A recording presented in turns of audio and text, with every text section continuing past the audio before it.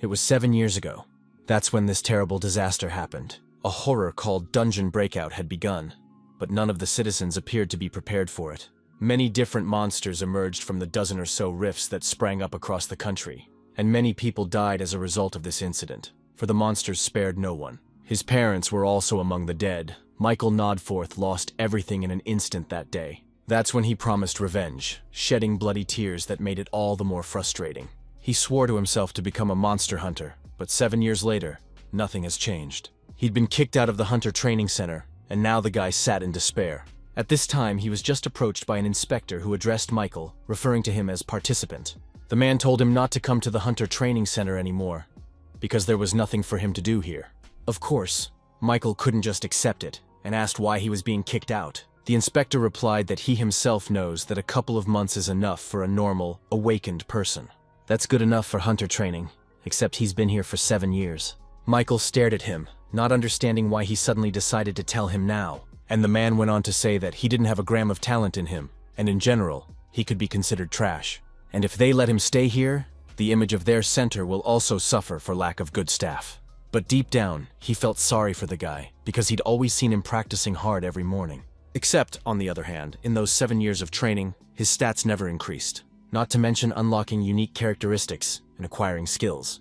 Now he was sitting in Memorial Park, clutching a can of cold coffee with anger. Suddenly he heard a woman's voice asking her child if she remembered how Daddy died.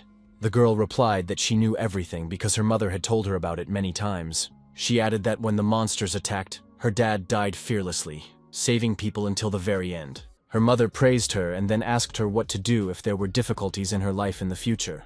The little girl's answer surprised Michael, for she said that one must be brave and not give up. Afterwards, her mom hugged her, saying that her daughter was the smartest, and she laughed merrily. Michael got up from his seat and walked over to them, surprising the woman and child a little. They wanted to ask who he was, but the guy only bowed and ran away the next moment. He didn't want to talk to them, so he wouldn't tell them about his life, because he felt like nothing. But he was also grateful for the words they said. He was in agreement with them. But until he met them, and it's been 7 years, he couldn't just give it all up. With that thought, he ran to the place he had been kicked out of today, wanting a second chance. It started raining in the evening. But that didn't stop the guy. He came to the right place and knocked. The inspector did not open the door at once, for the time was late and he was not expecting visitors, so he was surprised to see him. But soon his face frowned and he told the guy to get out of here, for he had told him everything today. Michael then asked him to help him pass his hunter's exam one last time. He explained that he couldn't give up that easily, and he even thought the curator thought about his words. However, this proved to be a false judgment. The man's name was David, and he was very angry at his request. Michael had never seen him like this before, so he was a little surprised, but he continued. He asked if the guy had come here to get his wasted money back, but Michael replied in the negative. He shouted that for him it wasn't about the money here, because he wasn't here for that. He was here for the opportunity.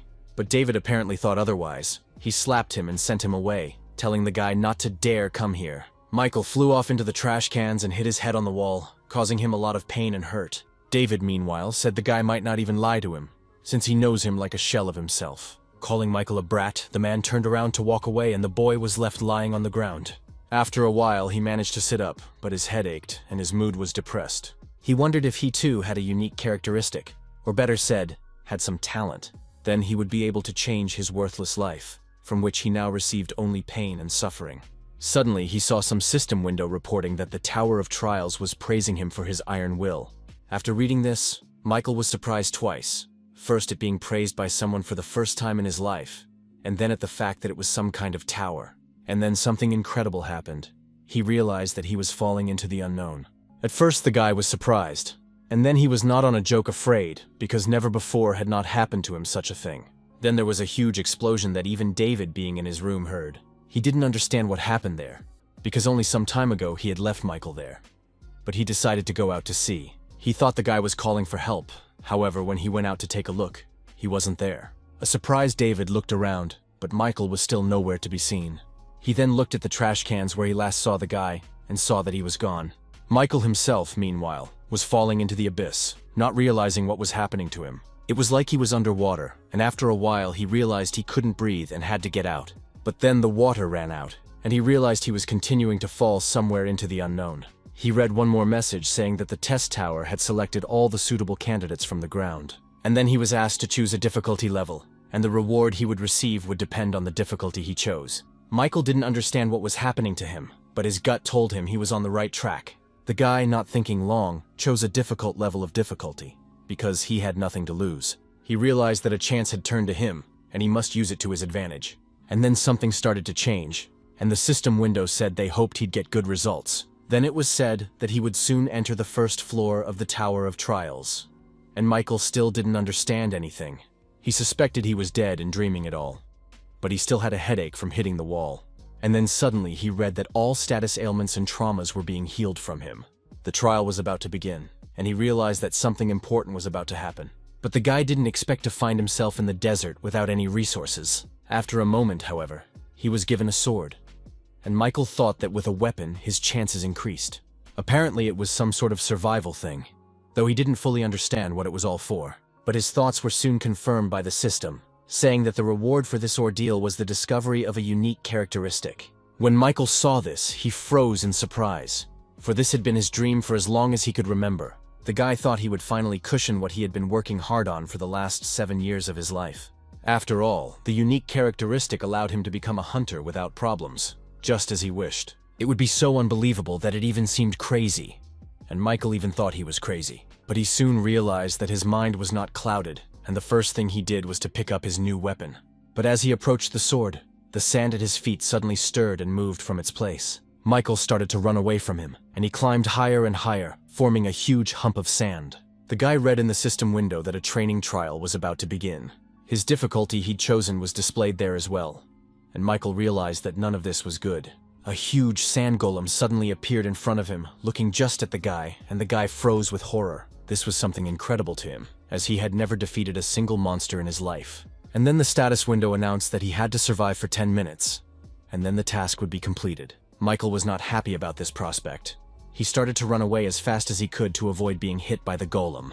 It also surprised him that the penalty for failing this test was death in the real world. He ran away from the monster hoping that it wouldn't chase him, but of course that wasn't the case. Michael himself was beginning to doubt whether he could escape from him in this way, for it was exhausting. Plus, the golem was much faster than he thought, and that only made it harder for him to survive, primarily because of the sand, and with his endurance, it was impossible to run 10 minutes. It was also worth doing without rest, because at any moment he could be killed by a golem. The system had given him the sword and punished him to survive, so he didn't have much choice, and Michael understood that. Either he would die trying to escape or die fighting. He liked the second option better. So the guy stopped and quickly thought about how he could overpower this thing, since it was made entirely of sand. Suddenly the faces of all those who had laughed at him all these years and bullied him flashed before his eyes. Michael remembered how many times he'd been called nothing and yelled that he was sick of it. He didn't want to die a miserable death trying to just run away, even if it looked safer. And because he would never become a hunter or avenge his parents who died as a result of that disaster. Of course he wasn't going to settle for that. The guy was determined to fight to the end even if he lost. When it comes to theory, he could safely say he knew more than many hunters. So he knew that running away was a bad idea, because the golems would only stop moving in one way, if you destroy their core. However, it is usually in hard-to-reach places. And if so, he must first find the location of the core and then destroy it. Michael ran upward. He knew that the nucleus was usually located near the heart in humans, but sometimes it could also be the arm. All one had to do was detect a faint red glow, as if from the heart. Michael decided to give it a try. He pushed off from the sandhill, intending to strike the golem with his sword. It was harder to do than he had imagined, but Michael didn't give up. He managed to climb to the top of the hill just as the sand began to fall from there. This played to his advantage, for by his movements at the foot of the hill, he caused a small sand avalanche. Thanks to her, the golem lost its balance, and Michael was able to approach it on a sand wave. He figured he could only do it if he timed it right, so he waited a bit, and then pushed off and jumped. A moment later he was already on the body of the falling golem, and saw its core. Michael cheerfully stood up and walked over to him, swinging for a punch and keeping his balance. And then, he hit it with all his might, and the blade went right into the core, but somehow not completely. It was harder than Michael thought it would be, so it only had a crack in it from his impact. Michael froze in surprise, as he had hoped to end it all with one attack, but it wasn't enough. He realized in horror that he would need one more blow to break it completely, but the guy couldn't inflict it, because the golem suddenly screamed in pain and started flailing his arms. Michael realized in horror that the golem was about to tear him to pieces, and the thought made him nervous. He figured he'd have time to strike again, because that should be enough, but the golem's hand was already near his body. The monster grabbed him and squeezed him tightly. If it had been a stone golem, there would have been nothing left of the guy. Michael screamed furiously in pain. No matter what you say, but sand in large quantities squeezes no worse than a boa constrictor. For a moment, instead of the golem, he saw the faces of all those who laughed at mocking him, especially now. That's when the guy decided he couldn't go on like this, and he would either die in battle or emerge victorious. Michael gripped his sword tighter and shouted for them all to shut up, and suddenly the rage gave him strength. He managed to free his hand from the golem's grip and thrust his sword straight into its core, hoping it would penetrate it. And then, to his surprise, it did. The sword hit the monster's heart and it loosened its grip. He then screamed loudly and began to crumble as he was made of sand. The system window gave out messages that the guy had successfully destroyed the sand golem core in 3 minutes. This meant that he had completed the training trial and should receive his reward soon. Michael himself was left with almost no strength. He had used the last of it to drop his sword and was now lying on the ground. He didn't know how long he lay like that, but if it hadn't been for the heat, which was unbearable, he wouldn't have gotten up. The guy kneeled down, covered in sand from his battle with the golem. He couldn't believe he'd done it. He was spitting blood and breathing hard, but he was alive, and that thought warmed him, giving him new strength. Of course, it was dangerous, and at any moment he could say goodbye to his life, but still he managed. Michael got to his feet and was very happy that he had survived, and the system window congratulated him on passing the first floor. As a reward for the sweep, he received a unique characteristic and 1,000 points. He also received the fast recovery skill as an additional reward, and another 500 points. Michael looked at all of this with his eyes wide open.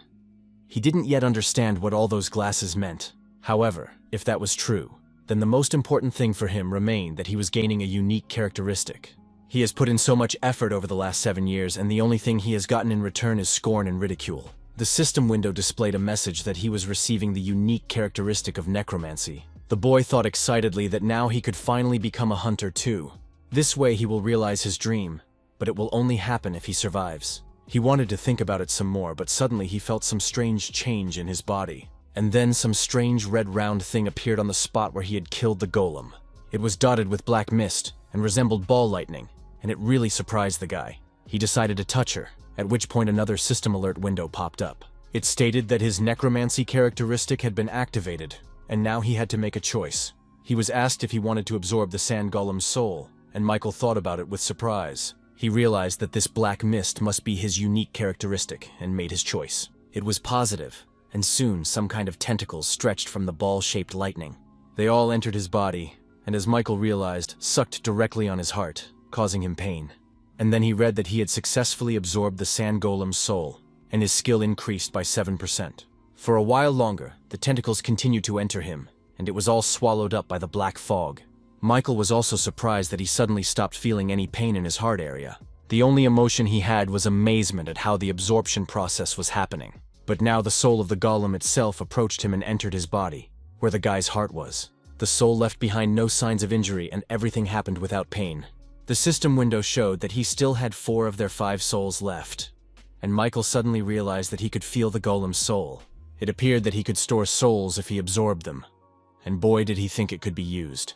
Behind that, he read that he could also increase his stats with the souls he received, and he decided to apply it. His strength increased by 3, and his stamina by 2 points, and the guy even felt something. It seemed to him as if energy was filling his body, and the most mysterious thing was that it actually was. His stats had actually increased, and after all, he hadn't been able to raise them for the past 7 years.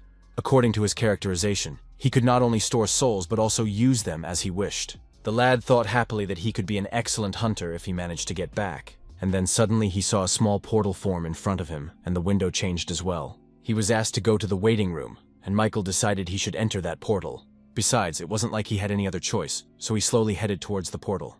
He stepped slowly as his whole body ached after the battle with the golem, and it was serious. When he entered the waiting room, he immediately collapsed from lack of strength and great pain all over his body. Michael thought he had underestimated his wounds, but it was too late to change anything now. Suddenly, his body was enveloped in a strange green mist that had a pleasant medical odor. After that, the guy realized that all his wounds were suddenly healed, and he was able to stand up, wondering what had happened. He looked around and noticed that there was only one bed in such a rather large room. But Michaela was too tired to think about it, so he immediately lay down on top of her. He thought about what he should do now, for getting out of the tower seemed a difficult task. He also didn't understand why this tower had called him here. But suddenly his thoughts were interrupted by another message. It stated that there were now 5 commands available to him: Information, Store, Community, Inventory, and Challenge, saying the command would cause it to activate. And Michael slapped himself in the face, telling himself that he had to survive first and foremost. He called the Test command, and saw that the next test on the 2nd floor was almost 1 day away. He couldn't pick one out yet, but the lad noted that it looked like he was going to have quite a few such trials. He then called out the Report command, and an hour with people discussing the same topic appeared in front of him. Everyone in the more common area was confused. Besides, it looked like there were those who were not hunters here as well. But suddenly the chat room locked up because an admin had logged in. And Michael was even more surprised by this. The admin, meanwhile, said he had important information to share with them.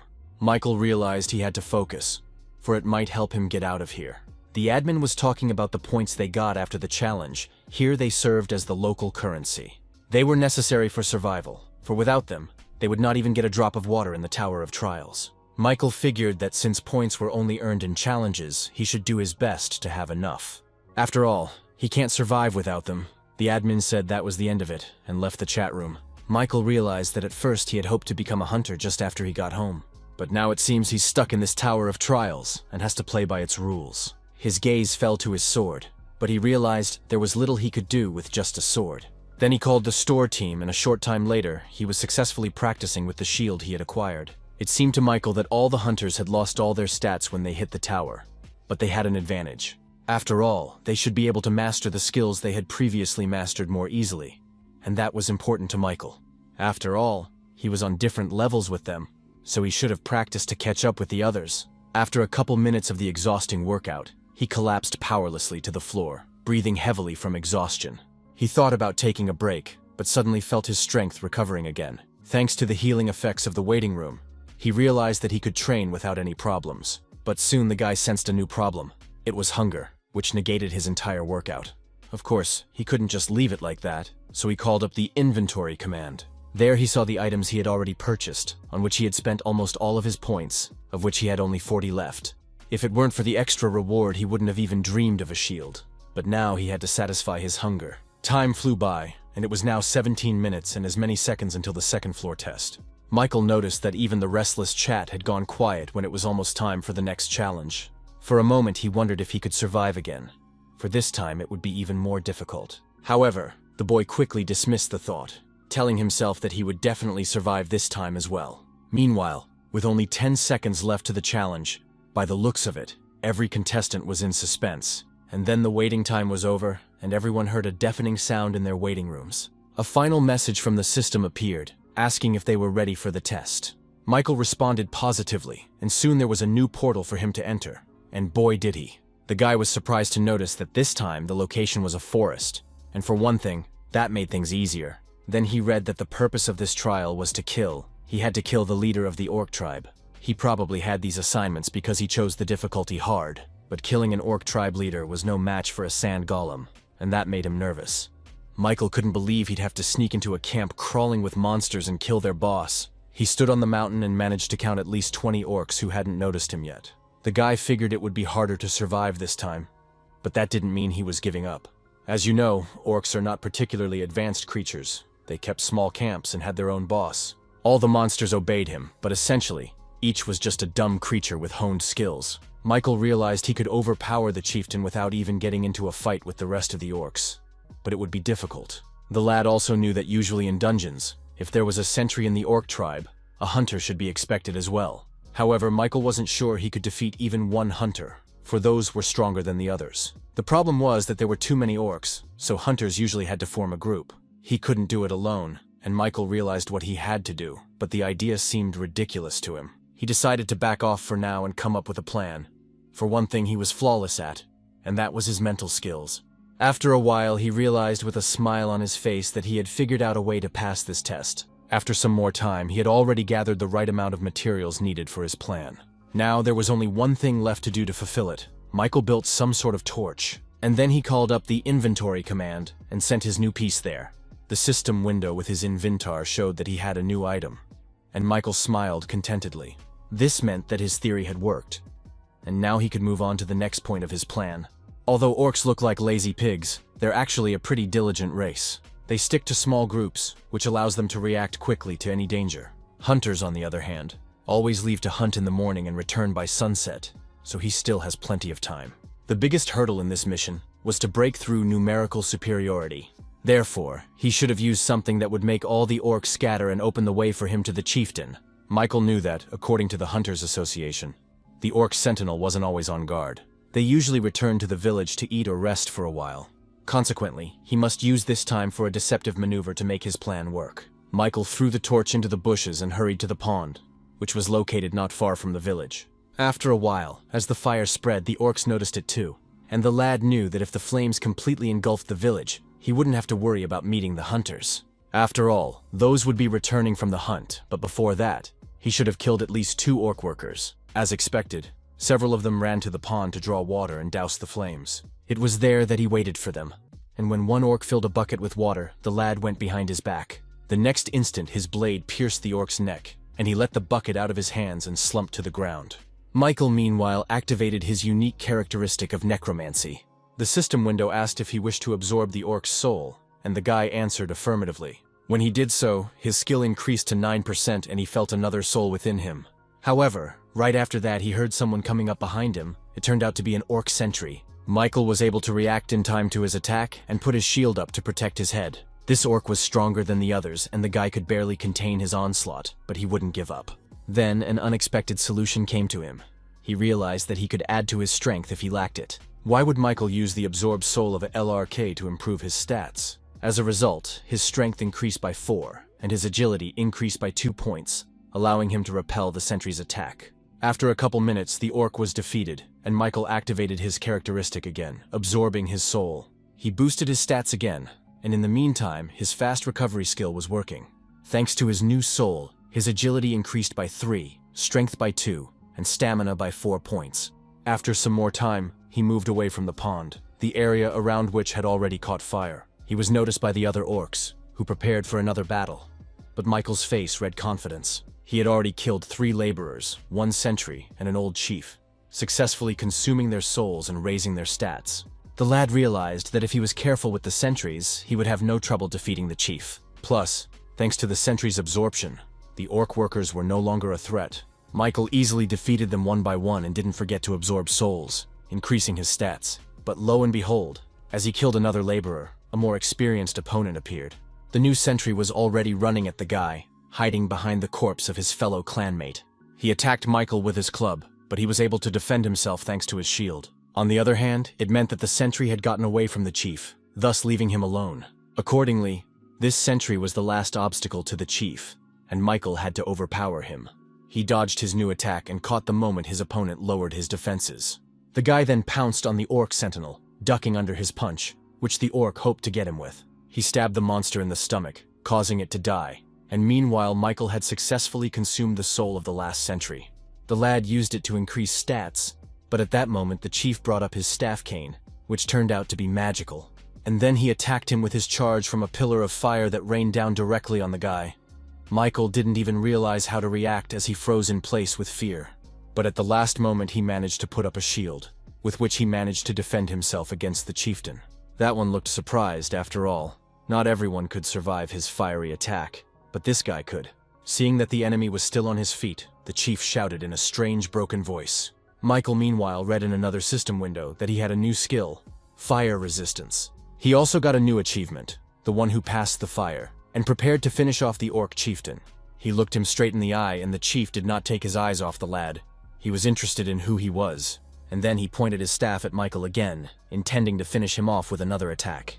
But this time the lad was faster. In a flash he approached the chief and swung his sword. The blow passed near his head and shattered his mask, and the orc closed his eyes in surprise and fear. He realized that he could not match this opponent, because he was much better than him.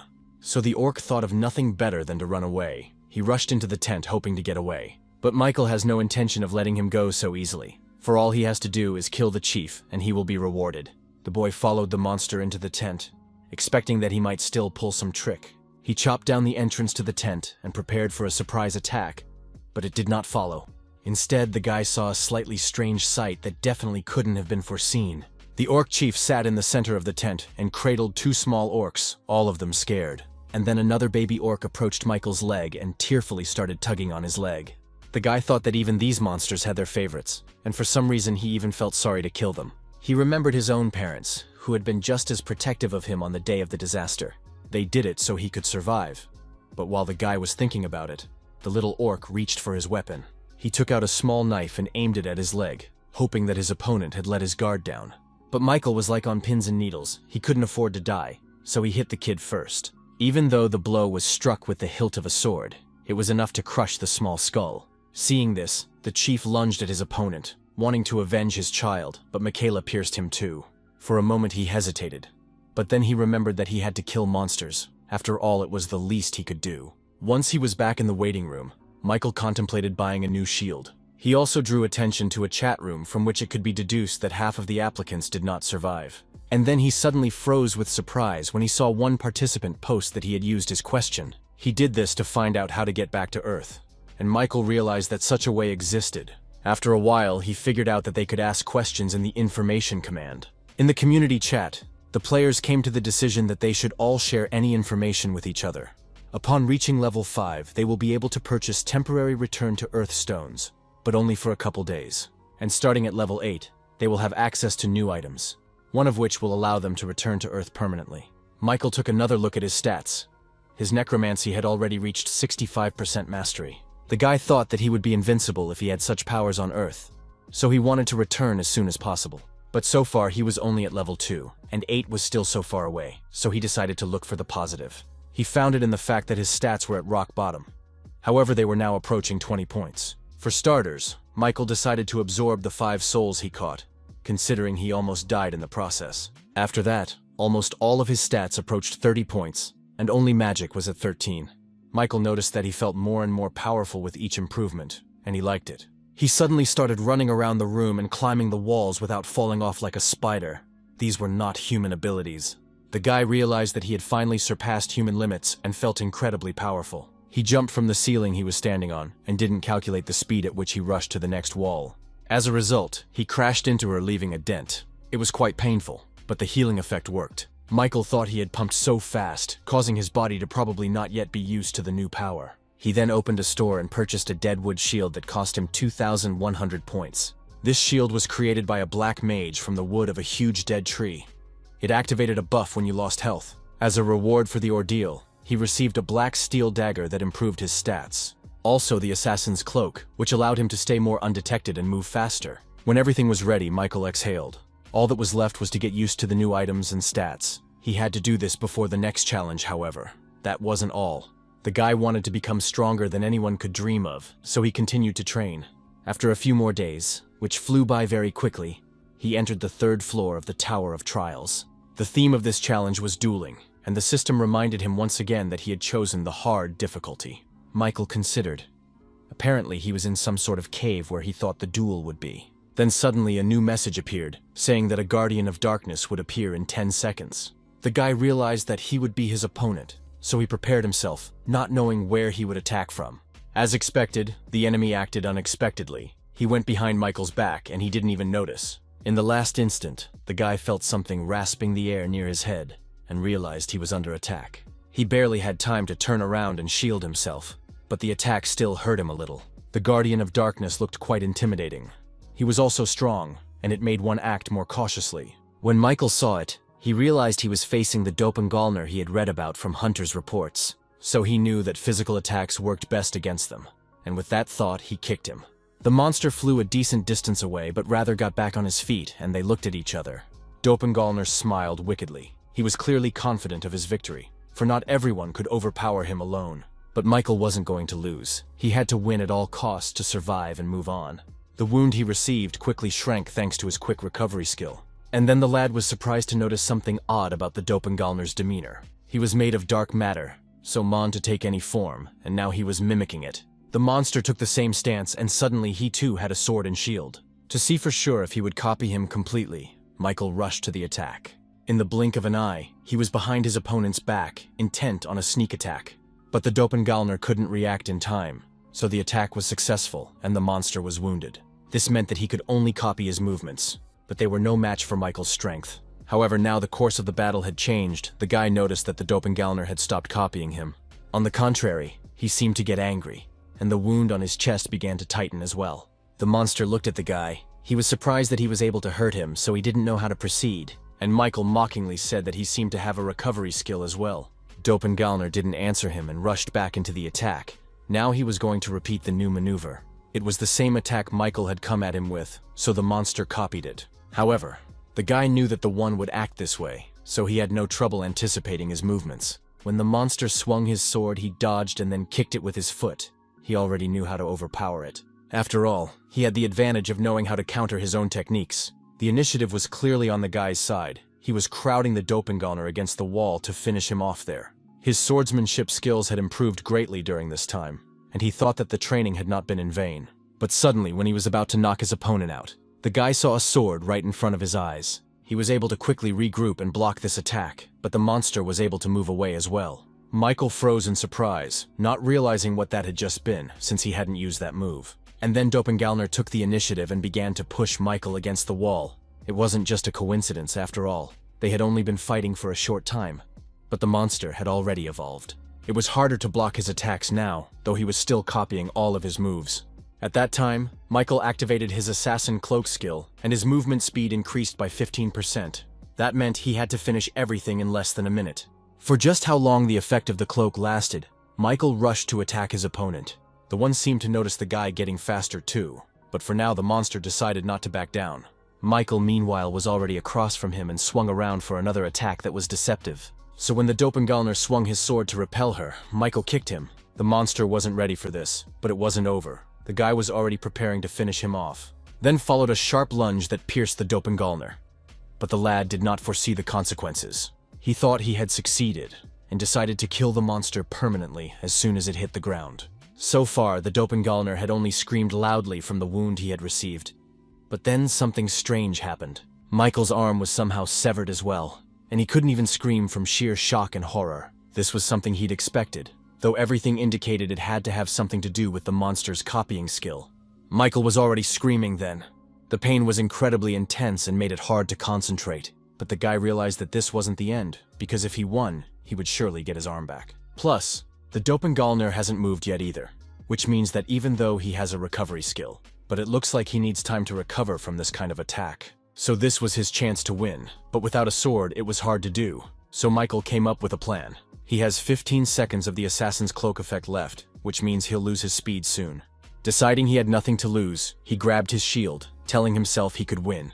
After all, it's better to take a risk than to just wait for death. It's probably been Cialo his creed lately. With that thought, he pounced on the monster. He had only one shield to bet everything on. Seeing the guy approaching him, the doppelganger was surprised by his determination. It even frightened him. He swung his remaining arm to block the attack, but the guy couldn't even attack. He relied on the tip of his shield, which was his new and final weapon.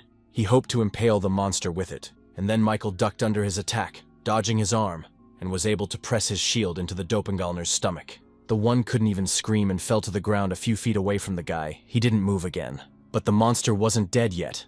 It was waiting for its recovery, and was looking at the guy with hostility. And Michael swung around to finish him off, saying that now he'd have another critter on his account. It always added to his strength that he killed monsters to avenge his parents. And with that thought, he plunged his shield right into the heart of the doppelganger, causing him to die a quick death. Immediately afterward, a system window appeared congratulating him for passing the 3rd floor of the Tower of Trials. When he was back in the waiting room, all his injuries and defects were healed, and he could feel his arm again.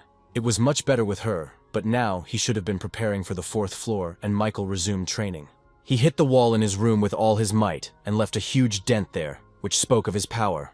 The guy thought the healing worked perfectly, since he didn't even feel anything.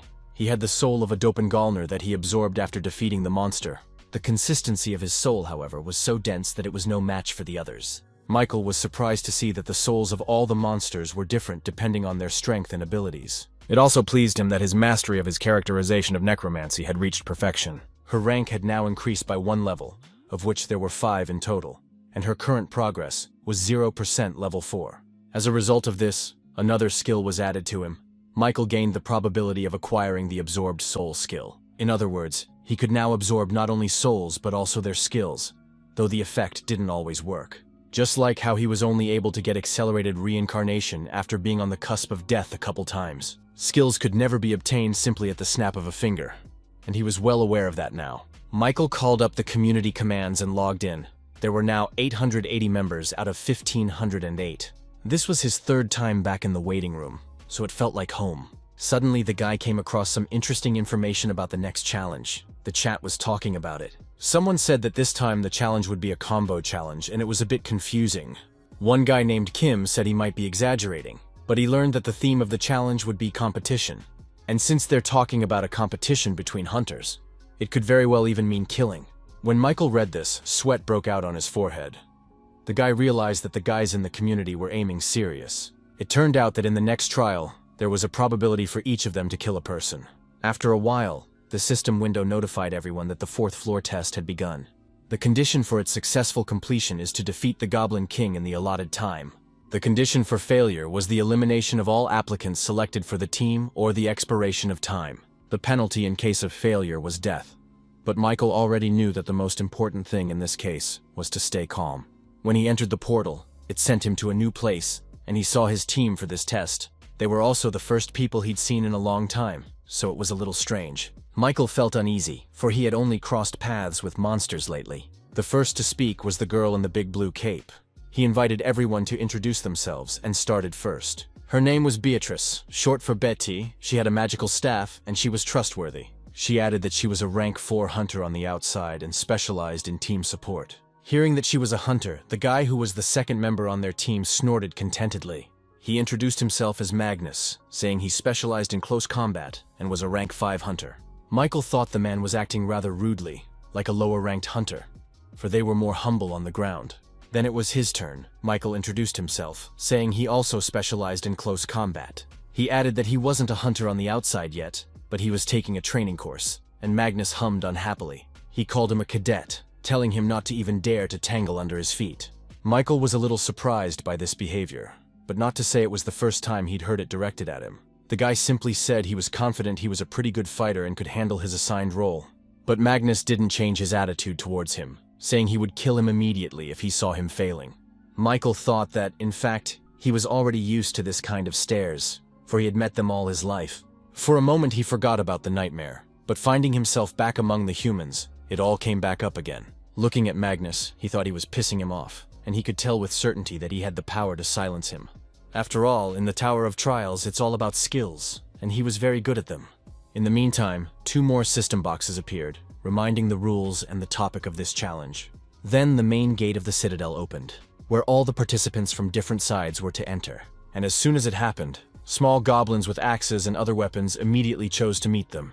He intended to surround their squad and pounced on the first man standing, who turned out to be Magnus. The boy was surprised that goblins could fight in such a battle formation, and turned to Michael. He yelled why the guy wasn't fighting, but the guy had his own battle tactics. Besides, Magnus didn't even look in his direction, and he had already managed to kill 2 goblins. While Magnus held back the rest of the goblins, Beatty was finishing up preparations for the spell. She needed a little time to finalize everything, but Michael noticed that Magnus needed help now. He told the surprised girl that he would leave her for a little while, and after these words he rushed to his comrade. Thanks to his cloak, his speed was incredible, so he was beside him in no time. But Bethy shouted that if he left like that, then who would cover her from the rear? Except the girl wasn't done, because no more sounds could be heard from behind. She turned around and saw that all the goblins that came from behind had been killed. The girl couldn't believe her eyes. It was the first time she had ever seen someone deal with monsters so quickly. Meanwhile, the goblins were advancing with renewed vigor on Magnus, who was already finding it difficult to hold them back. The boy sagged under the weight of his sword, expecting that it wouldn't be long before Bethy would give him strength with a spell. But it wasn't happening, and the goblins realized that it would be more effective to attack from different directions. One of them, wielding a mace that was attached to a metal whip, he aimed his attack at Magnus. The guy didn't expect it, and was surprised to see the weapon fall out of his hand. His large sword fell not far away, but there was no time to go after him, for he would be finished off immediately. Here a new goblin with a machete jumped on him, and the guy could only cover himself with his hands, hoping for the best. He screamed why he was so unlucky to be on the same team as a cadet. But the next instant Magnus ducked because someone swiftly dashed near him with an attack. The guy looked at the man in surprise and saw Michael, who had killed the monster that was threatening him. The rest of the goblins screamed at having killed their next comrade. They retreated briefly. Seeing that the cadet had defended him, Magnus couldn't find the right words to say to him. But Michael didn't expect anything. He just told the master to stand back for now. Hearing this would normally have made Magnus angry, but right now he was rather discouraged by it. Then Michael destroyed him morally by adding that he wanted the guy to stay out of his way. In the blink of an eye, he then dealt with the rest of the goblins who continued to advance. The system window gave a message that he had gotten the new Goblin Hunter achievement. But the most surprised of all was Magnus, who even opened his mouth in surprise. So shocked was he by Michael's skills. When it was over, he had successfully absorbed the amount of goblin souls available to him. And he also made the discovery that the black haze from his characterization was invisible to other people. After that, he increased his stats: strength by 3, agility by 4, stamina by 2, and resilience by 7 points. But suddenly he saw that he had absorbed one of the Goblin Guardian skills as well, and it surprised Michael. This skill included a larger sight radius, which helped you spot opponents faster. Michael decided to try it out right away, and concentrated to feel the skill. After a while, he got it right. It was like bringing the phone camera closer to something you can't see. Michael smiled contentedly, for it was another jackpot, though no one but him had gotten anything. Magnus, meanwhile, to make some kind of excuse, said that the cadet was very lucky. He added that he'd done a pretty good job. But both Michael and Betty looked at him questioningly. Michael then said that from now on he would be in charge of the operation, moving in the vanguard. He remembered to ask if Magnus had any objections to that, still teasing him. But the guy wasn't having any of that. He only gave him a strange look and then answered in the negative. Michael then added that the guy just needed to protect the huntress, Betty, and it would be up to him to fight ahead. To the girl, Michael told her that she should just keep doing everything she was doing before. Betty replied that she understood him, and then said she was resuming her search for a target and used magic. A few minutes later, they were already fighting another goblin squad again, and Michael was successfully absorbing their souls. The mastery of his level 4 unique characteristic was already at 12%, and there was still 14 hours of time left for the trial. Soon it was dark, and they set out to find shelter, saying that the fights with the Goblinassi were exhausting. They were attacking at different intervals, but now everything was quiet, and Michael thought. Then he suddenly snapped out of his seat and ran off on his own somewhere, while his partners were left standing in wonder. Bethy asked what was going on, but suddenly she saw what Michael was running towards. It was water. More specifically, the beautiful fountain is probably the only thing that survives on the property. Magnus said he thought the other challengers had been here before, and everyone was surprised at their speed. Michael leaned over and tasted the blood of the goblin he had killed nearby. It was still warm. Consequently, if they hurry, they can catch up with the other contenders, because if the other team wins, they who fail the test will die, never to return to Earth, and will be buried here. That prospect didn't suit either of them. Michael said they'd better hurry up. Meanwhile, the other team met up with the Goblin Squad again, but they posed no threat to them. Among their team members was a guy with an inventory like Michael's, and he was doing great too. Another guy who possessed an unknown ghost art was also present. His name was Thomas, and he said he was sick of these perpetual little skirmishes. But it looked like this was the last one. After her, the boss should have appeared, but for now, the focus should have been on the battle with the goblins. The guy had been sitting on the head of one of them the whole time, but then he cut it off and pushed himself off the dead body. He rushed at the goblins that were left, his eyes burning with hatred for the monsters. And it was terrifying. In a moment, all the monsters were finished. He was standing in the middle of the goblin corpses. His comrades praised him, saying he had done a good job and did a great job. But Thomas replied that he was sick of this freak hunt, since he had to do everything alone. He then turned to one of the guys, whose name was James, asking if he enjoyed skimming all the cream. The man was a little confused about what he'd asked, so Thomas irritably ordered him to just open the boss's room. They already wanted to finish with everything as soon as possible and rest in their rooms. James went to open the door as he was ordered, but the guy didn't like being commanded like that. When he opened the door, the system window notified everyone that all members of the Challenger team had entered the spire. It was the home of the Goblin King, but the battle with him would not begin until one of the two teams remained. It was also reported that it will become impossible to get out of the current location at this point. As if to confirm this, a huge red barrier formed across her territory. Thomas looked at him disdainfully, asking why this was suddenly happening and what the other two teams were. But next he realized it all for himself when he saw that there were indeed 3 more new people standing on the other side. Michael's team had arrived just in time, and now the guy was looking at the men they were to fight. Thomas grudgingly wrinkled his face, saying that he had hoped to finish things quickly. But Michael suddenly said that he would fight alone, which surprised his team. Secondly, He asked Bethy to provide him with the agility-boosting buff, everything else she could supply Magnus with. The girl replied that she had seen with her own eyes how strong he was. However, humans would probably be scarier than all these monsters put together. And that was true. Michael said he heard her, adding that he would signal if he reasoned he was in danger. Until then, he was counting on their support. And with those words, the lad threw himself into the fray. His agility was increased by 2 points, and this effect lasted for 10 minutes thanks to Beatty's spell. Michael himself had already convinced himself that he had surpassed the skill level of the average hunter. On top of that, he had just killed over 30 goblins. The guy noticed the other team getting ready. Finally, Michael thought that the current him was strong enough to handle the ordeal. With that thought, he rushed to attack the 3 men at once, which surprised and alarmed them a bit. Thomas didn't understand where he was coming from, but he saw that the guy looked confident enough. He ordered James to use his shield at full power and to do so immediately. The guy with the curls started to follow the order, activating his defenses. Apparently, he had a magic shield. It was. And Michael realized it too when he saw that the boys were covered by a magical dome. However, it couldn't be called a solid barrier, so he prepared to break it. He pushed himself off the ground and hit it with all his might, causing it to shatter into many cracks. After a moment, the defense disappeared altogether, and James, who was running it, fell to the ground. Meanwhile, Michael was almost approaching Thomas, and he realized that this opponent was quite strong. Michael pounced on their team, and the guys couldn't react in time. He even injured one of them. Bethy and Magnus watched it all with amazement, clearly not expecting to see such skill. And Michael continued on. He was already rushing at Thomas, who he realized was the leader of their team. The guy also realized that the main battle would now be his, so he prepared for it. Their blades met, but to everyone's surprise, Michael was stampeding the guy, and the guy was only defending himself.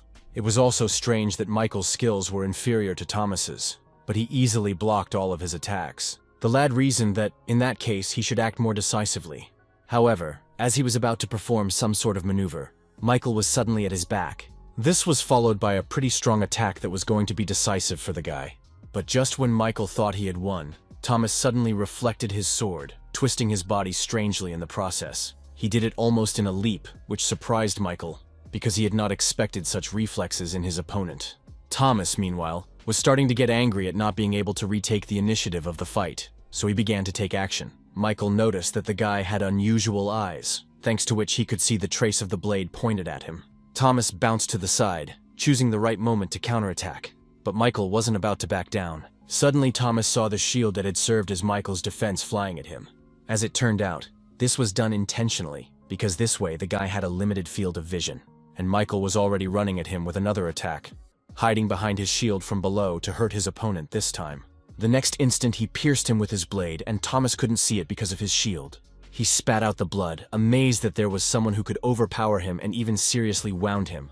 Meanwhile, Michael's system window announced that he had received an additional award after the challenge. Thomas was dead. The attack had hit vital organs, so there was no way for the guy to survive. But those were the rules. The penalty for losing was death, and everyone knew it, even though they looked very shabby. Betty noticed that Michael was trembling for some reason. She realized that he himself was also uneasy about the murder. She turned to him, asking if he was okay, to which the guy replied that he was fine.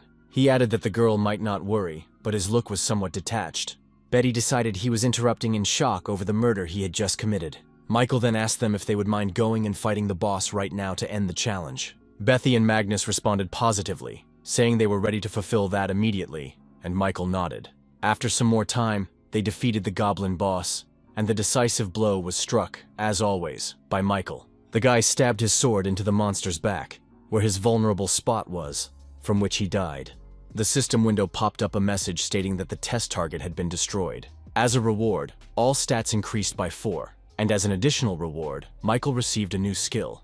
It was a rank 3 instant acceleration, and when it was over, they walked safely to the portal. Magnus hurried back first. He was a little afraid of Michael, but Betty lingered at the portal entrance. She turned to him abruptly, telling the guy not to worry about what happened today. The girl said that perhaps her words were out of place, but he had only done what he had to do. Someone needed to kill the opposing team anyway, and if they refused, she would enter the fray. This surprised Michael a little. He thanked her, saying that her words made him feel better about himself. Then the girl clicked something in her system window, and Michael saw that he had a message. Beatrice Carroll sent him a friend request, which surprised the boy, for he did not know that such a thing was possible here. Betty explained that they passed the test today because of him, so she feels indebted. The girl added that in the future, when he returned to Earth, he should look for her in the White Guild. Michael looked at her without saying a word, but he understood what the girl was trying to tell him. When she went into the portal, he realized he had an important decision to make for himself. It consisted of whether or not to consume a human soul, he thought to himself as he looked at Thomas.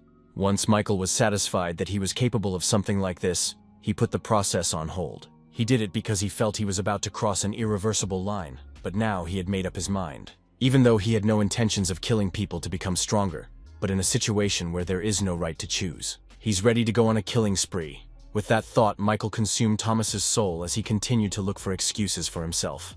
He thought that beyond his very first desire to become a hunter, a new ambition had begun to germinate in his soul. After all, the Tower of Trials had given him a chance, and he wanted to take full advantage of it as he continued on his way to the top. When the absorption process was complete, he too entered the portal and emerged in the 5th floor waiting room. To his surprise, the system immediately announced the expansion, creating a ranking of applicants. Michael didn't understand what it was, but he was required to enter a nickname. The guy even hesitated a bit since he hadn't played many computer games in his life. He didn't have to think long, however, and soon he saw that his nickname had been changed to Hunter. The system then summarized the 4-floor test by showing a list of applicants. All were as good as gone. Michael started looking for his nickname, thinking that maybe he was on that list somewhere. He saw himself in 16th place and was very surprised by his ranking in this test. After all, that one was much higher than he thought, and then the system added that the contenders ranked in the top 50 will be designated as first-timers, and whoever has achieved that status will get a head start on the 8th floor. And if they continue to hold first-timer status all the way to the 8th floor, they get the Halo privilege. Michael was surprised by this, but thought it was some sort of granting of a skill. He decided to find out the details when the time came. But for now, he should have been focusing on his growth. He could now absorb up to 15 souls and store them all, so it was worth increasing his stats. When he did so, he felt that he had already finally crossed the limits of human capability. The 5th floor opened up access to purchase the Return to Earth stone, though only for 3 days. But Michael decided to take that chance and purchase the item for points at the store. He also wanted to see if he could move with his gear. When he absorbed the Perturbation Stone, the system gave out that his next time point was Earth.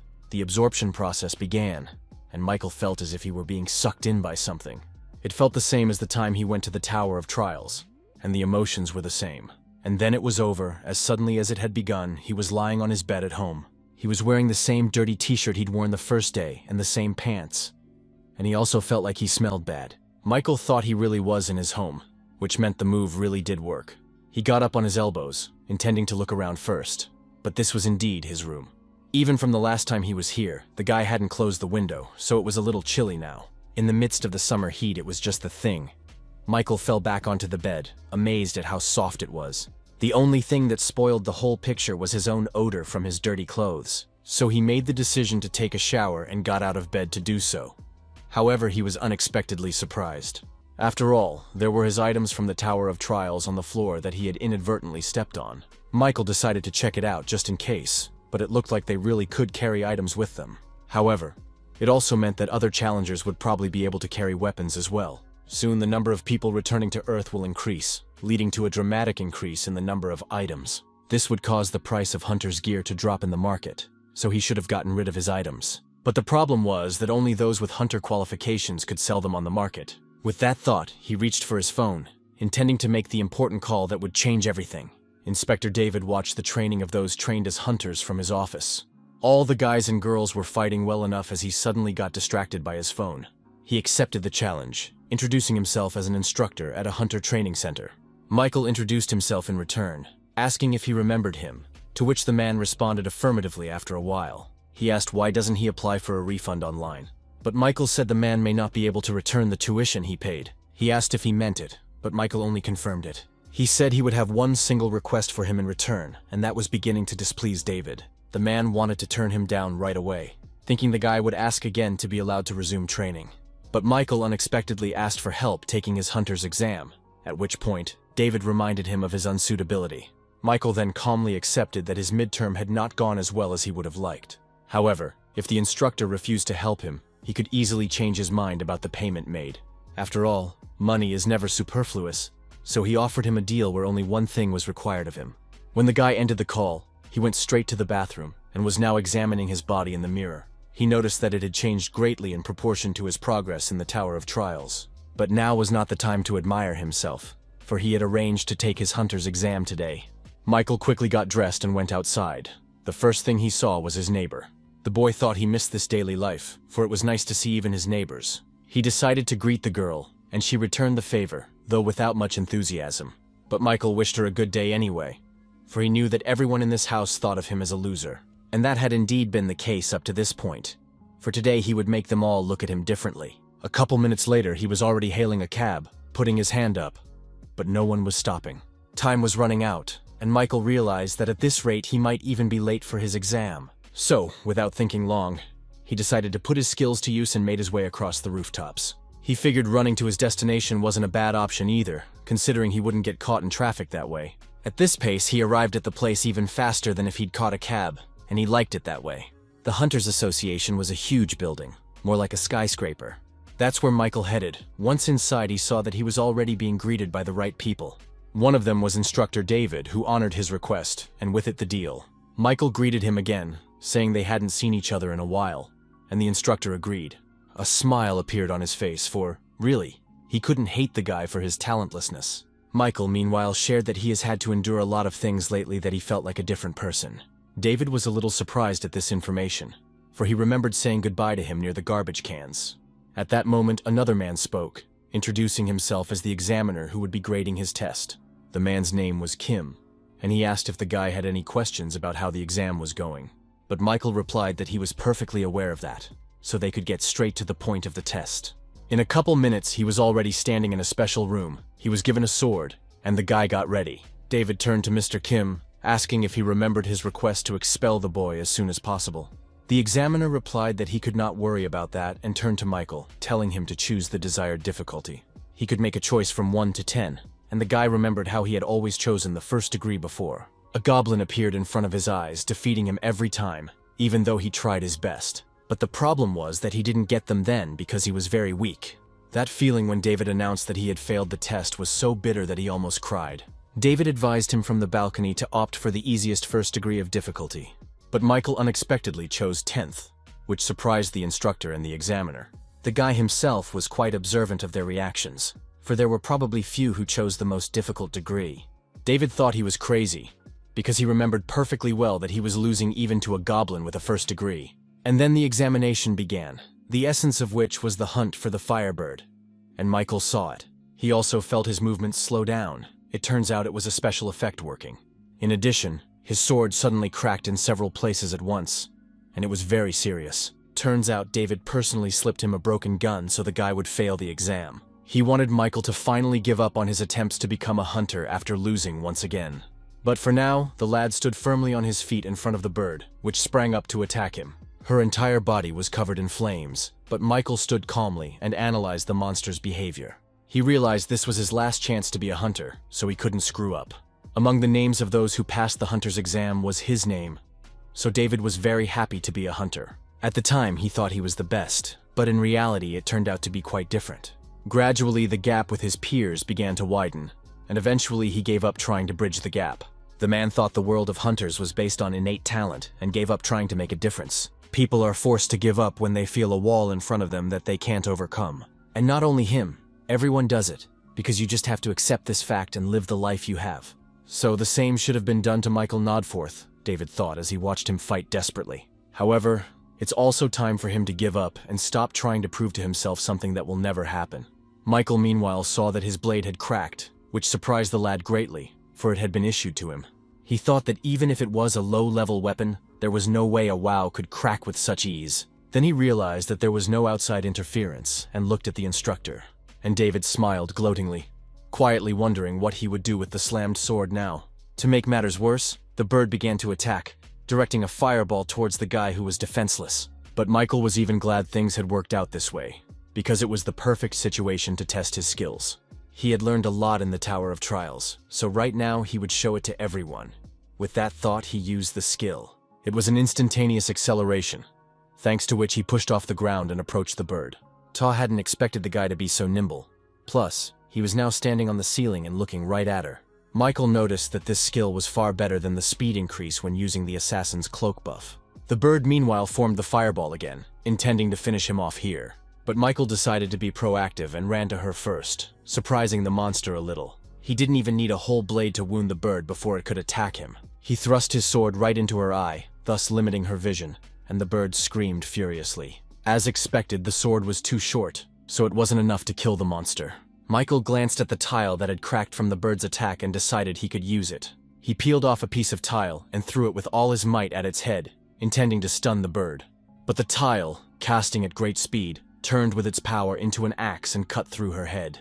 The piece of floor didn't stop there, and crashed into the balcony wall where Principal Kim and the instructor were standing. David was surprised to think that Michael was doing something incredible, but it looked like he was done. The unconscious bird fell to the floor, and he was greeted with a successful exam.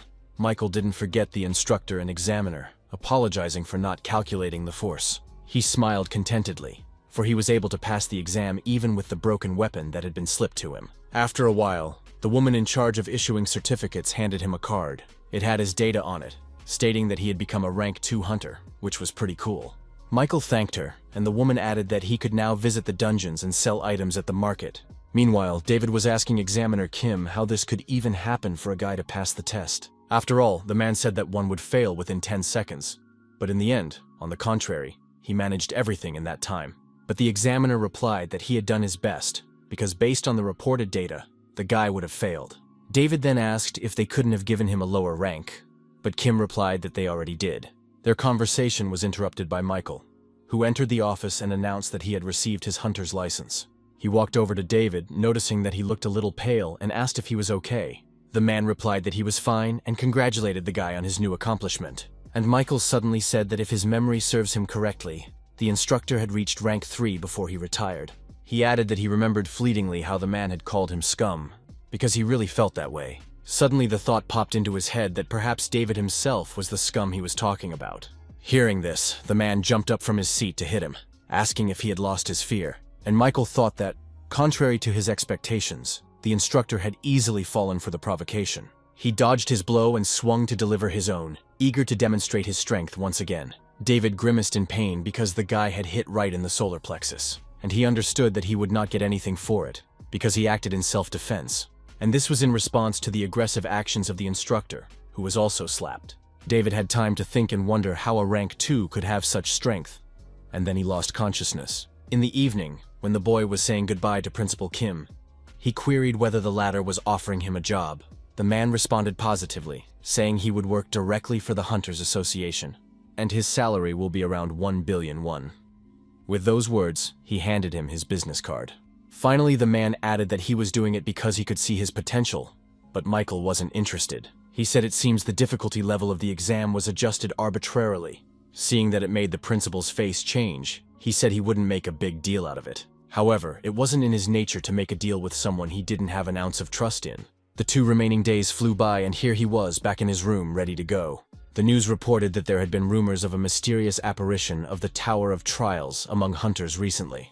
Michael thought that finally everyone had found out about the towers, so he made sure he did the right thing.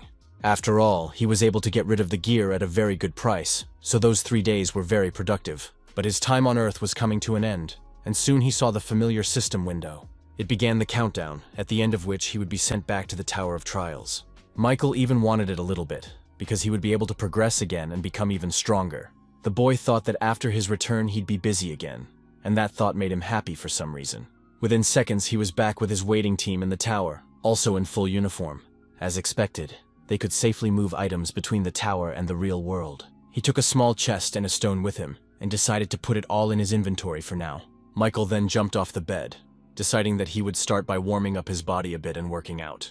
After that, he wanted to challenge the 5th floor, but suddenly the system gave him a new achievement and a new skill. The skill was called Eye of Truth, and was of the highest rank, which surprised Michael greatly, as he had never possessed such a thing. Based on the description, thanks to this skill, he could get all the information about the target he was observing. His skill was certainly lacking so far, but what surprised the lad the most was the following trait. With this skill, he could determine whether his opponent's words were true or not, which was incredible.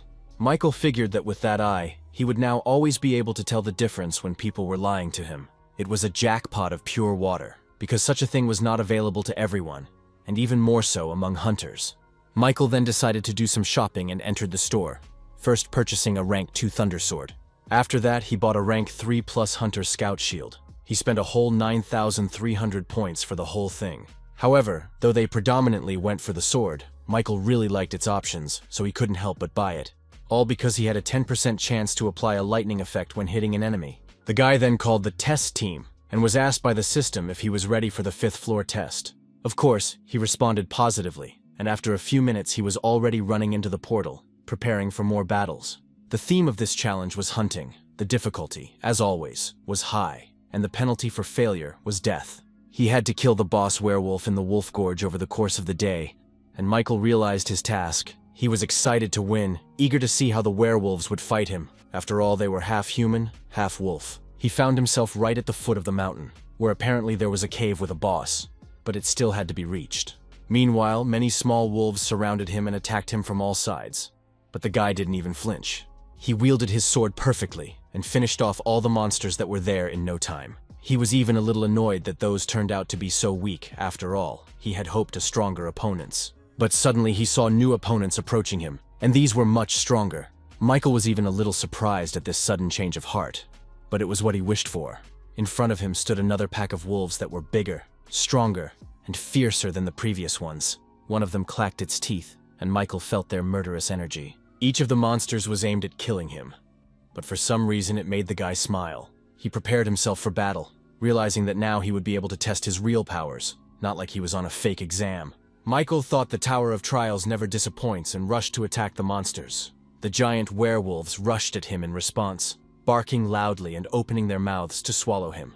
But Michael deftly jumped on one of them, dodging all the attacks. He realized he was even having a little fun. Perhaps he was slowly beginning to go mad, for a normal person would not enjoy the ordeal. It didn't really bother him, however, because the guy knew he was getting stronger day by day. The system gave out information that his sword skill had reached rank 5 perfection, and his sword skill had increased to 5+. Also, by level 4, his accelerated regeneration skill had increased, and Michael thought he should get a new skill. After all, his current inventory stats had already almost betrayed his growth, so it was worth considering. The wolves meanwhile jumped right on top of him, and if it wasn't for his well-developed stats, he'd be dead by now. Michael liked that he was honing his skills. He turned to the monsters, telling them to keep attacking. After a while, it was over. The guy was absorbing the souls of slain werewolves. He thought he had already hunted 3 times, but the lightning effect never appeared. The system window alerted that he had absorbed quite a few souls of mad wolves, and his skill had increased by 16%. This was a good thing, because at this rate, he could achieve a rank increase in his unique characteristic. Also, he had already almost reached the middle of the Wolf Gorge, so the boss was going to show up soon. But suddenly he stopped, looking in amazement at what he saw among the high rocks of the gorge. There were the tattered bodies of other wolves, and the guy figured there had been some kind of conflict in the pack. However, he later dismissed that thought as he saw that the blows had been delivered with sharp weapons, and the footprints left nearby only confirmed his assumption. Michael decided to use his new skill set, activated the Eye of Truth, to find out the truth. He saw the trace of a rank 3 aura that was left behind after someone had gently rocked the wall. Suddenly he felt kind of uneasy, because there were too many nuances that didn't fit in his head. And then suddenly he heard someone scream, which he could not distinguish at a glance who it belonged to. But the boy felt that it was somewhere near, and ran in the right direction, as it seemed to him. As he ran, he saw the medium-sized cave from which he determined the roar was coming. But no sooner had the boy entered the cave than a huge pink werewolf wolf flew out of there. He was badly shredded and collapsed, left lying unconscious, and Michael was surprised at his sudden appearance. He realized that another monster couldn't have eradicated him that badly, which meant right now there was someone else in the cave. The system window gave a message that the boss werewolf had died, and the reason for it was being investigated. And Michael stared at the dead monster confused, not understanding why this was happening on the floor. But lo and behold, the system's analysis was complete, and it reported an invasion of the Challenger trial. Then the purpose of the challenge changed. Now he had to kill a challenger from another dimension. He was the one who had made the invasion, and now showed himself to the lad completely. He looked like a knight. Michael didn't understand why he was suddenly here from another dimension, as the system said, but he didn't like it. He suddenly wondered if this meant that the Tower of Trials existed in several worlds at the same time. The stranger from another dimension spoke up, saying he was surprised that the guy wasn't dead yet. It appeared that he was the master of this ordeal.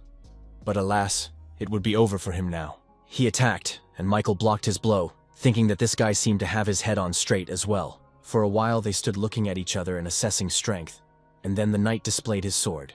Michael never imagined that a situation would arise where the target of his ordeal would be wiped out by an invader from another world.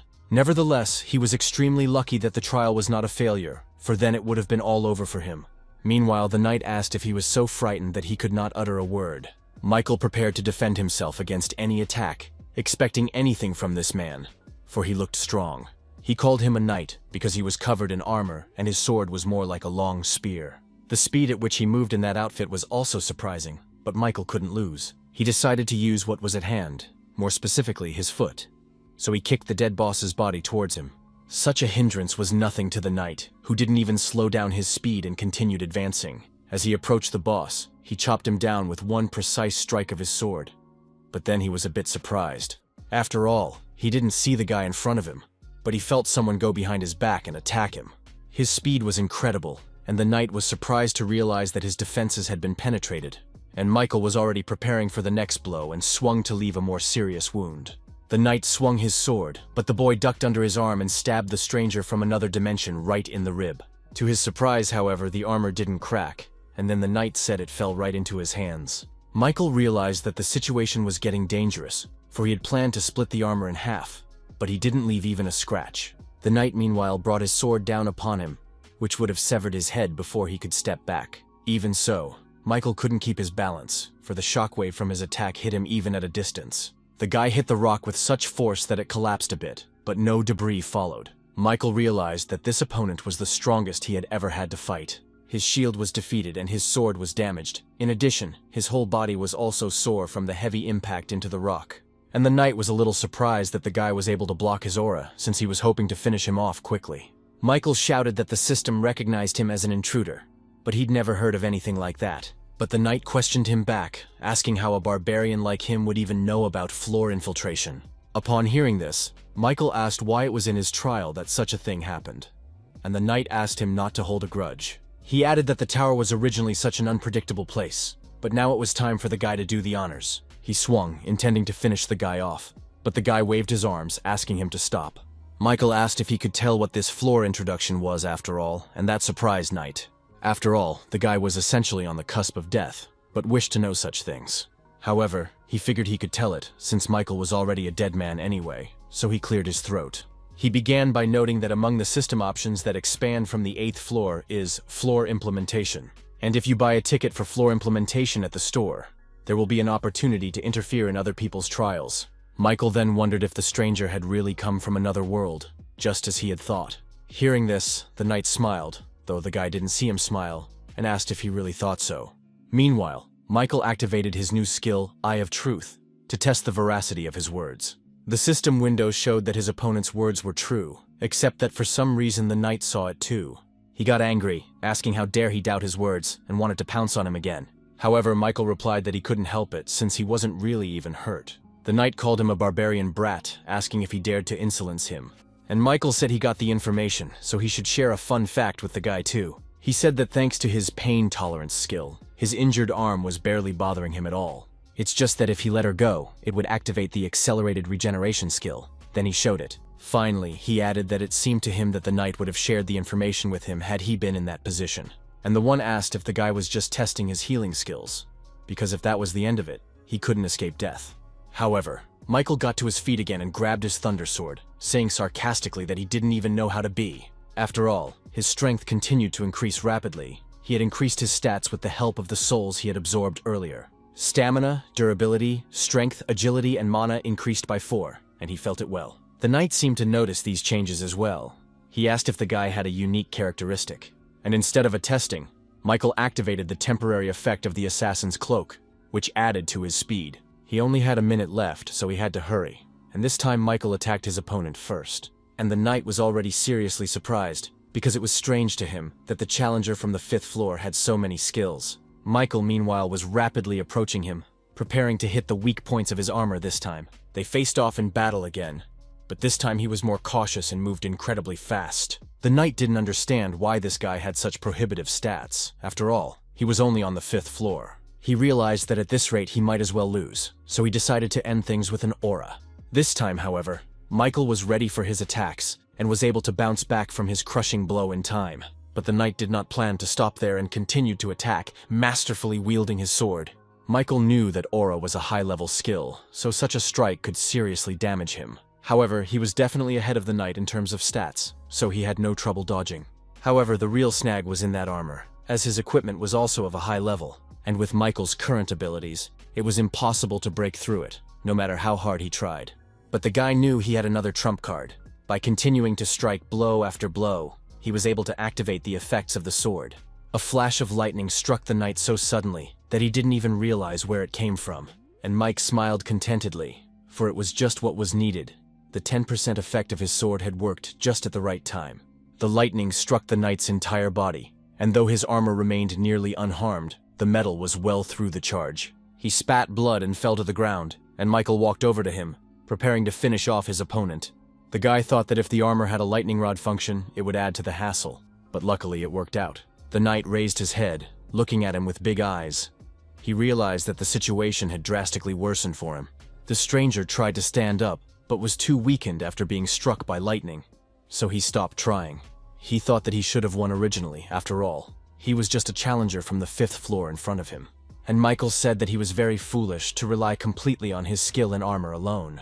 Then he pointed his sword at him, saying that now it was time for him to know the honor too, and he asked him to stop. He said he could provide answers to all of his questions, but the guy said there was no need.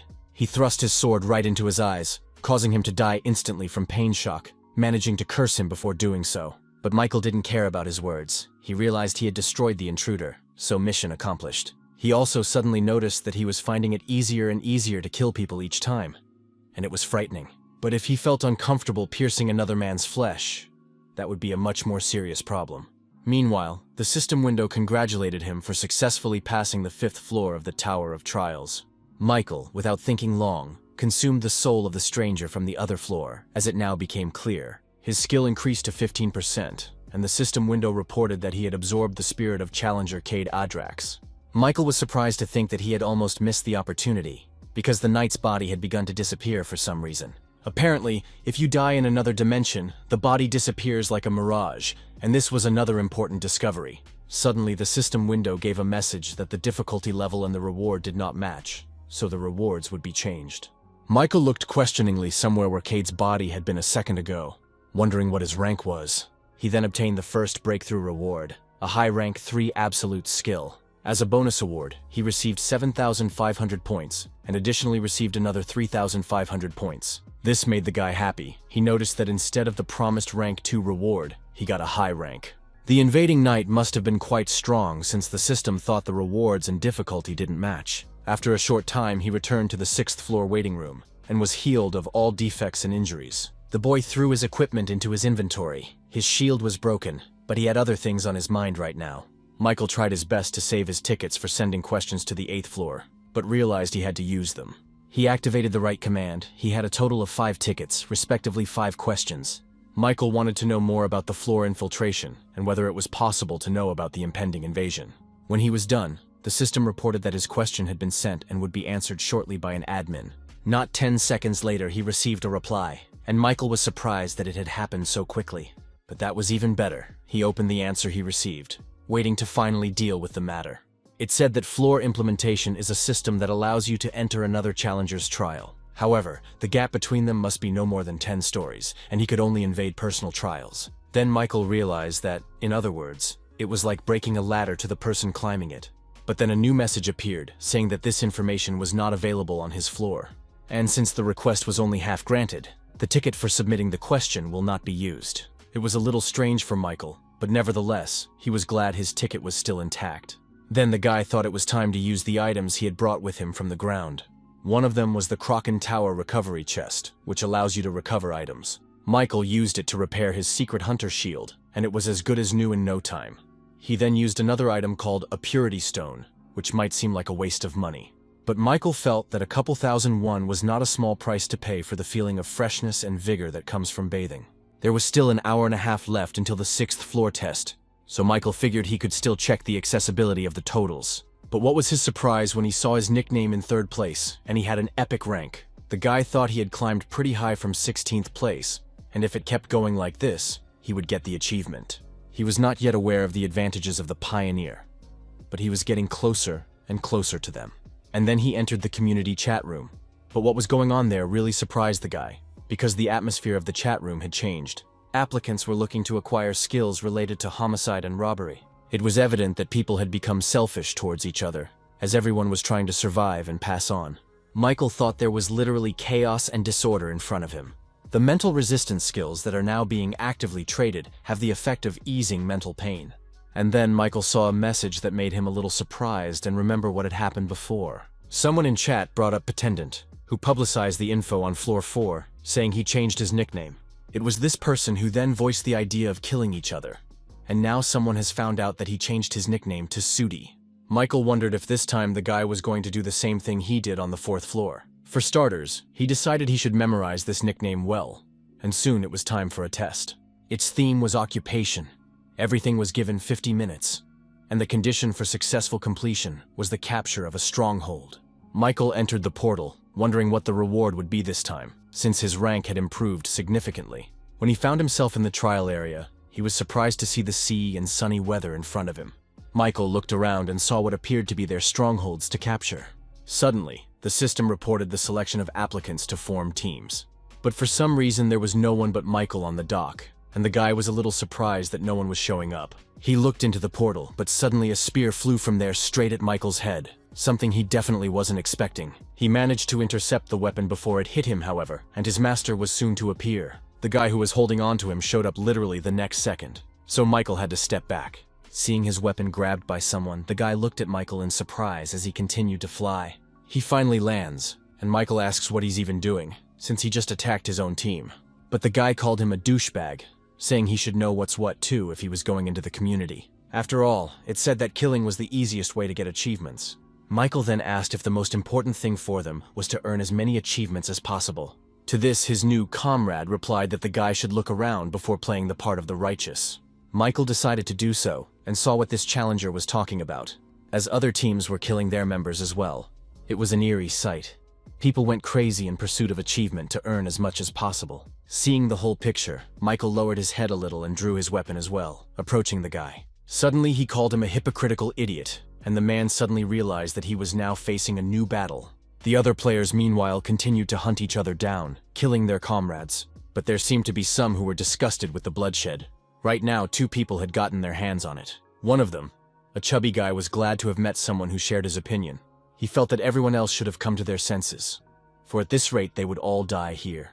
Except that the one he was shaking hands with suddenly drew his sword and stabbed the guy in the stomach, agreeing with his words. He was surprised that the guy shook hands with strangers without a shred of doubt, without even fully understanding the situation. By killing his teammate, he gained the Vile Assassin achievement, and his stamina increased by 1. This battle happened right in front of Michael's eyes, and meanwhile his comrade also spoke to him. He told him to stop playing the holier-than-thou, because he wanted to get a new achievement. But Michael didn't answer him, and the guy thought he was distracted, which meant it was the perfect moment to attack. He swung, intending to kill him, but Michael remained still until the end. It was only when the guy's blade was already near his eyes that he suddenly made a lightning-fast maneuver and pierced him first. The guy spit up blood, amazed at the speed of his opponent, and he could have been his partner. Before he died, he regretted his decision, and Michael got the Traitor achievement, and his power increased by 1. He himself thought it was weak, for this was not the sort of ordeal he had hoped for when entering the portal. But at the same time, this trial could be called a kind of event specifically for him. After all, here he will be able to increase the mastery of his unique characteristic and perhaps get his hands on new skills. However, he decided not to specifically attack the other challengers, but only to fight whoever would do so first. The guy with black hair activated a newly learned technique, an iron dome made of water. It looked pretty impressive from the outside, but that wasn't the main thing. It was his personal abilities. After all, it was the perfect test for him, for he had studied the magic of water to perfection. Suddenly, however, the lad heard someone rapidly approaching him and turned around. It was Michael, who for some reason ran just at the guy, clearly not with friendly intentions. He pushed off the ground and hovered in the air for a moment, choosing the best place to attack. His eyes read determination and complete confidence in his actions, and the guy noticed it.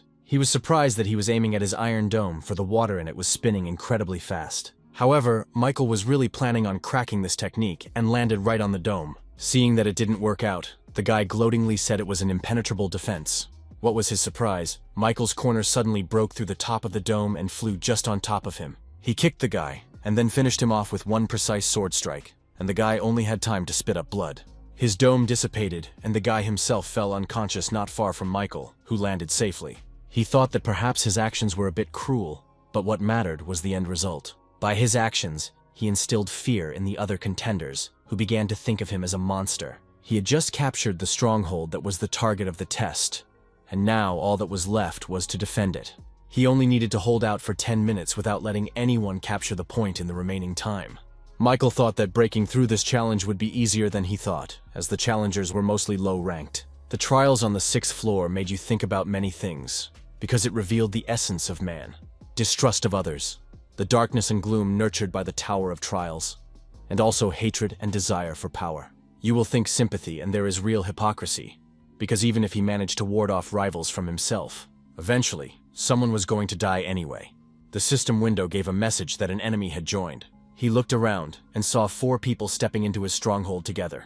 One of them, a tall blonde guy, said the guy must want to know why there were 4 of them. But Michael replied that it was obvious without his explanation, because they were just 4 idiots. Coming together, they formed an assassination squad to earn more achievements. The blonde happily agreed, saying that he had caught the gist of it, and now his sentence would be carried out. Suddenly he became serious, telling the guy to die, and after saying that, his companions rushed to attack. He noticed a bucket of water at the fat guy's place, which surprised him, and the other guy was moving pretty fast and unpredictably. Michael prepared to defend himself by taking a stance, but the next instant his arm felt as if it had been pierced by a sword. Turns out, the guy who stayed with the blonde guy used the merging hearts technique.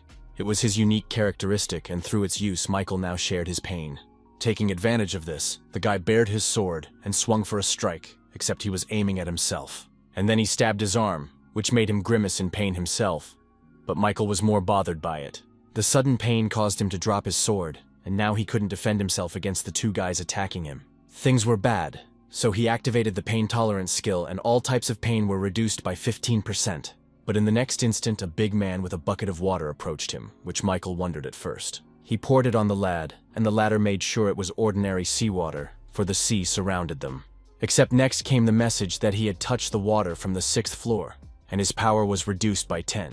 It was the same with agility and endurance, and the penalty duration was 3 minutes. Michael realized that in this ordeal, the water in the sea was not easy, and a fine was given for touching it. Meanwhile, his opponents had almost reached the distance where any attack would pass through and hit him. It was a terrible layout for Michael, but he realized that only a normal player would fail in this situation. After all, he himself had long since surpassed the limits of human capabilities and possessed incredible skills. The first to attack was a guy who moved unpredictably, which couldn't be said for his attack. Michael had no trouble dodging her, saying that he had to admit the guys had come up with a pretty good strategy. He added, however, that they had made one very serious mistake, and he reached for the face of the first of them. After all, they had picked the wrong opponent, and with those words, he slammed his head against the floor of the stronghold.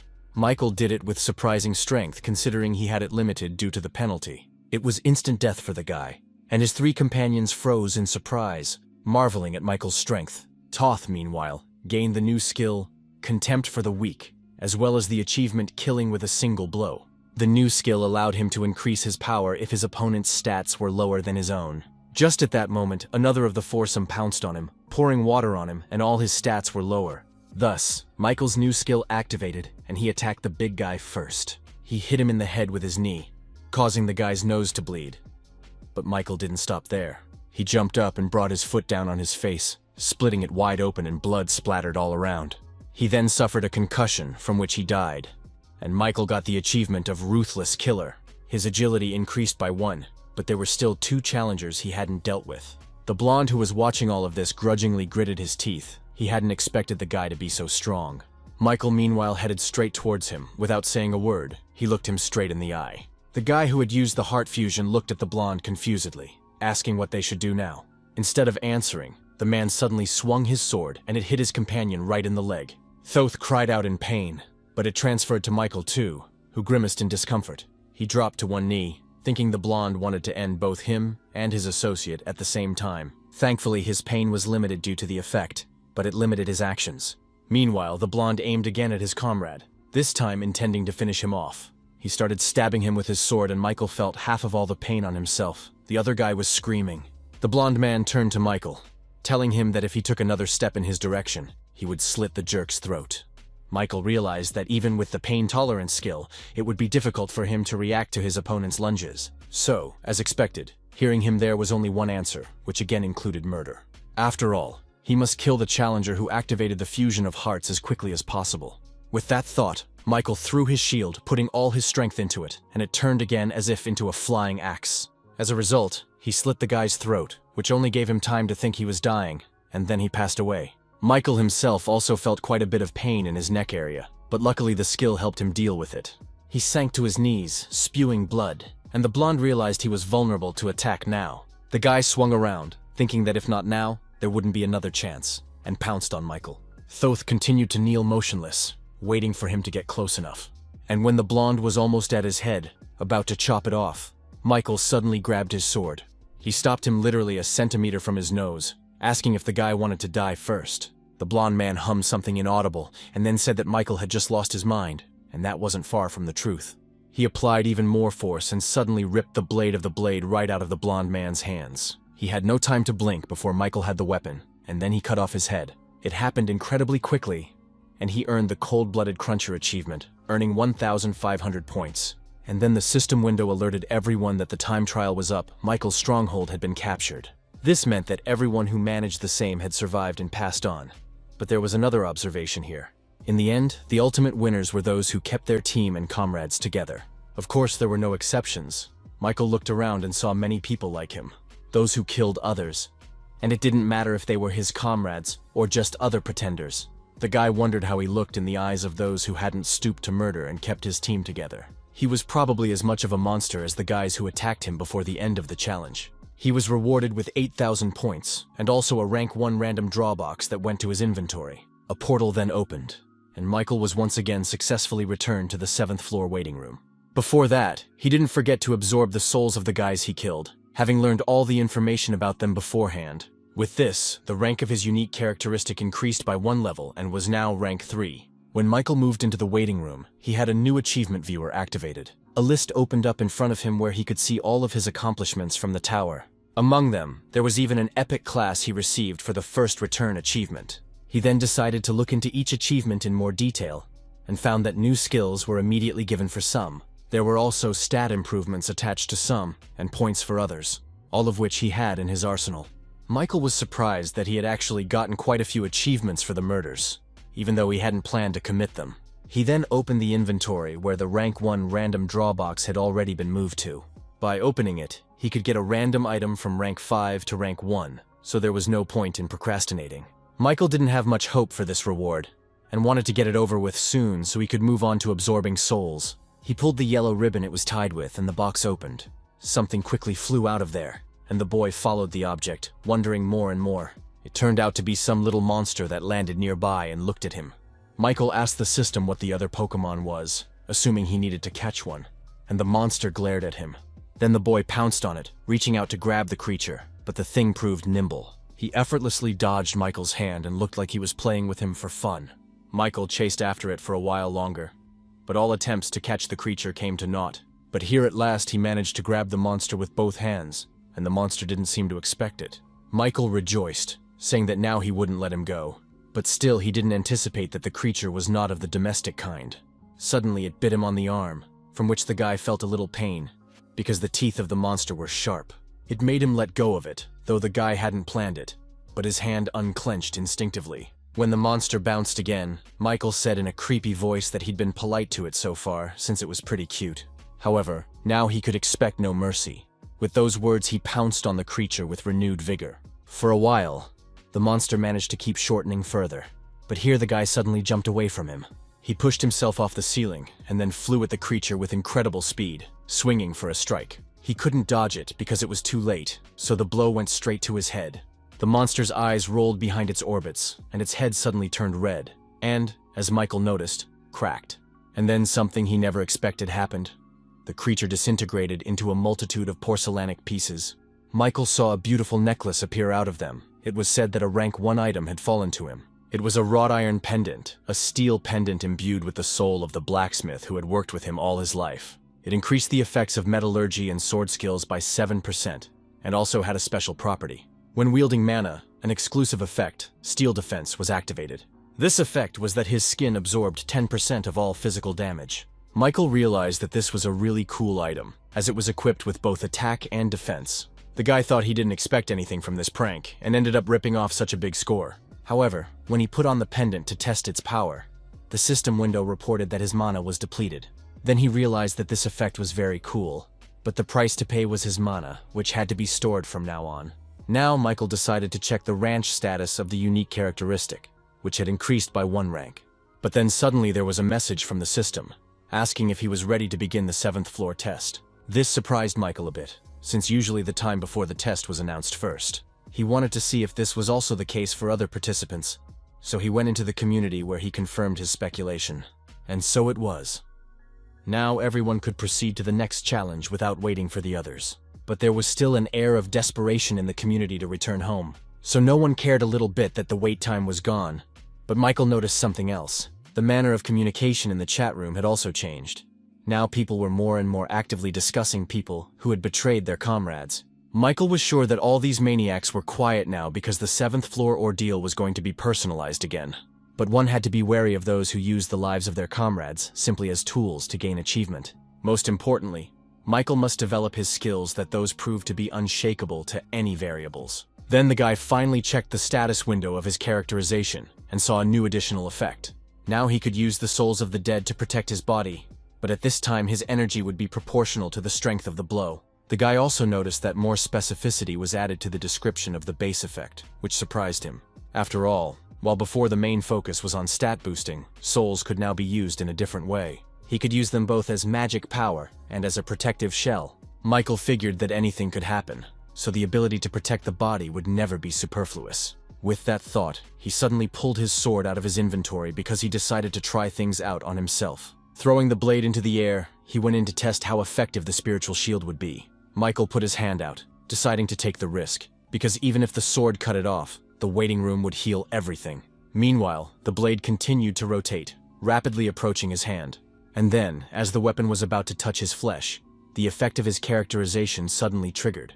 The system window reported that the soul of a guy named John Flock had absorbed the damage from the attack and disappeared. He had 3 of 30 souls left in possession, and Michael thought the defense exceeded his expectations. After all, it had worked quickly, not allowing him to be harmed in the slightest, so it was fashionable to draw a new conclusion from that.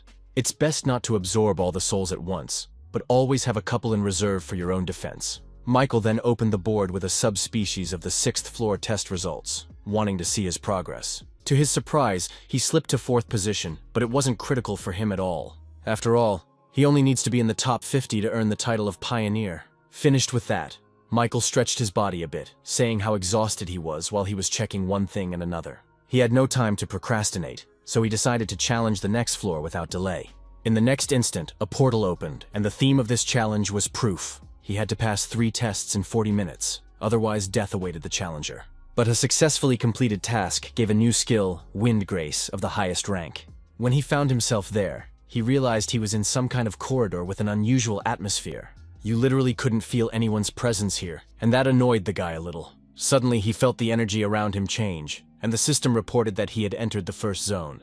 This was the first testing area where it was required to prove that he had overcome his fears. He was suddenly transported to the desert from where he had started his growth. It was here that his first fight took place. Michael had already guessed what was about to happen, and as if to confirm his words, the ground beneath him shook, and then it showed itself. A sand golem, this time much larger and apparently stronger. The guy realized that this space was now a reproduction of the training trial. The condition for successful completion was to break through 3 trials in the remaining time. Michael realized that as he fought the golem, 3 more challenges would appear. They too, he must have overcome them in his time. But since this is a test and prove, it will have to be done again. Meanwhile, he finally saw the golem that stood before him, its size truly impressive. Michael thought his size had increased somewhere around 3 times, but that didn't matter much to the guy. The golem meanwhile pulled his hand out of the sand and prepared to attack, swinging at the guy in front of him. The monster did look huge, but Michael didn't even flinch when it started to act up. Michael pulled his inventory out of system storage out of habit, preparing for another fight. And then the golem struck. Michael managed to bounce away, but noticed that the golem's speed was pretty good. He waited for the man to attack again, then jumped on his arm and ran forward, looking for the cannonball. He remembered from his last fight with that monster that it had a cannonball near its arm, so he headed there. But this time there was nothing there, so Michael decided to stick to the original plan, aiming for the head. Still, it was strange that he hadn't seen the golem's core anywhere. And after all, that was where its weak point was. Then the guy had a hunch that the more massive the golem was, the deeper the core was hidden in its body. And the scheming monster attacked again. This time his movements were even faster and caught the guy off guard. Michael marveled that the sand could move so precisely, so it was urgent to come up with a plan.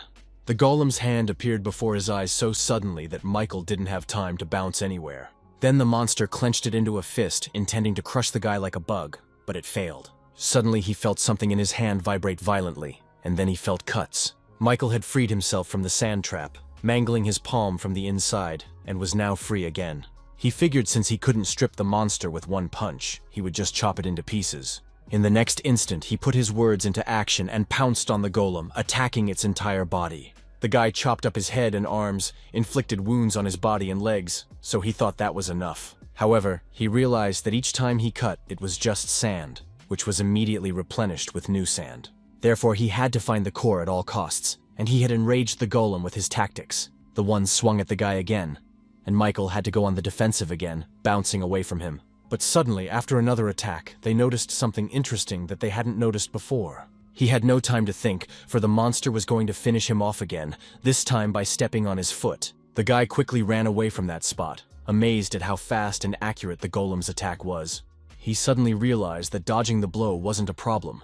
But if he got caught in that sand wave, then everything can end quite tragically, because sand is nature, not a monster, so there is no point in fighting it. Michael ran with all his legs, hoping that he would be far enough away from the wave in time, but she was getting mercilessly closer, and the guy realized he couldn't get out of her way, no matter how hard he tried. As it happened, piles of sand covered him completely, as if he had drowned in a sea of sand. Some semblance of a gorge was formed, in which Michael lay under the sandy rubble. Michael was annoyed by this. He realized that at this rate he could fail the test trivially on time. Meanwhile, the golem continued to advance, though he was walking towards it himself. But the sand made things much more difficult. Michael drew his sword and prepared to defend himself, going to find out the exact location of the core this time. The golem was still going to crush him and had already stretched out its hands to do so. But this time, the guy didn't run away. He used his new skill, 3 Absolutes, according to which he could amplify 3 sword attacks. It required the use of one's mana, and as an additional effect, sword strength was increased. Michael activated the skill and rushed to attack. This time his punches actually became stronger. He was able to completely chop off the golem's arm in one blow, and then proceeded to hack away at its torso. Michael was surprised to notice that he suddenly had such power, but it was just as well. He remembered how angry he'd been when he'd first encountered the floor infiltration during the test. Now, however, he involuntarily thought that he should thank the knight for invading him. Although this abominable golem was recovering with sand, it nevertheless continued to deliver slashing blows. The guy did it with one single purpose: to find the core and destroy it, so he attacked without stopping. The initiative was already clearly on his side, as the golem was only recovering from his attacks. It seemed to Michael that he had already slashed his entire body, but somehow still hadn't found the core. It was starting to piss the guy off, because this could go on forever, and he only had 30 minutes left. But suddenly, Michael made one interesting and slightly strange discovery for himself. He wondered when this golem had managed to get so cute, since it was much bigger before. Hearing that he was called cute, the golem's cheeks flushed. Apparently even monsters were pleased by compliments. But it seems that the sand that makes up his body cannot be endlessly extracted from the environment. That's why he had shrunk in size. Michael had already figured out what to do with this new arrangement. He smiled evilly as he turned to the golem and asked if he wanted to slim down some more. The suggestion didn't really appeal to the monster, and he shouted something back. But the guy didn't understand his shouts. He pounced again, and the golem had no choice but to attack back. He swung his fist at the guy again, but never realized that these attacks were already useless. Michael chopped his arm with ease and continued to chop the sandy body without stopping. The guy was doing it at such an incredible speed that it was becoming increasingly difficult for the golem to recover. Soon he collapsed altogether, his legs and torso corroded and his arms severed. he was immobilized. This time, Michael decided to wait until he was back on his feet, and now he looked much smaller. To be more precise, he looked the same as the first time the guy fought him in a training challenge, but it also meant that he could now clearly see the core of the golem, just as he had the first time. It was on his back, and since his body was covered in a thick layer of sand, it became extremely difficult to reach it. Michael also thought he should have sped up, as the test only had 40 minutes to complete. The guy had about half an hour left, but the golem itself approached him, moving faster, however. Of course, it couldn't catch Michael off guard, but he did notice that the monster had become more agile after the intense diet. It was kind of funny, but the guy added that he didn't have time, and so he'd love to play with it some more. In the blink of an eye, he was suddenly behind the monster's back and swung to smash its core. The golem felt something sharp pierce its body and screamed, then began to crumble. Still, if it weren't for the core, golems would be very tricky opponents. But luckily, everyone has a weakness. The sand golem core was destroyed. The system window reported it, and then gave 2 more announcements. The first was that challenger Michael Nodforth proved that he had overcome his fear, and the second was that he had completed 1 trial. After a while, all that was left of the golem was sand, which scattered everywhere around Michael. And then the guy saw a spirit golem that was different from the one he had absorbed last time. This one was much brighter and emitted a strong energy, so Michael activated his characteristic. However, the guy didn't manage to absorb his soul, because a second portal suddenly opened. He pulled the guy into him, and the system window gave a message that he was being transported to the second test zone. Michael froze like that with his arm outstretched. He couldn't believe it was the first time he had failed to absorb a soul. Apparently, skill upgrades here were limited, if not impossible to obtain at all.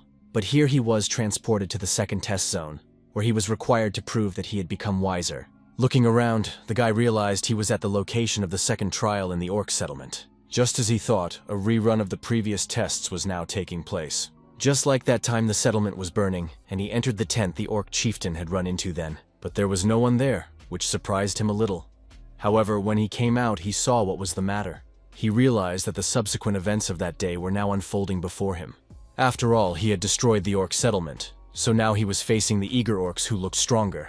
One of them glanced at the guy, assessing him for a moment, and then suddenly his expression changed. His pupils dilated, and his gaze became sort of hazy, and Michael immediately realized what the signs were.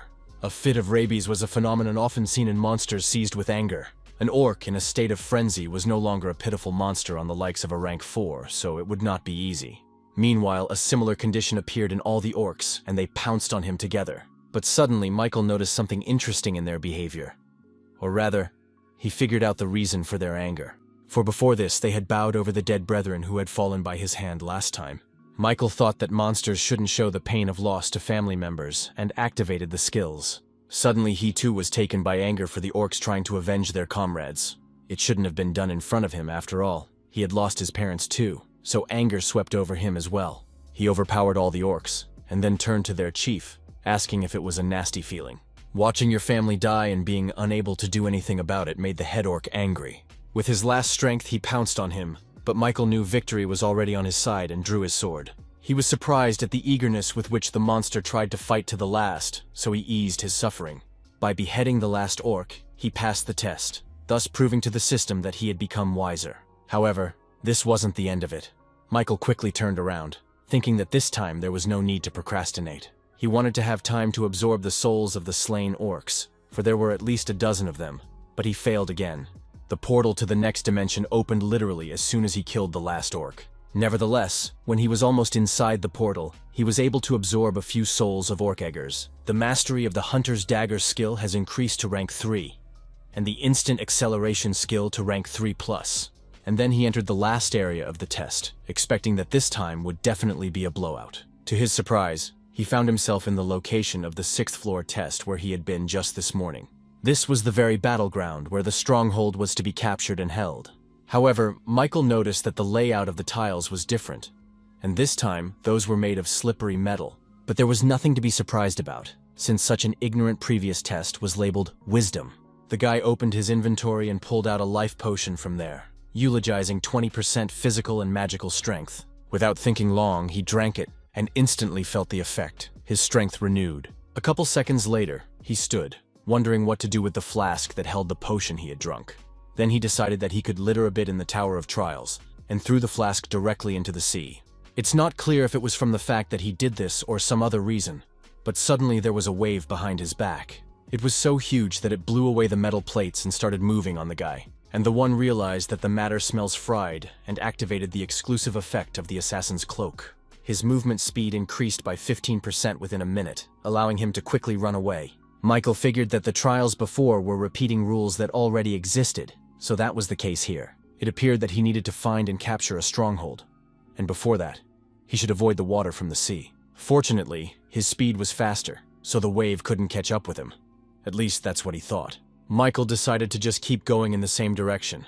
But suddenly the slab beneath his feet shuddered.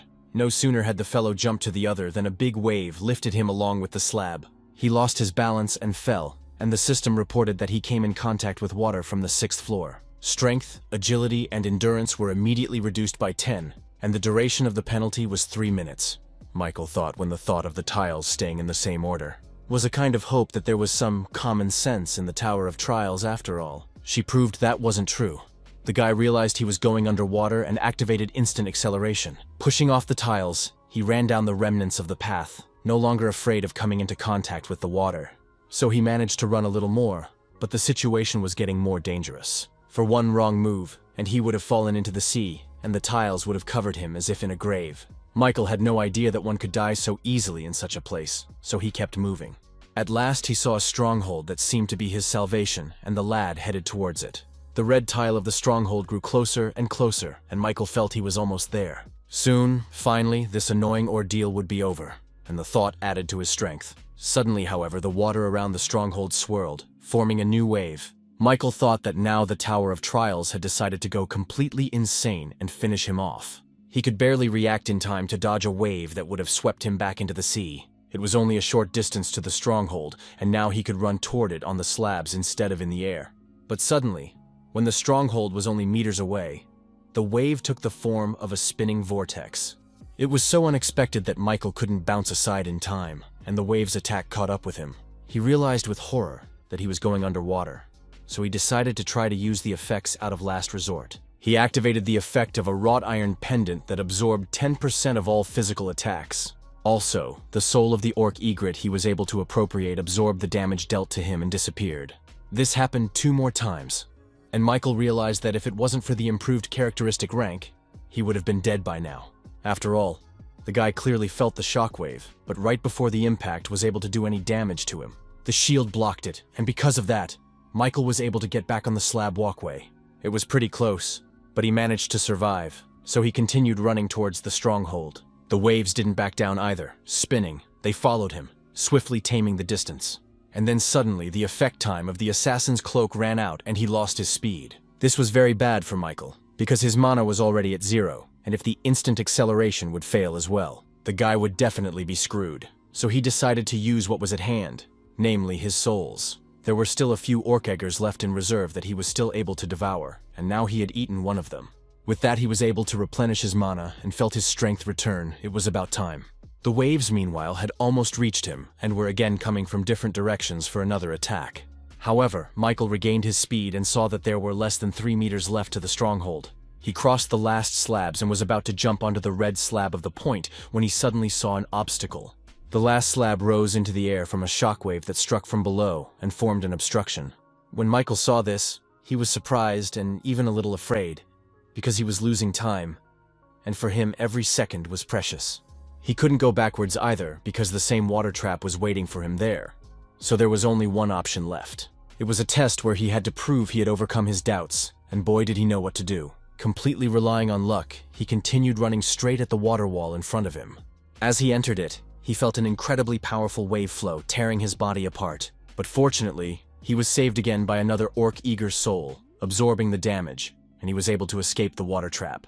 The only thing he hadn't calculated was that the force of the current threw him high up. Though he was flying toward the red plate, the altitude was high enough to be lethal. Michael screamed, thinking that this could end rather sadly, so he relied entirely on the effects. The slab was quite before his eyes, and when he fell he broke it a little from the great force with which he flew. As expected, the orc's soul saved him this time as well, with it being the penultimate in his arsenal. Michael lay wide-eyed for a while, wondering if the ordeal had been so difficult. He was not even able to get to his feet, and the waves meanwhile came over him, and the lad was not in the least frightened. However, the system window reported the task successfully completed, saying that he had proved that he had overcome his doubts. After that, the waves stopped rotating, forming a vortex, and turned into ordinary water. It all came crashing down on Michael, and he thought that finally this damned ordeal was over. As a reward for his breakthrough, he received a new high-level wind grace skill and 15,000 points. And he also saw a message that rank 2+ speed boots would be sent to his inventory as a bonus reward. Then a portal appeared, and Michael walked through it, returning to the now 8th floor waiting room. When he returned, the lad thought he was unexpectedly close to failure this time, but still he made it. In the current situation, he was much more anxious to return to the 8th floor. He thought he couldn't keep having this kind of luck, but suddenly there was a message from the system. It announced the expansion, as the number of applicants who passed the 7th floor test exceeded 1,000. Then he read that the test had created some sort of overpowering point and activated the floor embedding system. But most importantly, what everyone was looking forward to so eagerly was the permanent return to Earth. And the cherry on the cake was a message that said he was among the pioneers. Now he could choose a halo, an advantage that could only be gained by maintaining the title of pioneer. Michael also read that the halo affects the unique characteristic and skills of the applicant. There were a total of 3 halos available to choose from: Ruler, Hunter, and Monk. And Michael wondered. He should have read the description of each one first and then made his choice. Ruler had a varied performance and was perfectly suited to his current rank. It affected all skills and even a unique characteristic, and it also had a special power called Skill Synthesis. Plus, the Tower of Trials was openly saying that it was the most appropriate halo for him. He then became familiar with the Hunter's halo, which was closely related to the improvement of characteristics and stats. His unique power was Level Up, and he was also a perfect match for Michael at the moment. The last was the Monarch, but here everything depended on talent, which the guy did not possess, so immediately discarded this option. It appeared that a choice had to be made for the remaining 2 halos, but which one he didn't know. After a bit of thought, he decided it would be best to opt for the halo, where there was more emphasis on height. The system window confirmed his choice of the Ruler halo, and its special effect triggered the evolution of a unique characteristic.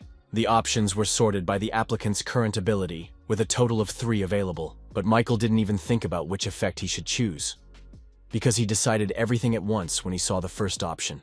He chose the Summoner effect, which allowed him to absorb spirits to revive helpers. These had to be powerful dead skeletons, and Michael figured such help couldn't hurt. After a while, his body was getting used to the new effect, and then a message popped up that the halo had been successfully created. Guy decided to take a look at his stats after these transformations, as well as read up on his unique power. Skill Synthesis allowed you to combine 2 needed skills into one.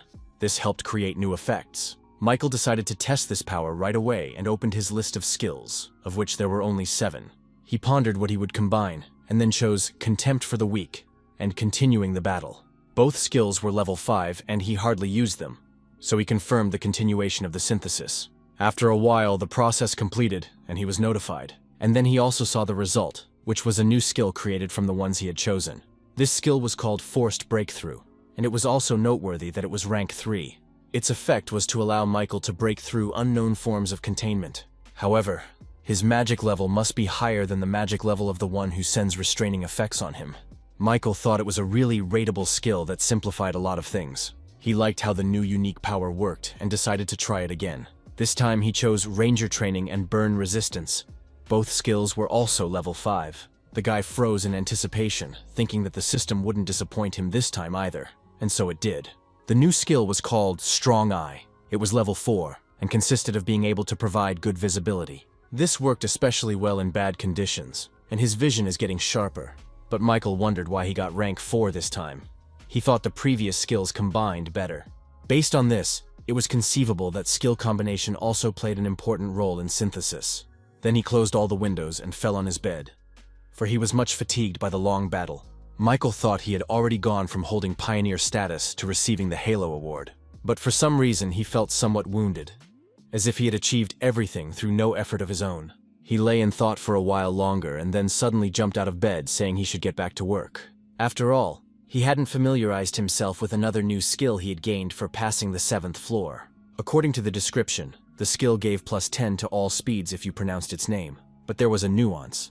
Michael could use it a total of 7 times and increase his speed to 70%. But after that, there would be a 24-hour cooldown. However, Michael was blinded by the thought that his speed would increase by as much as 70%, and he would be able to dodge any attack. Also, this skill consumed absolutely no mana, so it came in handy and the guy liked it. Basically, Grace of the Wind was a skill that had no disadvantages, and that couldn't be helped. Michael then opened his inventory to check his latest perk, rank 2 plus speed boots. Michael noticed that all the rewards on the 7th floor were speed related, because the boots also increased it. The guy then opened the skill store, which displayed all the effects available for purchase. Among them were Enhancement, Steadfastness, Monster Hide, Enchanted Weapons, Instant Acceleration, and others. Michael thought that contrary to his expectations, the quality of the skill store left a lot to be desired. However, he needed a skill related to magic, so he bought a magic chain for 15,000 points. He also acquired magic resistance for 12,000 points. Both skills were rank 3, which was already encouraging. The last skill had the effect of resistance to other people's magic, moreover, increased due to the chain. Michael thought that now that he had these two skills, he would be able to resist attacks like Heart Fusion. He also wouldn't be caught off guard by someone else's magic unless it was an incredibly powerful technique. The magic chain skill had the effect of accumulating magic into a chain, increasing the efficiency of mana utilization. And then suddenly Michael felt his whole body burning, and the system reported that the circuits were forming. It was even a little painful, but the guy realized that thanks to these chains, he would be able to increase his mana. It ended as abruptly as it had begun, and soon he was able to sit up on the bed again. Michael got to his feet and felt a strange lightness in his whole body, as if he weighed a few grams. The guy decided to waste no time and start testing his new abilities. He stepped back a little farther, into the middle of the room, and stood like that for some time in thought, and then suddenly swung his leg, intending to kick straight into the floor even though it made no sense. But Michael wanted to test how strong he had become with his skills, and the effect of the blow surprised him. He realized that the mana used randomly formed a chain and enhanced his physical abilities. As expected, he made a successful purchase, and this pleased Michael, for the points were not obtained without difficulty. A moment later, he was already reading more about his new effect that allowed him to summon souls again. The abilities of the summoned dead will correspond to the number of souls in his arsenal. Now all that remained was to make the decision on which his future progress depended. The choice was whether to challenge to the next floor or go back to the ground. Meanwhile, some guy put up a recruitment ad for the team. He needed 2 more people. He sat on a bench in Memorial Park, where the emergency portal had appeared, but there were no one willing to join him. Suddenly 3 men approached him, apparently another team, its commander laughing at him. He noticed that he never got the team together, so he should have handed the portal entry authorization to them. But the guy wasn't going to share his pass with anyone. He said he had no intention of giving it to others. Then the fat man noticed that there were quite a few hunters gathered in the park, but for some reason, no one wanted to join his team. And then he said that in that case they had no choice but to take the pass by force. He added, "Does the guy really think anyone would want to be on the same team as trash like him?" Some of the hunters at the park agreed with him, saying the guy hit it right on the mark. But suddenly, to everyone's surprise, they all heard someone ask the guy if he had taken any more people in. Everyone turned around to see whoever said that, and he headed toward the guy who was sitting on the bench. Michael showed his second-rank hunter's license, and that already gave him some respect for his person. He asked the guy who was recruiting people for the team if that was enough to join. The one was a bit shocked at the appearance of such a strong hunter, so he just nodded his head. However, this did not please the big guy, who asked if he couldn't see that there was a line of people waiting. Michael only smiled at that, which provoked the boy even more, and he squeezed his shoulder.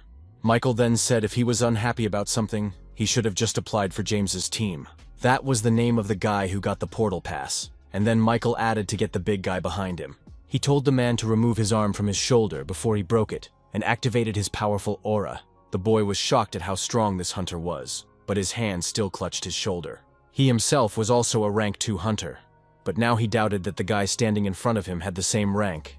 Meanwhile, his partners thought it was their commander who was emitting such powerful energy and rejoiced, but the man replied that it wasn't his doing, and then said he'd bitch about Michael's antics this time. As he left, he added to let the man know that he was just lucky, for representatives from the Hunters Association were here. But Michael didn't care about him. He was watching James, who was upset that things had gone downhill. That's when he decided to cheer the guy up, telling him that he couldn't get someone on the team anymore anyway. Therefore, they shouldn't have wasted any more time and go into the portal with the 2 of them, as their strength would be enough. But James didn't seem convinced of that, he interjected, wondering if Michael was going to handle everything with just him. He answered positively, and soon they were the first to enter the portal, which took them to some dungeon. James immediately rushed to look at his surroundings, not believing his eyes that he had gotten inside. Apparently this was his first portal, but Michael said he didn't need to worry so much. After all, he himself would be able to deal with most rank 3 monsters, so the guy could take it easy. Then the guy asked if Michael hadn't said before that this was his first time in the dungeon too. Guy added that he should listen to him carefully, for their lives were at stake. He suddenly asked, as Michael thought who had the highest mortality rate in the dungeon, rank 4 or rank 2 hunters. James continued, saying that at first glance, it might seem that a rank 4 hunter would die first. However, in really a rank 2 hunter has a higher mortality rate, because they are too confident in their abilities. Therefore, the likelihood of fatalities for rank 2 hunters is extremely high, and the same can be said for driving. The more overconfident the driver, the more likely they are to have an accident, so the underground was a pretty dangerous place. And since Michael had ventured in here without a tank or healer, James was even more alarmed by his self-confidence. Suddenly the guy asked if he could take over as leader of their group, since he knew everything about dungeons. Michael noticed that he actually wanted to stand at the head of their small group, but he agreed nonetheless. James bowed to him, thanking him for his trust. He added that he was doing it for everyone's safety, and then they continued on their way, Michael deciding for himself that he would take the initiative if the guy didn't do well. After a while, they saw the first monster of the dungeon, an ogre, who also noticed them. James reported that these monsters are known for their skillful use of various weapons. The guy said he'd start by drawing all his attention to himself, and Michael would have to attack from behind. Michael was also curious as to how a fairly experienced hunter would fight such a creature.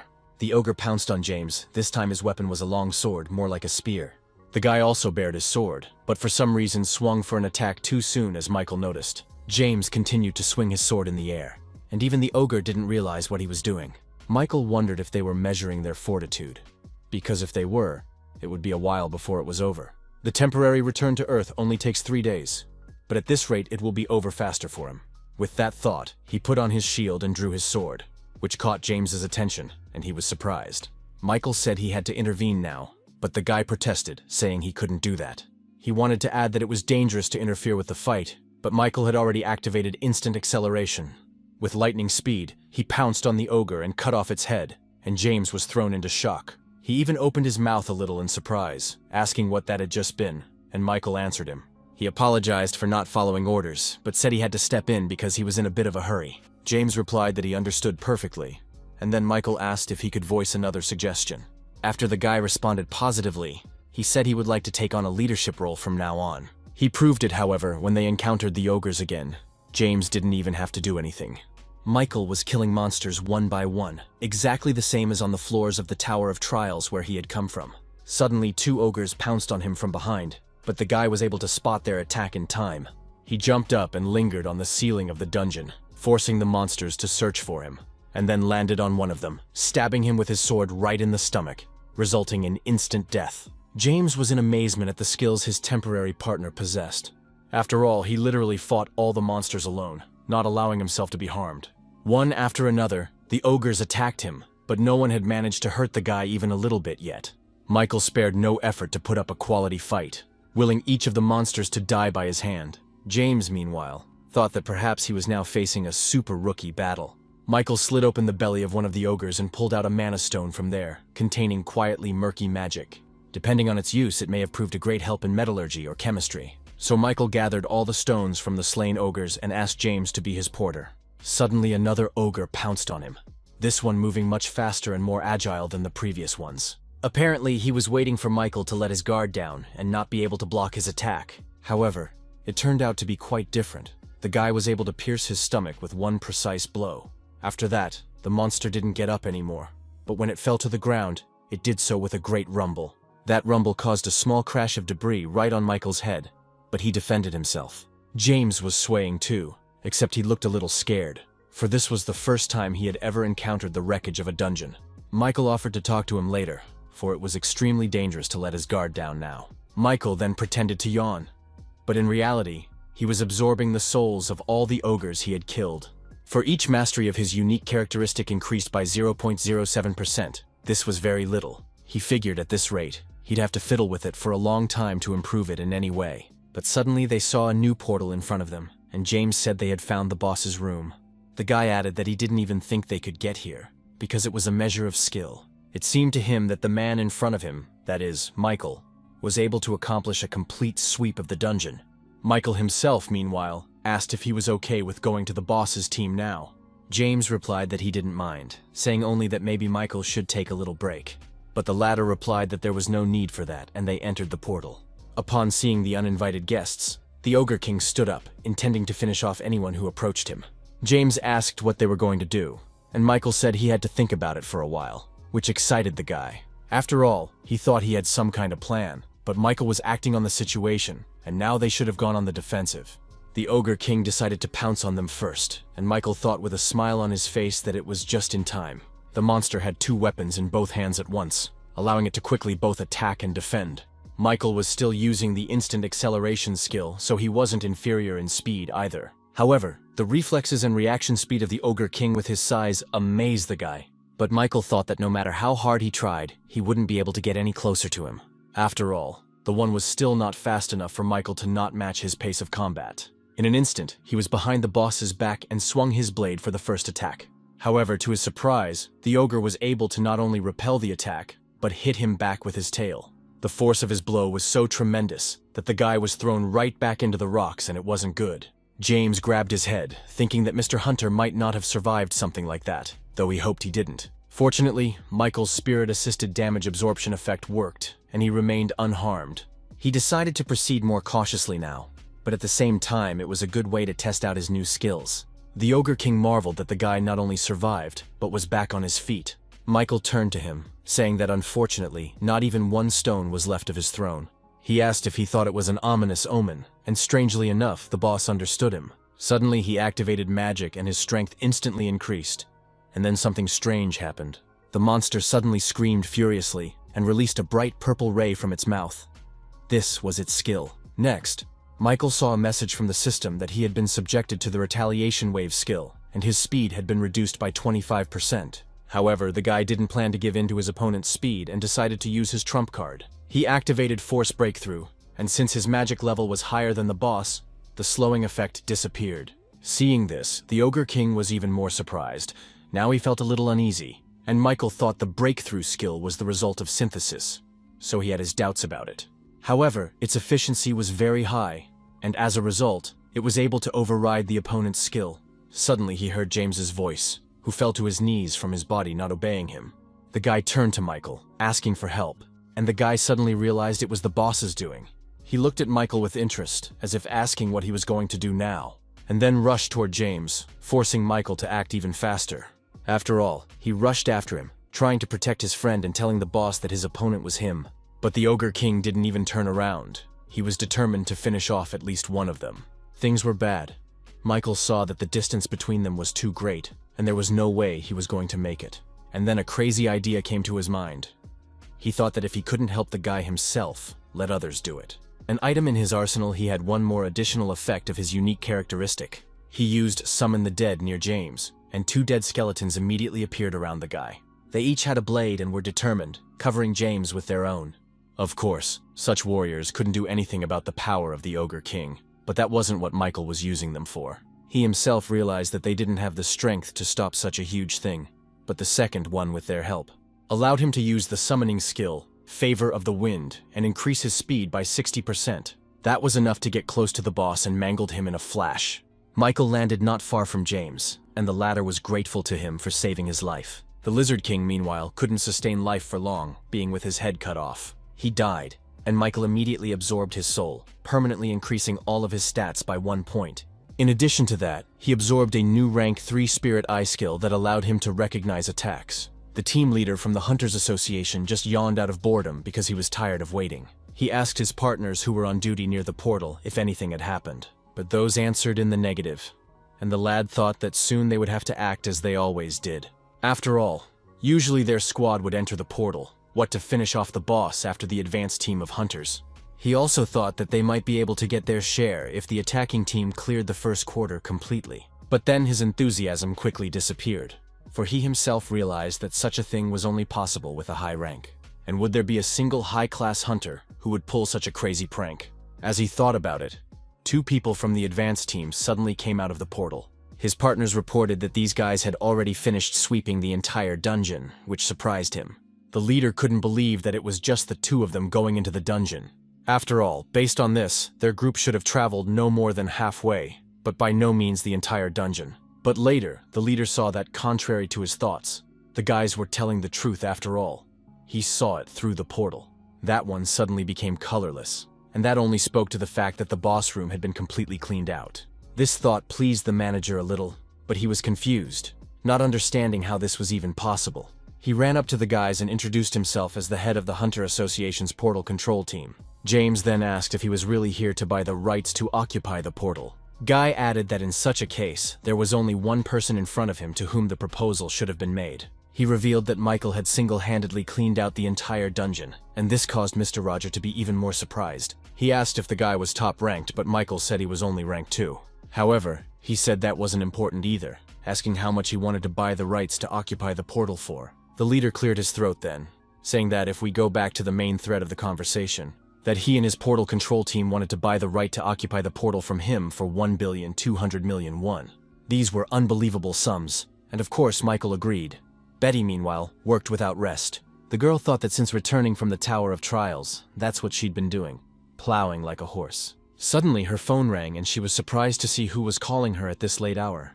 Beatrice worked as a supervisor on the applicant control team from the Tower of Trials. The girl's job was mostly paperwork, so she always had to deal with documents. Even then, the girl thought that this coming would undoubtedly lead to revolutionary changes. After all, even if the applicants were hiding their identities, she never thought it would be so difficult to recruit them. She didn't even manage to recruit 10 people, and all of those applicants were of low difficulty. Of course, that wasn't enough to satisfy upper management, and Bethy wondered. For some reason, she thought of a guy named Michael, who she found herself on the same team with on the 4th floor. She was curious how this guy was doing now and suddenly wished she had proposed to him sooner. It was then that she was distracted by her phone ringing, and when she looked at who was calling her, she was greatly surprised. It was the same Michael, however, who no longer waited for her to take the call and simply sent her a text. It said that if she too had successfully returned to Earth, he would like to meet her. The guy himself, meanwhile, checked his account, surprised to find that he had earned almost 1,300,000,000,000 won. Nevertheless, he felt amazing and even considered buying a new home for himself. The guy was sitting in the cafe that served as his meeting place with Beatty, and soon the girl arrived as well. Michael noticed that she seemed to be running here as fast as she could, so he said she shouldn't have been in such a hurry. But the girl started with the fact that he didn't even reply to her text she sent him a long time ago. She asked if he knew how long she'd been waiting for his answer, and Michael blushed a little when he heard that. He then apologized, saying that he must have been in a great hurry at the Tower of Trials, but the girl brushed it off. She said she held no grudge against him, and asked if he was going to go further up to the upper floors of the tower. The guy replied positively, saying that was why he had called her here, because he needed to join some guild. He immediately voiced his conditions, among which was the right to refuse the order to report to the guild immediately. Next was non-interference in his affairs related to the Tower of Trials, and permission to use the guild's dungeons. When he was done, he noticed that the girl was wetting herself and thought he might have gone a little overboard. But then she spoke up, saying that the conditions offered to them were absolutely impossible to fulfill. After all, from the guild's point of view, there was nothing due to her. And then Michael said that maybe he had asked too much. Suddenly, he took the girl's hand, slipping his fingers into hers, and she didn't even want to think about what that meant. She desperately invited him to join their white guild, and then suddenly added something unbelievable. The girl said she would do anything to make these impossible conditions feasible, which surprised him very much. Their meeting had happened last night, and this morning he was on his way to a new place, and he was doing it on the roof of a bus. Michael thought he had had an extremely productive day yesterday, from raiding dungeons to joining a guild. Although for the latter, he still had one task left to complete, to single-handedly clear a rank 2 dungeon. That was Betty's request yesterday, for she said he should demonstrate his abilities. That way, it would be easier for her to convince the guild head and the others to accept him and agree to his terms. Michael noticed that what she said meant was that not everyone could use the guild dungeons. So the person to whom this will become possible must be either a rising star or an outstanding hunter. That was when he asked for everything he needed to prepare for the rank 2 dungeon sweep and shook Betty's hand. He was on his way to another neighborhood, but as the houses tried to show up more and more, the guy decided to stretch out a little. He jumped off the bus and suddenly ran straight to his destination. He did it so quickly that the people around him were only surprised at his speed. A few minutes later was already in place, approaching the portal where the guards still stood. Meanwhile, Beatty had also arrived at the right place. telling someone that she was confirming the reservation to storm this dungeon. The man in charge said it was fine without even looking at her ID. At this point, he motioned for her to sit down and wait for a while, as there was still an hour to go. But what was his surprise when he saw Mike, who had arrived a full hour early. He asked Miss Beatty if she could go to the dungeon now without slowing down, and she didn't know what to say. The girl stood pensive for a while as he began to scatter the smoke all over the beach in a tuneful manner. Bethy wondered if such a windstorm had picked up just because of normal running. It shocked her a little. Michael replied that he had nothing better to do anyway, and the girl thought that the guy was not human. Then she said she had already gone through all the vetting procedures, so if he was ready, they could start. Michael nodded, and soon the two of them were on the other side of the portal. This time somewhere in a field. Michael asked in surprise what they were doing here, and the girl was silent for a while, gazing into the distance. Seeing this, Michael told her to be sure to let him know if she was in danger. She added that she was wearing an artifact issued to her by the guild. This effect had the function of a shield and weakened visibility. After all, if she attracts the attention of monsters, she'll be helping him in some way, so she'll stay away. Michael replied that it was just fine, because now he could do battle in peace. The guy activated the spiritual eye skill that he inherited from the Ogre King. He wished to test it and suddenly saw in front of him, or rather felt the presence of enemies. These opponents were invisible to the eye, and he realized with surprise that he wouldn't be able to do much this way. Adding to the difficulty was the fact that there was a field all around, in which it was extremely difficult to spot anything. But Michael could clearly see the grass near him shuddering with the sound of someone's footsteps. So he prepared himself. And then the enemy suddenly appeared. Several monsters immediately pounced on him from all sides. These creatures were a bit like ogres, but, as Michael had noticed, had no special intelligence. Seeing the monsters, Betty was surprised to think that it was a poison fish, but it didn't match the level of the dungeon. She shouted for Michael to be careful, because the opponent was about rank 1, so it wasn't an equal fight. But to her surprise, the guy had already dealt with almost all the monsters with his incredible strength. The poison fisherman didn't even manage to launch a single poison attack, something Michael was very happy about. And Bethy stood in shock at what she had just seen, for it was incredible and crazy at the same time. The fishermen were arriving in new numbers from the portal leading to the boss room, but Michael fended off all their attacks. He had a lot of skills, but other than that he had great stats, among them strength and stamina. The guy didn't seem to get tired. He was killing monsters as if he was doing it around the clock, but in fact he was. Suddenly he had a lightning effect activated, and Michael thought it was such a rarity that he had forgotten about it already. Suddenly, one of the venomous fishermen went behind his back, intending to be the first to attack him. But Michael had no intention of letting that happen. He grabbed the monster's tail and twisted it hard in the air, and then collapsed to the ground with such force that the fisherman did not continue the battle any further after that. It was the last monster to show up in the area, but the guy decided to wait a little longer. He wanted Betty to see everything in person, so he called out to the girl who was standing nearby so as not to disturb him. Michael added that he had more or less already put things in order, so the girl could approach without fearing anything. And she couldn't believe her eyes that he'd gotten to the portal leading to the boss's room in less than an hour. But the most amazing thing was that he did it alone, even defeating such difficult monsters. After all, the poison fisher was one of the monsters recommended for group attacks. So Betty still couldn't believe that Michael had been so quick to dispose of him as if he were playing a child. Plus, she realized that this was not yet the limit of his abilities, and what he would show what the future held. It was impossible to even imagine. Meanwhile, Michael had successfully absorbed souls and increased stats. He figured that with the level he had now, even the boss wouldn't be much of a threat. He then told Beatty he was going to the boss room and stepped into the portal, with the girl following right behind him. They found themselves in a huge forest that, judging by its size, belonged to someone big.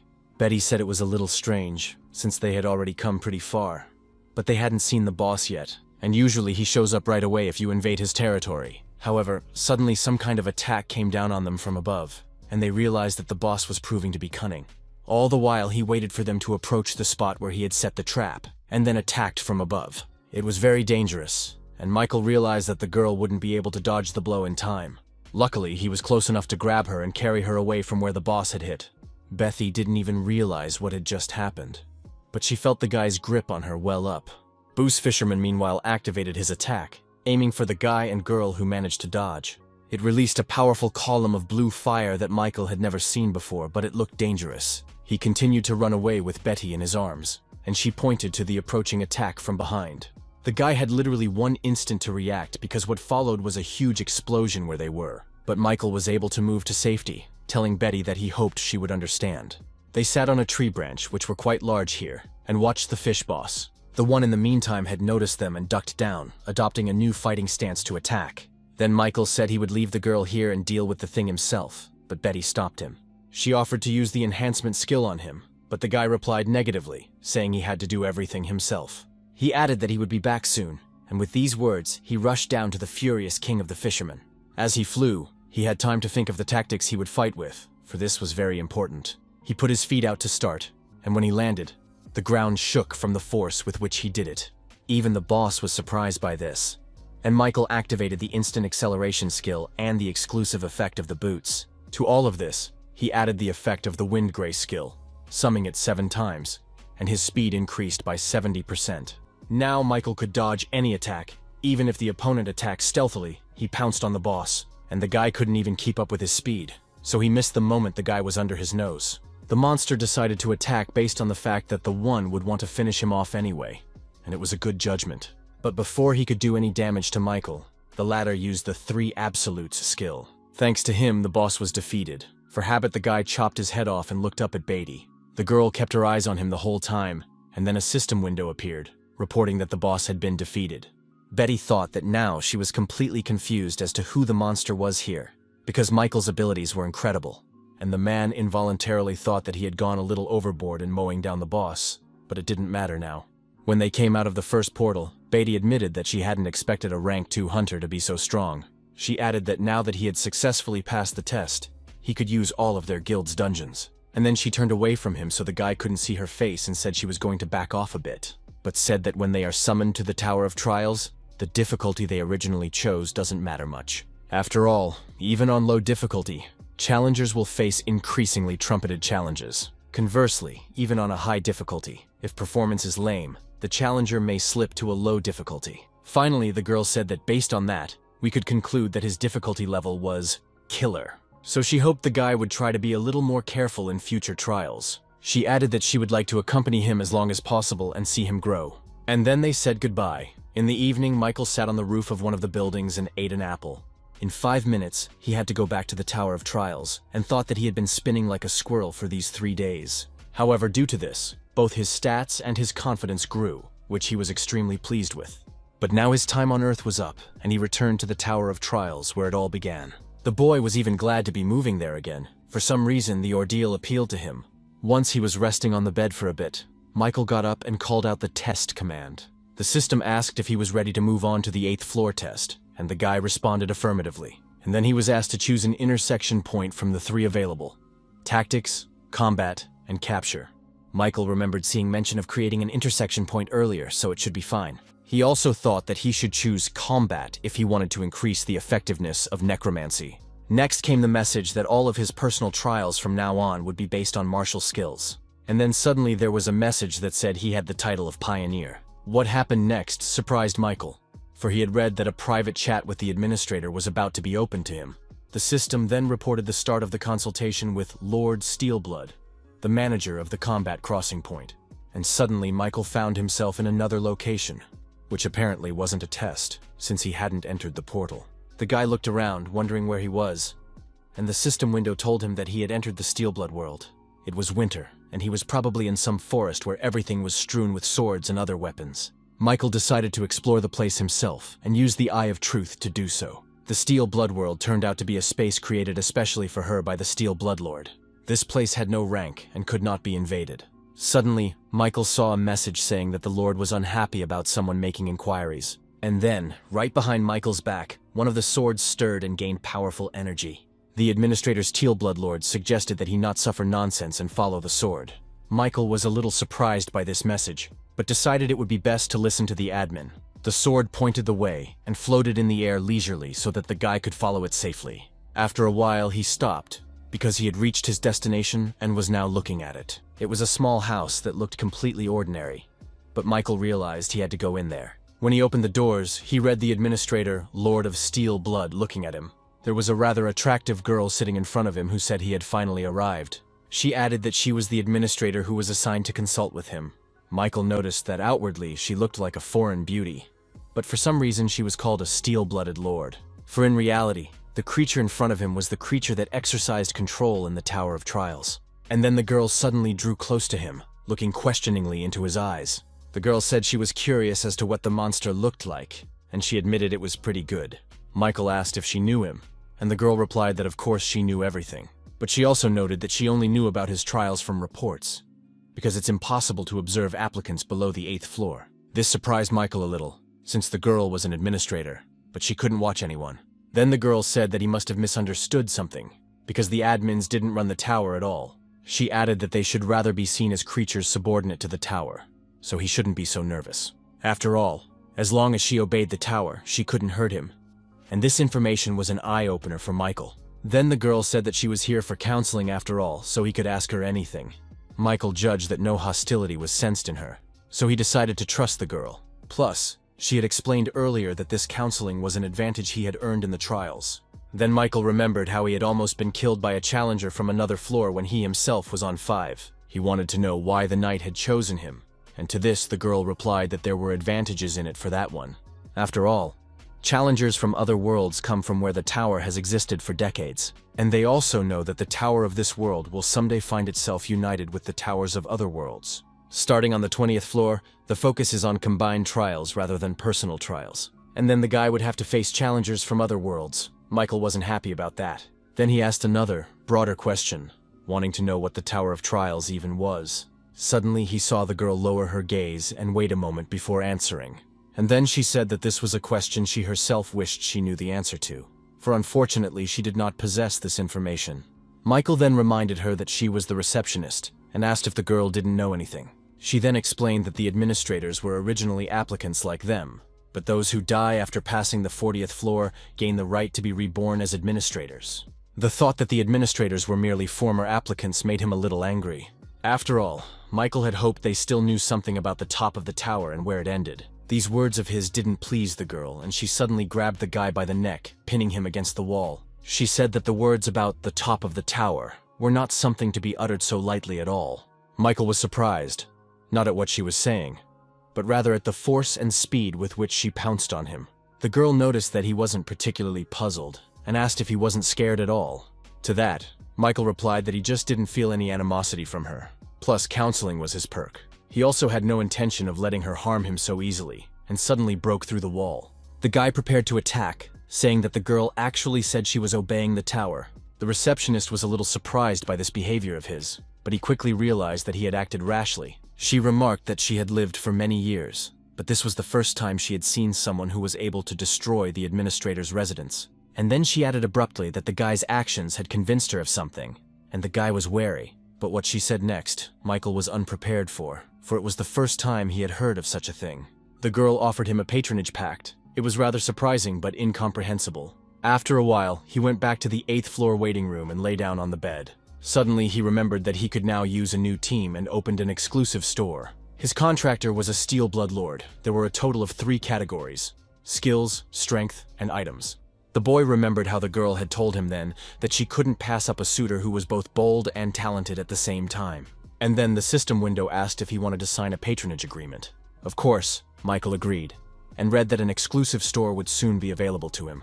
As a special benefit, all of his stats were increased by 1, and he would also receive COs, special points. Michael selected the strength category in the exclusive store and familiarized himself with its 3 components. He wanted to see the list further down, but was told he could only do so on the 10th floor. It turned out that there were only 3 powers available to him at the moment: Purity of Mind, Steel Soul, and Winter King.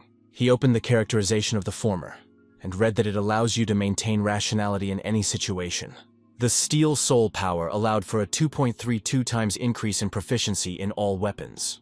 The last power temporarily increased the user's stats in cold conditions, and he also won't feel cold. All of these descriptions seemed kind of ambiguous, and Michael thought he'd accumulate more CO first. However, he quickly changed his mind and still bought his first power, which was Purity of Mind. Thanks to her, he will be able to exercise good judgment in any situation, and not give in to panic and stress. After all, it was better to raise your survival bar in this way than to prepare for nothing at all, because there was a chance that he was going to face the floor infiltration again right now. The system asked if he was ready to begin the trial on the 8th floor, and Michael responded affirmatively, stepping into the portal. The theme of this challenge was annihilation. He had to defeat a lich summoning skeletons. But when Michael came out of the portal, he was surprised that the number of opponents was so large. He figured it was an attempt to overwhelm the enemy with numbers, so he decided not to delay and start mopping up. The guy jumped off the cliff he was standing on and landed in the very center of the cluster of skeletons. With a powerful shockwave, he killed some of them at once. But now there was a melee. The skeletons pounced on him. They were similar to the ones he had summoned in the dungeon. They also had weapons, but Michael successfully dodged all their attacks without even doing anything. After all, as expected, they couldn't even penetrate his basic defense. After all, skeletons were so squishy. He destroyed them one by one, but soon realized that there were more and more of them. With each new skeleton he killed, his skill only increased by 0.08%, and it was annoying. Nevertheless, the guy continued to put up a fight, intent on getting to the lich as soon as possible. But still, it was useless to improve one's skill during this ordeal. Suddenly, he heard a voice asking who he was and how dare he make a disturbance in his sanctuary. Michael looked around, trying to figure out where the sound was coming from, but it was hard to do it himself. So the guy decided to use one of his trump cards and fulfilled the call of the dead. The system window notified that he had absorbed souls to summon skeleton soldiers. He summoned almost all of the skeletons, leaving himself with only one soul just in case. Thus, he left his new assistants to deal with the enemies, and himself went how the boss's head. The guy activated Wind's Grace and summoned the effect 6 times, increasing his speed by 60%. He also applied the effect of rank 2 plus speed boots, also instantly increasing speed. Suddenly he saw the silhouette of a castle in front of him, and realized that the boss was probably there. Michael thought it was amazing if he could summon dead skeletons at that distance. Nevertheless, that was why it was necessary to get rid of him as quickly as possible, and Michael increased his pace. The Skeleton King, meanwhile, didn't expect to see a guy here, and also so quickly. He was standing on the roof of one of the buildings inside his castle, and Michael landed right in front of him. The king remarked that he was a defiant boy who dared to cross the threshold of his sanctuary. He added that he would make him pay in full for his insolence, and suddenly the king summoned new monsters. This time they were sand golems, and Michael was surprised that this boss could command them as well. That's when the guy realized that he probably wasn't capable of fighting on his own, so he called on others.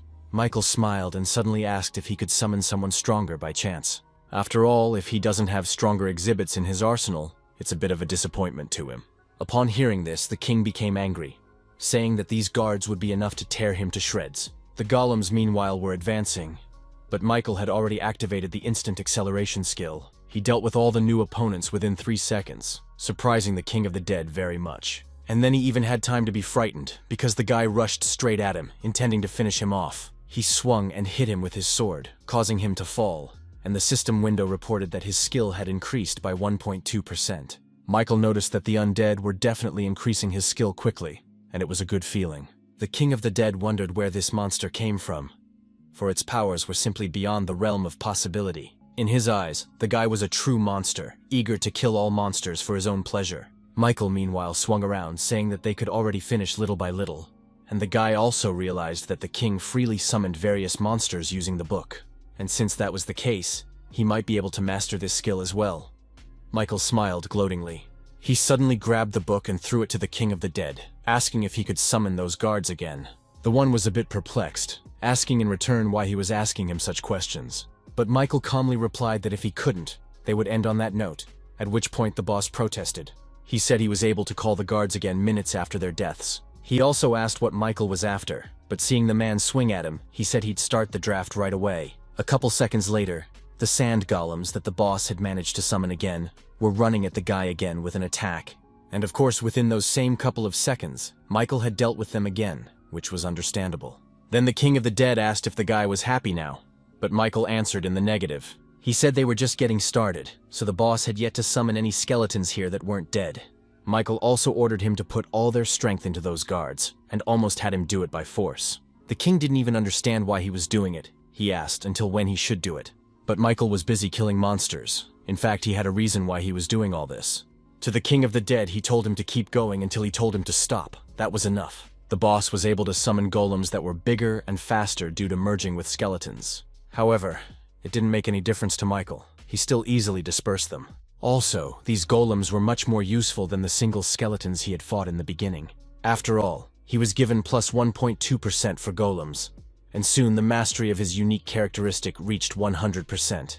Because of this, her rank increased by 1 level, and the guy clearly felt the change. He then smiled contentedly, for now his necromancy also had level 2, and that was impressive. Meanwhile, the King of the Dead had already used up almost all of his strength and cursed the guy for it. He called him a crazy creep who would make even the devil himself tremble. And Michael noticed that the fact that he had more and more cracks with each call spoke of his imminent demise. It wasn't a favorable scenario for the guy, as he wanted to use it a little more. King's last words were that meeting the guy was the most disgusting thing that had ever happened to him. And then Michael chopped off his head and immediately saw the message got a new achievement and increased stats. He also remembered to absorb the spirit of the Lich. And after that, the system reported a successful completion of the 8th floor. As a reward, all of his stats were increased by 2, and he also got 30,000 points and 1,000 CO. A moment later, a portal appeared, and he was safely back in the waiting room. He then got the message that the system had expanded, and now administrators could watch the trials. Restrictions on questions were removed, and rank 2 skills were becoming possible. Michael opened a window with information on his stats, all of which were roughly the same level. He went to his unique characterization information to read about a new additional effect. Now, when absorbing someone else's skill, he could completely inherit the skill of the deceased. And also, when absorbing the spirit of a deceased person, there was a 20% chance that one of their skills would be acquired. Michael thought the 8th floor ordeal had ended rather gently, but he clearly shouldn't have relaxed. The guy thought he could still continue to use the sword, but he had a problem with his shield and skills. After all, since he had brought his Hunter's Dagger skill to its maximum, Tal needed a new skill. So Michael went into the store to purchase something to replace the old effect. However, his hopes were not realized because he did not see anything there worthwhile or better than what he had. Then he thought that if there was no skill, then he needed to create one. So he bought the basic swordsmanship skill of rank 5. It was a common skill that enhanced sword abilities, but Michael needed it for another matter. He was going to increase the rank of the Hunter's Dagger through skill synthesis, so he needed a second component. The guy hoped to guess the best compatibility, so he chose these 2 skills to synthesize. The system produced a message stating that the fusion would be centralized around the Hunter's Dagger. And then he read that he had a 75% chance that a higher level skill would be synthesized. This statement pleased Michael, for he realized that he had correctly predicted compatibility. So he started the process, and after a while he saw that a new skill had been created. It was called Demon Slayer, and was rank 2, which surprised Michael. He went into the store to familiarize himself with everything. This skill increased basic knowledge of all types of swordsmanship and increased cutting power by 3 times. An additional effect was a double speed increase when fighting non-humans. Michael thought that this skill was just perfect for monster hunting. He even contemplated trying to synthesize his remaining skills. After all, the guy had checked their compatibility and likelihood of synthesizing, so he saw no reason not to try it. From accelerated regeneration and resistance to the laws of nature, he gained the skill Iron Blood Regeneration, and from the regeneration of Iron Blood and tolerance to pain, he gained the skill Ash Blood rank 1. It was the basic racial trait a mutant vampire is born with, and he also gained enhanced regeneration. On top of that, he could block up to 40% damage, which was already a cheat in itself. Michael figured he wouldn't have a chance to properly test that skill in the waiting room anyway. After all, it was equipped with a regeneration effect, so he cancelled it at the store for 50 points. Michael put his arm out and swung his sword at her, thinking that since all the spirits had been absorbed, the shield wouldn't activate. With that thought, he proceeded to check and mangled his hand quite badly. However, the regeneration effect of the peninsula met his hopes and even exceeded them. After all, his arm had healed simply at lightning speed. In essence, he was now under eternal healing. And in addition to such a level of regeneration, he also had a spiritual shield. The guy then opened the community, but he didn't seem to find anything there worth his attention. Besides, his time in the waiting room was coming to an end, so there was no point in dragging it out any longer. With that thought, he entered the portal to the 9th floor trial, where the theme was combat. The difficulty was high, and everything was given 1 day to complete. The condition for successful completion was to kill all monsters in the arena in the allotted time. The reward for a successful breakthrough was a new skill, rank 2 Beast Instinct, and the penalty was death. But suddenly Michael saw a message from the system saying that currently, this test is not safe for him due to the confirmed floor introduction of a challenger from the world of Murim. There was also confirmed goal stealing by this challenger, but Michael had already made a decision for himself. He stepped into the portal and immediately saw the pile of defeated monsters the intruder was standing on. It was clearly no longer a young man, who introduced himself as the Marima Union Commander, Albert. Immediately afterward, Michael receives a message that the purpose of the challenge has been changed, and he must now kill the invader. The man asked Michael what his name was, but the guy questioned why he was talking about it out of the blue. To this, the man replied that he had already revealed his name and position, but Michael was still not named. He said that he had not entered his floor with good intentions, so there was no point in introducing himself. The intruder then replied that there was a certain etiquette between swordsmen. Michael was speechless, wondering if there were any normal warriors among the applicants from other systems. The man, seeing that the guy wasn't going to answer, drew his sword and said that in that case he wouldn't do anything about it. With those words, he attacked him. Michael had to admit he was moving pretty fast. And then suddenly the invader used some sort of skill that unleashed a hail of sword strikes on Michael. In turn, the guy activated the skill Favor of the Wind and increased his turn by 30%. Thanks to this, he was able to fend off all of his attacks, and the man marveled at this, for few people were able to do this. They recoiled from each other, preparing to regroup their forces and counterattack. The man said that it appeared that there was such a skilled warrior in this dimension as well. Suddenly he apologized for looking down on the guy, but Michael didn't need his apology. He suddenly turned to the man as well, telling him to stop being a hypocrite, for he was here to kill him. Also to steal his bounty, and if he already showed up with such intentions, then don't let him act all polite. It was disgusting, and Michael looked at him angrily, ready to pounce and kill him. To this, the man replied that probably because he was from different worlds, they couldn't understand each other. He then raised his sword, and Michael realized he was preparing to use a new technique, and prepared himself. The man said for the lad to rest in peace, for he was about to meet his end. And Michael saw that because of his unique sword-light characteristic, he was blinded for 5 seconds. The guy realized that he couldn't see anything, and it even scared him because the opponent had 5 seconds to attack freely. Michael activated his resistance to magic skill, and was able to reduce the effect of losing his vision to 2.5 seconds. And then he activated the spiritual eye skill, so he was able to recognize attacks in the invisible range. Because of this, he could repel the enemy's attack in time, even if he didn't see it. The next instant, Michael felt the blade of the blade near his neck and ducked at the last second. He even got the new achievement, Avoiding Blindness, and all of his stats increased by 2. The effect of the unique characteristic Sword Light was disabled. Both opponents bounced off each other. The man was surprised at how the boy fought, for he was the first challenger from Earth to repel his attack. Michael's Ashblood skill had activated in the meantime, and he thought he had almost had his throat slit.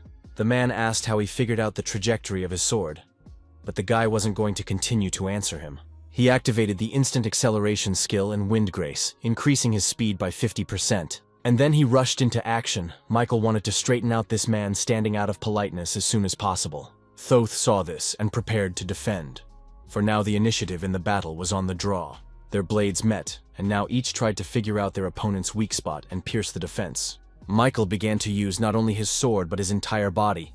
This knowledge came to him through a new skill. But to his Wuvav, the man had time to block everything, and was pretty good at fencing too. When Michael kicked him again, he swung around to stab him in the leg. Luckily, Michael managed to avoid that blow. He even decided it was worth trying other moves now. Still, it was amazing that the man had time to block all the attacks as Michael launched them with great speed. But the guy wasn't inferior to the intruder in skills either. He was also good at blocking his blows without giving him a chance to hurt himself. Their abilities were about on the same level, but Michael didn't know how many floors this man had already traveled. The man, meanwhile, noticed that the guy was using some strange and unusual techniques. He added that he was a bit puzzled, as he did not expect to meet such a strong opponent. After all, despite his incredible stature, their characteristics were essentially on the same level. So after a moment, the man's face changed. He said he was going to be serious from this second on. After that, he swung his hand and used his unique characteristic again, blinding Michael for 5 minutes. But this time, the guy already knew what to do. He quickly activated the magic resistance skill and the spiritual eye skill. In this way, he was able to reduce the duration of the blinding effect to 2.5 minutes, but the enemy was already attacking. Michael noticed that the speed of the intruder's blows had increased, and that didn't please him in any way. If it wasn't for the effects of the skills, there was no way he would have seen the attack, or rather felt it. The guy activated the effect of the rank 1 wrought iron steel defenses pendant. Because of this, he was now absorbing 10% of all pain from physical attacks, which was just about right. However, his shield suddenly cracked and the steel defenses skill activated. Just at that moment, the blackout effect ended and Michael could see his opponent again. He realized that he couldn't use his technique all the time, as it required recharging. So without wasting any time, Michael rushed to attack the man, using whatever was at hand or foot. He kicked a rock right in the man's face, and the man couldn't understand how the guy managed to deflect his attacks. The man chopped down the stone thrown at him with ease, and then went on the counterattack. But Michael was already rushing in the other direction, and was behind the intruder's back in a flash. Thoth had not expected it, for such speed staggered him, but the man prepared to defend himself. The guy didn't attack for some reason, and when Albert turned around to see what he was doing, he was surprised. After all, the hand wound left by his sword was healing at an amazing rate. Seeing this, the man said that he thought the guy was a pretty good martial artist. But all his techniques were borrowed from somewhere. Michael replied that the old man's unique power was also issued by the tower. He then activated the skill Wind Graces and increased his speed by a maximum 70%. Albert put his sword out, wanting to add more, but he didn't have time to finish due to a surprise attack from Michael. The guy was already looming over him, swinging for a punch, so the man had to defend himself quickly. He could barely make it at the last second, and was greatly surprised that the guy's speed had increased noticeably. Returning to his words, Michael asked how he looked at dying from a borrowed ability. He thrust his sword harder, and Albert had to hold back the onslaught with all his strength to survive. He thought that he had done the floor introduction dozens of times so far. It was also the case with this floor. He chopped down opponents from various worlds with his sword, but he was especially fond of the planet Earth, particularly because the people from this world were weak in terms of ability across the board. The challengers from Earth couldn't even touch a hair on his head. Besides, he had always had enough of a single attack, and this time he was sure history would repeat itself again. Just at that moment, Michael almost got him. Albert ducked at the last moment and realized that he couldn't go on like this because he was starting to lose. This made the man angry, so he decided to take the initiative and end this battle. After another fight, they bounced away from each other, building up their strength for the next attack. Michael too was wounded, for his sword was well wielded, but all his cuts were healed in no time. Which could not be said for Albert, who was already clearly at the limit of his abilities and was breathing heavily. Suddenly, the system gave out messages that the administrator of the White Crane sword was admiring the young challenger. The Monsters of the North admin predicts his imminent defeat, and the Lord of Late Night has taken an interest in him. Albert, though he didn't video all those messages, realized that the admins were probably watching them. It meant that if he ended the fight now with his victory, he would probably get new opportunities. With that thought, Albert activated the One Strike, Two Skins, and Lightning Sword Chi skill. They were followed by One-Hit skills and Nymph Walk, all of which greatly improved his stats. The man even changed in appearance. An incredible power that had not been there before was suddenly emanating from him. But Michael was amused by it, reminded of how he'd inked any techniques he'd gotten just a moment ago. Suddenly, the system popped up a message for Albert that said Floor Implementation Penalty. All of his stats were reduced by 8, and some of his skills were forcibly deactivated. But the recovery time of Sword Light was over, so he used the technique again. Michael, however, was already used to it, so he was able to guess the moment when his opponent would attack him. This time, the attack was from behind, but thanks to his Spirit Eye, he was able to sense it at the last moment. At the same time, Michael activated the 3 Absolutes skill, and his attacks were greatly enhanced. He knew where his opponent would end up, and he wasn't the least bit embarrassed that he would be striking literally blind. The boy swung his blade and brought it down where he thought his opponent would be. Suddenly, the effect of Albert's unique characteristic was turned off prematurely, both swordsmen standing side by side. Michael bent over with fatigue, panting in pain, but was happy that he had succeeded. Albert let the sword out of his hand, though he continued to stand, but it wasn't for long. After all, Michael had cut his body in half, and it was bound to disintegrate. The man only managed to say that it couldn't be, but the wound was fatal. So, in the next instant, his body fell to the ground, splitting in two, and Michael took a breath. He was tired, as using skills consumed a lot of mana, but he was glad he had won. The system congratulated him for successfully making it through the 9th floor of the Tower of Trials, and the guy smiled. He absorbed Albert's soul, and his skill increased by as much as 27%, and his breakthrough rewards changed. The system reported that they did not match the complexity of the battle, so a revision was made. When it was over, he received a new rank 2 plus 6th sense skill as a reward. He was also given 30,000 points and 1,000 COs, after which a portal opened and the guy headed there. He also noticed that this skill had a much higher rank than the one that was originally in the reward. However, Michael decided to watch the details already in the waiting room, so he stepped towards the portal entrance. Many administrators who watched his fight expressed their impression and delight at his battle. Michael froze like that before entering the portal, reading all this, and suddenly a smile appeared on his face. Then he remembered that earlier there had been talk of expanding the system where admins could watch him. Either way, they were left marveling at his fight, and the lad felt a slight satisfaction. Then suddenly he read that the Lord of Steelblood was condemning the excessive interest in the contactor. She added, so the guy doesn't become obsessed with the increased attention from administrators. Just at this moment, the administrator of the White Crane Sword offered him an exclusive power. Michael was surprised by this, for he didn't know that administrators could give out powers so easily. He then read that the Steelblood Lord was saying in a disgruntled tone that he could take strength. She added that there are times when they sponsor a force to gain favor with the contractor. White Crane Sword laughingly added that they would have many situations in the future where they would have to clash, and the Steelblood Lord said that the power provided would be so awesome that he would feel some kind of encumbrance.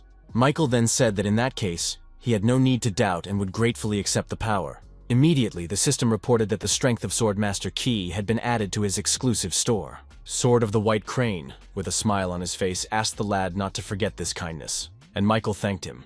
When he returned back to the waiting room, the system had expanded again. Now he had access to the common areas, but the guy didn't understand what that meant. He was interested in other things. After all, he didn't know if the system administrators could watch him in the waiting room too. Deciding, however, that he wasn't going anywhere from this, Michael opened an exclusive contractor's store. He looked at his powers and found a new one among them, which turned out to be a good 2+ rank as well. According to the description, this power allowed him to greatly improve his sword skills, however, the sword itself as well. He could infuse his mana into the weapon and use the so-called sword chi, which was much better than a normal sword. But what Michael also realized was that a second page in the exclusive store was now available to him. When he went there, he saw a new list of powers, consisting of 3 options, 2+, high-, and 1- ranks respectively. His first power, Bone Reconstruction, increased all of his stats by 2, and he also became malleable to any martial art. The power of the Steel Blood Sword allowed one to summon a Steel Blood Sword composed of mana. The last power, Hand of Death, doubled the effectiveness of necromancy and black magic. However, each of these forces was quite inexpensive, and Michael only had 2,000 COs in his location. So the only power he was able to buy at the moment was either Bone Reconstruction, either Swordmaster Chi, that was added to his exclusive store by one of the administrators. My first thought was to decide to save up some more CO to buy a few powers at once in the future. On then, the guy remembered that the man Albert who invaded his 9th floor was a real monster. And so, in order not to die at the hands of such scoundrels, it was necessary to buy more strength to begin with. After thinking this, Michael opted for the Chi Swordmaster and purchased this power for 1,500 CO. After receiving the new power, the guy thought that the skill 3 Absolutes also used mana. But the feeling here was completely different. If you call the mana flowing into the sword instantaneously like a wave the triple Absolute skill, though perhaps the strength of the Swordmaster Chi should be compared to a stream of water flowing down the sword. After he used this power for 1 minute, the system gave messages about a 2% increase in mana consumption. After 2 minutes since activating the power, mana consumption has already increased by 4% and more onwards. Michael realized that at this rate, his mana consumption would increase by 100% in about 50 minutes. Therefore, he deactivated the strength of Swordmaster Chi and thought that he should distribute mana well. He also remembered that the reward for passing the 9th floor was the new skill 6th Sense and went to read about it. It was as simple as that. All his instincts sharpened to the point of becoming a 6th sense. With that, he would be able to make complex inferences, and Michael thought that was a pretty useful skill to have. Then the guy decided to check out the last thing, the common areas he was going to find information about in the community. As expected, it was all about them there, as everyone who made it past the 9th floor got an enhanced version of the system. Michael noticed that there were a lot of comments here about common areas in the key of skill sharing. What surprised him the most was one comment from a guy calling himself a max-level swordsman. He said he had just been asked by a foreigner in the common area if he wanted to exchange force with his administrator.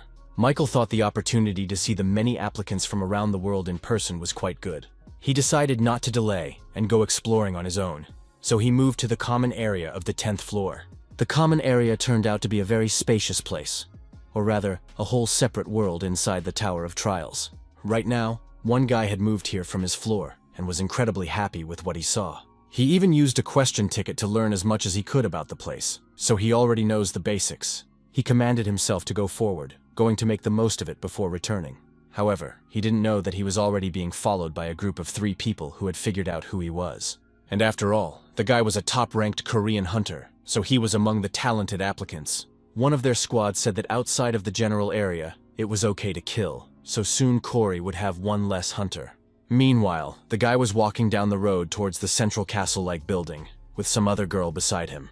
Suddenly, his mana consumption rate increased by 100%, and all stats decreased by 20%. To top it all off, a part of his body was paralyzed, all due to the effect of unique characteristics. The guy didn't realize what had just happened, but he had a bad feeling about his life. Suddenly, he heard someone's laughter behind him and turned around, seeing the 3 foreign challengers. One of them leaned toward him with his blade, asking if the guy really didn't understand what was going on right now, and the man thought that they were all off the trial.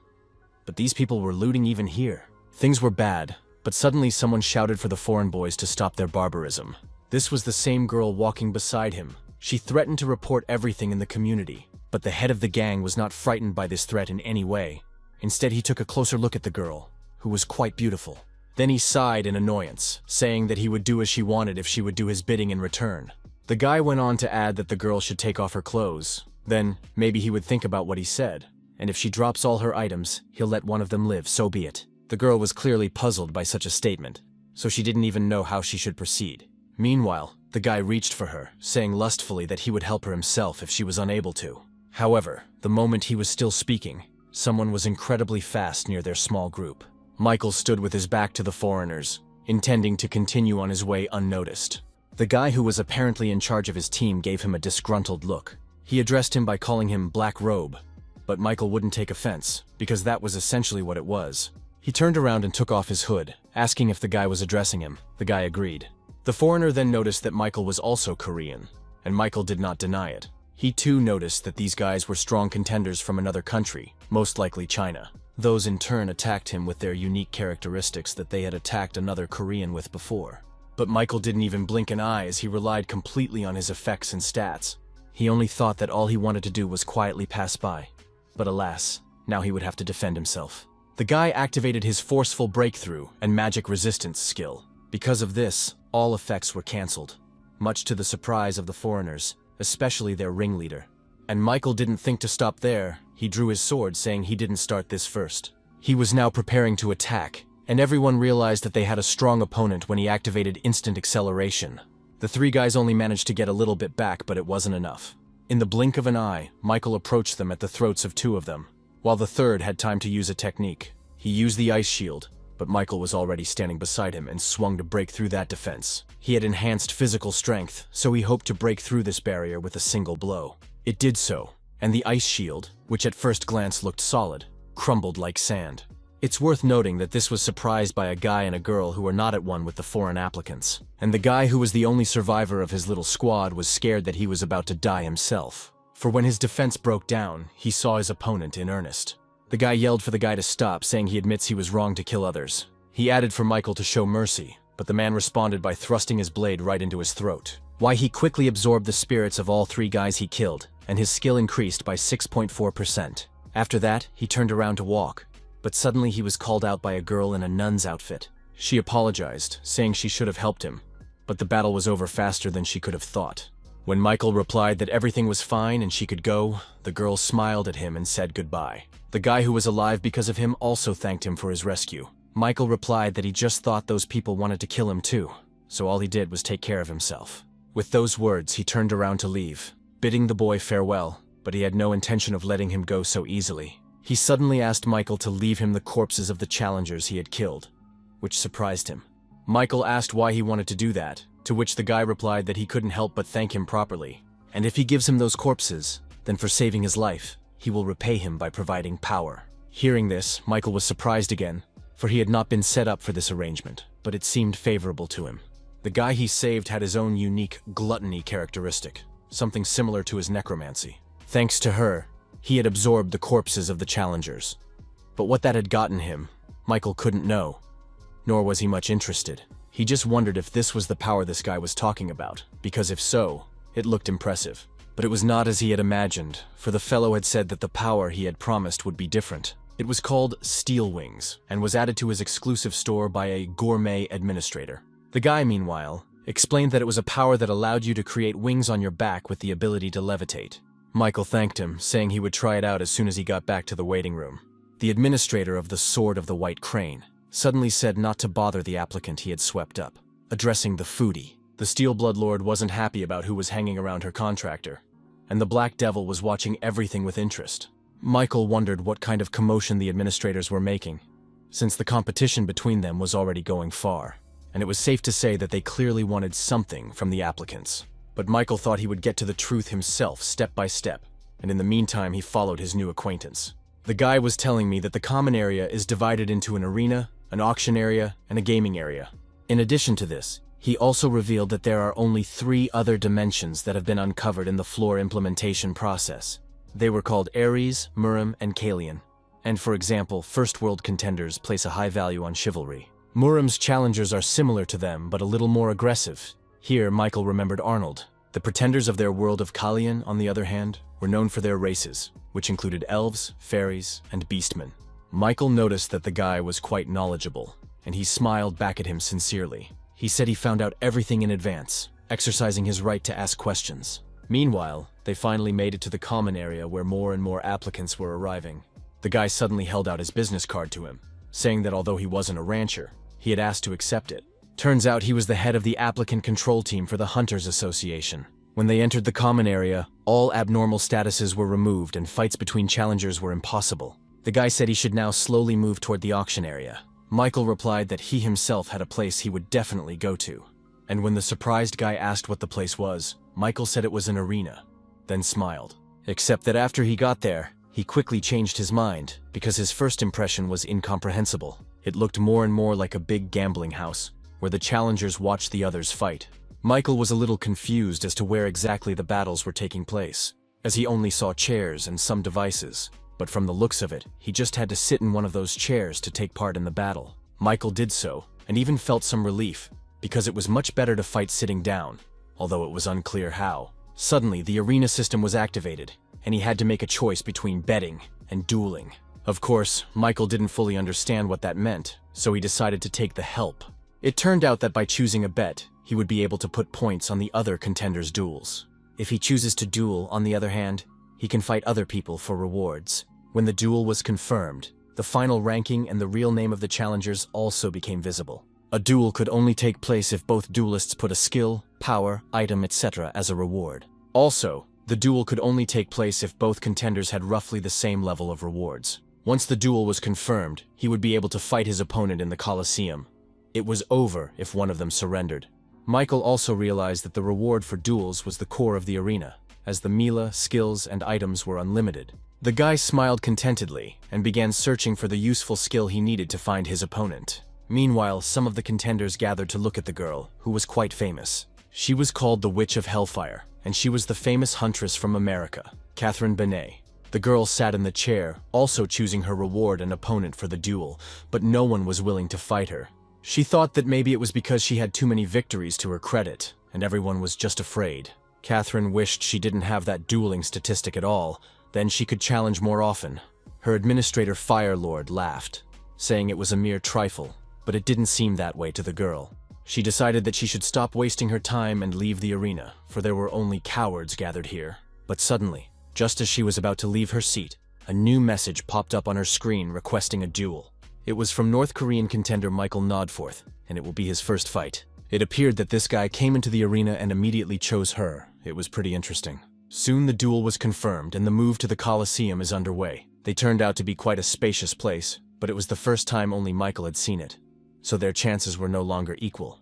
Catherine said she liked his fighting attitude, but before the fight, should have observed her opponent first. The duel began, and the girl immediately activated her fire abilities, to which Michael was just browsing for now. Catherine added that the guy could consider it a good experience and activated the fire birth power. Michael watched her with curiosity, for he had not yet studied this kind of technique, nor had he seen it. Meanwhile, Catherine had already attacked him with a fireball that threw a fiery tail behind her back. The attack came closer and closer, and at first Michael thought to just dodge it by moving away. However, he quickly realized that it was different with this flame, for it was literally chasing him. Seeing that he only had a little bit left before the balloon caught up with him, Michael decided to change tactics. Catherine meanwhile said that he might as well give up, for this was his end, which would not end until he reached his goal. But Michael thought differently. He activated a new skills Horde Master Chi and used it against this attack. As a result, it split in two, much to the surprise of Catherine, who realized she had underestimated her opponent. Sword chi was many times sharper than usual because it was actually created by their mana, so it chopped almost everything. Judging from the expression on the girl's face, she had seen this technique for the first time and was very impressed. They were once again standing in the Colosseum arena, but this time Catherine was waiting for the right moment to attack again. She realized she could only hurt the guy that way, and he suddenly spoke, addressing her. He said that the girl noticed that he could get a good experience here, so he would provide it for her too. In a quiet, secluded place where no one lived at all, one girl sipped tea while watching their battle. She watched Michael carefully as he fought Catherine, and it was quite interesting. The administrator didn't expect him to have already mastered the released chi energy, which was just right for him. The girl thought she had made a great move when she sponsored such a wonderful force. In the future, she will need to secure the favor of this suitor, and perhaps he will fulfill her long-held wish. Michael, meanwhile, successfully deflected another fireball aimed in his direction and chopped it up as well. But Catherine didn't plan to give up so easily. She attacked him with 3 balls at once from different directions. However, all Michael had to do was simply get away from them, and the instant acceleration skill helped him do just that. The boy found himself in midair, but was surprised to notice that the flames were aiming there as well. Therefore, he used sword chi again, which now increased his mana consumption by 2%. However, as he shattered another fireball, he saw that some of his clothes at the back were slightly on fire. More precisely, it was the hollow of his assassin's cloak, and that was rather unfortunate, for the cloak gave him speed. Michael thought in horror that now the effect of the cloak would be lost if it was damaged like this. He landed in front of the girl, who again suggested he surrender, and then they would dispense with the blood.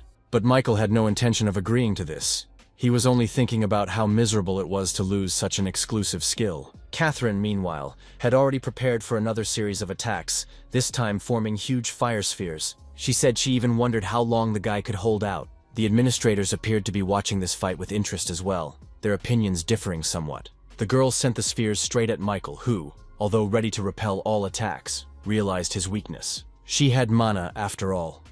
It had already been 4 minutes since the activation of Swordmaster Chi, and her consumption had increased by 8%. He realized that if this continued, the fight would drag on, and he would be at a disadvantage. So Michael decided to add to his strength with absorbed souls and used Albert's soul. Thanks to this, his stats increased, particularly his mana, and also managed to absorb one of the man's skills. The rank 1 lightning sword Chi had the ability of lightning forming on the sharpness of the blade. Michael wondered if that meant he would be able to launch energy over long distances and hit targets. Catherine, noticing that he was thinking about something, asked if he had time to be distracted. In that case, she would make sure that all of his attention was focused only on her flame. Michael tensed up, and the girl attacked him this time with fire arrows, of which there were quite a few. They weren't small either, so Michael decided that it would be best not to waste mana on sword chi and just hide. He dodged the arrows, but there were too many, so some reached his body. But the guy wasn't going to let them hurt him, so he reflected some with his sword, and others with his hands. He wasn't afraid of it as the Ash Blood skill was immediately activated, and all the burns were healed. Catherine, meanwhile, was again preparing another attack, but this time Michael decided to try something new.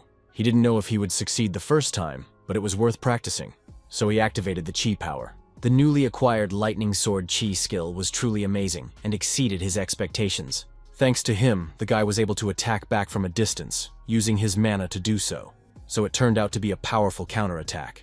It was so strong that Catherine even had to use a shield to keep her from getting hit. The girl was amazed at the power with which this guy repelled her spheres and arrows, and then outnumbered her in strength. She could barely hold back the onslaught, but she realized she couldn't back down that easily. After all, fire was her element. Except that Michael had long ago calculated everything down to the details and anticipated her further actions. He was standing at the girl's back. His sword was near her throat, and Catherine had no choice but to admit defeat. She confirmed that she was surrendering, and as a reward, Michael received a rank 2+ storm skill. And then it was over, and they both moved to the common area of the arena on the 10th floor. Michael discovered information about the new skill by researching it. It said it was quite useful for stabbing blows. The guy thought he was counting on swordsmanship, but here it was a bit different. Nevertheless, it was his first win, and he was ranked 3rd in the final rankings on his server. This was a signal to start growing, so he soon confirmed the new duel again. This time, his opponent was ranked 11th on the Japanese server and looked accordingly. However, in reality, it turned out that the guy was better at flapping his tongue than fighting. He said that he didn't expect the 3rd-place Korean server to turn out to be such a barbarian. Here, Michael smiled. This infuriated the Japanese man, and he asked why he was so funny, and Michael responded in kind to his teasing. He explained that he found it funny that he had the same thoughts about each other. Of course, this made the Japanese even angrier, and he attacked with his first weapon in the form of a spear. But Michael didn't even bother to block it. Easily dodging it, he realized the guy was weak. Such an attack from a challenger ranked 11th in Japan's final ranking seemed ridiculous to him. But then he thought with a smile that he must have just gotten a little too strong lately. And since this kind of level seemed like child's play to him, he would easily be able to earn a lot of rewards. As it happened, Michael got the impression that it was simply a cornucopia of skills. A short time later, he defeated another challenger. This time, the opponent was ranked 10th in Turkey. Behind him fell number 7 from Russia, which Michael had a good fight with. But in the end, he did some serious damage. Number 13 from Germany seemed to be the easiest for the guy. He dealt with it in just a few seconds. It went on like this until he got the new achievement Duel Master. His strength increased by 2. Meanwhile, in the central lands of Murim, a young man was meditating on a stone. Suddenly, his meditation was disturbed by one of his subordinates who had come to report on his work. He explained in general terms that Master Albert had died at the hands of a challenger from Earth. According to the latest news, it has recently become possible to connect to the Earth dimension. And as people have said, Master Albert was one of the first to embrace the attempt to do a floor infiltration there. The guy was still talking when suddenly there was a ferocious roar and they saw a huge monster. The one sitting on the rock didn't even glance in the direction of his new opponent, but he was already reaching for his sword. It had already been 5 years since he had stopped climbing to the top of the Tower of Trials, he remarked aloud. Then the guy stretched his hand somewhere in the distance, and suddenly a sword hidden in the rocks flew towards her from there. His weapon looked very powerful, but what was most impressive was that the guy didn't do anything for it. The monster meanwhile roared again, preparing to pounce on him, but the sword was already in the guy's hands. In the blink of an eye, he pushed himself off the ground, and was right above the head of the monster, who was a bit puzzled. The monster wanted to eat him, but the guy was too nimble, so he couldn't manage to hurt him in any way. And then the guy attacked and finished off the intruder with one precise and powerful blow. He knew to be near the center of the head, because that was where the pain centers of these animals were located. As a result, the monster fell unconscious, and the guy waited a while longer to make sure it was dead. His servant was delighted to think that he had easily dealt with such a powerful spirit creature. The young master's martial arts are so powerful that contemplating his might gives you goosebumps. In the meantime, the latter turned to him, telling him to find out by any means necessary who exactly killed Master Albert. It was quite some time before Michael was back in the 10th floor waiting room. He collapsed on the bed, wanting to take a little break because he had expended quite a bit of energy today. But after a few seconds, there was no trace of fatigue. That was the beauty of the waiting room. The guy opened his status window, thinking he'd gotten some more powers in such an unexpected place. The first of these was the power of steel wings, with which you could fly using your mana. Just thinking about it made Michael's heart fill with joy, and he was very grateful to that hunter.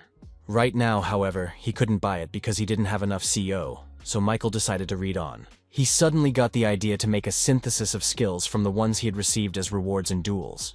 And after some hard work, he settled on 3 new skills with good ranks. Michael was surprised that he was so successful in picking the right skills to synthesize, as he even ended up getting rank 1.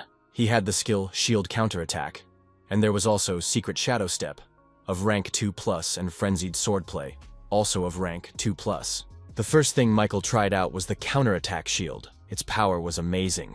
The guy figured that with that skill in his arsenal, almost no attack could hurt him. Moments later, he was already assembled for the 10th floor trial, the topic of which was collaboration. According to the terms, they had 3 hours to prevent the resurrection of the Lord who devours darkness. The conditions for failure were the death of all participants, or the expiration of the allotted time. The reward, however, was a rank 1+ skill enhancement potion, and soon participants began to show up. The system announced that the team members were distributed according to their final ranking. First up was challenger Kim Hoon, who was ranked number 1 in all of Korea. He looked composed. Second was number 2 on the final ranking list, Martin Lee, who seemed like a nice guy. The third challenger with the nickname Hunter appeared, and Michael himself came out of the portal. And the last to come out was the 6th place contender in the final rankings with the nickname Sudi Gunyu.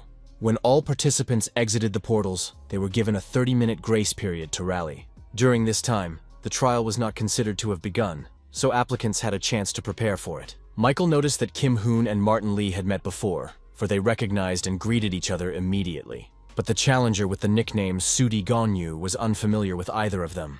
Plus, he had his own strategy. Suddenly, he shouted, pointing his finger at Michael, that he was the same swordsman he had met on the 4th floor. Guy added that that's when the carnage between the contenders for the right to grow fast began.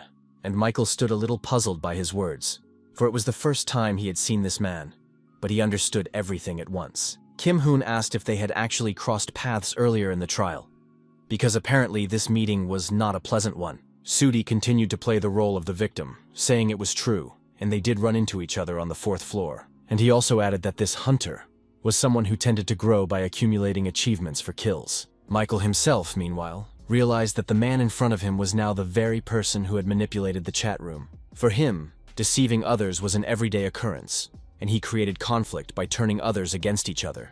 The guy used this time to reap the rewards, for he only cared about his favorite person.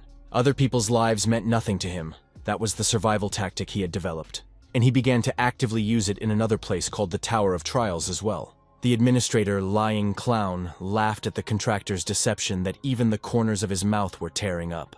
That's what this guy with the nickname Sudi Gonyu was like, and now he wanted to get rid of Michael on their new team.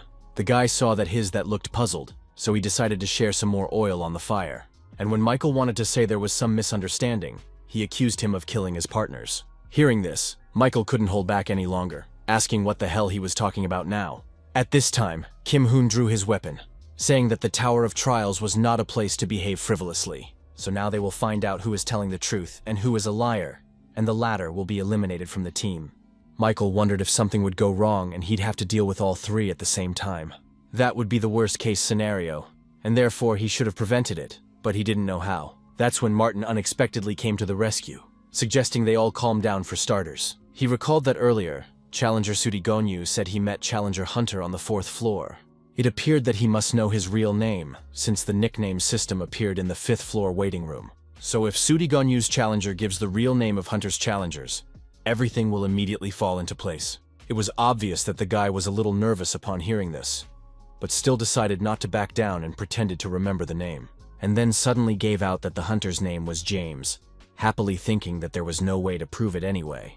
Martin then turned to Michael, calling him James and asking if he had anything to say. To this, Michael replied that he wasn't the least bit amused, and reached somewhere for the scruff of his t-shirt. He then pulled out his hunter's license and explained that he had brought it with him by mistake during his return to Earth. Upon seeing this, Sudi realized that he had screwed up, because by doing so, the guy confirmed that he had lied to everyone present. Kim Hoon said that it now seemed to be clear who should be eliminated, and clutched his battle hammer tighter. Sudi Gonyu realized that the situation had taken a very bad turn for him, and he would only be able to save himself by a miracle. But suddenly Michael turned to number 1, apologizing and saying that he would handle this matter on his own, because now he was very angry at the guy who dared to communicate him in the murder of his comrades. Kim Hoon replied that he understood him, saying that in that case, he and Martin wouldn't bother him. And Sudi realized that he had a chance, because if he defeated this scum alone, he could survive.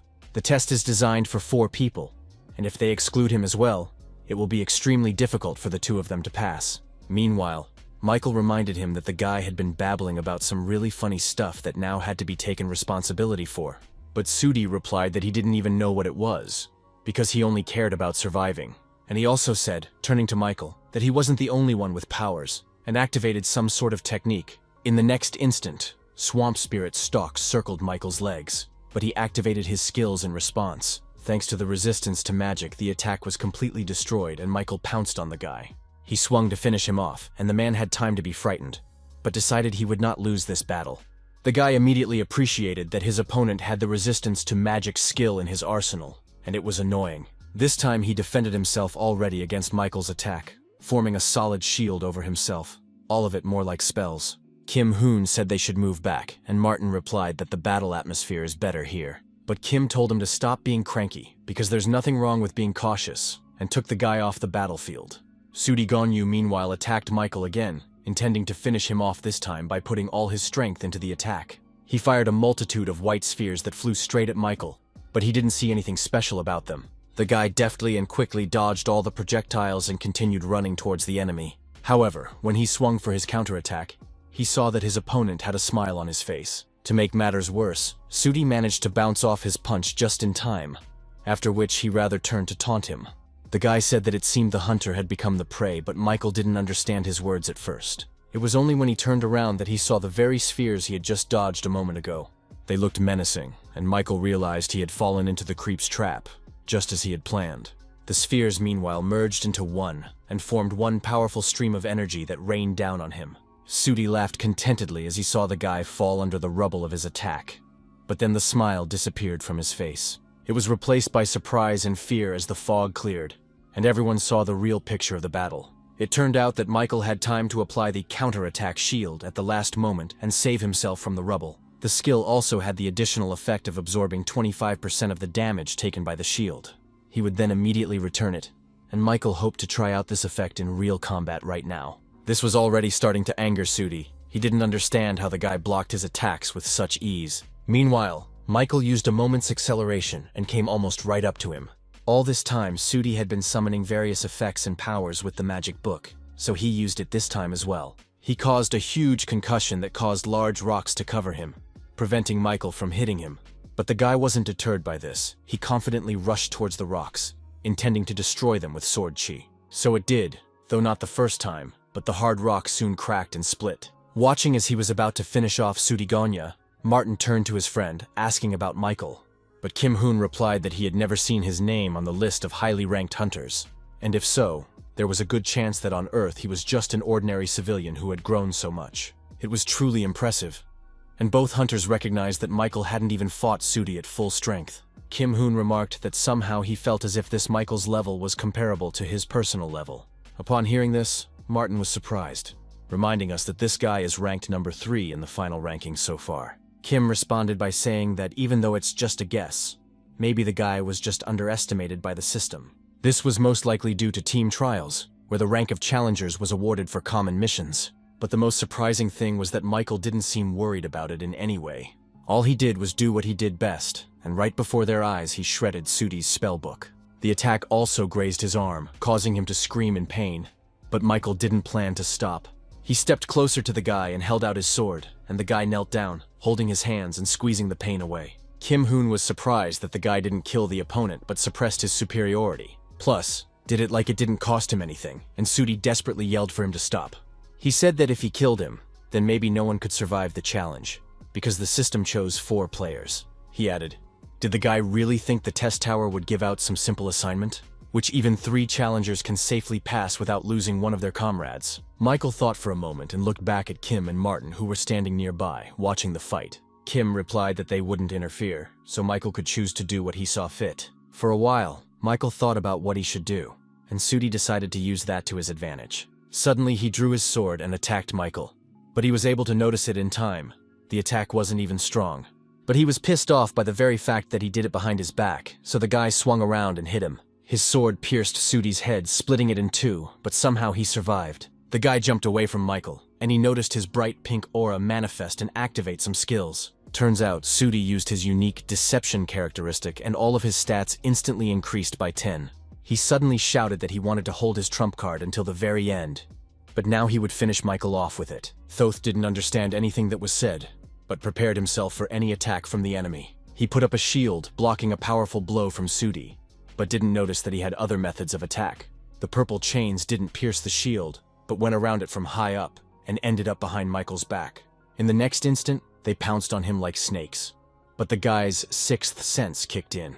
Thanks to him, he was able to sense the attack and activate the Windgray skill, increasing his speed by 40%. Thankfully, none of the chains hit him, and the boy approached Sudi again, shield out in front of him. He said he knows now that it's far more dangerous to mess with trash like him than to challenge the 3 of them to a trial. Sudi screamed in despair and anger, for he realized that now the guy would definitely kill him, and Michael used the counterattack shield skill, which instantly released the accumulated damage. The opponent was unprepared for this, so he could not defend himself in time from Michael's powerful attack. A moment later, he was already adding new items to his inventory, among them Sudi's equipment. In particular, he liked the old high- rank vampire count's tuxedo and the bloody celestial demonic sword of rank 1+. Michael hid it all away, saying he would use the items properly in the future. At this time, Kim and Martin jumped off the cliff from where they were watching his battle, which was already over. Martin said he was just great, and Kim remarked that there didn't seem to be any problems between them now. Everyone agreed and decided to move forward. After all, there were 10 minutes left before the challenge started, so we should have been prepared. They saw a large statue of a rider on a horse. It looked a little creepy, but that was not what bothered Martin. He wondered if it would come to life. Since it was the Tower of Trials, it could very well happen. Michael mentally agreed with him. Glancing at the statue, he noticed something odd about it. First of all, the rider had a crown on his head, and secondly, Michael saw that a faint black mist was coming from it. None of his associates paid any attention to it, and Michael himself didn't pay much attention to it either. But, as it turned out later, this fact was not to be neglected. Meanwhile, they had come to the right place. Martin was surprised to see a huge room that was furnished with obscure decorations. Kim said it looks like he came to the right place. But something caught the attention of all three contenders. They were huge statues of ancient warriors that looked quite intimidating. Martin remarked that he had a bad feeling about it, and everyone agreed. And in the very center was a huge throne, on which, as if someone was sitting, but there was only armor. Suddenly, the system informed me that the grace period had expired, and now the Dark Guardian squad was about to appear. The challengers were required to prevent the resurrection of the darkness-eating overlord. In the next instant, one of the statues of ancient swordsmen suddenly moved. It was a warrior from long ago, all in armor, and he looked quite powerful and even awe-inspiring. Following him, the other statues moved, and then they all jumped to the guys below. Kim said he had just about had his bones then too, so it was a good time to stretch out a bit. Suddenly, Michael turned to everyone and pointed to one of the guards standing directly in front of Kim. The guy said that the one on his back had a head that the guards were carrying to the Lord for resurrection. Kim agreed, saying that in that case they should prevent it and prepared to attack. He liked that it was pretty easy, as the guys just had to distribute the forces one per warrior. The opponents meanwhile attacked, but all three challengers were ready for it, and the fight began. Stepping on his opponent, Michael thought it would be best to deal with him with a single attack. He planned to use Sword Chi for this, so he dodged the warrior's attack and went behind his back. Except the guy didn't calculate that stone statues could use mana and create energy flows to attack. To his surprise, his opponent attacked him back and even blocked a bit of his own attack. Michael jumped back and began to analyze his opponent as he always did in these situations. Much to the guy's surprise, the stone warrior also possessed chi energy and used it just now. That meant these warriors were not as simple as they seemed, and Michael wondered how the others were doing. They weren't doing well either. Kim also noticed that the enemy was using the same techniques as him. And then there was a pretty big explosion, and the warrior who fought Kim used it. He ran towards the darkness-eating lord, or rather his armor, clearly with the intention of resurrecting him. He even almost managed to get close to him as a sudden attack followed from the side. The Dark Guardian managed to block it with his halberd, but time was lost, and that pleased Kim. After all, he was the one who attacked the warrior, this time with a new attack, clearly unwilling to let him fulfill his intention. The guy also figured that each of these scum had a level to match the boss. So he addressed everyone, telling them to keep their ears open and not let themselves be caught off guard. Then Martin's voice came from somewhere, noticing that Kim himself had just lowered his defenses. The guy suddenly added disappointedly that the hat didn't suit him, so he couldn't use it anymore. He then turned to the dark guard he had been fighting, saying that for making him wear that stupid hat, now he would have to pay with his life for this. With those words he drew his bow, which turned out to be his weapon, and then released an arrow that traveled with incredible speed and power and hit the target accurately. But the guard didn't think of stopping there. He suddenly ran straight at Martin with another attack. The one in turn prepared to defend himself, but in this he had a huge advantage. After all, when dealing with mages, close combat is the standard, so Martin even smiled. After all, it only worked if the mage was an ordinary wizard, and he himself was no such thing. With those words, the guy summoned a new weapon. This time it turned out to be a huge, sinister scythe of death. Michael was impressed by this, thinking that after facing only weak opponents, the sight of these people stirs the blood. So the main thing is only for him not to fail in such a team. He dodged the attack of a guard who fought very confidently, and could really match the level of the boss. But Michael had no intention of letting him hold the initiative for long. He counter-attacked him with stones. The next step was to activate Wind Grace. The guy increased his speed by 50%. Except instead of attacking, he ran past the guards toward the throne where the Lord was to return. Suddenly, he activated a new rank 2+ secret Shadow Walk skill, temporarily increasing his strength by 3. He then connected the frenetic swordplay skill, increasing his attack speed by 10%. The activation of the Swordmaster Chi skill was decisive, after which he pounced on the Overlord's head. With all the extra effects activated, his power allowed him to shred it. Kim Hoon, seeing what Michael was doing, decided to help him, and used his depth bomb technique as well. At the same moment, the guard he was fighting let go of his weapon from the immense power that pierced through his body. Although he was only a stone statue, but the effect of Kim's attack was tremendous even for him. The Lord's head, which the guard was delivering to the place of the armor, was badly damaged, but had not yet cracked completely. However, there was still one member of their team left, who was already rushing their attack to make it decisive. Martin twirled his scythe in all directions, simultaneously fending off various attacks and striking back. But here he jumped up and swung for a controlling blow, intending to crush his head. The guard who had her on his back tried to block this attack, but was unsuccessful. Martin's scythe went behind his back and sliced the Lord's head in half, making resurrection impossible. The guard shouted loudly. By all appearances, this was a serious failure in their plan. And then the rest of the guards matched him and hurriedly fled the scene of the battle. The guys just watched it. Kim Hoon said that they should slowly wrap up already too, and the others agreed. They ran after the guards, but it turned out to be a mistake, for the boys had not calculated one detail. Michael suddenly heard a strange sound coming toward them, as if someone was riding a horse. Just as suddenly, one of the guards suddenly stopped and knelt down, slung his halberd on his back. The other guards also knelt down and thus formed a small springboard. For whom it was intended, the lads realized the next instant when a rider ran across it. It was the same knight who had been standing at the entrance, and now he was flying straight for the Lord's armor. The situation was dire, for the knight also had a head, which he intended Vladimir to armor. Kim was the first to react and rushed after the rider, but it was useless because he was already close to the target. Michael quickly assessed the situation and realized that it was really too late to run after him. This was bad. The rider, meanwhile, jumped off his horse and aimed at the armor in a leap to put the Lord's head there. Then Michael, with his last strength, decided that the best solution was to throw something and swung his sword.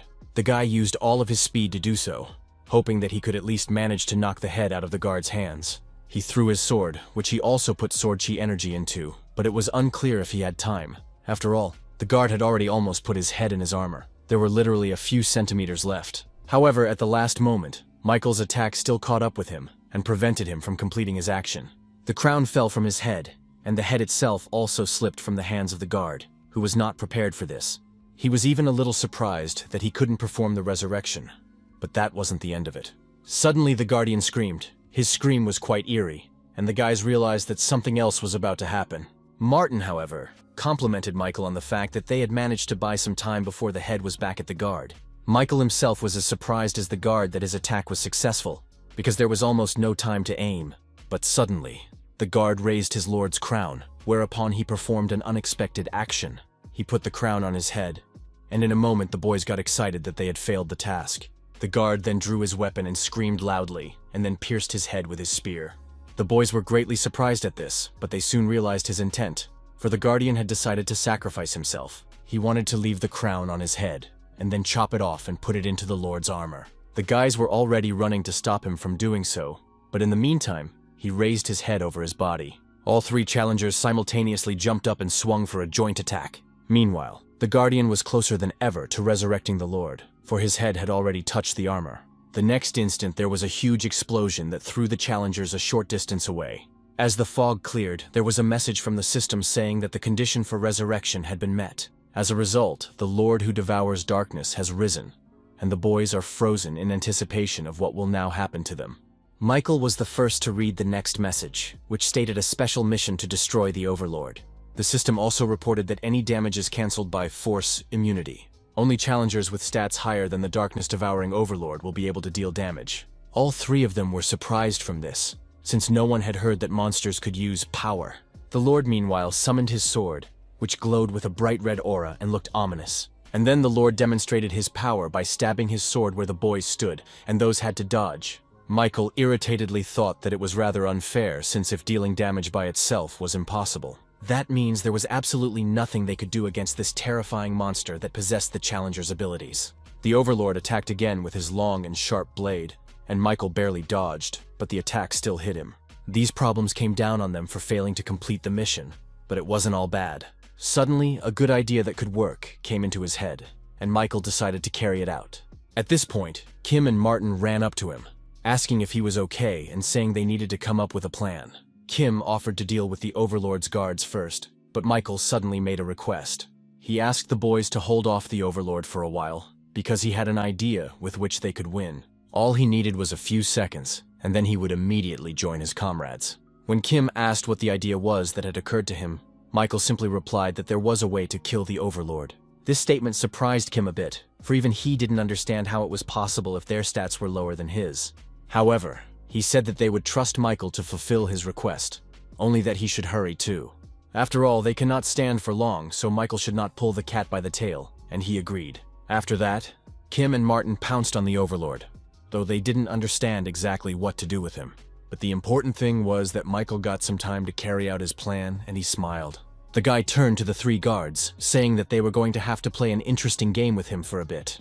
Kim, meanwhile, activated his Warhammer for another attack, intending to compare their stats. He used the depth bomb, and in an instant, the Overlord's body was subjected to incredible power. But before any damage could be done to it, the technique was nullified by force and inviolability. As expected, their attacks were of no use to her, so the guys backed off, deciding to just wait. But the Overlord suddenly went on the counterattack and activated his Overlord Greatness power. The system gave a message that the guys should show respect towards the Overlord. Any action that does not meet this requirement will be blocked. The Overlord attacked. Kim and Martin dropped to their knees, but did so involuntarily, and from the fact that their bodies were paralyzed. Kim activated the magic resistance skill, which partially removed his body's blockage, and he was able to move. The lad got to his feet then, but saw that the Lord had already swung his sword to attack, and they had only seconds left. Besides, Martin still couldn't move, and Kim quickly reasoned what he should do. He grabbed his friend by the mantle and leapt to the side, tumbling over him with his body weight and closing him off from the attack. But unfortunately, the Overlord's blow thus hit him himself, and Kim felt a severe pain in his back. Martin was not in the least afraid for his friend, for he usually never allowed anyone to injure him. He ran up to him and put one arm around his neck, supporting him to keep him from falling to the ground. But unfortunately, it was still in vain because the Overlord had already swung at the two of them again to finish them off. His blade was hovering right over the guys' heads, and they were already preparing for the worst when suddenly someone blocked the blow.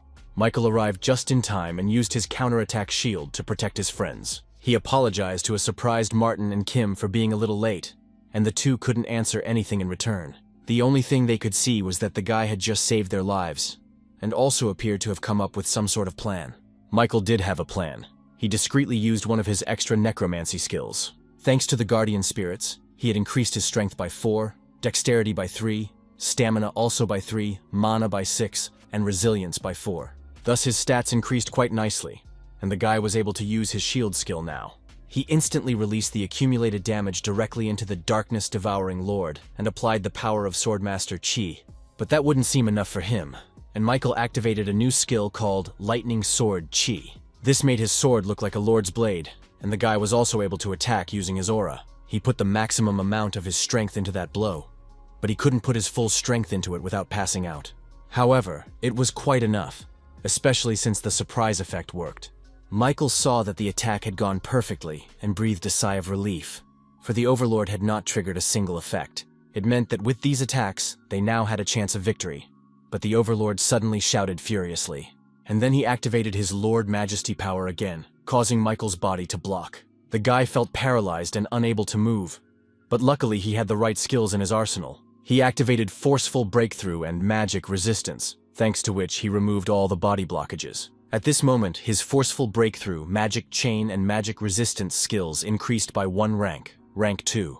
The guy then activated the counterattack shield again and pounced on the Overlord with a new attack. It was also strange that the situation actually looked very dangerous. But somehow Michael wasn't confused by that. He suddenly realized that he couldn't stop laughing and thought it was because of the anticipation of his impending victory. His fundamental desire to get stronger flared like fire, and Kim and Martin noticed it. The latter said that this challenger Michael was the truest monster with incredible strength, and Kim Hoon replied that they should congratulate him nonetheless, as the top spot in the rankings now belongs to him. Meanwhile, Michael's shield's recharge had finished, and it had reached its maximum damage absorption limit. It was then that the boy realized that this was the very chance with which he could defeat the Overlord. He knew that if he reduced the shield's area of effect, the energy density would increase. He did so, and then released all the accumulated damage, forming a sharp laser that cut through the Overlord's armor. Thoth didn't expect his defense to be able to be penetrated, so he was only able to dodge, putting his shoulder in place of his head. And Michael was already running towards him with another attack, while activating Wind Grace with a maximum speed of 70%. This was followed by the activation of the Furious Swordplay skill, and the attack speed increased by 10%. The last thing the Lord saw was the lad's gleaming blade, which he used to cut off the monster's head. All this time, he was being watched by the Steel Blood Lord, who thought with a smile on her face that she was very lucky. After all, this challenger showing crazy growth was her contractor. The usual challengers climbing the tower are carefully prepared not to take any risks, but Michael Nodforth is a valuable talent not easily seen in other dimensions. The only problem was that over time, other administrators would start getting more and more interested in him too. So the girl needed to develop a closer relationship with this suitor before others did. She did so for personal reasons as well, for the girl still hadn't given up hope of getting her wish. The Lord Devouring Darkness had been defeated. The system announced it, but it was clear enough as it was. A rank 1+ skill boost potion will be added to applicants' inventory as a breakthrough reward. As an additional reward, Michael was credited with 60,000 points and 2,000 COs. And then the system suddenly announced that challenger Michael Nodforth had made a major contribution to the special assignment. As a result, he got another 10,000 points and 1,500 COs, and the guy himself thought the reward totally paid off the difficulty. Martin looked a little puzzled and asked how he had managed to pull all this off in the first place. To this, Michael replied that he simply had a skill that was perfect for the situation. Kung Hoon then said that whatever the case, the guy had surprised them a lot today, so he suggested that they become friends. The guys sent him a friend request, saying they'll talk to him more in private chat, as they need to patch themselves up a bit in the meantime. As it turned out, more than 1,000 applicants successfully made the 10th floor breakthrough, so system expansion began. A new category of dimension travel was created, and other dimensions were now available to them. Michael thought he was referring to the two worlds, Ares and Murim, that James had told him about. Suddenly, the system reported that the administrator's area of observation had expanded. This also applied to his intervention area, and communication with him in the waiting room was now available. However, an additional contract with the admin and a move to his personal domain also became available, except it could only be contracted once, after which additional contracts would be limited.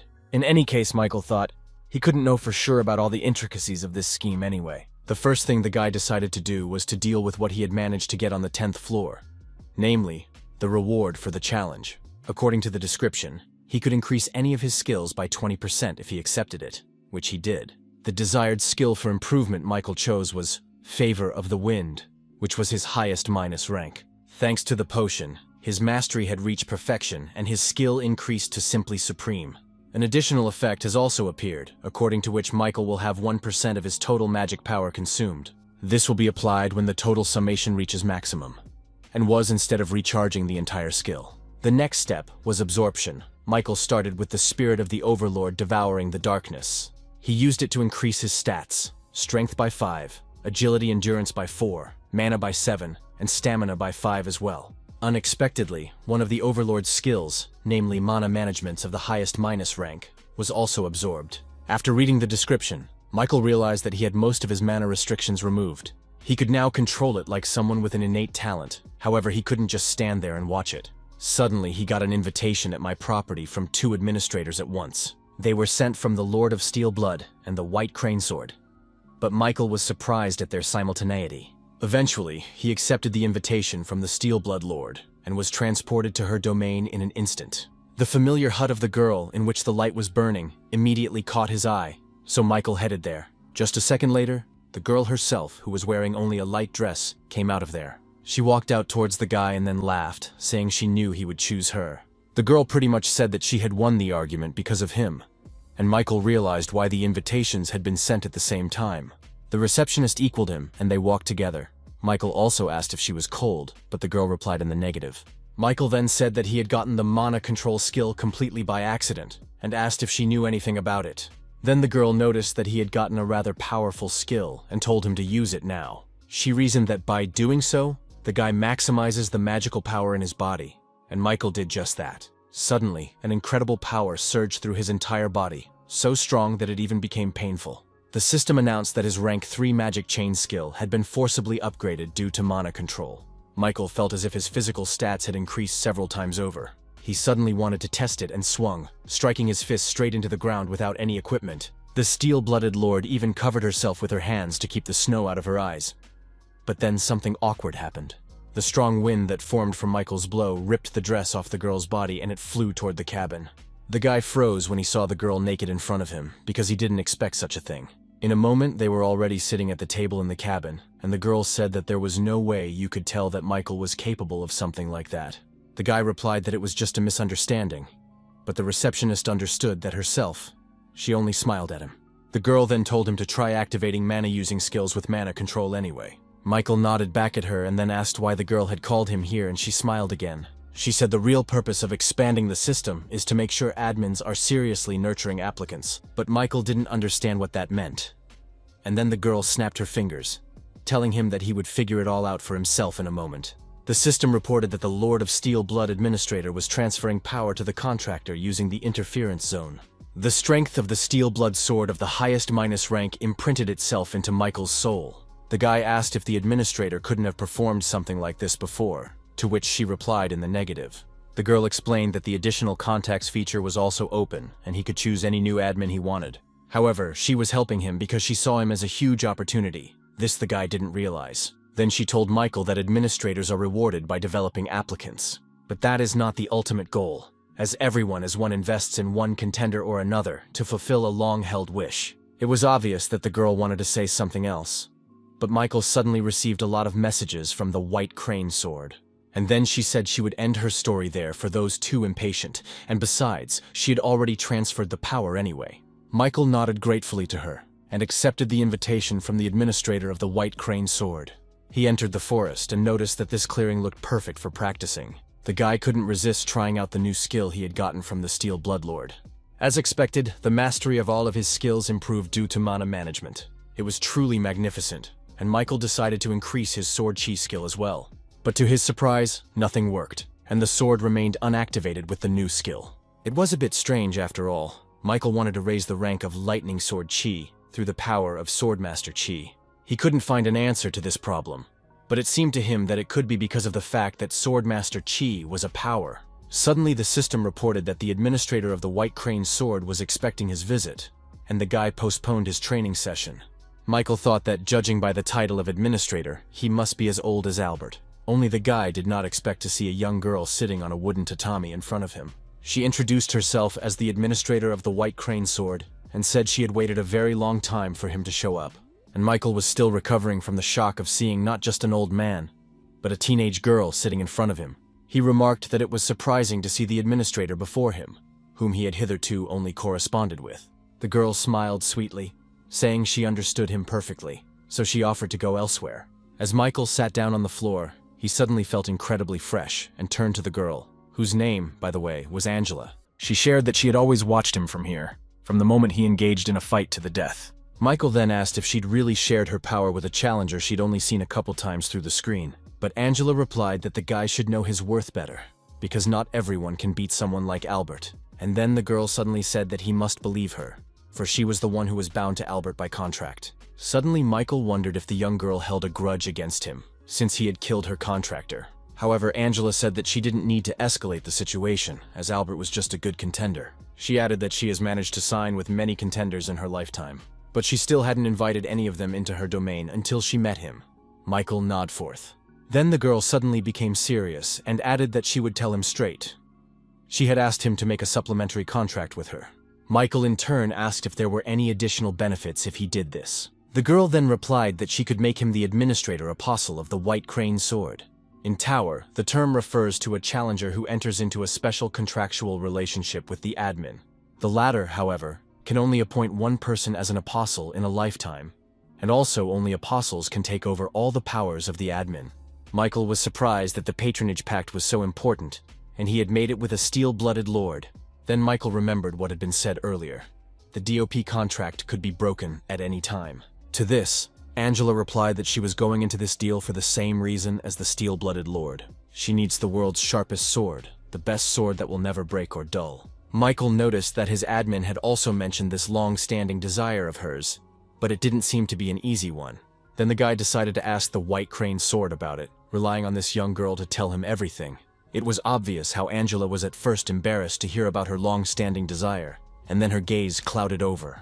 After a while, she said the longtime admin's wish is a memory that comes from past regrets, and at the same time, a long-held wish is a right given to the administrator by the Tower. Similar to her tests, a long-standing wish is a kind of also a test that the admin can give to the contractor. and when the long-standing wish is fulfilled, the challenger will be rewarded. Here the girl's voice shuddered, but she soon finished, saying that if one suddenly got a long-standing wish, it was fashionable to even change the past. Upon hearing this, Michael objected, saying that it was absolutely impossible to change any event in the past. But Angela replied that he should know everything perfectly well himself, whether she was telling the truth or lying, for he already knew what the tower was. Then Michael remembered all the strange happenings and abilities that were only unlocked in the Tower of Trials. He suddenly thought that if it was about her, everything became possible. And it turns out, even time. The guy suddenly turned to the girl, asking if he could ask a single question. He wondered how high he must climb in the Tower of Trials to fulfill her long-held wish. Hearing this, Angela was a little embarrassed, for she didn't know how best to respond to it. But soon she said she thought it had to be at least the top floor. In a few minutes they had made an additional contract, and the girl was glad as a child. Michael thought he still had to go for it in the end, but the terms of a long-held desire were not happy. So far, all he had learned was that the top floor of the tower was the goal he must reach. In addition, he was recognized as a true apostle of the White Crane Sword, and gained plus 10% to all skills in the Murima dimension. As a privilege, his strength was also increased by 3, and he was also recognized as the apostle of 2 admins already. The guy thought that he couldn't miss out on this kind of advantage, allowing him to become stronger immediately. Plus, he received an unexpected gift from Angela, who wished to strengthen her bond with him. He asked if he'd heard anything about that woman, but Michael didn't realize who she was talking about. And when he clarified exactly what the girl meant, the girl said she was talking about a woman looking for him. Angela then added that this woman seemed to have complete faith in him and all his powers. Of course, she herself, Angela, believed in him too, but she still felt she had to tell him something. She warned that his question tickets would be used in this, but Michael didn't mind, as he had plenty of them. Suddenly, however, the system reported that all of his tickets had been used up, and the guy wondered what the big deal was.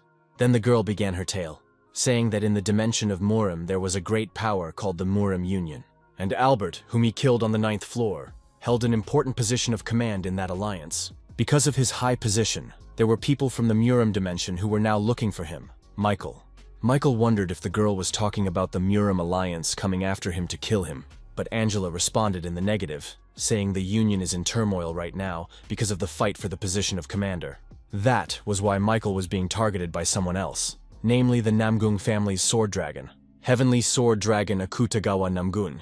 He was a creature that resided in the Murim dimension, where everyone is obsessed with martial arts and learning new techniques, so he is called a genius among them all. He is looking for Michael, using revenge as an excuse, but in reality he is driven by simple curiosity.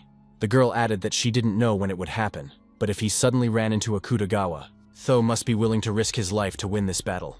Otherwise any skills are useless. After a while, Michael successfully moved into the waiting room, pondering Angela's words. That Akutagawa Namgun guy she was talking about was looking for him right now. To put it simply, he was a psychotic killer from the Murim dimension.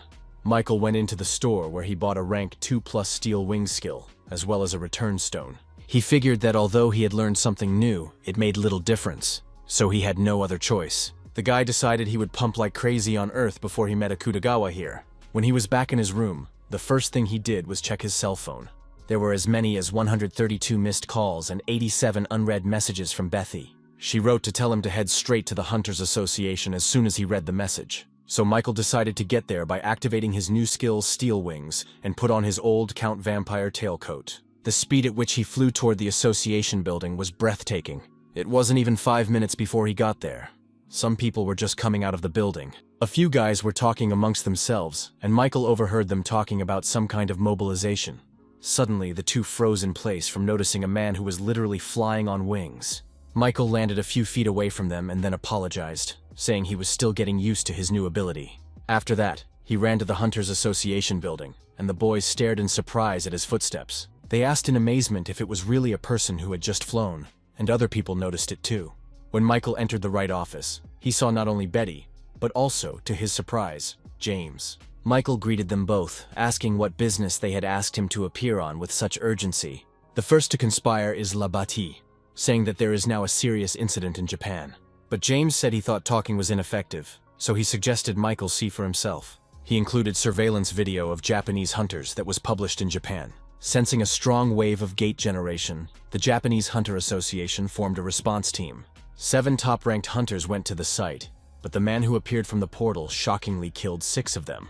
This is believed to be the first time an invasion of the Earth dimension by a challenger from another world has occurred. Michael then asked if they were trying to recruit a team to support Japan. The thought crossed his mind as he remembered the 2 guys leaving the building, but James didn't confirm his hunch. He said they don't recommend supporting Japan, and then switched the screen again. There was visible footage of the only Japanese hunter that came out, where they could see him. He was a young-looking guy with black hair and a fierce, maniacal look. He introduced himself, saying his name was Akutagawa Namgun. He was the Heavenly Sword Dragon, and he had come to avenge Albert. Hearing that, Michael thought, he never imagined he'd cross paths with this guy so soon. There was a tug on his sleeve, and Michael saw Betty, who said it wasn't a forced mobilization at all. She added that it was the first time they had met together again, so she suggested they have lunch together first. But seeing the guy hesitate, the girl changed her train of thought, asking if he was going to sign up for the squad. Unfortunately for her, Michael said he would answer Japan's call and travel to the Shinjuku neighborhood of Tokyo, where the crime occurred. Betty looked confused, for she had tried with all her might to keep him from this decision by any means necessary. She screamed why he always acts so recklessly, saying that a guy should at least think of others too sometimes. Then Michael put his hand on the girl's head, thanking her for her concern, and she calmed down.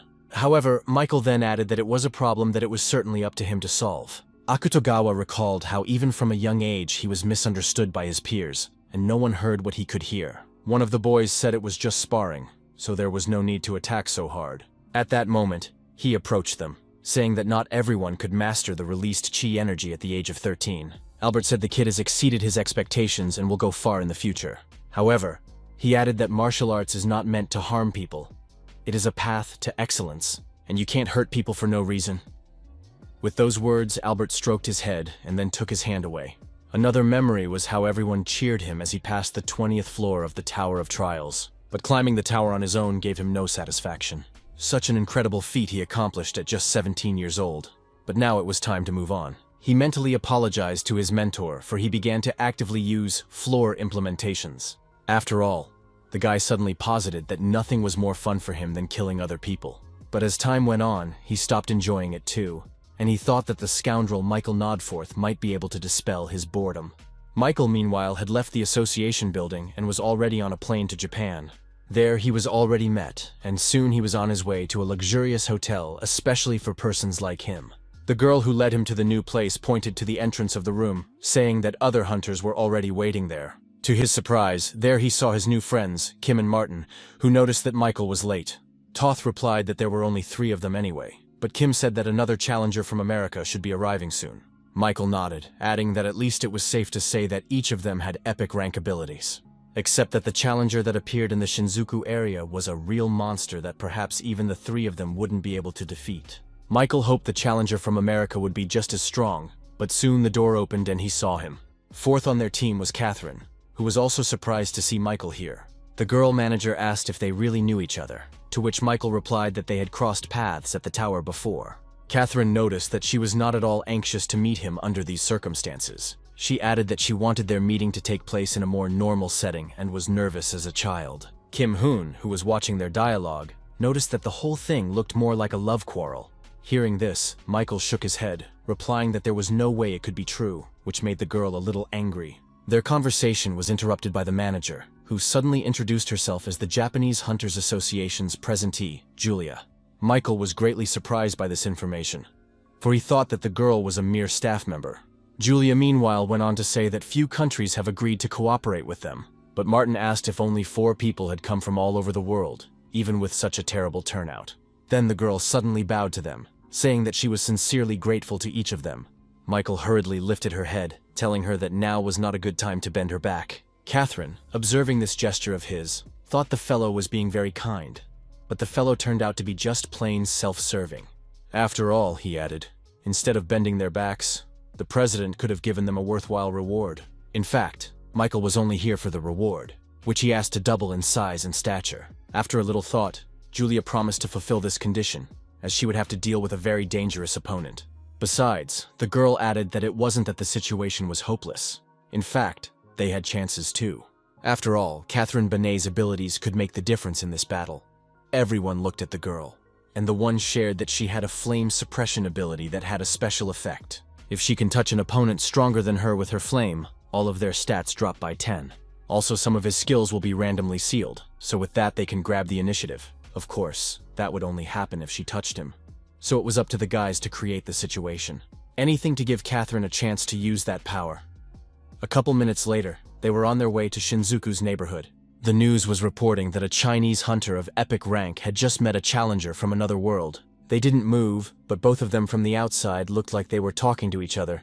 Akutagawa asked the guy if he was Michael Nodforth, but he answered in the negative. He introduced himself as Peter Darius from China, saying he would make him regret coming to Earth. But Akutagawa only said that he didn't understand why the one he told to show up didn't show up, with only bugs scurrying around. Suddenly, Peter attacked using his jerk skill, and he even managed to hit Akutagawa in the jaw. Toth staggered but didn't fall. He was interested that the guy was using a fist technique.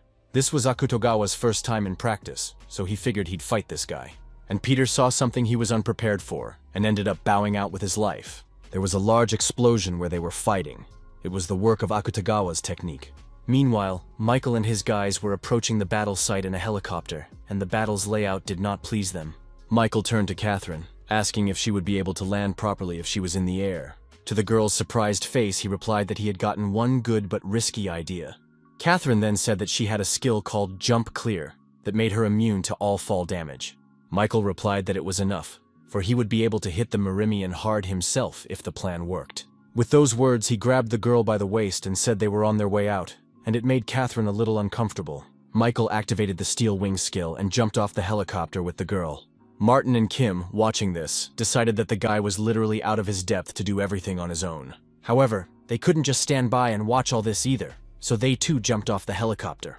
Catherine said that Michael was indeed insane, but he wouldn't deny it. He replied that he was glad that this Chinese hunter had pissed off Akutagawa Namgun. To Catherine, he told the girl to use the power as soon as it opened.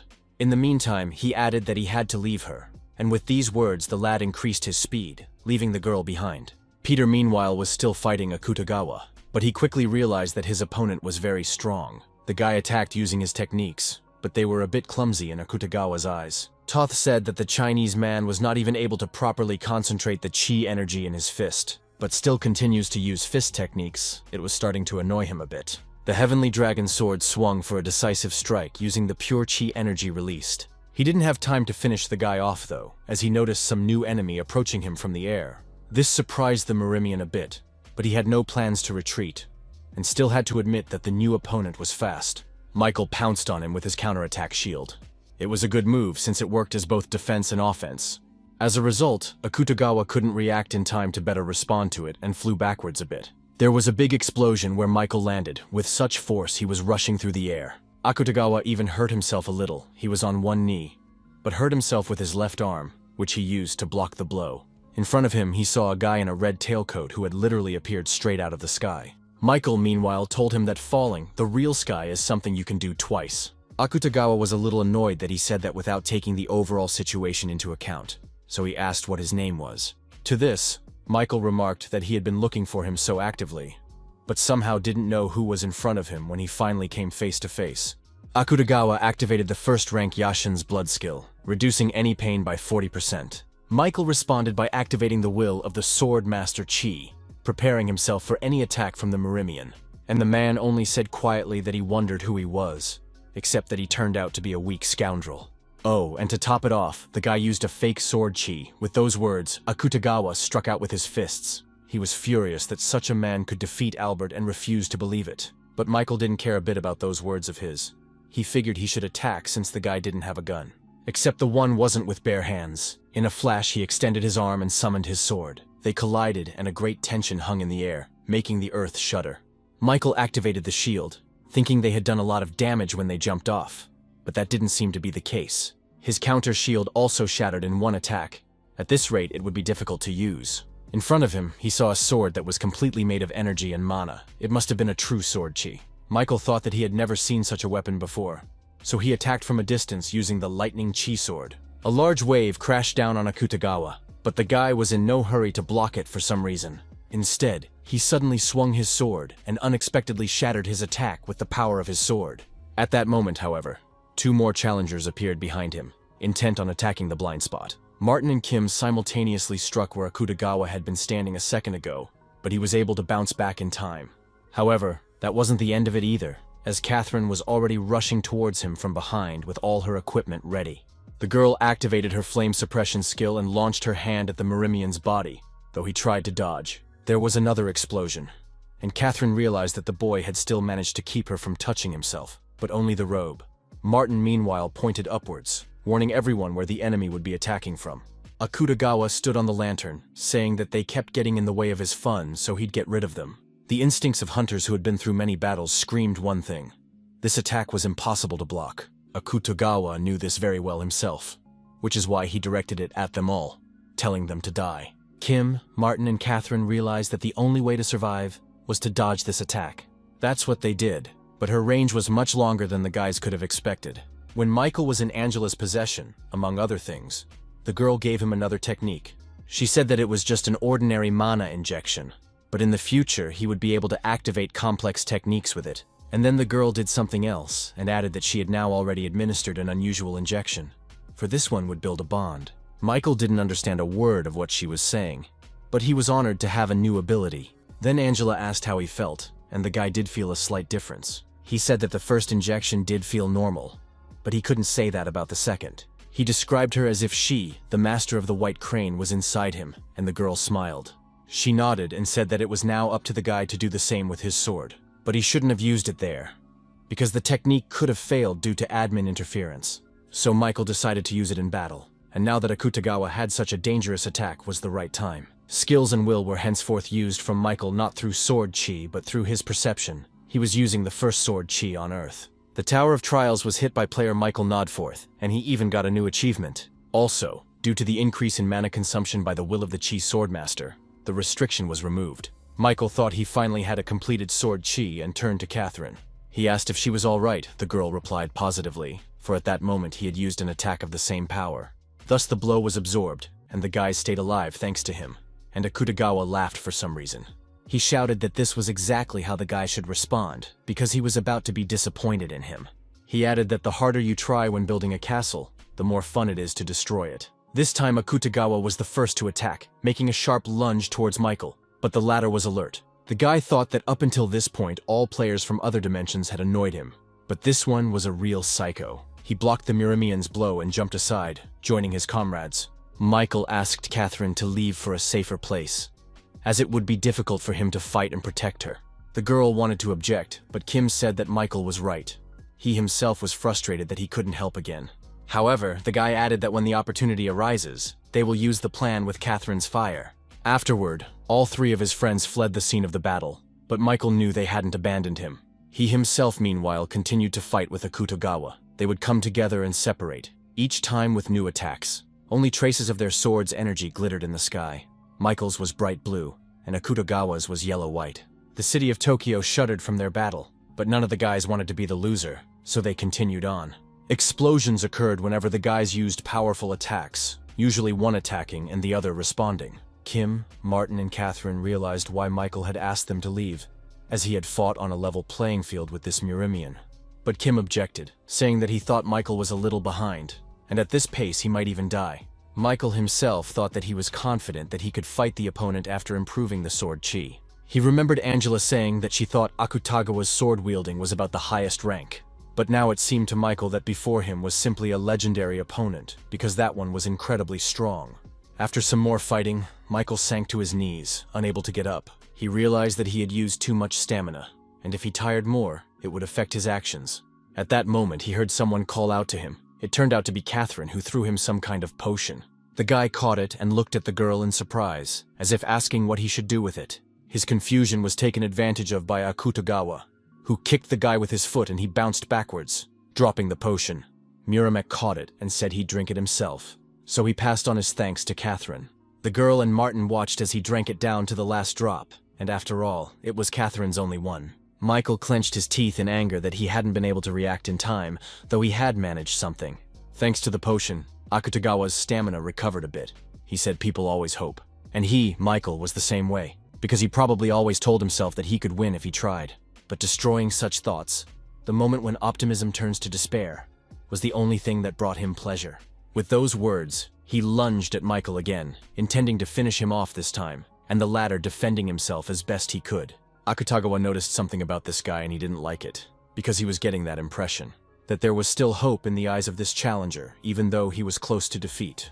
Muramek gathered all his power and put it into another attack, with the intention of making it his last. Michael was barely able to block it and flew back a few meters, but still survived.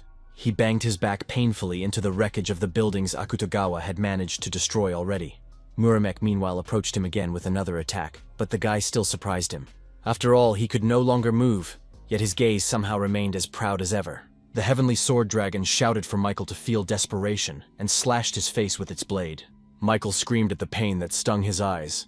It was unbearably painful, but he still held on. Stamina was at its limit, but the guy knew he could make another attack if he gathered his strength. However, the problem was that he couldn't see anything, so the attack definitely wouldn't work now.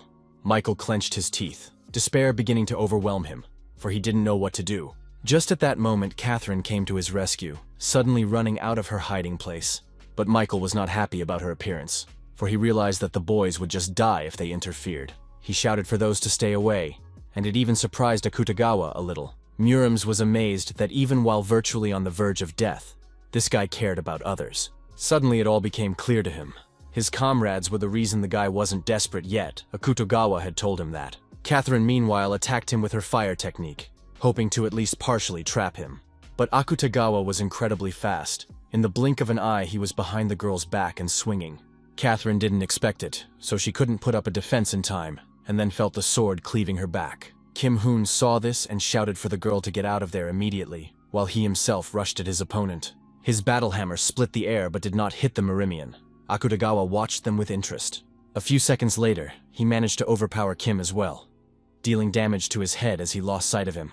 Still, the guy's speed was even a little faster than Michael's, so no one could keep up with him. Michael himself, meanwhile, was blinded from Akutagawa gouging out his eyes, but he could feel his friends fighting.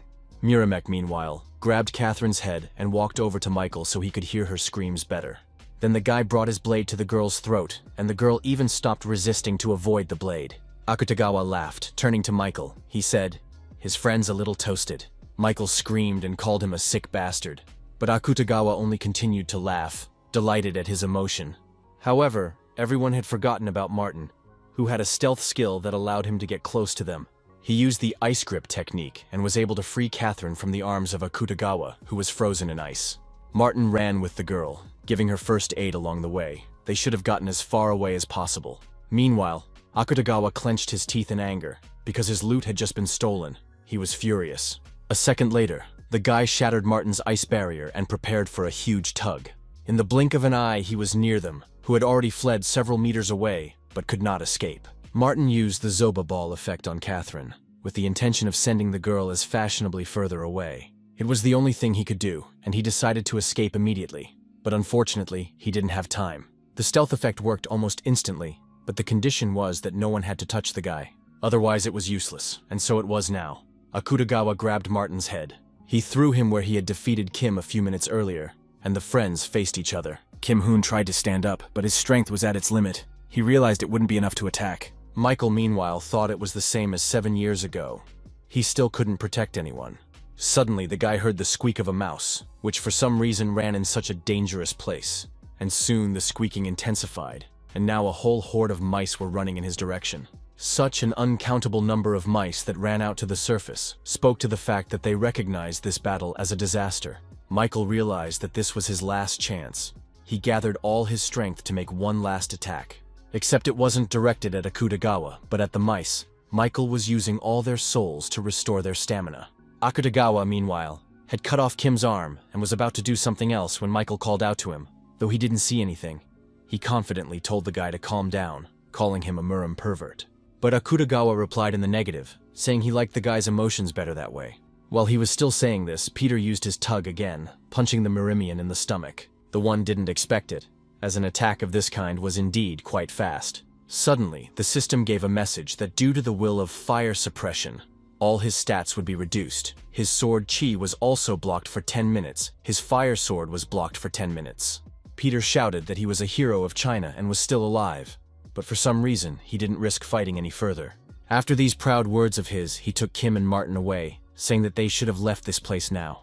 Akutagawa got angry and wanted to catch up with them, but the system reminded him that he couldn't use sword chi for the next 10 minutes. This arrangement was very disadvantageous for the guy. He clenched his teeth and began to think how he could do better. Then Muramek used one of his forced battle skills, forming hundreds of swords in the sky. They all collapsed into the square of the place where the battle was being fought, and only Michael couldn't see it to dodge. This unique ability activated a barrier within a 30-meter radius that no one could pass through. Akutagawa angrily noticed that his sword chi was blocked. However, he was free to use his body chi. Pouncing on Michael, he smugly asked what the blind fool could do. Michael, on the other hand, stood as still as a statue until the end. He didn't realize when it happened, however. Soul eyes can anticipate attacks. The guy thought this was already his end, including the edge of the barrier. But to his surprise, a full view of the situation opened before his eyes, though those were closed. Somehow, Michael could see even every pebble in the 30-meter zone where the barrier extended. As he lost his sight, he only began to see more, and realized that he had been misusing his soul eyes all this time. It looked as if he had opened his third eye, which was exactly the technique Angela had passed on to him. The system reported that he had opened the true soul eyes, and the soul eyes skill had increased to rank 1. In this battle, he put his life on the line and put his senses on the line. So the 6th sense skill would also improve to rank 1. He also survived the battle against a strong swordsman, so his Demon Slayer skill would also improve to rank 1. In a short time, his body had endured many dangers, surpassing its limits. Akutagawa was surprised that the guy not only managed to dodge his blow, but was now looking at him. He clutched his blade with confidence again, and now looked even stronger than he had before. Michael himself realized that with these pumped-up abilities, he would be able to fight the weakened Akutagawa on par. Michael attacked, Akutagawa defended. The Muramian didn't realize what had happened in that short time. For some reason, Michael's sword was getting sharper, and he was putting on a stronger and stronger self with every passing second.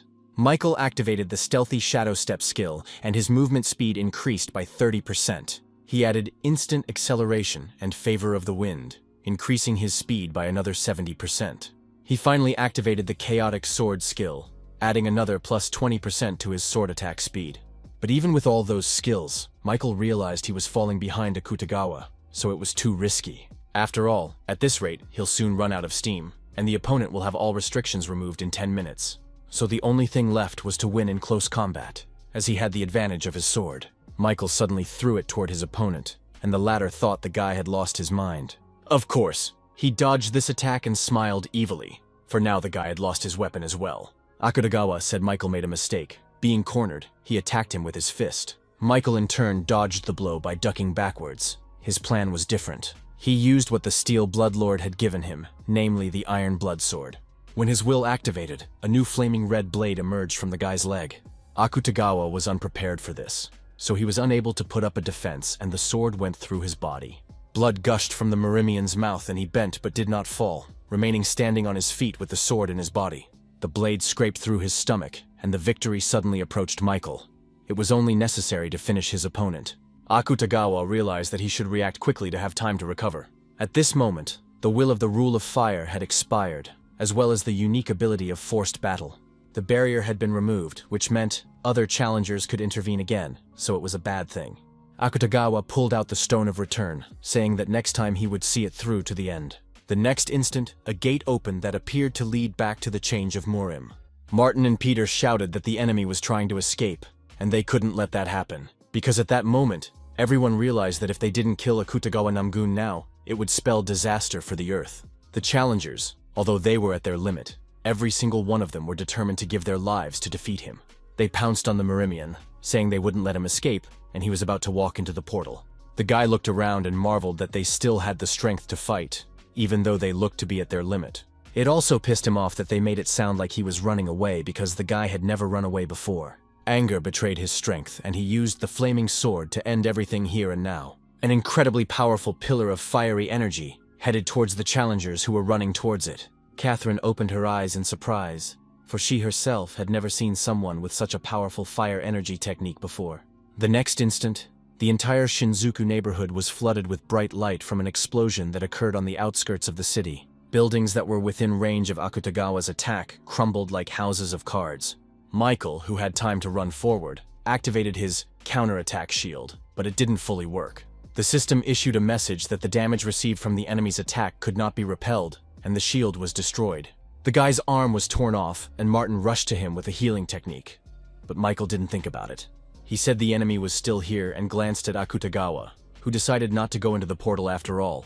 Muramet said he could have killed the guy with one punch and asked if he really wanted to follow through with it. It was disgusting, but Michael didn't know what to say, because the enemy was really strong.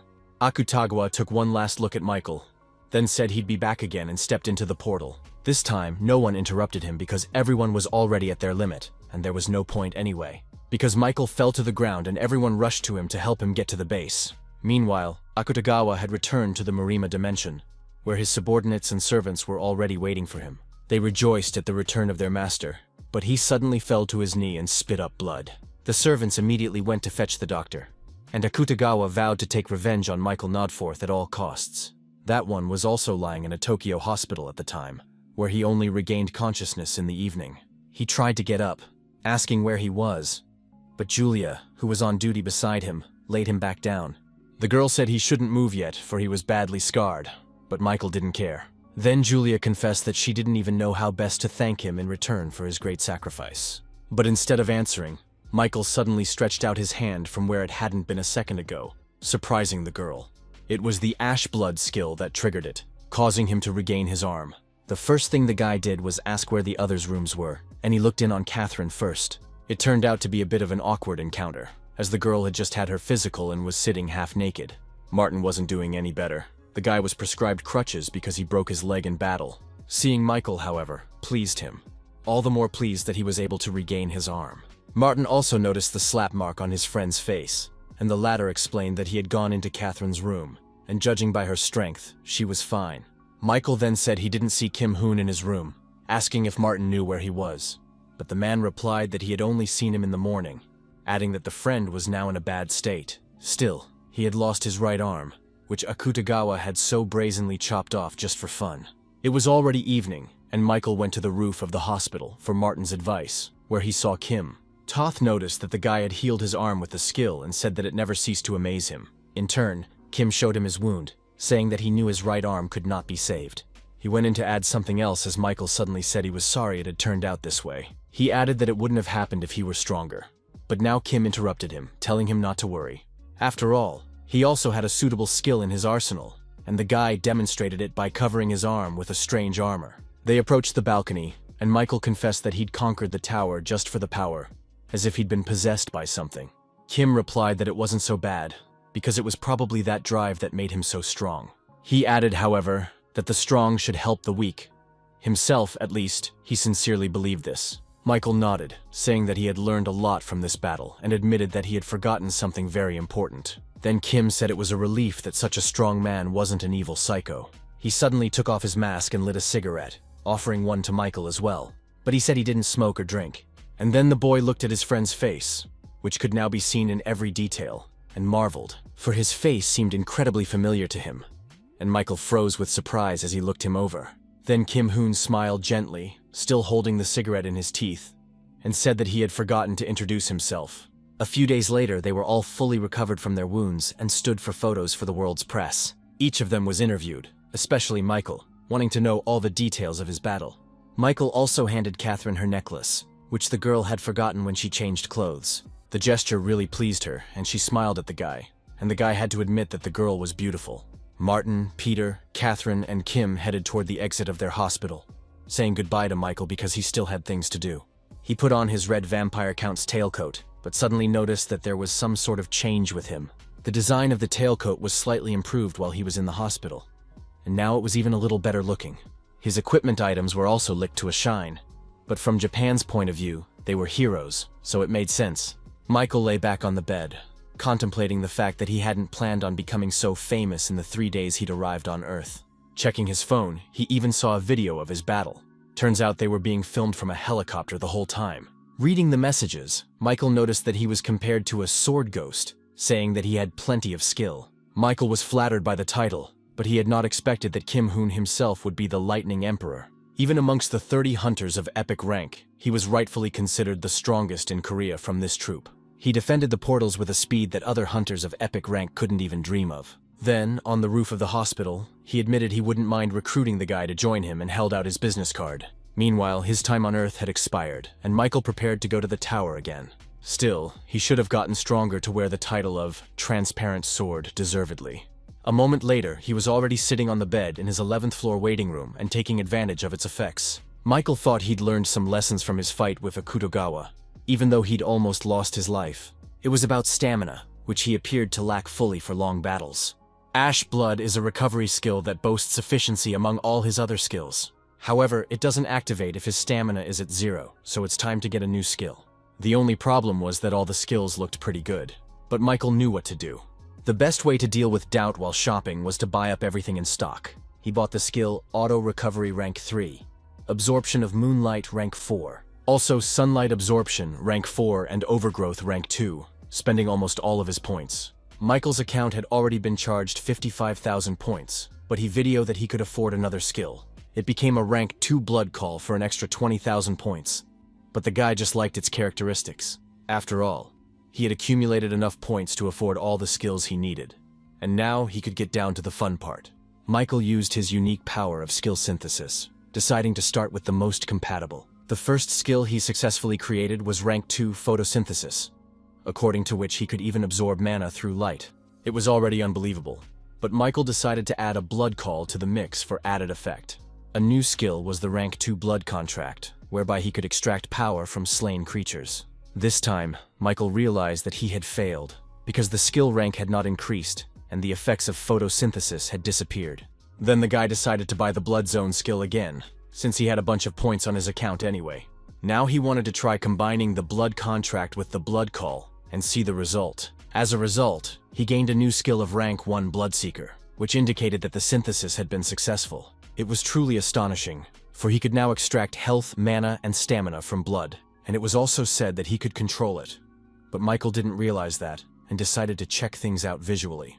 He cut his hand to do so, immediately noticing that the blood droplets rose into the air rather than being healed by the skill. It was amazing, but he really could control blood in the truest sense of the word. The guy could also give it any shape he wanted, so he decided to try something and extended his finger. He noticed with surprise that now he didn't even need to make a cut to draw blood, at least not much. As a result, Michael reasoned that this skill would be quite useful, so it was worth saving it. He went back to synthesizing, as he still had to perfect the Eye of Truth skill. This time, he had obtained a high plus rank Fire Dragon Eye skill, and now he could see invisible things. An added effect was that he could see all the information about the items and recognize the lies. Michael looked at his items with new eyes, seeing phrases that were not previously in the description. It was said of the Vampire Count's tailcoat that he could temporarily create a blood shield, and now he looked at his sword. It was said that the sword's true ability would unlock when the user reached the maximum stage. Michael suddenly realized that he was talking about the same flaming sword that Akutagawa had used to destroy an entire district of Shinjuku. It appeared that only those who had reached the flaming sword stage could awaken true ability. Michael decided not to pull the cat by the tail, and rather continue to improve himself in the Tower of Trials. The theme of the 11th floor test was a mental test where he had to make a breakthrough through all 7 gates. He was given 7 days to do all this, and the penalty, in case of failure, was, as always, the death of the claimant. When Michael was transported to the right place, he suddenly saw a man in front of him who greeted him. In front of him stood a man on one leg, who said that from now on the lad would fulfill God's tests. He explained that the 7 supreme tests of the god Ares awaited him, and now he was in the Temple of Testing. Seeing, however, that the boy didn't understand a word, the man sighed at having to explain everything again. He began by saying that the tests at the Temple of Verification were pretty simple. At the beginning, they checked his body, and at the very end, they would get to the hardest part, the mental check. It was very easy to break through the gate, in which room the high priest would be waiting for him. All he has to do is convince them or kill them, but at any cost to get through. When he finished explaining, the man suddenly put his foot down, saying that they would now proceed to the first test. He pounced on Michael, attacking him from all sides, but the guy had no trouble fending off all his attacks. He thought that such strength was enough to become a challenger with the qualifications of a pioneer. Unfortunately for the man, however, he was in no mood to lose any extra time here, so he activated the Bloodseeker. This time he took the form of a firearm and took aim, then fired at the enemy. The man wasn't prepared for this turn, but it was too late. A bloody bullet ran through his skull. He fell to the ground dead, and Michael thought he'd gotten a really ratty skill. He absorbed the spirit of the first priest named Johann, and his skill increased by 5.8%. Then all of a sudden, the guy got a lot of messages from admins who happened to be watching his fight. They were new this time, and given their nicknames, Michael thought he'd attracted the right kind of attention. Next, he read that the Steel Blood Lord was shocked by his actions, and the White Crane Sword was upset. Angela was probably resentful that he hadn't told her he was going to the trial. But the guy had other things on his mind. He walked over to Priest Johann's body and pulled some sort of shiny disc-like object from his pocket. To find out for sure, Michael activated the Fire Dragon Eye skill and read the following information. Priest's Divine Mirror, rank 2+, could use Divine Shield once with it. That was the end of the basic information, but the guy also read that he might be coming to prove his destiny. Therefore, using this mirror was more like a disposable protective barrier. In the meantime, Michael walked on, crossing to another testing room where another priestess was already waiting for him. Now sitting in front of him was a girl who, Michael had to point out, was quite attractive. Unlike Johann, who sat on one leg, she had a throne on which the girl sat proudly with her leg tucked behind her leg. When Michael asked if she would be grading his passing the second test, the priestess responded positively. She introduced herself, saying her name was Jane, and she was indeed in charge of the second trial here. At first glance, she seemed pretty nice to the guy, but then the girl threw a chair at him. Opinion quickly changed. Michael said that since she was using violence, he could use the same tactics. Still, it only meant that he was indeed undergoing a body check, so he should give his best. The girl meanwhile attacked him from a new angle. She clearly underestimated his abilities. From somewhere, she suddenly had a sword, which she swung right at Michael's head, but he managed to dodge. To his surprise, the guy noticed that she also had sword chi, only the energy was glowing pink in color. However, this variant of the sword was similar to the one he had used before, which meant it wasn't as strong. Michael used his Swordmaster Chi skill in response, and attacked the priestess with a powerful stream of energy. The girl didn't expect this challenger to possess such a great sword chi skill. That's why Michael's attack repulsed her. The girl didn't understand how a normal player could use aura. Michael replied with a counter-question, asking why not, if the girl was using her herself. He then quickly approached her and grabbed both of hers with one hand, telling her to tell about the confirmation. The priestess asked what he was up to, since the guy could have just killed her and moved on, but he didn't. But Michael continued to hold her against the wall, waiting for an answer, though for now the girl was in no hurry to speak. Then Michael didn't wait any longer and turned to Jane again, telling her to just explain the ordeal to him. The girl finally spoke, telling him that there were 2 more body tests awaiting him, then 2 of faith and 1 for consciousness. But suddenly Jane released one hand and grabbed Michael, telling him that he had better give up before the final test. After all, the girl added, no one had passed it yet.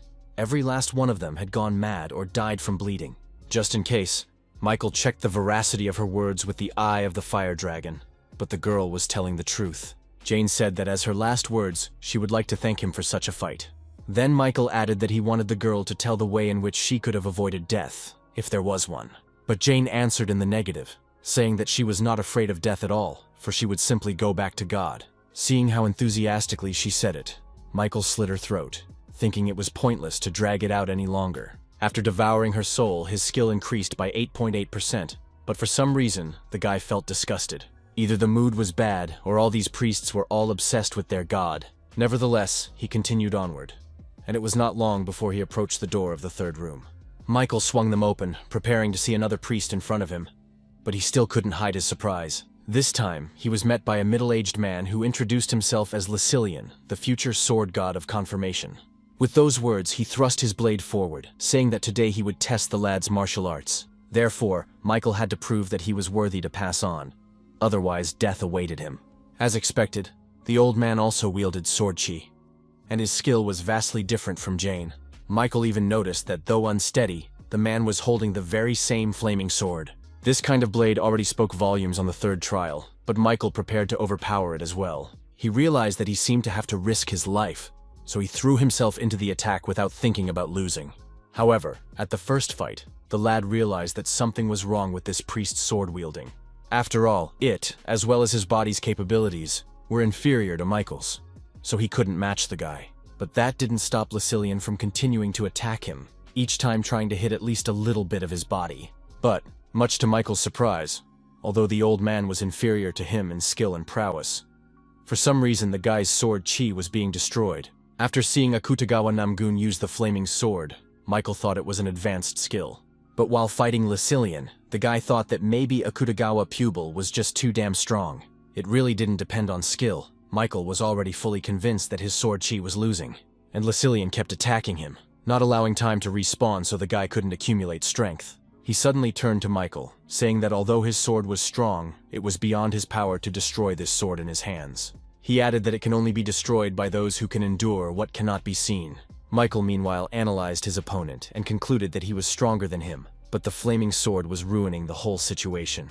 It was a little annoying because you could compare it to the feeling when someone dumber than you gets good grades. Michael decided he didn't care about what can't be seen and prepared to attack again. Their blades met again, and Michael exerted the maximum amount of force to outweigh the priest. But the one said that only those who could withstand the hidden could create a sword that could cut through anything. Lucilian's words were already irritating him beyond belief. With that thought, he pounced on the man and managed to punch him in the throat, making everything around him splattered with blood. Michael also realized the difference between the ordinary sword chi and the flame sword for the source of the latter's power. There was a will that was getting strong enough to become real. The guy was finally able to use it himself. Lucilian meanwhile bent over in pain, wiping the blood away with his hand. He didn't think there would be anyone who could understand the secret of the sword. Suddenly, the old man shot up with happiness, saying that Michael had a perfect flaming sword, not what he had. And Michael didn't understand why the priest cared more about his achievement than his own death. Lucilian held out a trembling hand to him, telling him that the lad had passed his test and could go on. He added that Michael has successfully validated his martial arts and can keep it up. Seeing that the old man was finding it increasingly difficult to speak, Michael swung his sword, saying he would end his suffering. When he absorbed his soul, the mastery of the unique characteristic increased by another 14%. This was enough for his current rank to reach perfection and change to a higher rank. His necromancy was now rank 1, which meant there was probably an additional effect in the description. Michael was already excited and decided not to delay, so he immediately went into the store and found the right tab. This was his already 6th additional effect, according to which he could now absorb his opponent's will along with his soul. Seeing this, Michael couldn't hide his surprise, for in fact, he now had a skill for absorbing willpower. The guy thought his characterization never ceased to amaze, and after all, she was only another rank 1. Opening the window with his stats, he noticed that those were almost already reaching 100, which was very impressive, and he had previously thought that he would never reach this level. But now the result was in front of him. Michael absorbed the souls of all 3 priests as stat enhancements, and his strength increased by as much as 8. He also gained one of Lucilian's skills, Unyielding Will, of the highest minus rank. There was no one in the room of the last body test, which was quite strange considering all the priests before were sitting right in the center. Suddenly the guy heard someone's voice coming from somewhere above, oddly enough, and Michael froze with surprise. When he turned around, he saw a boy who was soaring through the air using real wings. This time, Michael decided to attack his opponent first, even though he didn't know his opponent's ability yet. The boy had no trouble dodging his powerful jet of aura, and noticed that the guy didn't seem to be in the mood for conversation. But then he added that it was even better, because that way they could get right down to business. He spread his wings, introducing himself as Priest Kirain, saying he would test his body according to the rules. The system gave Michael that he had met a strong opponent, so he had activated the Unyielding Will skill. The boy himself had already realized that this boy's energy was incomparable to the previous priests. Kirain meanwhile activated his sword chi, which the guy had reached his true form. Plus, he didn't look fake, and Michael barely managed to dodge his attack by bouncing off to the side. Except he hadn't calculated that the room was made of large mirrors that reflected the attack about equal in him. If it wasn't for the Dragonfire Eye skill, the guy would have been dead from a back attack he couldn't repel. Michael realized that he should attack while the opponent had used his sword chi again earlier. With that thought, he pounced on the boy, and the boy flew even further back and even higher to defend himself, and then immediately went on the counterattack, flapping his wings with such force that Michael flew off in another direction. As he fell, Kirain had already prepared to finish him off with a new attack of his true sword chi. But to his surprise, the guy quickly pushed himself off the ground and was beside him again, blocking the attack. He just didn't want to let him launch that beam again, especially since the flaming sword was already new to her here. Michael suddenly thought he realized how this priest probably always wins battles. So the guy clenched his blade tighter and activated his aura, saying that this time it would be different. Kirain meanwhile prepared to attack again, intending to launch her across the room of mirrors. However, when he saw that the guy was getting ready for something new, he said he would prepare a little surprise for him too. It turned out to be his new attack from 4 directions at once, and all 4 beams emitted incredible power. Reflecting off the mirrors of the room, they quickly reached Michael, who who was standing downstairs just watching. And then there was an explosion, and Kyrain thought another challenger was finished. However, the system gave a message that the buildup was complete. And when the fog cleared, the priest saw everything for himself. It appeared that Michael had used the counterattack shield at the last second, absorbing the damage from all of his beams. And now his shield released all the damage it had received, which Michael aimed directly at the priest, increasing the subtlety of the attack. It went right through, cutting Kyrain's stomach, something he was not prepared for, so he couldn't dodge it. The boy spit up the blood, amazed that this was the first time he had found someone who could inflict such an injury on him. He asked the guy with a smile on his face what that was now, for he didn't think the guy had magic. The priest was then asked if Michael had divine will, but the priest replied that he didn't know what it was. Then Kyrain announced that he had passed the 4th test, for he did not run away from the battle and was victorious. Then the priest died and Michael absorbed his spirit, increasing his skill by 13%, and also got a message. It said he also absorbed the opponent's will. Since he was stronger than him, it became a rank 2+ divine power. Seeing this, Michael thought that the priests must have used it as mana, and now it had been transferred to him as well. He could feel some energy in his heart, but he couldn't control it, for it was different from mana. After that, the guy absorbed Kyrain's soul as an improvement to his stats, increasing his strength by 4 more. Dexterity and stamina added another 3 points, mana increased by 4, and strength increased by 5. A short time later, Michael was already standing on the threshold of room 5 with a test to his will. A little old man met him there, greeting him and calling him a martial arts nut. She explained that the guy strived to win, to grow, and one day become the strongest, which is why he was obsessed. Michael thought that he really wanted to get stronger, but he didn't even think about being the strongest. He thought his grandmother was exaggerating, but the woman suddenly said she wasn't, for it all came down to the bottom line of his endeavors. The mere fact that she had read his mind was alarming, but on top of that, the old man was at his back. This the guy didn't notice and was surprised by her agility, but he also remembered that O was his opponent. Michael swung his sword, but to his surprise there was no grandmother in the area, and she spoke from his head. She added that it was not a test of physical ability, just a test of faith. Then it finally came to him that such movements were impossible, and the lad realized that the priestess had invaded his mind. It was a strange feeling, like he was in a battle, but there was no way he could hit the enemy. The power suddenly left his body, and the maws became many in his head, and they reached for his face. His whole body was firmly detailed by someone's hands, and in front of him, he suddenly saw the open mouth of the priestess. Before he could do anything, his grandmother consumed him, and Michael thought he had lost this battle. But in the next instant, everything stopped, and he was back standing in room 5 of the ordeal in front of the little old man. She suddenly divulged that the guy had passed the 5 gates, even though the flavor of his faith was pretty specific. Grandmother explained that initially the 5th gate begins with contemplating mentally images. In other words, only those with an unshakable will be able to look into their own world of images. And she felt this unwavering will in him, this desire to kill anyone to get stronger.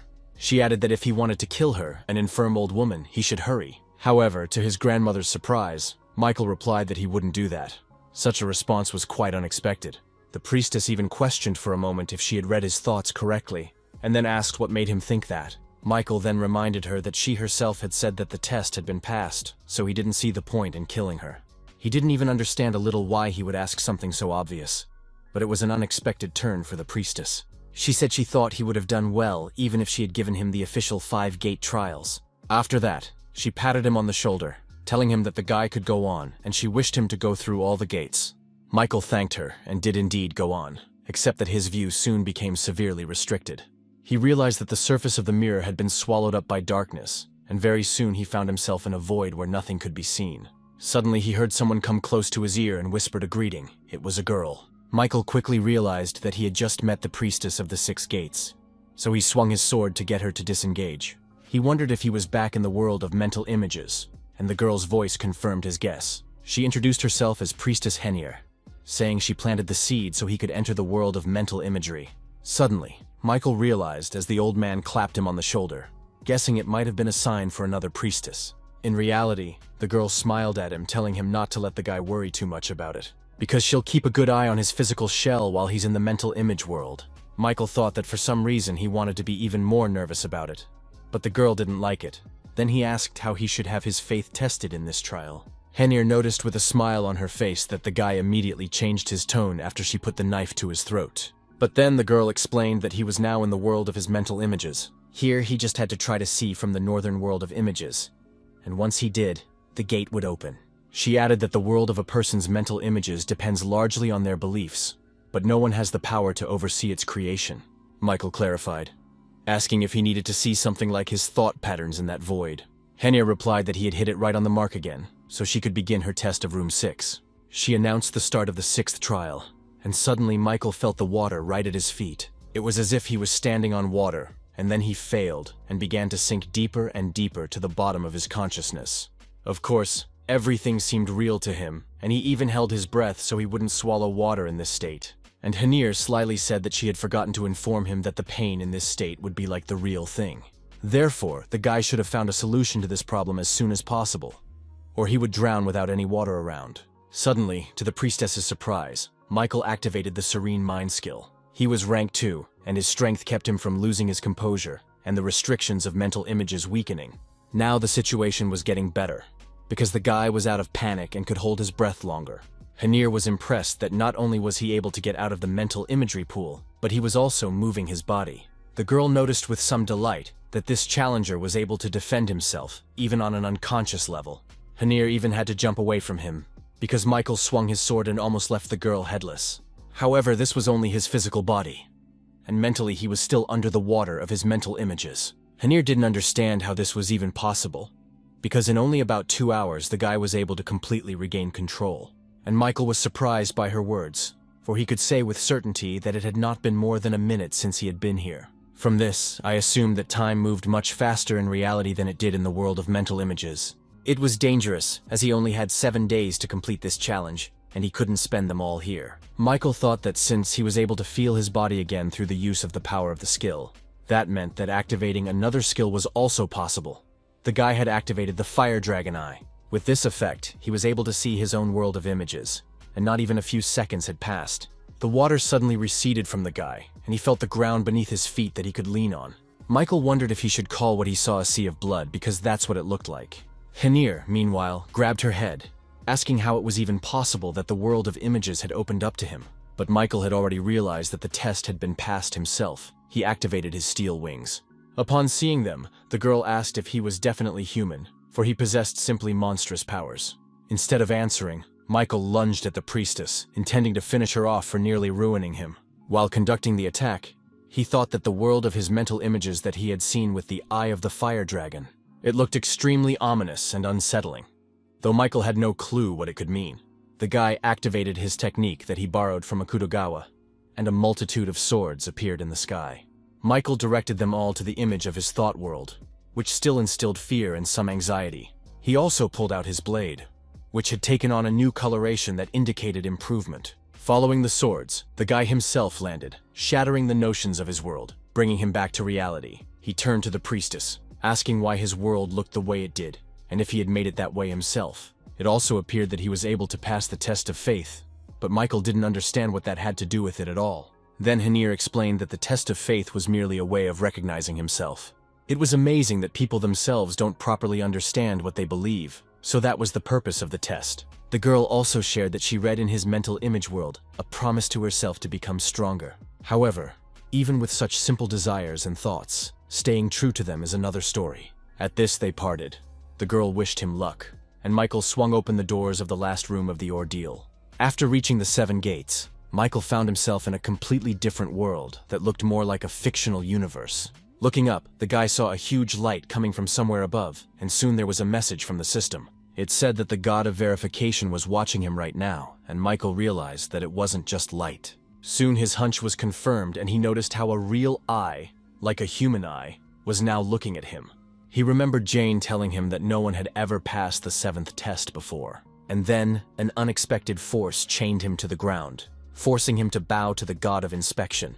Michael was open to memories from his childhood where he trembled, huddled in a corner for fear of death. It was the very moment he lost his parents, and Michael realized he couldn't stand it. He swung his sword and stabbed his arm, after which the Ash Blood skill instantly activated. Michael shouted that she was going to die helplessly, for it was possible to get through anything. This was what the Tower of Trials was for, so that even those without talent could shine. Michael didn't know if he would succeed in injuring that eye called the God of Inspection, but it was worth a try. After all, if there was even a small chance, and if he got even a centimeter closer to the enemy, the guy knew he could chop it up because it was the only way to pass the test. He attacked with his sword chi using a powerful aura flow, intending to leave at least a scratch on the god's eye. It looked pretty good at first, and the attack actually followed a trajectory right in the eye. But the closer she got, the worse Michael saw her, because his consciousness suddenly began to blur. He realized he was about to lose him, so he had to end this battle soon, though he didn't know how. Unexpectedly, the system informed him that the verification god was impressed with his stamina. He was also pleased to meet a player with a strong spirit for the first time in a long time and asked him to prove his worth. It was also said that the god of verification remembered him and warned him of the beginning of the 7th stage. Suddenly the eye that had been looking at Michael all this time closed, and the guy was alone in this dimension. He sank to the ground, wondering what he should do next. For, in fact, the god of verification was gone. But what bothered him the most was that gods did exist, and the messages from the system were an example of that. While he was still thinking about it, he suddenly saw a strange mirror appearing from under the ground in front of him. It became directly in front of Michael, and he looked at it in surprise, wondering what it could be. As suddenly the system reported connecting to him from the future and beginning to synchronize, then Michael began to understand little by little. He extended his finger and touched the glass of the mirror to see if it was real or fake. Suddenly, he saw Johann from the first stage of the challenge looking sad about losing his mirror. Michael still didn't realize anything, as suddenly something happened behind him, and everything behind him was flooded with a bright light. The boy looked around, and was greatly surprised at what he saw, for the room he was in had begun to disappear. Instead of her, he now saw a street filled with people. It was Christmas, and it seemed to be welcomed in Korea. And then Michael saw the same man in the red tailcoat and realized with surprise that it was him from the future. Watching himself, he noticed that he must have been testing a new skill because he walked into a back alley and cut his hand. Michael didn't understand why he was doing this on Earth, however, and it puzzled him a little, then horrified him. For in the next instant, people on the street began to fall and die from the power he directed at them. Michael screamed at himself that he was crazy, and the system gave out that the reflection assimilation percentage had increased to 10.0. The boy bent down from what felt like weakness in his legs, but he couldn't relax. He gathered his strength again and swung his sword, cutting off the head of Priestess Johann, or rather his image. In mind confirmation, mental defense was very important, and Michael regretted being without the cold mind skill. Meanwhile, he continued to watch himself from the future, which had already gone wild. He suddenly said he would have started a long time ago if she knew what it was like, and the reflection assimilation percentage went up to 20. Michael was still stunned by his words and actions. He couldn't believe that this was really his destiny. The system reported that he was receiving a key deviation due to the severe shock, which was completely out of place. His head was bound by something incomprehensible, and the guy felt that his mind was not listening to him, which made it even worse. He also didn't understand why he had become so violent, for although he was possessed of power, he wouldn't do such a thing. But the system seemed to want him to get into action, reporting that his mana scheme would be decreasing from now on. Michael felt that she was already overwhelmed and grabbed his stomach. Then everything suddenly changed. Now he was watching himself in another dimension, namely the world of Murim, where for some reason he had gone himself. Michael from the future asked the Murimians to call the leader of the Alliance to him. He added that he would spare them in that case, but in saying this he had little enthusiasm for his words. Then someone said that a ghost sword had recently appeared in Murima, and apparently it was Michael. A man came out to him, introducing himself as the leader of the Alliance, Arnold Lee, and asked him what the guy's name was. But he didn't have time to finish, because Michael suddenly rushed at him with an attack that the current Michael didn't even know yet. In a moment, all the men who stood in his way were dead, and Arnold Lee was badly wounded. The latter asked if the guy wasn't ashamed that he killed everyone he promised to spare, because it was so low. But Michael replied in the negative, saying that guys like that are just cannon fodder for him and don't let him get tired. With those words, he approached the Alliance leader and chopped off his head and headed onward. The reflection assimilation percentage increased to 30, and this time, the real Michael coughed up blood. For the dozens of times the mirror changed locations after he killed thousands of people. The guy was like a monster, steeped in madness and obsession with power and his stature. A mad monster who never loses. In a way, the system itself made him that way. The reflection assimilation percentage increased to 40, and Michael screamed at the pain that shot through his head. The reflection assimilation percentage went up to 50, and that was already half of all his suffering. But for some reason, as the percentage increased, Michael became more and more pleased. Meanwhile, he arrived from the future to some place with a different location. This time it was located on Earth. Suddenly, someone kicked in the doors, and Michael saw Kim Hoon, who for the first time was more than a little pissed off. He asked if Michael thought he could get away with it after what he had done. And then suddenly, the real Michael noticed his future copy holding Martin's body in his hands. Along with Kim came Betty, who quietly asked why he did it. The girl couldn't even look him in the eye. But then she desperately screamed why he was killing people to get stronger, since he had already accomplished so much. Then Michael asked her back, why ask such a stupid and useless question? He dumped Martin's body. After all, he said he actually kills people because it makes him many times stronger. Then Kim Hoon, heading toward him, asked if the guy knew he was controlling lightning. Then he added that in this weather he had better get ready to die, and his whole body electrified in an instant. He pounced on him, saying people like him should die, and Michael spread his arms as if he was waiting for him. He remarked that even he shouldn't consider Kim Hoon an easy opponent, yet he was the almighty Michael Nodforth. In the next instant, he chopped Kim Hoon in half, and the latter didn't even have time to use a single attack. Betty was alone and tears came to her eyes. For just now, 2 of her friends had died at the hand of a third. The girl screamed desperately for him to stop, begging him to wake up, and strangely enough, it worked. The real Michael could barely stand on his feet anymore, for he realized that just one mistake, and he from the future would devour him. Already at 50%, his brain felt like it was tearing up, so he had to find a solution before it was too late. The reflection mastery percentage meanwhile increased to 60, and the mastery of his mana scheme skill decreased even further. The feeling was terrible, and Michael swung his sword with the last of his strength, wanting to dispel all these thoughts. O could no longer look at it, for he could no longer distinguish between pain and pleasure, and the percentage had reached 70. Suddenly, just when the guy thought he was already losing consciousness, he felt someone touch him. It was Priest Johann, who asked if he had taken his mirror, and the lad remembered finding it. One of its characteristics in the description was its ability to create a barrier and lower the assimilation rate. Then Michael decided to grasp this chance like the last straw and use it for its intended purpose. He activated the divine mirror of a rank 2+ high priest, and the divine barrier protected his mind from now on. The deflected chi cancelled, and he from the future froze with sword in hand beside the startled Beatty. Suddenly he felt like it wasn't even his body, and realized he had to free himself from its shackles. Screaming loudly, Michael pulled free of him, saying he would not allow himself to be consumed by him and do such things. He tried his best to keep the remnants of his mind now protected by the barrier, and he succeeded. The system reported that he had gained a steely mind and his stamina increased by 1. On this day, a big explosion occurred at the place where he was standing. In reality, that mirror shattered, and the system alerted that he had proven that his faith was not broken. And then Michael read a message that the god of verification wanted to meet him, and was forcibly summoning him. The guy didn't understand what was happening, but the system window said that he was being summoned to the divine region. The god of verification also used his power for the sake of power in the tower, and the admins could no longer watch him. For Michael, it was comparable to the sensation of free fall, and he even screamed in panic. It was over as quickly as it had begun, and soon the lad was standing in the middle of the vast sky. And then he saw him, the god of verification, who came down to him, all flooded with dazzling light. The god asked the guy who he was, because for some reason he also felt divine power from him. But Michael was unable to answer. Finally, he was able to move his lips, and asked if the tower had created him too. And the god suddenly asked him the same question. He asked if Michael himself was a divine copy created by the tower, but he didn't understand. Then the god clarified that such people are usually called administrators, and asked if the guy was one of them. But Michael replied that he was a simple player, and the verification god also, after a little thought, agreed with that. He added that the guy had his own divine power, and also shared his thoughts. He thought that they had finally realized that they couldn't create the real using divine copies, so they decided to use the apostle of the divine copy. But Michael thought he had only killed Kirin. Thanks to that, he had gotten divine power. But as the verification god pointed out, the guy had no idea what it was.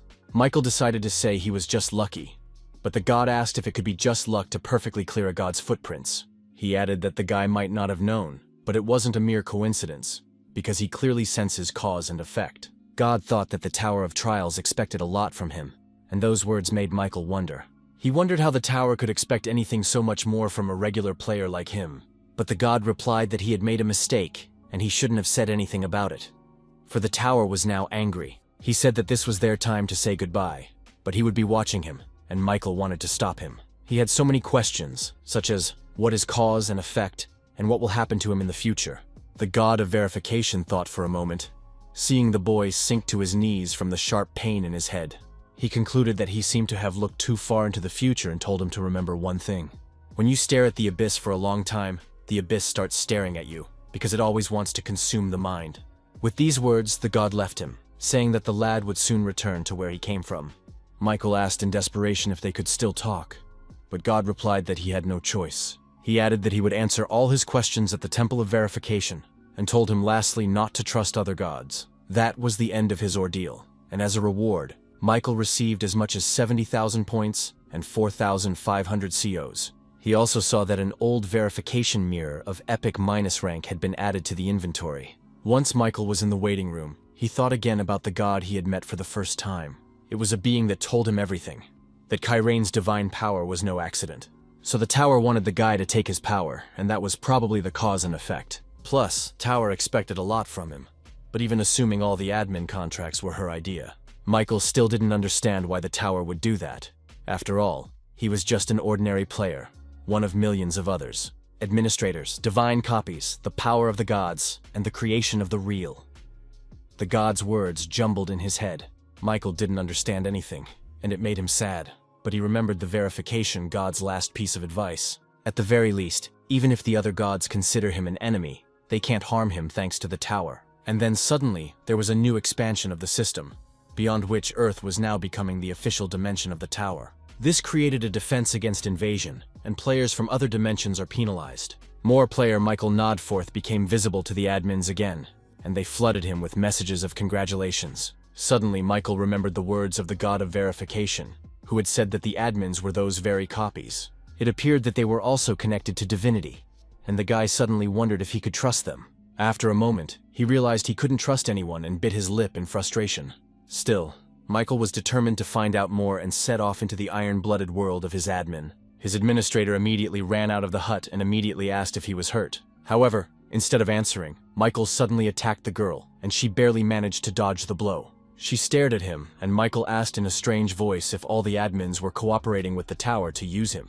It was then that the girl realized that her contractor didn't seem to be away from mind verification yet. Michael, meanwhile, attacked her again, wanting to hear the answer to his question, but the girl didn't answer yet. She deftly dodged his blows, even though she wasn't even wearing any equipment. And that's when Michael changed tactics. He cut his hand, and she noticed it too, telling the guy to come to his senses, for he wasn't in his right mind right now. But Michael cut his hand in order to use the Bloodseeker skill and shape it into needles. He pointed them at the girl, asking if the admins and the Tower were really using players together. The girl jumped away from him, defending herself from the attacks. She said the guy was saying nonsensical things. And then she was seriously fed up with the situation and told Michael to get a grip on himself already. However, the guy asked her back why she kept telling him to come to his senses if he was perfectly fine. He then swung his sword, activating the chi, and the girl screamed for him not to do it. It was too late, however, and the powerful energy of his sword pierced the path to her home. The steel-blooded lord looked around, seeing her now half-destroyed house in front of her. The girl got more than a little angry and asked if the guy seriously thought he could do anything. She raised her hand, summoning a multitude of swords that were all imbued with chi energy and flew at Michael. Even though the guy noticed them, it was pretty hard to dodge them all, so he decided to just hide. However, the girl asked where he was going. She was suddenly right behind him, and Michael didn't even notice. Then she grabbed his head and slammed it into the snow that covered her domain, and Michael went a little cold. He managed to put his arms out in time so he didn't end up completely in the snow, so he was still able to continue the battle. The hand he was holding the sword with swung near the receptionist's face, but she managed to dodge. Seeing that the contractor wasn't wondering, she pointed her swords at him again, which restricted Michael's movements. It took a while longer before the girl managed to stabilize the situation and grab the guy. She tied him up and hung him from the rubble of her house. And when Michael came to his senses, he apologized. To this, the girl said that she would certainly untie him, but she was afraid that next time he would destroy her house. She set down the cup she'd been drinking tea with while Michael was recovering and told him not to worry, for it seemed to her that when he came here there was still darkness in him, and she would forever be a part of him. After all, even though he saw himself from the future, it was still him, so his suspicions of the admins weren't entirely true. She put it bluntly, saying that no one knows what the Tower wants, not even they, the administrators. Michael then asked if that meant that Tower didn't expect anything from him, and the girl agreed that it did. She activated her sword chi and swung it towards the guy's body, who closed his eyes in excitement. But all the girl did was cut the rope he was attached to the wreckage of her house. She added that Tower has never revealed her wishes to the players, so she probably isn't expecting something specifically from him. However, judging by his hesitation, the girl noticed that someone had told him about it, and Michael agreed. He said that the god of verification had told him that the Tower was expecting something special from him. Hearing about the verification god, the girl suddenly smiled faintly. She understood the reason for his doubts.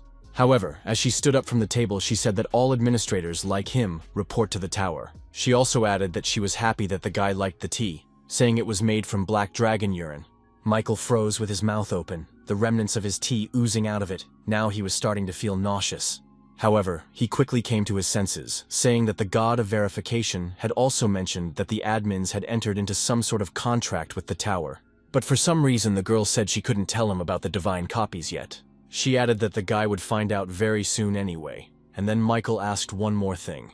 He revealed that Master White Crane had told him about her cherished wish that all the admins had. But Michael wanted to know, asking the girl why she would confide in him and reveal it. The girl hesitated for a moment, then suddenly replied that she was just scared. She continued by saying that Michael underestimates himself, but she saw how obsessed he was with his height. So for the sake of his stature, she thought the guy would immediately want to take the test of a cherished wish. Hearing this, Michael thought he must have been so obsessed with height because he didn't have his talent.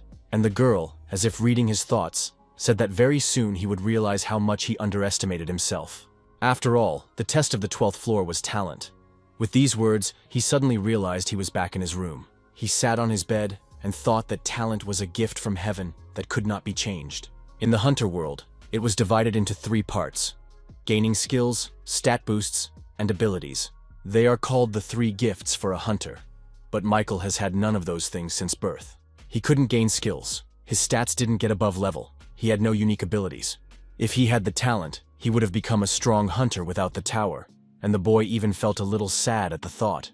But suddenly he remembered the words of his admin, who had said that it wouldn't be long before he would realize that he was underestimating himself.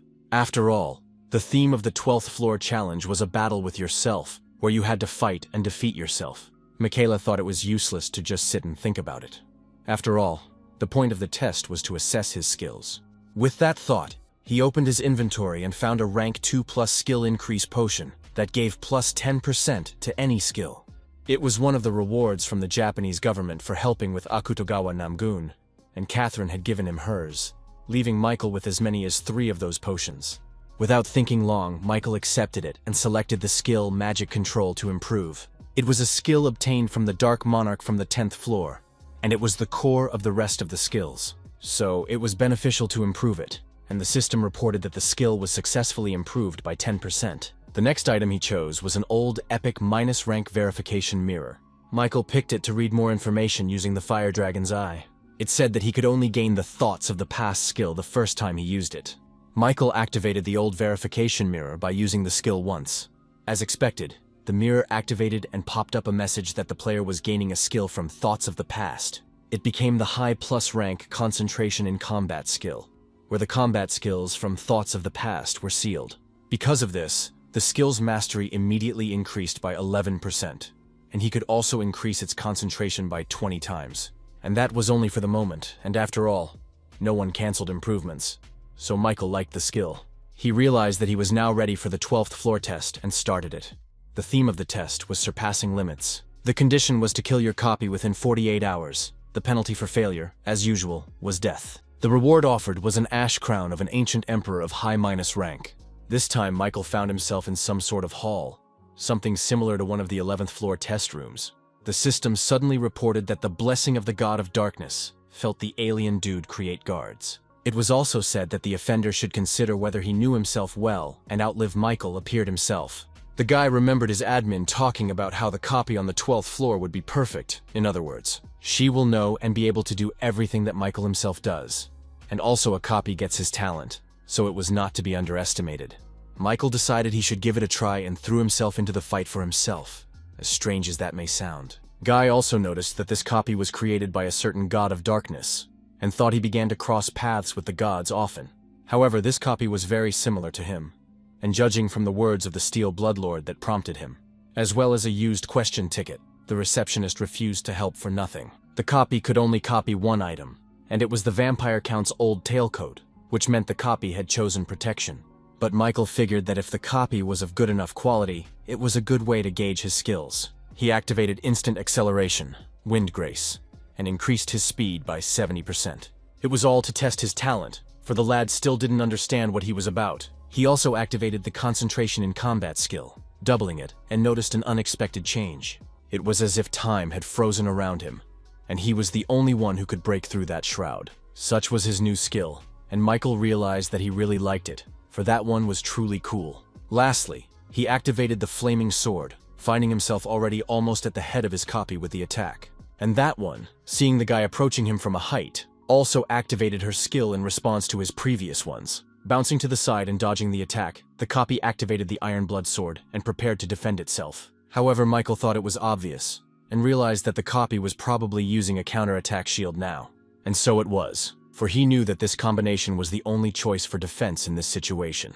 However, then the guy suddenly saw that his copy didn't stop there. His shield suddenly transformed into a powerful red blade, and now the enemy had two weapons. This movement surprised Michael greatly, for he had never thought that his shield had such a property. They stood looking at each other for a while longer, Michael using it to analyze. Just then, the opponent prepared to fight in a two-sword style that even Michael himself didn't use. He thought that because such a transformation was wasting a lot of mana, he didn't use it himself. But if his copy mirrored his actions, then why did she choose such an ineffective method? Of course, Michael himself had also thought about using the shield as a weapon, but hadn't dared to do so in actual combat. His copy meanwhile made his move, pouncing on him and attacking him with two swords at once. Suddenly Michael was a little angry, wondering if his opponent thought this was a workout. They met and the fight began, but it was impossible to even determine which side had the initiative. However, Michael soon noticed himself that he seemed to be losing a bit to his copy in fighting skills. Perhaps because that one used two swords at once or some other reason, but that was it. Michael didn't understand how this could have happened, considering he had the unbending will skill. Thus, in subjects he had an advantage, so he activated indomitable will. He thought that if his physical strength was inferior to the copy's skill, and also if the opponent was able to maximize his concentration, then this was entirely possible. But that didn't help Michael at all, because he didn't see how he could win at this point. Now he realized that his copy was the real problem, for it used the same sword techniques as he did. She had two of them at once, however, and Michael was having trouble keeping track of each one in time to avoid getting hit. But they were definitely his technicians, because the copy couldn't think of something that he didn't possess. Michael missed a kick which was pretty hard, and he was thrown backwards into the wall. After feeling this attack on himself, he realized that the copy no doubt also had the blue Heaven Dragon sword, and his fighting style suddenly became similar to Akutogawa's, which he used to kill almost everyone who came out against him. Michael thought he had only seen his technique once, but remembered it well enough to be able to repeat it. The incredible power made it clear why he looked down on the skills he had gained from the tower. And because the Marimian didn't have a skill or ability, but a real technique that really made Michael wonder, he asked himself if skills could surpass these techniques and remembered the words of the Steel-Blood Lord again. Suddenly he realized what she meant when she said he shouldn't underestimate his talents. The system meanwhile reported that he had encountered a strong opponent and his indomitable will skill had activated. This was a bad sign, for the system thought the advantage was not his. That meant only one thing. His copy had gotten stronger, but how, Michael didn't understand. He knew he still had an advantage in subjects and skills, so he didn't know how it happened. But it didn't really matter. Michael had activated the concentration in combat skill, increasing it tenfold. He figured since he couldn't find a way to win, he'd use all his skills that the copy didn't possess. After a few seconds, however, the guy bounced off an opponent who wouldn't let him touch him. He wondered if the one was really on the same level as him, since the copy was just a monster. Michael then increased his concentration 15 times, reminding himself that what he had in front of him was just the fruit of the god of darkness, which meant he, as the original, could beat him. And it worked. The guy was behind his copy's back. He swung around, glad he could finally get to him, and attacked full force. He also knew that wouldn't be enough either, so he activated the steel wings to maximum speed.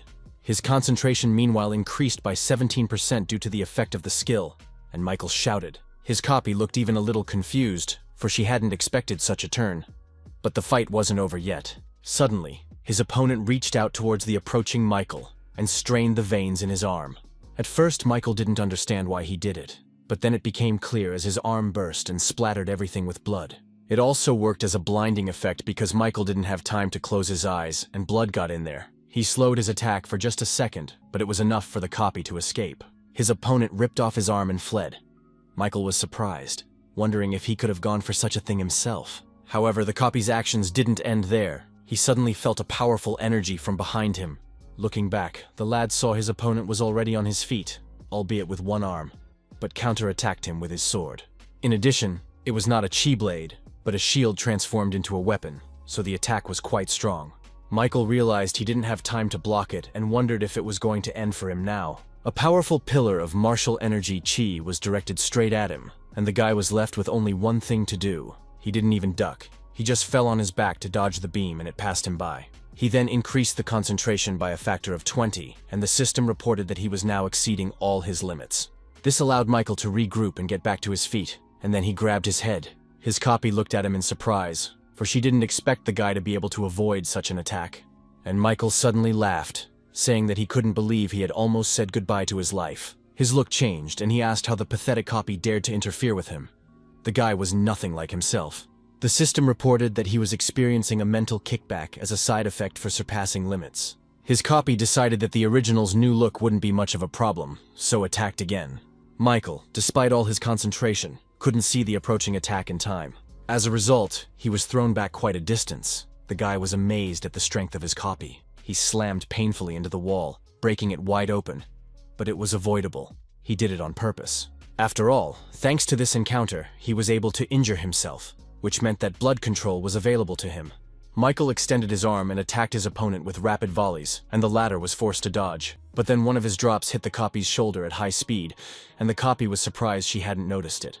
But it was too late. Now it was his copy's turn to shudder at the explosion. However, his opponent was smarter than he thought. The copy went behind his back so fast the guy didn't even notice. And then they clashed blades again. And it went on like that for a while longer before both guys recoiled. Michael noticed that his opponent's ash blood skill was also working well, quickly healing all wounds. It made Michael angry, but he had to admit that his copy was incredibly strong. Meanwhile, their battle was being watched by the administrators, including the Steel Blood Lord. Something irritated the girl, especially since Michael had fallen for this trick before. She couldn't openly help him, but she didn't feel comfortable just watching either. The only thing she feared was Tower's reaction. Still, the girl decided to try her luck and contacted her contractor, but suddenly her screen cracked. The system warned that her messages were temporarily disabled, so she couldn't prompt. Meanwhile, Michael noticed that his arm wasn't obeying him and was twisting oddly to the side. And then he suddenly hit himself, even though he hadn't thought to do it. In fact, it was all just a shell. The guy bounced off his copy, so she couldn't do anything while he was in that state. And his condition was indeed dangerous, for the real Michael had suddenly begun to break through. He screamed for his dark version to stop interfering with his body and leave him, but so far it was all in vain. Michael thought he had already dealt with the version of himself from the future, but it seemed to happen again as a side effect. He screamed in frustration, saying that it was already annoying him beyond belief, which was why he was beating himself up. The real Michael tried to free himself from the bloody shackles that held him back, but it was difficult. All of a sudden, someone's voice said he'd been fighting Ha-Him the whole time the guy almost died, and the guy didn't even thank him. This was said by Michael from the future, or rather the version of him that formed in front of the real Michael. Toth yelled for the guy to just get out of his body now, but he interrupted him, saying his original was a fool. He asked if Michael still hadn't realized the most important thing up to that point, adding that he should think hard. Future Michael went on to say that he trained so long and hard, reached the 12th floor of the tower, but he can't even look at himself. Hearing this, Michael clenched his teeth in anger. The words of his version from the future set him so hard that he couldn't help it, and immediately burst into action.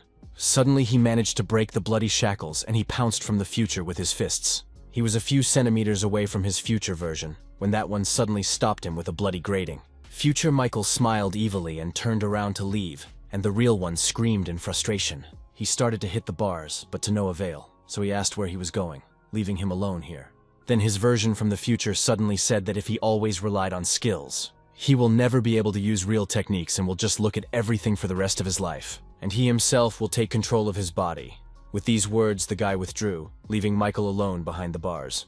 And the man screamed for the umpteenth time. But he realized that everything he had just said was true, albeit unpleasantly so.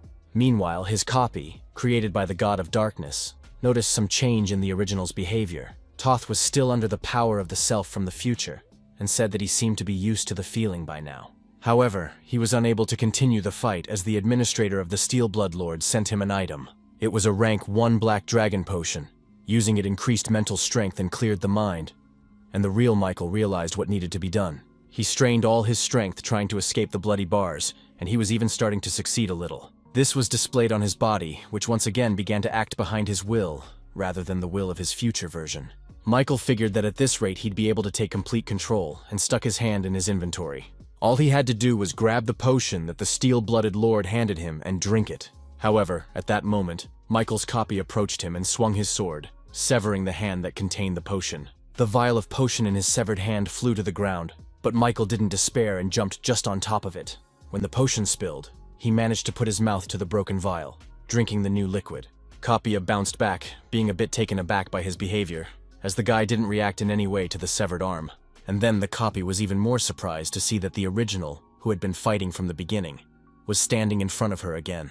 Michael wiped the rest of the liquid from his mouth, saying enthusiastically that he was back and ready to continue their dance. He also noticed that he could feel everything while the other him was fighting this copy. The guy let things go because of his habit of relying on skills. However, if even his copy could do something, he would succeed, and with that thought, Michael clenched his blade tighter and prepared to attack. He increased his concentration 20 times again, but this time had more control over the process. The guy felt his thinking speeding up again and the ego of his psychotic version rising. But with accelerated thinking, he finally felt enlightenment in this interminably long moment.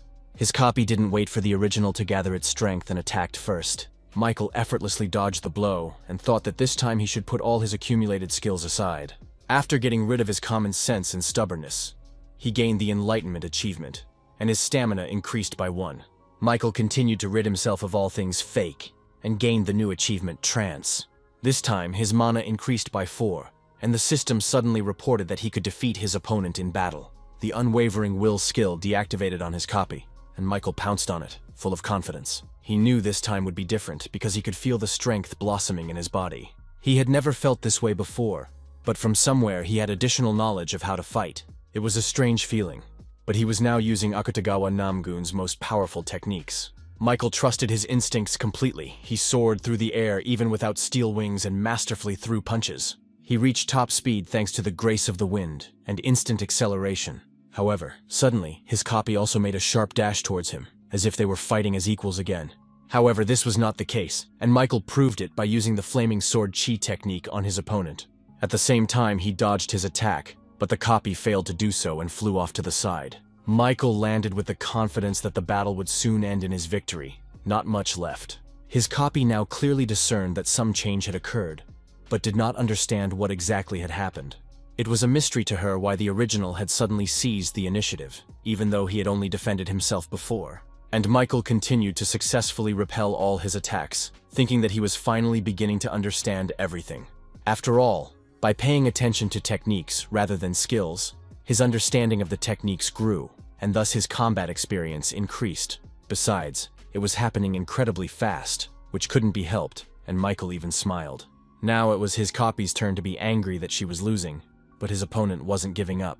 And Michael thought that as his understanding of the techniques increased, he was finally seeing the flaws in his copy. After all, the one who used Akutagawa Namgun's real techniques, but is just trying to imitate him. However, in that case, mistrust might weaken the chi of his flaming sword and he would lose. Which means even when practicing with Akutagawa Namgun's techniques, one must focus on strengthening the flaming sword.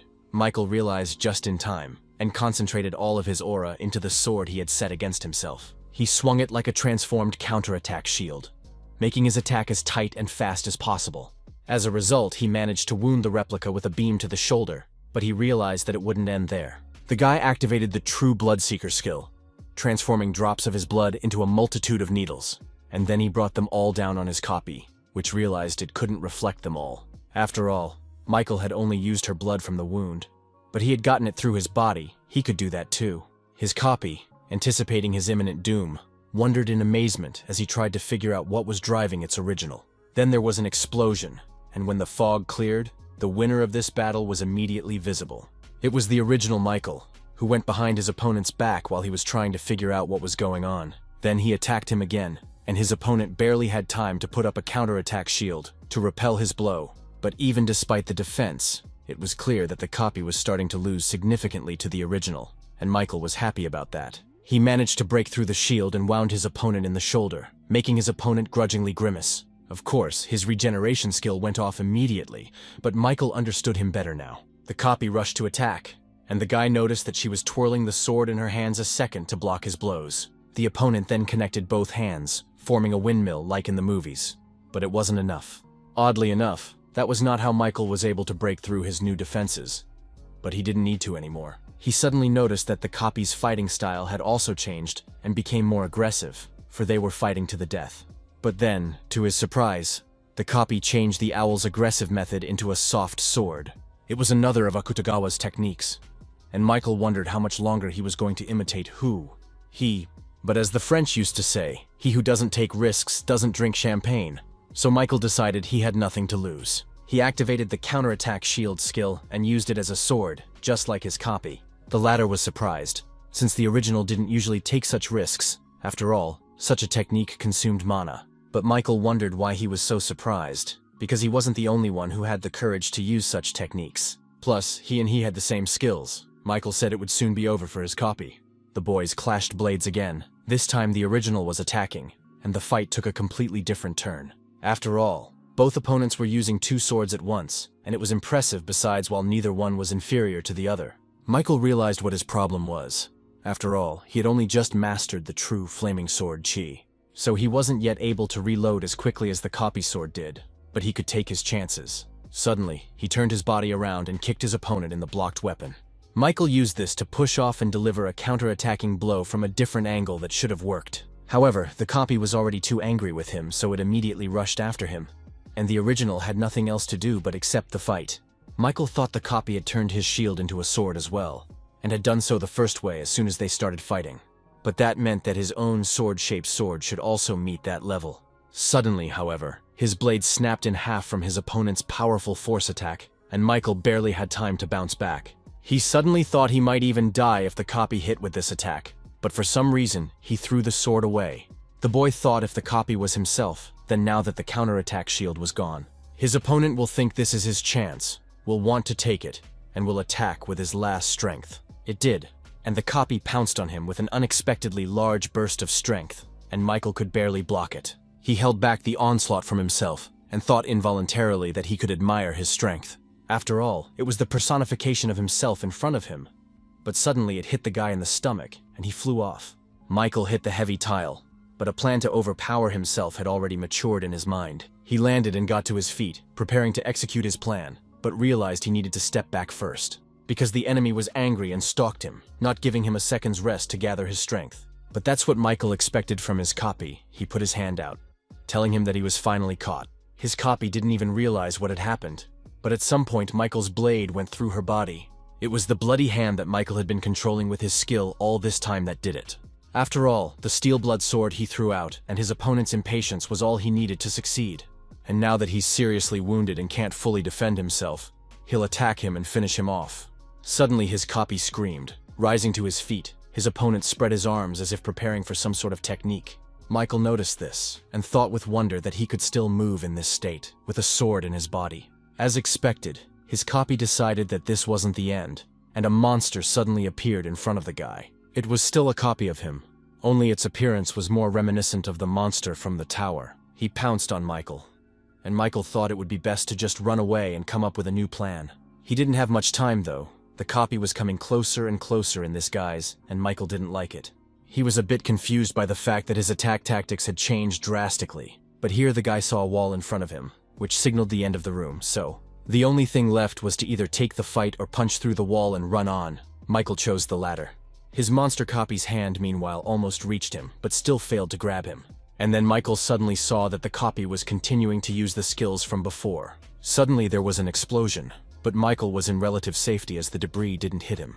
When the fog cleared, he saw that his copy was using ash blood to retrieve his blade, and she succeeded. Meanwhile, Michael activated his counterattack shield to defend himself as effectively as possible. After that, he quickly transformed it into a sword, and the shield's recovery time also expired. He turned to the monster, asking why he stood up. Was that really all he was capable of? This infuriated the copy, and she lunged straight at the guy, but he no longer felt any fear at the sight of her. Michael thought that this stupid monster had already completely lost his mind, but he had to defeat him.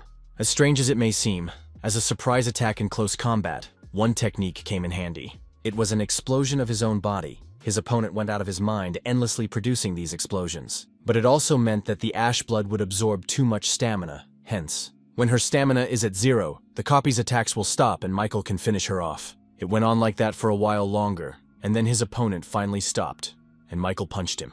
There was no point in stalling any longer, especially since his copy had completely run out of steam in the meantime. He turned to his copy, telling her that she was definitely finished this time, and she got even more angry. However, there was nothing she could do anymore, so she simply decided to leave the scene of the battle.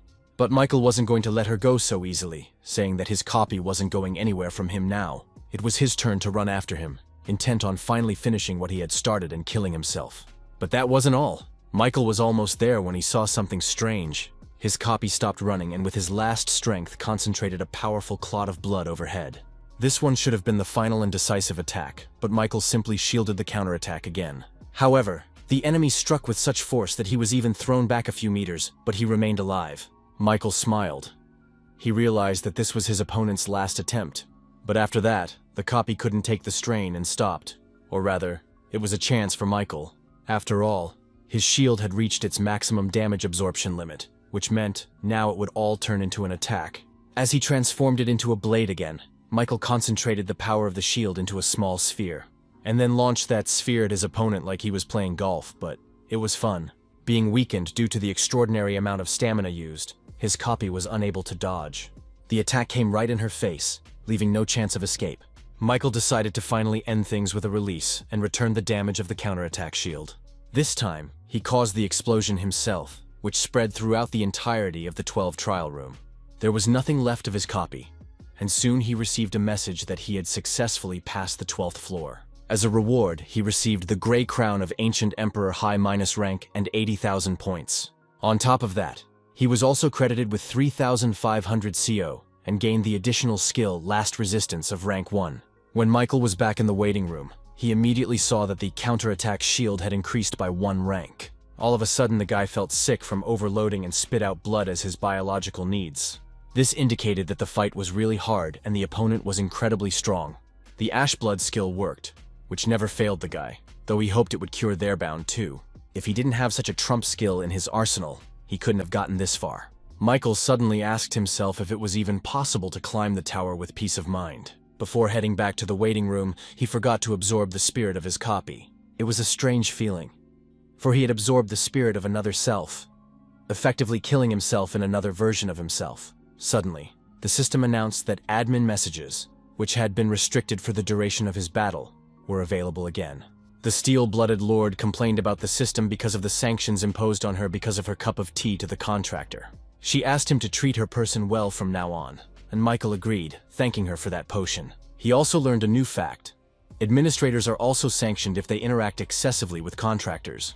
Suddenly, he saw that all the admin messages that had been restricted were now being printed at the same time.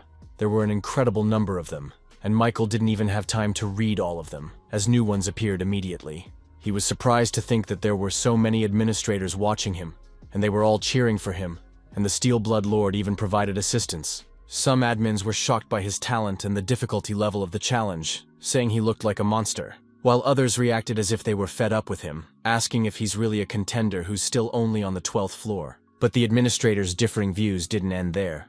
Michael noticed new messages popping up. Admins who just said what they wanted, and then disappeared when they lost interest, sending meaningless messages. At least that's what Michael thought.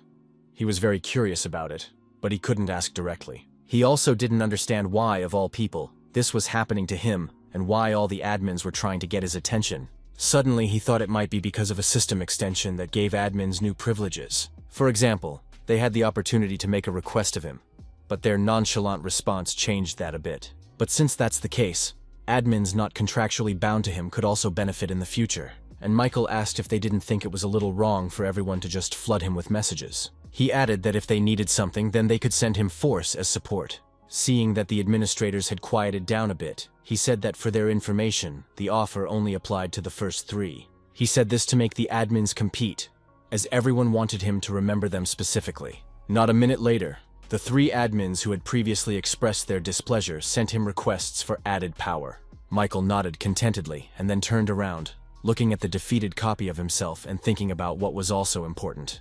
After all, he had absorbed his opponent's soul, but he hadn't used it yet because he didn't know what would happen. All because the enemy not only has the same stats as him, but also skills and powers. So it was even interesting to see what would come of it. After absorbing his spirit completely, his skill immediately increased by 28%, which was the highest he had ever received. The system produced a message that the composition of the soul of the false applicant Michael Nodforth's soul was completely identical to his own.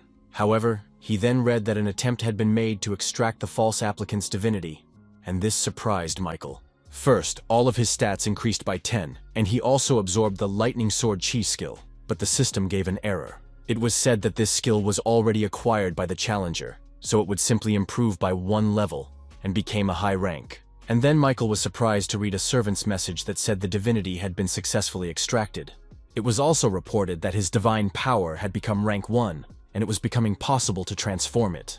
For Michael, however, all these words were empty words, for he had no idea how to use her. But it turned out that he could now experience divinity just as well as Kyrain, whom he had defeated. When he returned to the 13th floor waiting room, he saw that another system expansion had begun. Communities that were globally segregated by country are now fully integrated. Also, messages of different types of difficulty are now available. Team arenas for trials are not tied to one country. Individual county-level country ratings will also be fully integrated. Michael decided that this was by and large a pointless expansion of the system. After all, he was already encountering foreigners. But if it goes on like this, eventually the community will be integrated with other dimensions too. After all, in addition to Earth, the Tower of Trials also operates on Murim and Ares, as well as another interesting world. And what happened next made Michael open his mouth in surprise. He saw the final ranking of the 12th floor. According to him, he was ranked first, and had a super legendary rank, the highest possible rank. In other words, he had become the strongest. That was the main reason why he was climbing the tower. At least for the moment, he had become the strongest challenger on Earth, and that was impressive. But Michael had heard that the Tower of Trials had long existed in dimensions such as Ares, Murim, and Kalian. And compared to these, Earth was an extremely weak dimension that just the other day. It was officially recorded as a dimension for climbing challengers. Michael thought that if they didn't increase Earth's power, they would become the target of another dimension like they had been on that day. So whether it was before or now, but he needs a powerful force that can defeat anyone. The guy opened the inventory and found information about the ancient emperor's gray crown that fell to him as a reward. Since the rank of the item was high, the performance seemed powerful. Michael then decided to go for the additional breakthrough reward by unlocking the information on the last resistance skill. According to her, this skill could prevent 1 death, which was truly amazing, and Michael wondered. After all, although the recovery time is a week, but considering the effectiveness of the skill, it's not even a penalty. And during this ordeal, in addition to receiving rewards, he managed to shake the admins out of their powers. He went into the Forces tab, and the system asked him which choice he wished to make.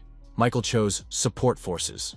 The first was a rank 2+ Blood Heavenly Energy with which he could replace mana with Chi energy. Next was the same rank's Warrior Defense. With it he could only gain Divinity Control and Luck so far. The last power was called Instant Magic Charge, with which he could recharge his mana from nature. After evaluating all the powers, Michael concluded that each one was quite unique and very good for a rank 2+, so he couldn't stop his choice on anyone and bought them all for special points. All 3 of the administrators who had given him his powers reminded Michael not to forget their generosity.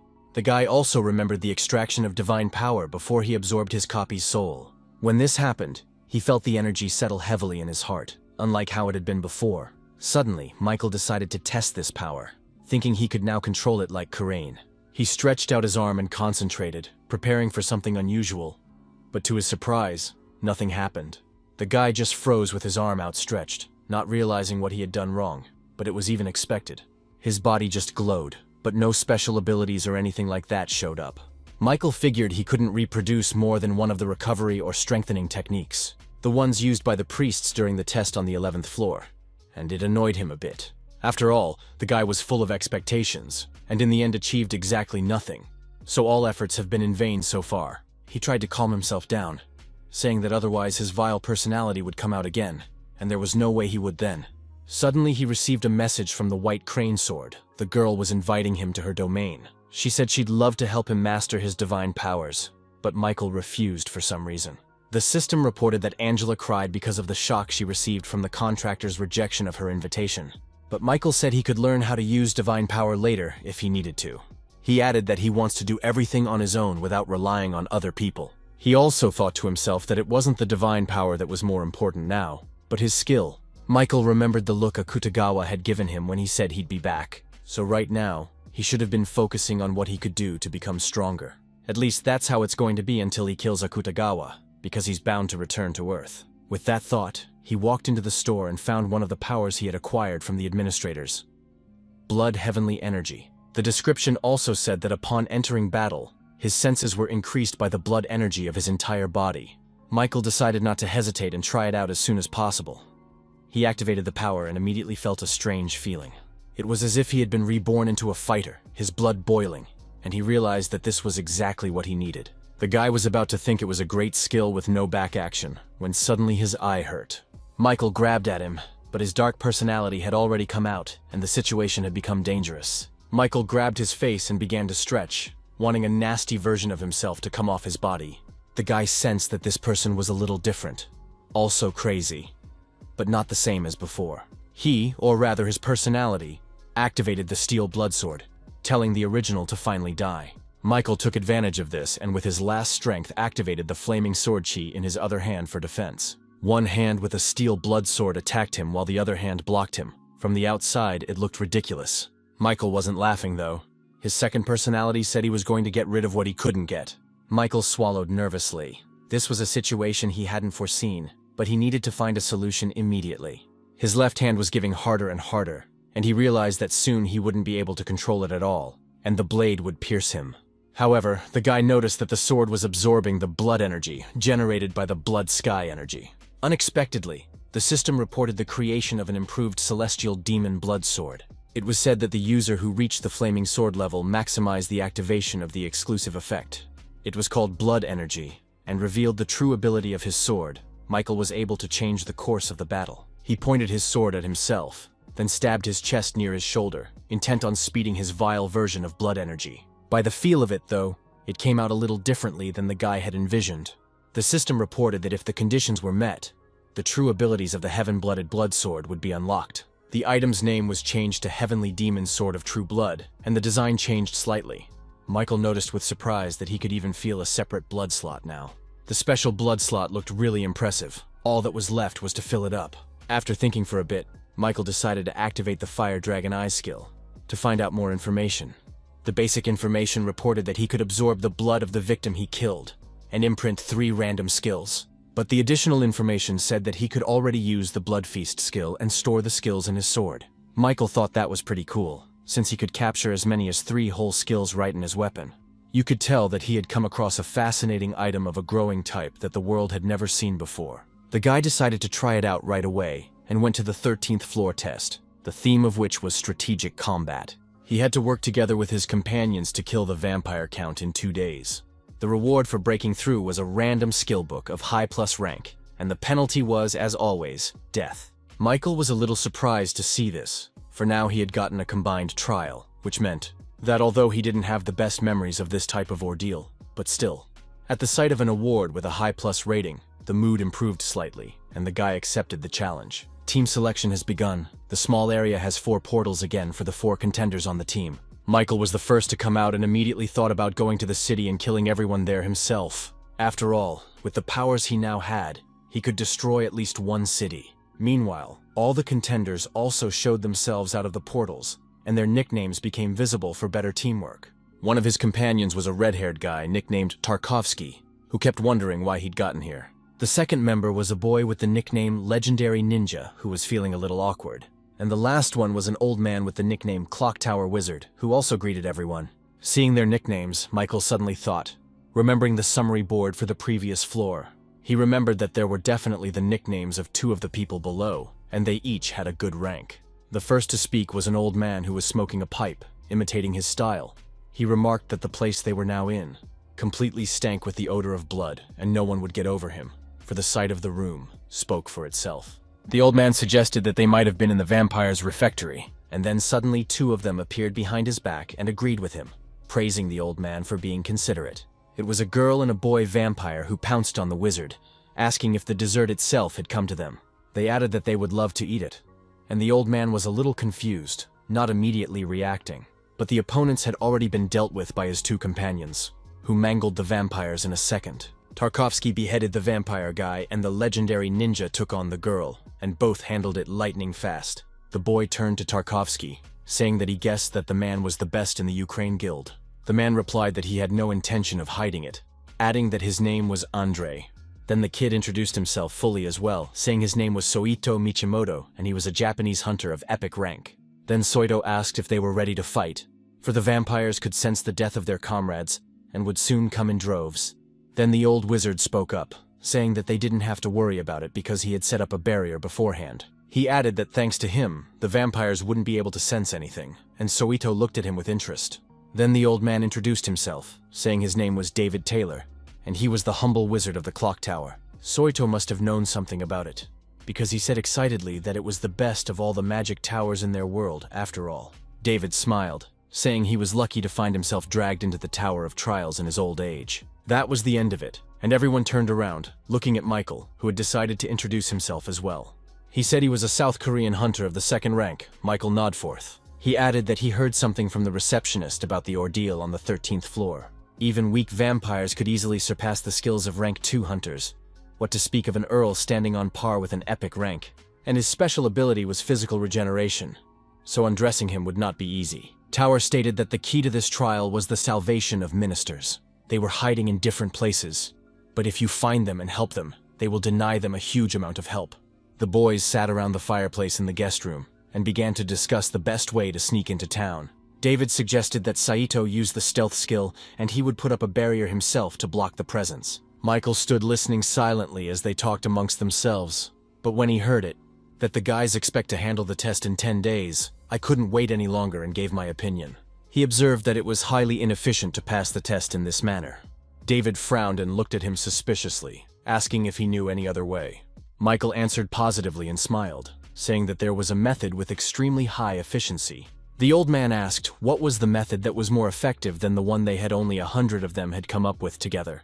Soito wanted to find out too, saying that the strongest challenger in the world rankings probably had his own secrets. Michael agreed with this as well, saying that everything brilliant was simple, and his way was called hit and take. To demonstrate the seriousness of his intentions, the guy drew his sword and swung it for greater effect. Then he snapped his fingers, and the gate that separated them from the outside world opened with a rumble. It was night outside, and there were also a lot of vampires standing there who couldn't get in earlier because of the barrier. Michael finally says that if the guys just shut up and attack, they can kill them all and pass the test. The vampires, meanwhile, smelled the odor of human flesh and began to approach Michael. They all pounced on the guy, but the guy had expected it himself, so he could show his partner how it's done. All 3 of them simultaneously opened their mouths in shock, and Soito wondered if he was going to accidentally kill them. But Michael enthusiastically said that from now on they were starting a head-on breach operation, and rushed at the vampires first. Of course, he couldn't stop everyone at once, so some of them ran at the rest of his teammates. However, as the vampire approached them, he saw the boys gradually disappear from sight. The other vampires warned their companions, saying that these human brats were using magic. This was in fact true. David had put a group cover-up on them, saying it shouldn't last long. He wondered to himself why, during every combined test, there was a fool willing to make a fuss. This pissed him off, and he told the others that, unfortunately, it would be best to eliminate Michael Nodforth and back off for now. Michael, meanwhile, marveled at the vampire's power, asking if they really had the basic Bloodseeker settings. This was quite a surprising discovery. Since monsters in human form used their blood, they too had the ability to transform it, giving it any shape, and aimed hundreds of needles at the guy. His companions were retreating. Soito turned around to look at Michael one last time, wondering why he had done this. After all, the guy didn't understand why he had made such a reckless choice, but suddenly had to take back his words. He caught the others' attention, telling the guys to look in the direction where Michael was fighting. Thoth, meanwhile, activated his fresh Bloodseeker skill, forming large spires out of it. The vampires even wondered if the guy was one of them, for his ability to manipulate blood was astounding. To be more precise, she outnumbered their forces, and Michael demonstrated this by attacking them with his spikes. Seeing that they couldn't do it themselves, the vampires panicked and decided it was necessary to call the Count for help, and the guys thought it made sense to move forward with the plan when faced with such an enemy. David was especially amazed.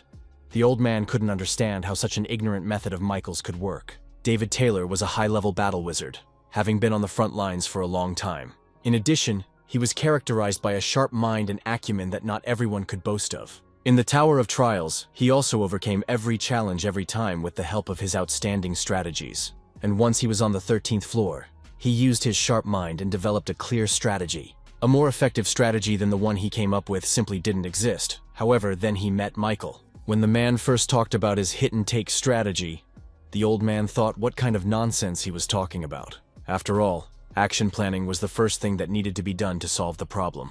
Michael Nodforth, on the other hand, suggested that they just shut up and attack, assuring them that this was how they would pass the test. And now, by the looks of it, he'd proved to them all that those weren't empty words, for half the vampires were already at his hands. Meanwhile, Andrew approached the old man, asking if it was better to leave everything to Michael in that case. Soito said he supports the idea, saying the guy is doing a great job, but David raised his hand. So he urged them to listen to him and said he recognized that Michael Nodforth had incredible power.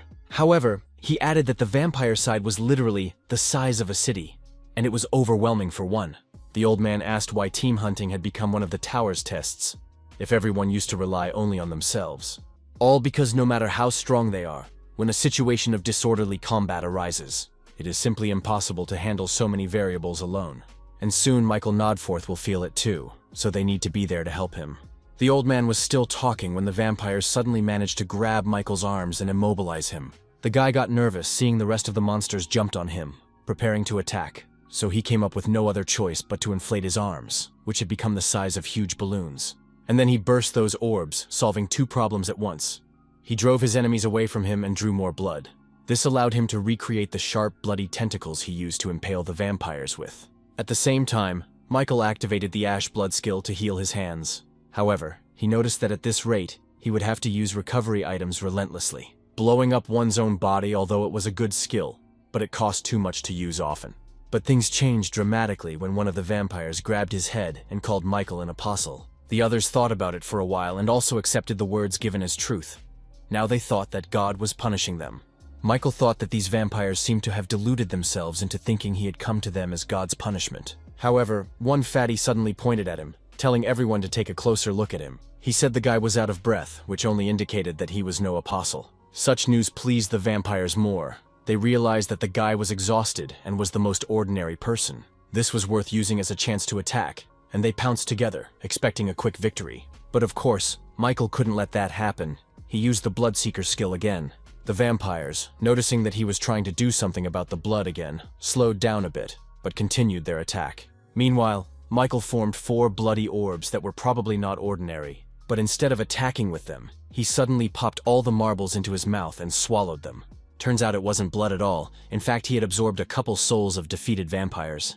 Michael did this to improve his performance, and the balloons were so he could open his mouth to absorb.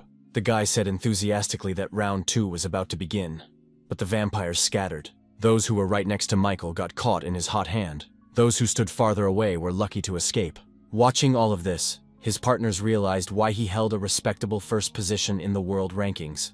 Andrew was the first to stand up, saying he was tired of sitting around doing nothing, and Soito soon joined him. Michael, meanwhile, used all the soul he had and increased his stats by an average of 4. The boy was surprised to notice that his growth with the help of the vampires was even better than from his copy. Plus, if he finishes off the count as well, it'll come out a very productive test of self-improvement. And the other good thing about this situation was that he kept getting the administrator's attention. After all, Michael saw nothing wrong with appearing in a good light before the administrators. After a while, when he had finished off the bulk of the vampires at his side, he saw his comrades. Michael said that he thought they had gone in search of the priests, but they showed their heads. David said they made the decision to follow his instructions, even though they were initially hesitant. Michael noticed that they were all finally realizing the effectiveness of the hit-and-take strategy, and that was a good thing. He activated his 6th sense skill to better assess the current situation. And honestly, she wasn't happy about it. The only thing the guy felt around him was a sea of blood. It has engulfed the entire city without the ability for ordinary people to walk the streets freely at night. The entire situation in the area indicated that his main opponent, the vampire count, was about to show up. Old man David said that the count also possessed supreme magic, But the problem was that the power of it was incredibly powerful. Listening to their judgments, Michael couldn't help but wonder if these were the same high-ranking hunters he admired. But then he addressed them, urging them to leave the place immediately and bring the ministers. Hearing this, Soito asked in surprise how the priests would help him if they themselves were around. Michael then told it like it is, saying that being around him would only get in the way. And to absorb the spirit of the vampire count, he must fight him alone. That was also one of his motives. Andrew replied that they would probably do as he asked, though the man was not used to obeying others. They left Michael, and David said lastly that they would return as soon as they found the priests. Michael could still feel the sea of blood that was relentlessly closing in on him, and wondered if it was time to fight in earnest. He activated battle concentration, increasing it by 5 times, and then the blood heaven energy power. Thanks to the latter, his Bloodseeker skill was fully activated and new features were unlocked. He could now interfere with all blood manipulation abilities within the range of the skill's application. Even he felt it.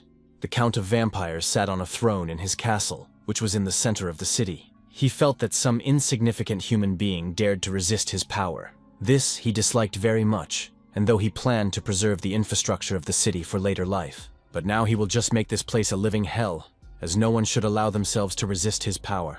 Michael, meanwhile, had also noticed the Count's presence, and suddenly realized that the reach of his power was greater than the lad had thought. He even became nervous, wondering if he wouldn't be able to block the vampire Count's attack. Meanwhile, the Count was dining on his 3rd grape of the night, which held 6 vampires at once. All because Selden Nair, that was the Count's name, was of enormous size, not even comparable to giants. He didn't even remember anymore when it started. The guy just fought again and again, climbing higher and higher. The essence of his life became a battle, as it often is with those who desperately crave more. And when he came to his senses, he was already standing on top of a mountain of countless corpses, and soon his thirst reached the heavens. The god of battle appointed the challenger Selden Nair as his apostle, and the latter had a new desire. 3 powers have been destroyed by the likes of him, and so many people have been killed that the fountain of life has turned red with blood. And if he completely conquers the last country, the god of battle will recognize him as a true apostle. The peak of it all would be his becoming king of the vampires. That was the young earl's wish. He was sitting on his throne, pondering his plan, when suddenly a servant came to him, reporting great trouble. He said that the forces under the earl were killed by one man who came to their city. At a signal, 2 other servants brought in a large mirror through which the Count could observe his domain. In reality, everything was broadcast through an eye that hovered in the sky like a bat. Selden thought he had been crowned, that he had dealt with all the fools who claimed to be heroes. He asked which country had sent these barbarians this time, and the servant replied that they had just shown up unexpectedly. But such an answer displeased the Count very much, and he said he did not believe that his precious subordinates were so brutally murdered by someone who just showed up unexpectedly. Selden became furious. His subordinates asked the Lord to moderate his anger, for it was working on them too. But Selden didn't care.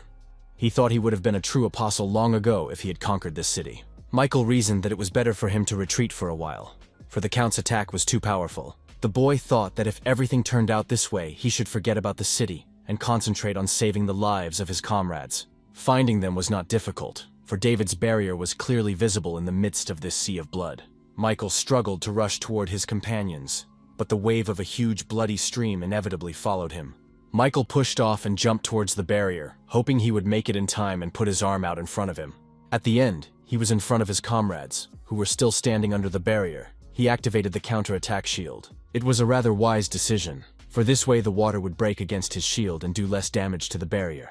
However, it was incredibly difficult to hold back this onslaught, and besides, Michael was only doing it with one hand, but he knew he should have held out a little longer, for every second was worth its weight in gold. Just as suddenly, his shield split into hundreds of pieces, and the guy froze like that in surprise, still holding out his hand. A huge torrent of water knocked him off his feet and onto the ground, where the guy continued to be tossed from side to side. When the wave passed, he was badly battered by the current. Lying on the ground, Michael could barely move. While his comrades rushed towards him, the guy activated the Ash Blood skill, recovering his health. He asked the guys if they were okay, and they responded positively, saying they survived because of him. However, that wasn't the end of it. Suddenly they all heard someone's growl that was so loud it was as if they were shouting into a microphone. And then the boys saw the vampire Count himself, to whom that growl belonged. Selden landed near them, saying he was surprised, as the humans had managed to survive such an attack. This meant that the killing of his men at the hands of these barbarians was not a mere coincidence, as he had first thought. Looking at their team, the Count reasoned that 3 of them were key figures and Michael was barely alive. That meant it was fashionable to ignore him and focus on these 3. The Count prepared himself. It was no secret that he could wield blood just perfectly, forming a bloody dagger from it. The Count shouted that all people were like annoying bugs that were always bothering him. He added that he would tear them all to shreds if they got in his way, and that got his comrades a little excited. But then Michael, who was already on his feet, suddenly called back and told the boys to step back. And those were even okay with this arrangement, saying they'd back off for a while, but the guy could always rely on them. This didn't please Selden, who shouted that he wouldn't let anyone go so easily. After saying that, he rushed after the 3 applicants who were trying to leave the place. The Count was angry, for he had never met people like this before. He usually dealt with everyone within 5 minutes. As he raced at breakneck speed toward the guys, he suddenly noticed Michael right beside him. Selden wondered with amazement if this was the same man who had earlier been lying pressed into the wreckage. He didn't understand how the guy got here, and meanwhile Michael asked him if he'd heard the saying that words become grains. So everything the vampire Count said the guy was going to give him back, here he even smiled. This attitude did not please the Count, and he decided to deal with this insolent boy first. Selden changed his trajectory, preparing to attack, but Michael was faster and mangled him in a flash. The guy said that he himself had mentioned dying torn to shreds, so now his will would be done. Soito, Andrew, and David froze halfway through the retreat, marveling at how quickly he had disposed of the Count. The one shrank in size in an instant and fell to the ground, while Michael towered over him with 2 swords in his hands. He turned to the boys, telling them to go look for the priests sooner rather than later. But Soito didn't see the need for that anymore. Michael didn't think so, however, he asked. Didn't anything seem strange to them, nodding toward the Count? After all, there should have been a message about the end of the trial long ago, but for some reason there wasn't one. Michael activated the Fire Dragon's eye, hoping the skill would show him the whole truth about his opponent. Hovering his gaze over the Count's arm, he saw the message that Selden's body was now recovering. This was due to the power of regeneration, and everyone was amicably surprised that the monster was capable of such a thing in this state. Then Michael once again said that they should hurry up and bring the priest's face to find some relics. Soito replied that searching was his specialty, so he would try to find everything as quickly as possible. Meanwhile, the Count's body was already half recovered, and there wasn't much left to his full appearance. Within seconds, Selden was standing in front of them again, and this time he was serious. He screamed how Michael even dared to do such a thing to him, saying that now he wasn't leaving here alive. Michael, on the other hand, noticed that the opponent had incredible regeneration power, which meant his recovery and blood control skills were far more effective than what he had in his arsenal. However, in terms of fighting ability, the advantage was clearly on Michael's side. The guy quickly realized this. The vampire, meanwhile, was even angrier about the fact that there was no way he could hit it. Then, instead of bodily attacks, he used his blood manipulation skill and grabbed piles of rocks. Covering them in blood, the Count directed this rain of stone directly at Michael, but he remained calm. He realized that he wouldn't be able to defend himself from all the attacks at once, so he decided to act differently. The size of the rocks was big enough to even kill him, but it also meant something else. He could dive under them. Covering his head with his hands, Michael instinctively dodged the largest debris, while the rest just flew past. They crashed into the walls that still remained standing from some of the buildings, but it seemed that now they too had come to an end. Selden was pleased that he was now setting the pace of the battle, saying he was the best at blood management techniques. Only Michael didn't care. He activated instant acceleration and was quickly at the enemy's back, and the man didn't realize what that meant. Selden turned around to see his opponent, but Michael was already attacking. Suddenly, the Count felt an intense pain that pierced his body like an electric current. Then he was shredded again by Michael, but the boy knew that even though he had mangled him into smaller pieces this time, the vampire would still regenerate, and he was even curious if the Count was really impossible to kill. At least it required something holy or clergy who might not even be in town anymore. After all, it was now completely destroyed, and it would be far stranger to see a single living priest. While he was thinking about it, Selden finished regenerating and reappeared in front of him, this time in his original form. He asked if the guy really thought he had the power to kill him because it was absurd. But Michael replied with a mad grin that he was just curious how many more times he could mangle him. After all, sooner or later a vampire must die, and it didn't matter who did it, the priests or himself. The Count meanwhile noticed that his body was shaking, and wondered if it was he, Count Selden Nair, who was shaking with fear. After that, he shouted for the guy not to dare underestimate him, for he would become the king of vampires. But in response, Michael only cut his body apart again. This was his third time. When Selden recovered again, he told him not to think he was going to win just because he was hurting him. However, Michael didn't then even listen to him. Not letting the Count finish speaking, he mangled him for the now fourth time. During the next regeneration, Selden said that Michael was only human, hence, he would soon pass out from exhaustion, but the guy kept attacking and killing the Count over and over again. The end he chopped it for the 7th or 8th time. Selden suddenly asked if he was that legendary player. Michael really didn't even pay any attention to it, because he only had one goal in mind. And he also got the Battlefield Artist achievement, and he has a new Torture Art rank 3 skill being created. After the Count saw that the guy wasn't getting tired, he decided that it was pointless to continue. Being almost out of clothes, Selden reasoned that it would be best to leave the city immediately to stay alive. However, Michael was already waiting for him on the retreat road, reminding him that he would return all the words he had said to them.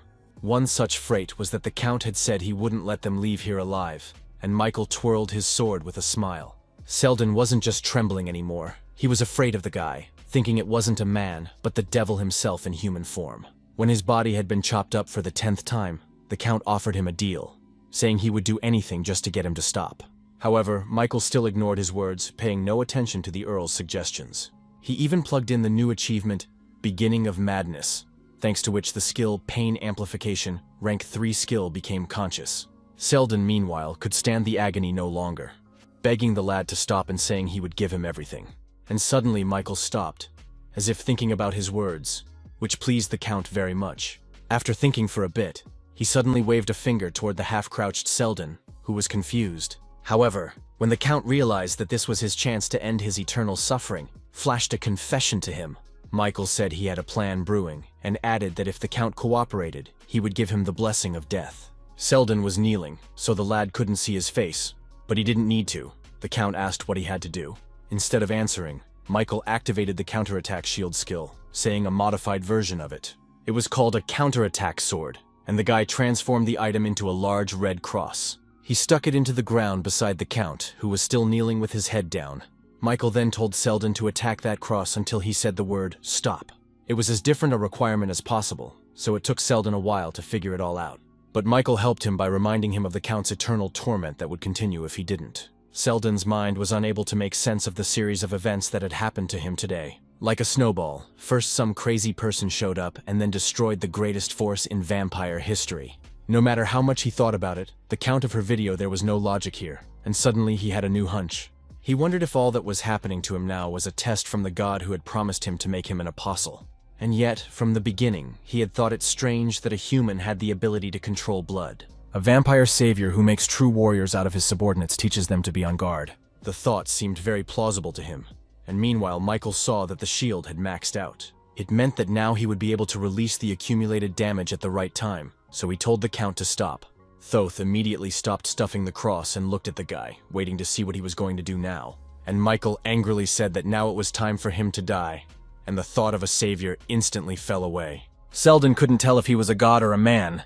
He thought Michael looked more like a monster than anything else. The guy meanwhile said that since the Count was constantly regenerating no matter how many times he was killed, he'll be atomized to the point where there won't be a single piece of flesh left. With those words, he hurled his sword at the Count, a preoctave Selden bloody ball from his shield. He then activated an instant release of the accumulated damage that was to be poured directly into the orb. Selden was a little scared, but eventually realized that this way he could finally die. A moment later, there was an explosion of immense power, but it did not go beyond a ball from the counterattack shield. Michael just stood and watched, hoping it would work, but even if it didn't, there was still the relic plan. Fortunately, the system congratulated him for successfully breaking through the 13th floor by adding a random skill book to his inventory. He also received 90,000 points and 4,000 COs, with an additional 5,000 COs given to him as an extra. Michael thought happily that he had succeeded in killing the vampire Count, and now, absorbing the blood he had spilled. According to the skill of his sword, he was getting a blood feast effect that absorbed the opponent's blood into the blade. The guy activated this effect, wanting to see how cool his sword was now. Plus, it could absorb blood too. Doing so, his sword level increased to high minus rank, and he also imprinted a 2+ blood enhancement skill on it. According to the description, it could strengthen the blood control area and increase strength and control. Such effects were very much to Michael's liking, but the others would fall off topic when they heard the conversation go on and on about blood.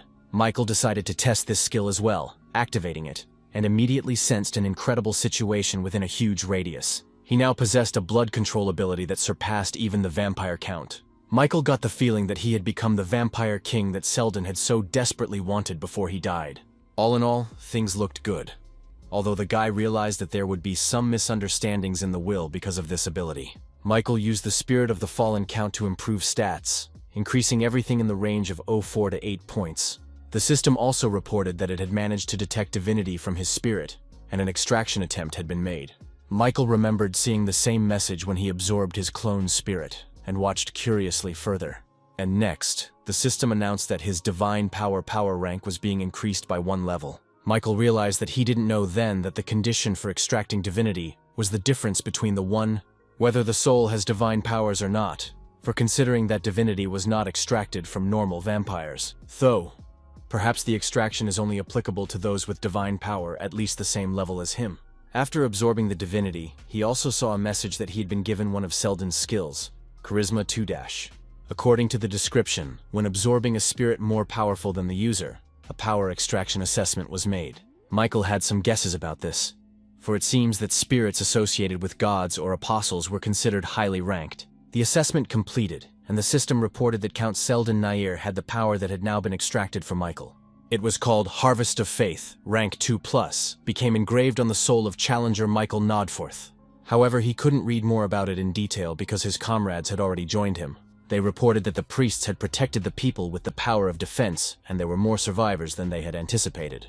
The civilians came out of their hiding places, hailing Michael as the hero who had saved them from the vampire count. Unexpectedly, the guy read that the power of reaping faith found a strong faith in the user. He suddenly realized that these people were sending him their faith, which was far more important than he could have imagined. In addition, apparently faith sent under the influence of delusion was also regarded as faith. After all, people thought of him as God's messenger. Michael thought he should use this opportunity effectively, so the guy activated the newly acquired skill Charisma rank 2 Charisma to make himself more attractive. His weight in the eyes of others increased, and others became more susceptible to his influence. Michael thought that he had never once lied, however, and suddenly got an achievement for it. His mana increased by 1. Suddenly, the system reported the activation of a more powerful divine power effect, reporting the mythic's calculation. It was committed based on actual results versus the faith of the believers. And the myth of the vampire slayer soon formed. Michael didn't understand what it was, so he activated the mythic to check. New effects were immediately added to his attack. Inability to regenerate and exorcism didn't say absolutely nothing to Michael, but it sounded cool. The guy thought that impossible regeneration was added to it after breaking the Earl's healing chain. The exorcism effect was probably added after the mass murder of vampires in the city. Divine power, combined with the newly found harvest of faith, takes the form of myth, and Michael saw the divine power that he had never once used, until now steadily flowing outward. When the myth was activated, there was an absorption of the divine power within its force. Michael is suddenly approached by David, saying he thought he was an infantile fool at first, but it seems. Missing his ability, the old man held out his hand, asking if the guy would forgive him. Michael was surprised at such a gesture from the old man, but shook his hand, saying, of course, not to hold a grudge against him. Suddenly, the system reported that the god of battle realized that his potential apostle was dead. It was also said that the god of battle sensed his divine power and was hostile. Michael felt again as if someone had forcibly bent him to his knees. He couldn't get up because of the great pressure. Suddenly, the ground beneath the civilian's feet shuddered, and then cracked with a jolt. The system reported entering the divine realm, and suddenly some people would fall into the lava that was hidden underground. The boy didn't realize what was happening, for the ordeal was already over. He saw David also pushed into the stream of people. The old man was far from his portal, as was Michael. Only Soito and Andrew had managed to leave the ordeal before. Michael quickly assessed the situation, and then turned to the old man, saying they should shake hands one more time. David didn't understand why he suggested it, but in the next instant, after complying with his request, flew straight to the portal. Michael tossed it so at least one of them could make it to the exit, and the old man yelled that this method was ignorant. However, he added that the guy wasn't expected to be any different, and besides, the method turned out to work. He successfully escaped through the portal, but Michael saw that there were still people on the ground who were terrified. The guy yelled for all of them to move aside, and he himself slammed his fist into the ground, activating his counterattack shield. Its radius of action had spread to an area large enough to completely cover the remaining people. Old David, who was already moving to his waiting room, didn't know if this guy was a hero or not. However, he thought that if there were heroes in this world, shouldn't they look like this? The British wizard hoped that Michael would also return safely to the waiting room. Now he was a real hero in his eyes. And the guy meanwhile turned to the men, telling them to get across the bridge sooner rather than later. Michael had a little hope, but no longer felt any surge of faith. So another thought crossed his mind. He thought of returning to the waiting room as well, when suddenly the system informed him that the battle god was disgusted with him. Suddenly some people grabbed their heads, which split open in pain and then burst. It was so unexpected that Michael froze in place, watching everything from his vantage point in amazement. After a while, there wasn't a single living person left under his shield, but Michael couldn't do anything about it. The system reported that the god of battle was saying that the pathetic dog raised by the tower had crossed the line. Michael stood motionless, thinking over his words. He suddenly felt very sorry for the innocent people he was trying to save. The boy turned to the god, knowing that he could hear him. He said that the one who had now crossed the line was himself. After all, as long as he has the protection of the tower, then the god will have a problem if he tries to harm him. Michael added that if the god didn't have anything to say, he was off and headed for the portal. The system gave out that the god of battle chuckled back at him fiercely, and said he was looking forward to the mortal's imminent end. When Michael moved back into the waiting room, he saw that the system was expanding again.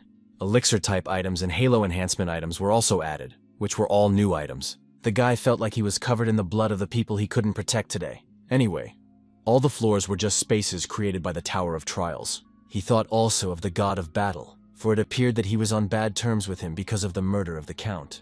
Michael remembered the words of the god of verification, who had warned him not to trust other gods, for those would consider him an enemy. Then Michael decided that he should stop thinking about things beyond his control. Instead, he should concentrate on what he can do now, and boy did he pick up a stone of freshness. He then opened an exclusive store, and was surprised to find that he had as much as 11,500 COs in his account. He bought the epic rank Ghost Path power, using up 10,000 CO at once, but it was worth it. The description said that he would be able to develop his own skills, and it would become easier for him to realize his own enlightenment. A few minutes later, Michael was already standing in the forest, the location of the White Crane Sword Administrator's domain. Angela was already waiting for him, noting that they hadn't seen each other in a while, and she was glad to see him again. The girl reported that she heard from that woman that his enemy was a child of the Namgung family. Michael agreed, saying that it came out somewhere along the line. But Angela noticed that he was concerned about something. She said it must have been because of Akutagawa that he used CO to buy her power. Michael nodded, and then the girl added that he had made the right decision in opting for her strength. In layman's terms, he, Michael Nodforth, is a genius because he's already learned the forms of swordsmanship. Moreover, in the 12th floor trial, he had studied the will of the sword and even improved the sword technique itself to a double sword technique. The very fact that he had acquired some knowledge of the Namgung family's techniques and refined them, it was telling that he possessed the qualifications of a great master. And even if he founded a sword sect, it wouldn't be surprising. After all, the power he had chosen this time was a great choice. Everything he would learn or realize now will be converted into tower-approved abilities. And she also promised to teach him everything, but on one condition. The girl said that a mentor-mentee relationship should be established between them. After much thinking, Michael suddenly answered positively, saying that he would become her student, which surprised the girl a lot. Angela then hastened to say that she wasn't trying to force him into anything and he could think again. But Michael raised his hand, urging her to stop and saying that he had already decided that he would become her student. The girl then replied that she appreciated his choice, and added that the Sword of the White Crane was a challenger fuller than the 40th floor. Angela asked if the guy would regret his decision later, and Michael wondered if he'd have any reason to. Of course, the girl answered in the negative. She told him that in Murima, only one master could be a mentor. When Michael said he was fine with it, the girl said he should start by fully introducing himself. She said that she was the 17th head of the Bayek Swordmaster family, and was the strongest Morim master of the past generation. And from now on, she, warrior Angela Beck, would be his mentor, and Michael was stunned by her words. He was especially surprised that the girl was Murim's strongest master. He bowed to her following the procedure. And then Angela started telling me the theory.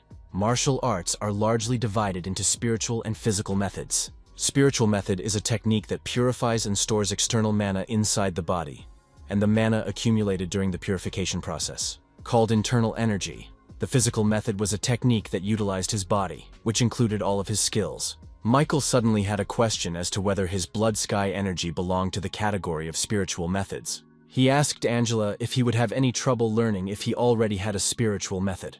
He added that he was even able to master it already. And the girl looked at him strangely for some reason. She suddenly asked him to explain everything in more detail, and Michael said he thought he had imagined something. Hearing this, Angela asked if he was trained in aura cultivation by a steel-blood lord. Michael replied that it wasn't quite like that.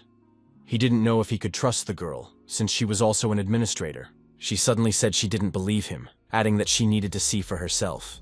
Angela moved closer to him in a flash and, pulling up his tailcoat, put her hand on his stomach as if she were checking something. Suddenly he felt some kind of energy coming from her hand, and asked his mentor what she was doing. But Angela only replied to let him sit quietly for a second, and then she would explain and show him everything. After some time, he reported that he had seen no sign of mastery of any spiritual method. At that time, Michael thought that the blood sky energy was a power sent to him by one of the administrators. Her activation improved his combat sense, so he used this power often. But now the girl disappointed him. After all, it really wasn't a spiritual method, but a force, so Michael had nothing else to think about. The boy turned to his mentor, asking if she could stop sitting in such an ambiguous pose already. Hearing this, Angela flashed a glance away from the guy, apologizing for checking in such an unusual way. However, the girl said that she was not comfortable with such an arrangement, which surprised Michael. She was angry that a scum from the Church of Blood Demons dared to send such a lowly spiritual method as a force. When they changed their surroundings, going out into the garden, the girl asked if he might not study the spiritual method. After all, he is able to accumulate mana without it, and if he mastered it, he would simply be able to use different methods. In addition, her martial arts techniques were practically unrestricted to the spiritual method. Michael activated his combat concentration, increasing it tenfold to grasp everything he would be taught on the fly. Meanwhile, Angela activated her sword chi, and the guy saw her swordsmanship skills for the first time, which were excellent. He thought that he had only seen a soft image of the girl all this time, so he didn't even know how the girl fought. The girl meanwhile announced that she would now demonstrate the first technique of her 7 white sword techniques method. It was called White Sword Cutting the Sea, and suddenly Michael felt all its energy. At least what the administrators put out in their blows was truly mesmerizing. Angela apologized, saying that he may not have been able to see everything properly, but that was the minimum speed for such a technique. However, and to her surprise, Michael replied that it was fine, saying that he thought he could do it again. Michael felt as if space itself was tightening and stretching, so that avoiding the impact was impossible. Such was the technique of dissecting the sea. The name was also quite justified, because with this technique, it was possible to conquer even the sea, and the swing of the sword resembled raging waves, and Michael tried to replicate it. When he was done, he looked back at Angela, saying that he had tried to repeat everything exactly as she had shown him. He asked if there were any mistakes, but the girl's face spoke for itself. She couldn't believe her eyes. Geniuses have existed in all times. They achieve much greater accomplishments than others. Geniuses who demonstrate the pinnacle of their ability to understand, evaluate, and master objects of a field. However, even geniuses could only reveal their true abilities after practicing. Angela was shocked that someone could completely replicate her technique after only seeing it once. After all, her method of wielding a sword is a martial art that contains more advanced techniques than Akutogawa Namgun's method. She said that Michael had previously reproduced the earlier 2 techniques of the noble Namgung family. Heaven Flaming Sword and Heaven Soaring Sword. Both techniques were part of the Heaven Sword Forms method. However, Michael had potential far greater than this, as he was able to replicate a difficult level technique after seeing it only once. Angela called him an intuitive genius, saying she'd never heard of someone who comprehended things that way. The girl suddenly smiled and said that it meant he could learn most martial arts in just one day. Originally, martial arts were understood and practiced based on each person's unique path. However, Michael Nodforth, doesn't need to find his way, as he can just watch and repeat. Finally, the girl told him about the mana replenishment method, the fist-fighting method, the art of body weightlessness, right down to the golden grab technique. Michael eventually mastered everything he could, and amongst it all, the most effective was the sword-wielding method of the 7 white sword techniques. The first one he had already been shown. The second technique, White Sword Piercing the Sky, was powerful and stabbing, allowing it to pierce through the opponent's defense. White Sword Creating Void is a defense technique that distorts the space around his sword.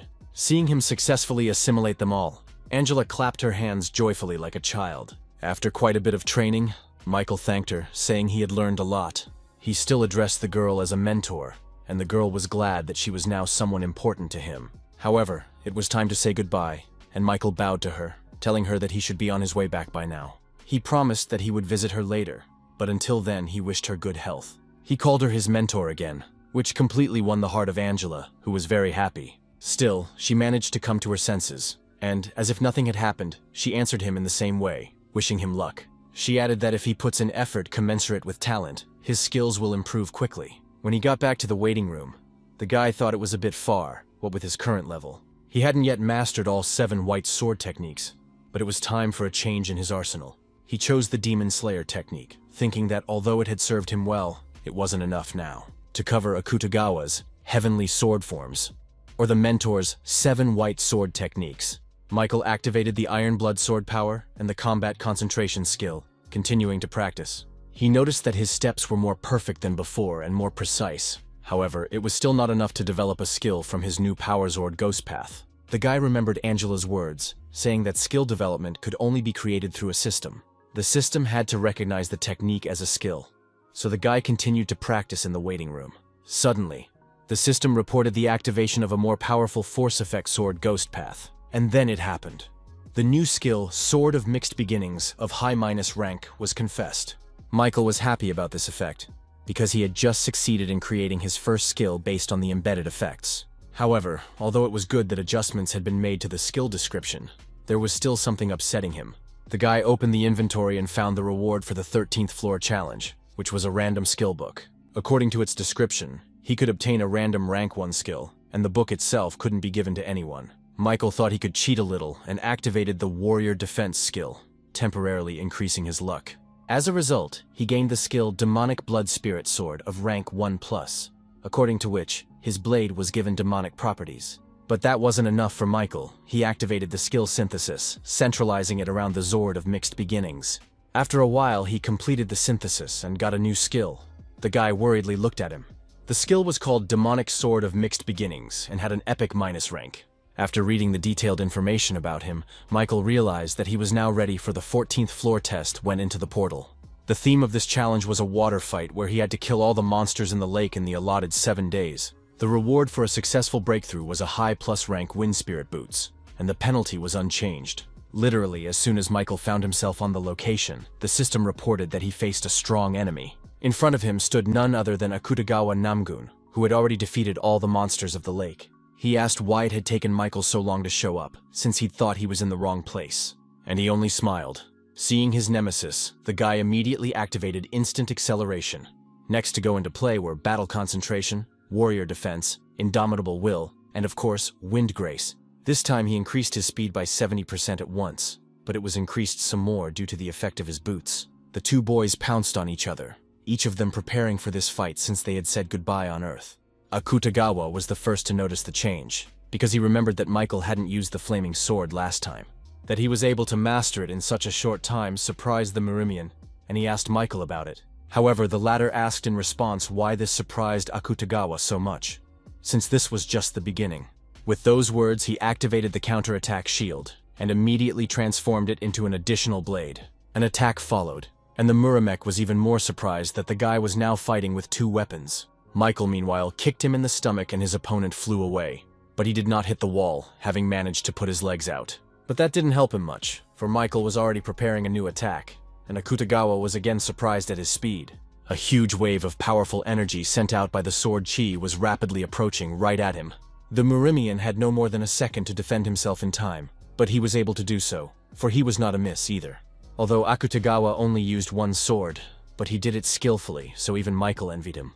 However, the advantage was still on the guy's side. He asked the Murimian how he felt about these new attacks. He added that it was his newly created epic rank swordsmanship skill. The Demonic Sword of Mixed Beginnings was considered to contain various demonic sword techniques. The sword attack in Double Attack can be performed 2 more times, completely repeating the movements of the original. And with the same force as the sword he swung himself. Michael thought it was already a kind of cheating. Still it worked. He turned to Akutagawa, pointing to the wound on his cheek. The boy said she would torture the Murimian until he died, and those words alerted him. However, in the next instant, he activated some of his power and healed his cheek, saying that it was only a scratch. And then Akutagawa pounced on Michael, wanting revenge for the fact that the guy had managed to hurt him at least that badly. Their blades clashed again, and this time the battle lasted a little longer, but still without a winner yet. Akutagawa noticed that the swordsmanship and movement techniques Michael used clearly belonged to the world of Murima. He asked why the boy had concealed this fact earlier, and he replied that he had not concealed anything, because at that time he was scared to death. So he studied it all, and Akutagawa wondered if he had managed to master such techniques in such a short time. He suddenly replied that even though they hadn't seen each other for a long time, the guy was still the same brazen liar. After all, he dared to talk nonsense about being able to master martial arts in less than a week. To this, Michael replied that he would not force the Murimian to believe it. But he was not about to recant. They lunged at each other again, but their powers were so far on par, and the only difference was the mindset. Akutagawa was thinking about how he could finish Michael off sooner, while he was thinking about how to use his new skills more effectively. After all, every fight is essentially a workout, and what better way than sparring with such a tough opponent? Suddenly, Michael switched to a more aggressive attack and began to crowd Akutagawa backwards, and the latter opened his eyes in surprise. After all, he recognized the martial art with which Michael had attacked him, and that too was unexpected. Suddenly, anger took him and he shouted, "How dare the guy steal the Namgung noble family's swordsmanship?" This put Akutagawa out of his mind, and it was clear that their battles would now take on a completely different character. And Michael replied that he had actually created it, diligently repeating the Murimian's outbursts, because he should have only seen it once. He also added that the problem was probably that his fencing techniques were too primitive. Akutagawa couldn't bear it. He shouted with anger and attacked Michael again, and the latter involuntarily hesitated. As expected, the Muramek was excellent. Swordsmanship and movement techniques, as well as unorthodox lunges. Everything testified to Akutagawa's skill. But he had no idea that he was giving Michael a masterclass. The guy knew he had to memorize everything well now, and then hit back. Akutagawa, meanwhile, activated the new technique called Battle of the Strongest again. This was something Michael hadn't seen before, so he prepared to defend himself, though he didn't yet understand how the technique worked. The system reported that within a radius of 30 meters, through a unique characteristic, to form a dueling zone. It was something similar to what Murimek had used last time, but now the walls looked even stronger. Akutagawa angrily said that the guy got caught and he would finally end it because the guy was already annoying him. But suddenly the Murimek was forced to stop. For now it was Michael's turn to attack. He used his new skill, Bloodseeker, which again surprised Akutagawa, for he had not used it before. He added that the Murimek had actually made the mistake of restricting them to that barrier, and directed his attack at it. Akutagawa still didn't understand how it was even possible to master the art of blood, since even he himself didn't know how to do it. He said that even after mastering martial arts, the guy took up his tricks again. In the meantime, Mike had already approached him, and with lightning speed began to deliver blow after blow. Murimek felt he couldn't keep up with blocking everything, and here he was already missing several attacks, and then a powerful punch to the stomach sent him into the air, something he definitely didn't expect and even got a little flustered. Akutagawa realized with surprise that he had been thrown back to the height of the barrier, which meant he had opened himself up for a frontal attack.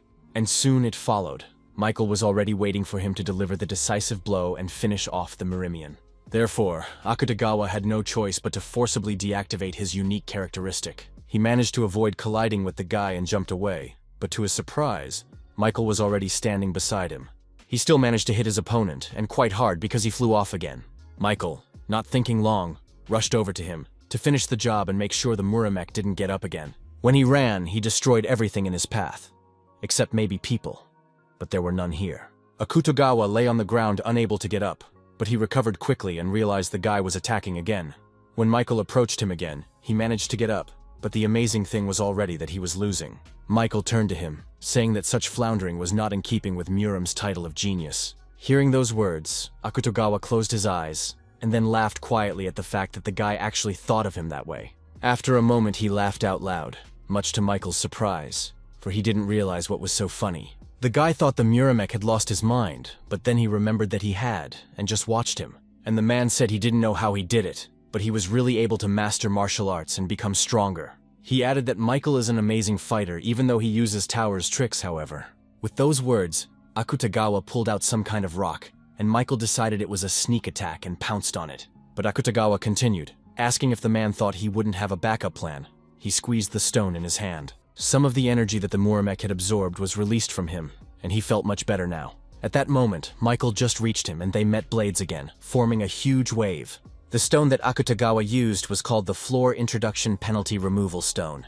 Now all of his skill limitations and characterization reductions, which were the penalty of introduction, were cancelled out. It meant he could use his power without restriction, and the Muramek did so. He asked Michael if he was curious as to why he was called a sword dragon, and then a dragon's head did appear from his sword. Michael watched it all and was shocked, for he had never seen a sword take such a powerful form before. Akutagawa added that a scum like him shouldn't have seen that enhanced chi in the first place, so the guy could consider it a great honor, after all. Not everyone gets such a chance to fight with the most powerful chi. He swung his sword with a wave from the energy, but it was much bigger, more majestic and powerful than anything before it. Michael remembered Angela telling him about the chi technique, more specifically the use of magic on the sword.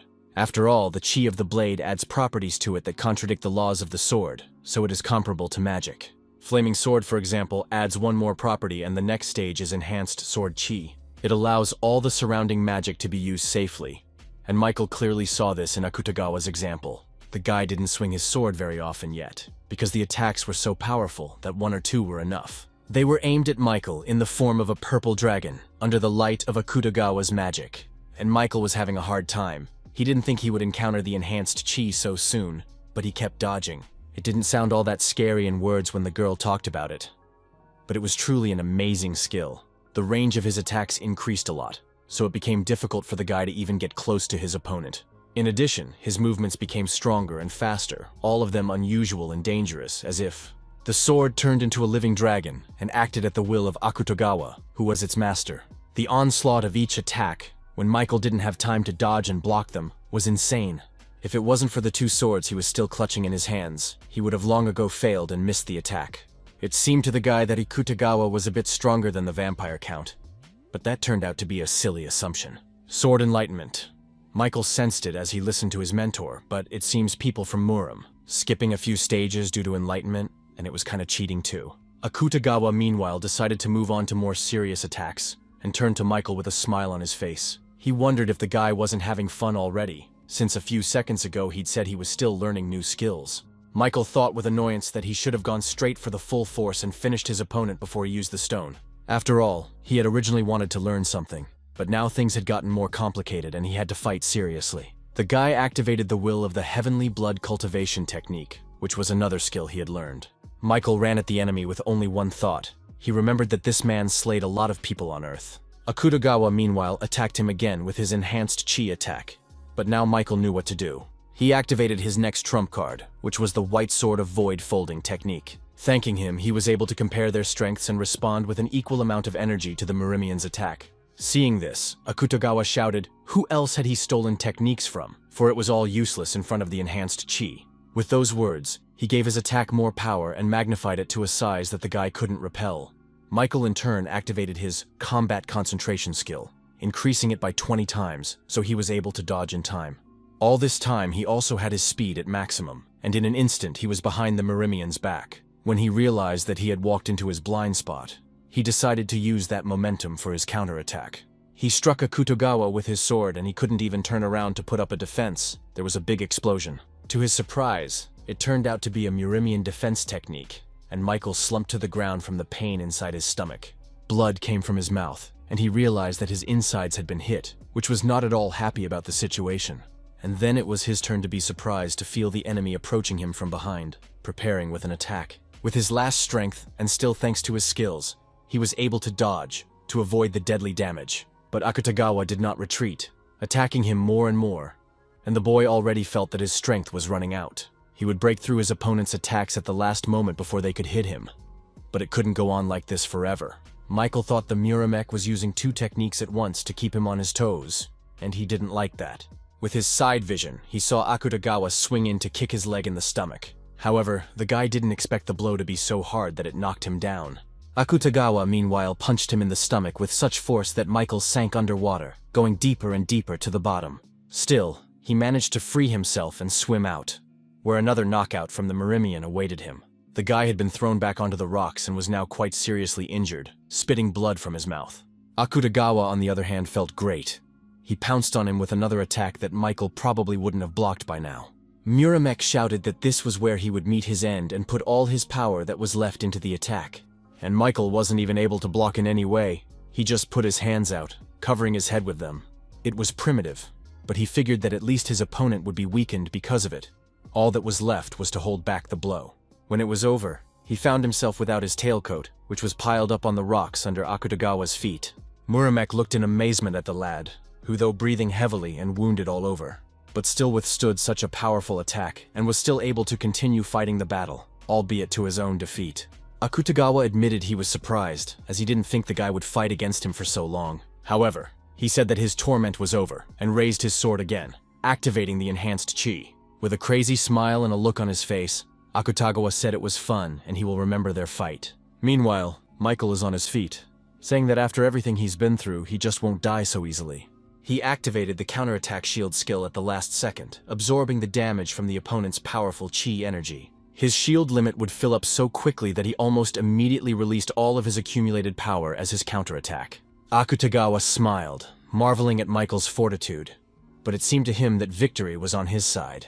Suddenly, he made a sharp lunge to the side, and instead of repelling the attack, he moved closer and stabbed the guy in the throat. He finally saw the fear in Michael's eyes, and it gave the Murimian indescribable pleasure. He was clearly insane. He cut the guy's head off, and Michael only had time to think about the last skill he hadn't used yet. This was the last battle, the 12th floor reward that made all critical damage nullified. All of his senses were also heightened for a time, and his skills were enhanced, with a recharge time of 1 week. Michael's head was miraculously back in his body, and it happened as if in slow motion. There was no way the enemy could somehow interfere with this process, and Michael felt his heart pounding in his chest again. He figured the time when he could use that extra reward for the 12th floor was finally here. There was another reward on the 12th floor. He had activated the exclusive skill of Ancient Emperor's Ash Crown. While using it, his mind was gradually being polluted, so Michael also activated the Cold Reason Will. Now he could use rank 1 plus Spirit Magic, saying that Murimek was right and still had trumps up his sleeve. He added calling for his servants, and suddenly monsters appeared behind the surprised Akutagawa's back. Michael commanded them to kill the Murimian, and they pounced on him, forcing him to do something quickly. Akutagawa was surprised that the guy even had necromancy in his arsenal, but he said he couldn't beat him anyway. After all, enhanced chi was quite a powerful technique, so some monsters weren't a hindrance to him. Akutagawa dealt with them in a flash and approached Michael again, who hadn't expected it to happen so quickly. Muramez grabbed him by the throat, saying that now they'll see if the guy can resurrect again. He swung around to chop his head off again, but for some reason, Michael did nothing. Though this time, he might have had time to block. Akutagawa's sword was already near his eyes, and there were only centimeters left before he would pierce them. Suddenly, however, the Muramek stopped, horrified to find that he could not move. He asked what the guy had done, and Michael took his hand. Taking it off his neck, he threw it away. Then he turned to Akutagawa, reminding him that he had already told him that the wound was on his cheek. Will hinder him for the rest of his life. After these words, the monster that was summoned by Michael loomed behind the Murimian's back. Akutagawa felt his presence with fear, and realized he couldn't use any techniques to defend himself. As a result, the monster bit his head off, and the last thing Akutagawa managed to shout was a curse at Michael. Ever since he was a child, he hadn't shown with any special skills. He was even spoken of with derision and disdain. His dad asks his mom how she could have given birth to such a talentless child. I doubt his blood even runs in it. Akutagawa listened to all of this, not understanding why he was so disliked. After all, he had done nothing wrong. Back then, he just enjoyed his sword without thinking about things like strength and power. After all, true geniuses built their own way of the sword, rather than learning other techniques to emulate society. These words were told to him by his grandfather, who became the lad's first mentor and raised him fully. He later became the head of their Namgun clan, and under his patronage, Akutagawa began to grow and improve rapidly. He was already becoming proficient with the sword, and would rush to his father after each successful mission to brag about the results. Such was the case when he bragged about killing the disguised blood cult scum by bringing their heads. He wished his father would praise him, showing that his son had become quite strong and developed abilities. But the man replied to him to remove the abomination from the room, asking why his son was so fixated on the murders. He added that the guy should strengthen his spirit if he didn't want to become a monster. These words hurt Akutagawa. Tears came to his eyes, and the boy thought why his father disliked him so much, since he didn't even appreciate his efforts. It made it hurt even more, but for now he couldn't do anything about it, continuing to try and get his father's attention. Meanwhile, the strength of the Ancient Emperor's Ash Crown had used up, and the item was destroyed. All the monsters that Michael had summoned to distract the enemy also died, and Michael was the only one left. The boy was surprised to notice that Akutagawa was still alive. though his head was lying separate from his body. Muramek quietly asked for Michael to put an end to this, but the guy decided to talk some more last. He remarked that their meeting was truly amazing, because it wasn't even supposed to happen. Two people from different dimensions came together in a battle that was incredibly difficult and painful. But Michael suddenly realized that it was even fun, and Akutagawa was a great fighter. He said if they were friends, they would share accomplishments and have a good time together on Earth or in Marima. That was what he thought and expressed to Akutagawa, who lay in a sea of his own blood, about to reply something. Suddenly he screamed, calling Michael a stupid bastard, but the guy could see it was just a cry of desperation. Akutagawa asked if he was saying such a thing if he himself passes the tower, saying that these words are empty hypocrisy. He added that while his head was still conscious, he would tell Michael something funny. Muramek admitted that he had stopped conquering the tower and had invaded them not just to kill. After receiving divinity, he became an enemy of one god and felt threatened with death, for the latter was very powerful. The chosen inevitably encounter divinity, and they have to meet different gods. He added that it would soon meet Michael as well, but if he continued to climb the tower with such thoughts, he could not prevent the gods from destroying his world, for they had all the abilities and powers to do so. However, Michael calmly and firmly answered in the negative, saying that such a thing would not happen, which surprised Akutagawa. Activating a new and final attack to finish off the enemy, he added that anyone who wanted to destroy his home will be killed, and after saying that, he pierced Akutagawa's head with a bloody spike that he activated with the Bloodseeker. Murim only had time to scream in pain before his soul left his body. Murim's heavenly dragon sword was dead. The system reported a successful breakthrough, and Michael was rewarded with high plus rank Wind Spirit boots. He also received 10,000 points and 4,000 COs. But then the system said he would be given more powerful rewards. The system then reported the creation of the myth by activating the will of a divine power. A calculation of the myth's power was made based on the amount of belief, and Michael simply observed the process. The result was the mythic, battle-hardened warrior, and from that point on, he gained the title Unstoppable and the reflection effect.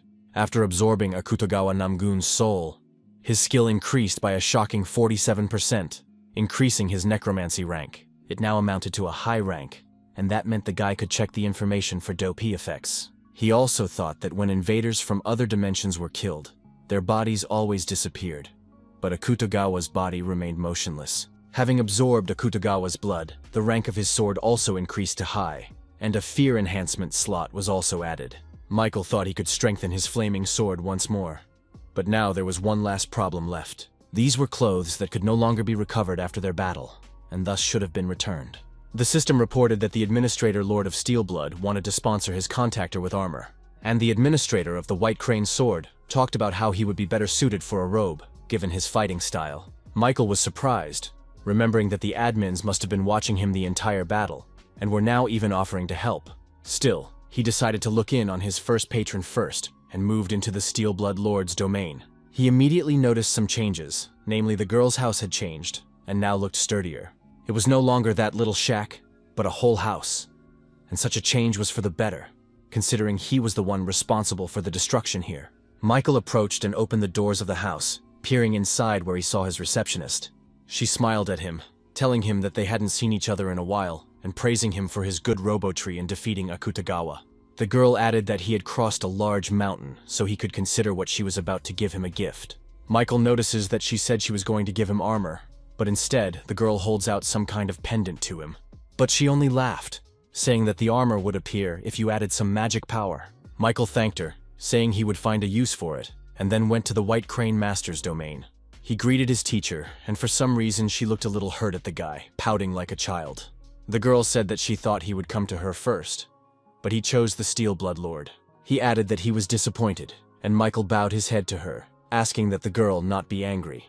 Then Angela said she wanted to ask him something, and Michael looked at her curiously. It was obvious that the girl blushed a little, but still said she wanted to do his hair. When Michael heard this, he was surprised and even a little scared in his head, because he doubted her skills. Also, she didn't have any tools, but Angela said that 7 white sword techniques would be enough. He warned him to move her or he might hurt himself, and Michael put his hands out in front of him, trying to talk her out of it. It was no use, however, for Angela had already gotten to work. She was far more experienced than he had thought. Michael was able to look in the mirror at the result of her work in just a few minutes. It was even faster than the hairdresser's. Besides, his new hairstyle was pretty good, and the guy liked it. He told the girl about it. Angela said it was a relief to her, because if he didn't like it, she couldn't take it back. And then she hurriedly escorted him out of her domain, telling the guy to use his item outside the tower. She was talking about the pendant the Steelblood Lord had given him, but it seemed to Michael that Angela was acting strangely, so he decided to just head back to the waiting room, where the system expansion was waiting for him again. This time around, a quest feature became available, which was essentially some sort of assignments from the admins. It was also said that they would be linked to past lives of administrators, and rewards would be given for them. He could get one quest on each floor, and Michael suddenly realized why the receptionists were trying so hard to please him. They wanted to give him a quest, but the guy had a lot on his plate right now, so he proceeded to do everything in order. First, he decided to look at the new myth. Battle-hardened warrior, activated along with the titles Unstoppable. In doing so, his body was able to work at its maximum despite his condition, which was quite convenient. When activating the reflection effect, the worse his situation was, the stronger he became. Michael thought that the skill from Vampire Slayer was rather limited, but this myth was suitable for all fights. He also decided to look at the new effect of his necromancy, which said that the characteristics of the god of death had received enlightenment. Michael didn't understand what it meant. He even activated the divine power, but still nothing changed. For now, it remained incomprehensible to him, but Michael knew that in time, it would all fall into place. He finally got to Akutagawa's Swarming Heavenly Sword, which gave plus 10% to most stats. With his mana, he could activate the Heaven's Rupture effect, with the sword turning into a shaft of destruction. And when combined with the sword, the exclusive skill Sword Sense would be activated, with which he could double copy one of the sword skills. Michael thought that Heaven's Rupture could rival Sword Chi in strength, for he remembered Akutagawa's techniques. And Sword Sense didn't tie skills to items, which pretty much spoke to their versatility. He must have gotten such good items because he defeated Akutagawa, a far superior test boss. Then Michael took a new blade and achieved unification with it. Now he could copy the skill of any sword. The guy didn't think for a long time, making his choice in favor of the skill Sword Sense of high plus rank. He successfully absorbed it, and the guy liked that he now had another good skill in his arsenal. After all, he had absorbed the skill using his own, and now he had 3 attempts for a copy instead of 2. He activated the skill again and chose Heaven's Rupture of high plus rank as well. Due to Akutagawa Namgun's soul absorption, his stats also increased, increasing by 4 to 7 points. Michael also noticed a message. It was from Betty, which surprised him, since he hadn't seen her in a while. As it turned out, she was angry that he had never once contacted her from the tower.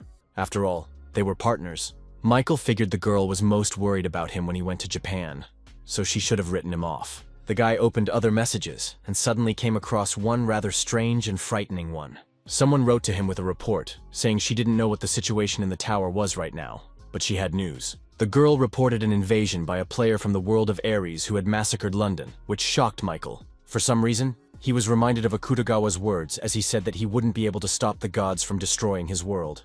This made Michael angry, for he then replied that such a thing would not happen, for he himself would not allow it. However, right now everything said otherwise. A true horror was unfolding in the city of London, UK. Near the city's main tower, Big Ben, strange irregularly shaped magical spheres suddenly appeared. They turned out to be quite hard and slammed into the tower at high speed, leaving a decent dent in it. Soon they crowded the entire area of the tower, which wouldn't be able to withstand such attacks for long. The civilians who stood below it were pounced upon by unknown dragon-like creatures. They were grabbing people and killing them. This was the second invasion of the Earth dimension in Michael's memory. The UK government has already sent in a rapid response team, tells them the situation. Something similar was also organized in Korea. They were told that first the challenger from Ares created a black sphere over Lond.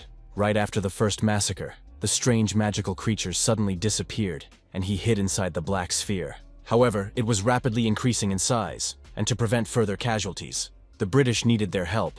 Then one of the hunters asked why Korea had become so active. Not if it made money, because during the Shinjuku incident in Japan's Shinjuku region, the flow of hunters was cut off. After the incident in Japan, the status of their country was elevated, and this had a positive impact. These words were said by Michael, who was also present at the meeting, though he was standing apart from everyone else. He was spotted by Betty, who saw that the guy had changed his hair, but more than anything she wanted to talk to him. When the meeting was over, they met at the exit and Michael apologized for returning to the tower without warning her. The girl replied that since he had realized his mistake, perhaps they would close the subject. She asked that he treat her at least a little like a partner from now on, and asked what about his battle gear. Michael said he was keeping her inside, and was about to explain everything when suddenly the gathering of those willing to go to London was announced. Everything was voluntary, as usual, but Michael said it was time for them to slowly move out to land as well. But Beatty suddenly declared that they didn't need to get on the plane this time and held out her boyfriend's hand. They walked with her to the roof, where Michael saw an interesting sight before him, feeling like he was in a movie. In front of him, he saw a few people in black suits resembling foreign agents, and Body smiled contentedly. She said she had also rocked some skills while climbing the tower, spatial magic among them. Now she could move anywhere in space, just by setting coordinates, and even got permission from the association. Hearing this, Michael was surprised, being unable to say anything so as not to interrupt the girl who had already started moving. She designated the coordinates as the target, and moved them there using the auxiliary magic teleport. Meanwhile, their UK hunters watched in amazement as the unknown spheres grew larger and larger. Strange magical creatures that resembled lizards, and were quite strong, appeared from them. The hunters of Britain specialized in magic and sorcery better than anyone in the world. They resolutely defended their magic tower from enemy attacks, preventing the dragons from harming it. One of their squad turned to the newcomer, telling him to focus all his attention on the portal. After all, if an object from another world got into him, something terrible could happen, and the newbie boy nodded. His job was to guard the portal, as he suddenly heard another orb right behind him. A dragon appeared out of it, and the boy screamed in terror, forgetting all the techniques he had been taught. Suddenly the portal lit up, signaling the arrival of someone from another world or corner of the earth. In the next instant, the monster flew into the air before it could harm the guy, who was left standing there in a panic. But then he saw the lizard fall down beside him, and for some reason it looked like it was already dead, which surprised the boy. After that, he looked up and saw those who had done this to the monster. Michael and Batty had come out of the portal. The girl turned to the young wizard, asking if these were the magical entities, and the man hurriedly stood up and bowed to them, apologizing that the preparation of the barrier was insufficient. Michael replied that he shouldn't have worried, as they would provide their assistance, and Betty asked when the second attack had occurred. This time, another mage answered her, telling her that they could leave the mopping up of the place to them and head to where everyone had gathered. He ordered the newcomer to escort them to the right place, and the boys followed the kid down somewhere. They were ancient steps that led to a dungeon or something, but Michael paused a bit. After those steps, there was a not very long corridor that they needed to run across. And when they'd managed that too, the kid opened the massive wrought gold doors and invited them inside. It was a lavish hall where other contenders from around the world, including Korean contenders, had gathered. Michael noticed that this time a lot of hunters had rushed out to lend support. But for some reason, he had the impression that the wizards of the magic tower were acting somewhat arrogantly. After all, everyone outside was laboring in sweat, and the top officials were just sitting at this table. He also suddenly noticed that David, the wizard he knew, was sitting in the chair of the tower's chief executive. Seeing Michael, the old man was also very surprised, not hiding his delight, for he was glad to see the lad alive. David said there was no way he expected to meet him like this, adding that he was honored. Bethy looked at the guy somewhat surprised, quietly asking if he was really familiar with this man. But Michael didn't have time to answer, because he got to the point, saying that the huge black sphere was a high-level barrier. Although they had almost succeeded in destroying the black sphere when it was still small in size, but now the opportunity was gone. From that moment on, no matter what they did, there wasn't a scratch on the sphere, and suddenly David handed Michael his seat. The other mages watched in amazement, asking who this man was, but some knew his name. But the old wizard thought that giving up his seat at the head of the table to save the country was nothing. After all, other people didn't know anything, but he knew for sure how strong this young man was. David asked if, in his opinion, there was any way to solve this problem and smiled, waiting for his answer. And Michael said that he would just destroy that black sphere on his own, which amazed everyone present. David was a little shocked at his self-assurance, daring to say it was impossible. The other challengers and mages were also shocked that the guy said it so easily, but the guy meanwhile continued. He added that he would do it on one condition, and David prepared to hear anything as encouragement. But he wasn't ready for what Michael said. The guy asked to give him the awards of everyone here. Of course, the others didn't like this and protested, asking who he thought they were. The old man was also a little shocked by such a request, but said he had to consult with the responsible people about the matter. Michael replied that he didn't mind waiting, but at this rate London could disappear off the face of the earth. He knew that people would move even if there was no reward, if you took their cause to the extreme. So, nevertheless, he must take care of what was due him. And meanwhile the old man glanced again at the sulfur. Suddenly he agreed, shouting that by all means he'd get it done if the guy kept his promise. The mages present in the room rushed to stop him, telling him it wasn't such an easy decision, but David didn't listen to them. He asked Michael to destroy the damn orb as quickly as possible, and that was all he was waiting for. He took out his pendant, given by the Steel Blood Lord as armor, and activated it. In the blink of an eye, he was wearing protective gear, and the guy now had 2 swords in his hands at once. He suddenly swung them and directed his attack towards the wall, behind which he could see a black sphere. It wasn't the best way to get to her, but at least it was the fastest, and the guy punched through the wall.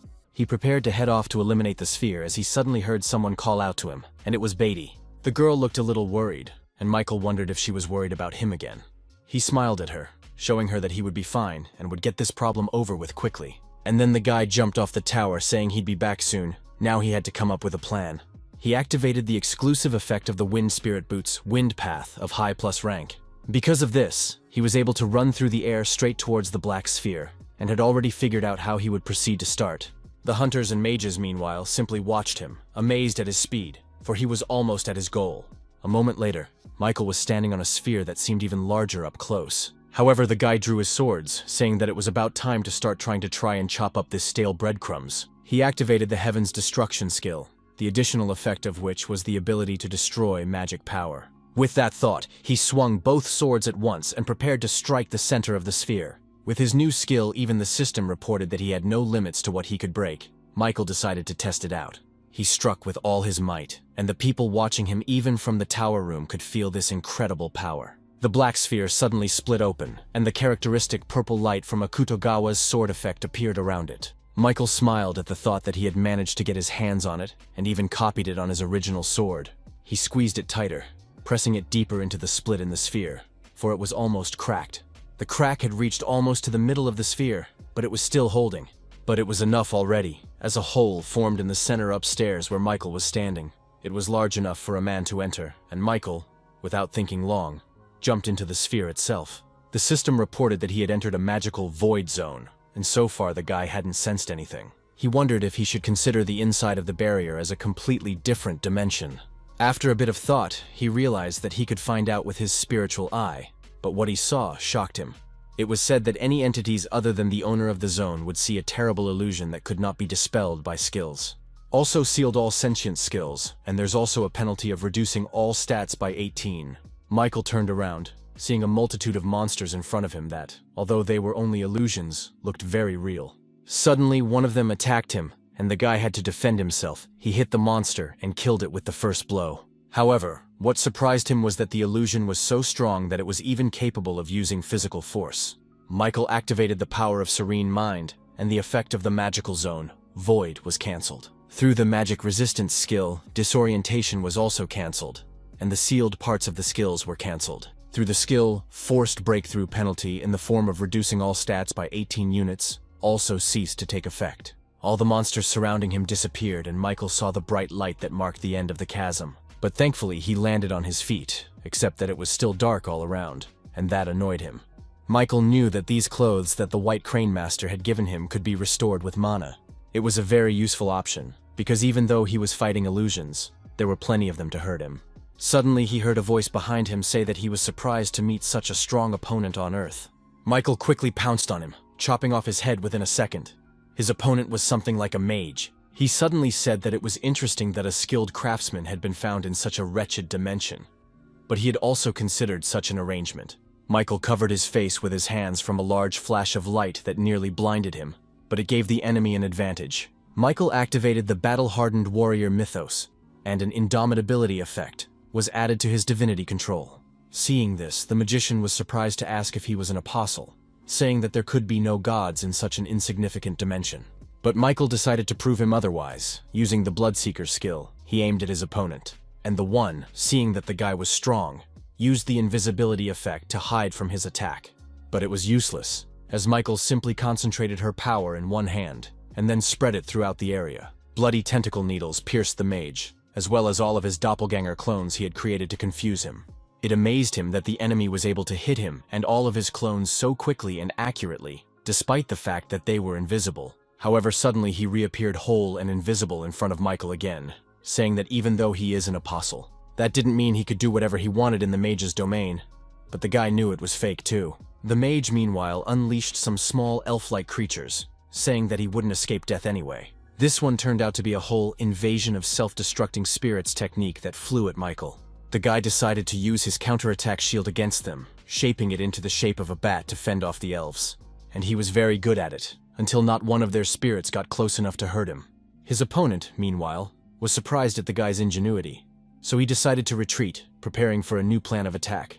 Michael thought he wanted to have a protracted battle, but that wasn't the way to do it, because the guy wanted to end things quickly. Although the space of this sphere is quite large, it is all about limited space. So even though it was a bit barbaric, Michael thought he could just destroy the entire inside of the sphere. He released the accumulated damage of his bat, activating the Heavenly Demonic Sword Sealing skill. After which, the exclusive effect of the Demonic Sword of Mixed Beginnings skill, Double Attack, was activated. He then directed all that power at the sphere's wall, followed by a huge explosion inside it. From the outside, the sphere looked like it had been cut with a knife, but not all the way through, making it appear even larger. Inside, however, things were a little different. Michael stopped trying to break through the wall and approached his opponent, who didn't even notice him.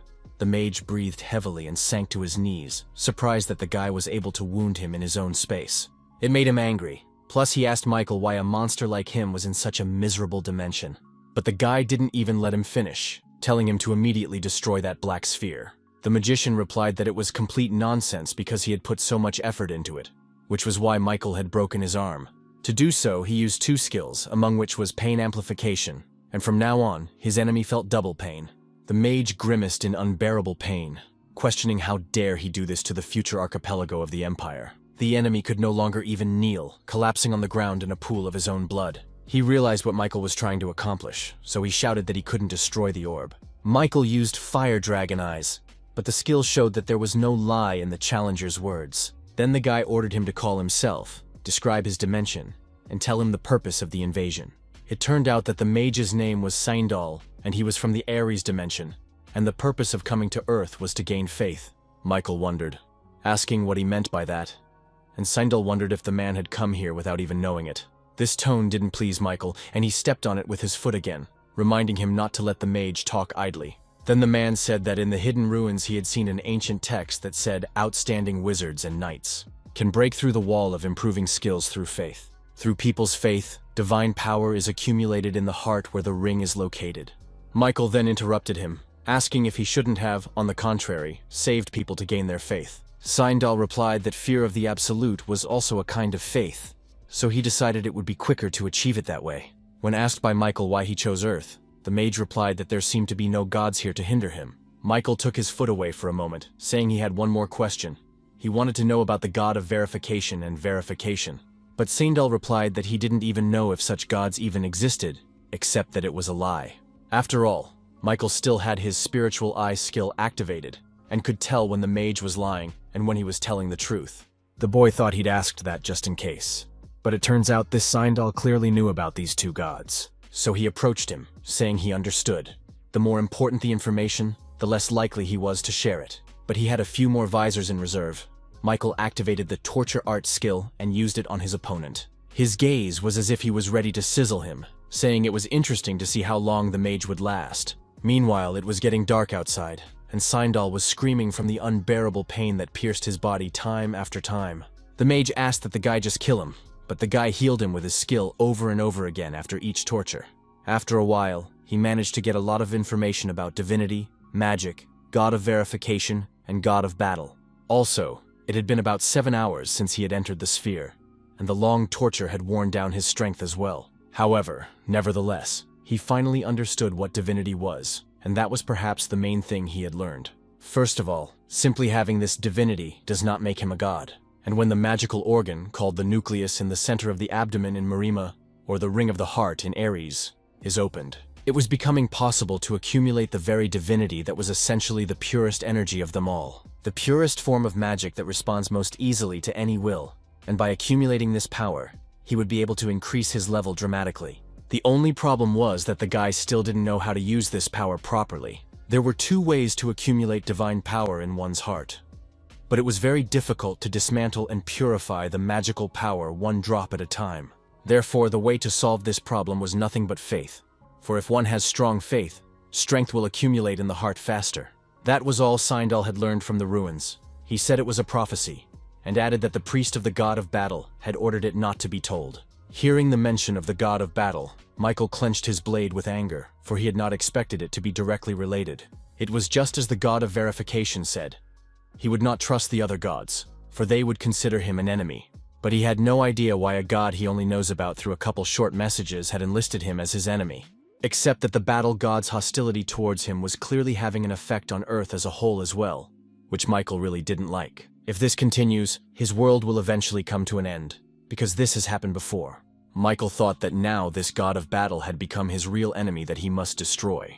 He soon killed Seindal, ending his torment, and then absorbed his spirit, increasing his skill by 4.4%. After activating the exclusive skill, Blood Feast, he also consumed the blood of the challenger, Seindal. His sword had now gained a new rank, going from high minus to just high, and it also absorbed a new skill. The blood slot imprinted a rank 1 plus soul ego grant skill.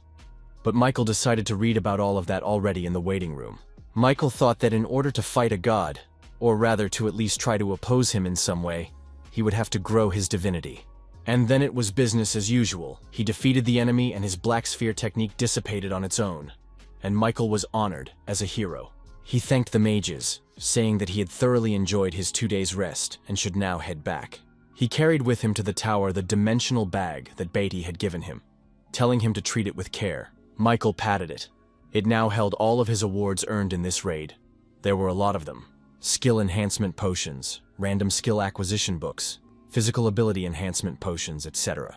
The guy was able to snatch an incredible amount of items, but it clearly won't be a big loss for the UK. He picked up his name tag, which showed that his rank had increased and was now listed as high. Looking at it, Michael involuntarily remembered how he constantly thought about it. You could say it was his dream.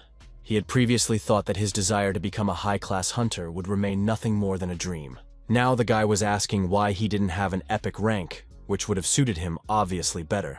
After the raid, the British Hunters Association made a request for a press conference, where, in addition to being asked if he had any desire to stay in the UK, he was made several annoying suggestions. Similarly, in South Korea they tried to lure him with various baits like various tax breaks, but wealth and fame on Earth were not so important to him now.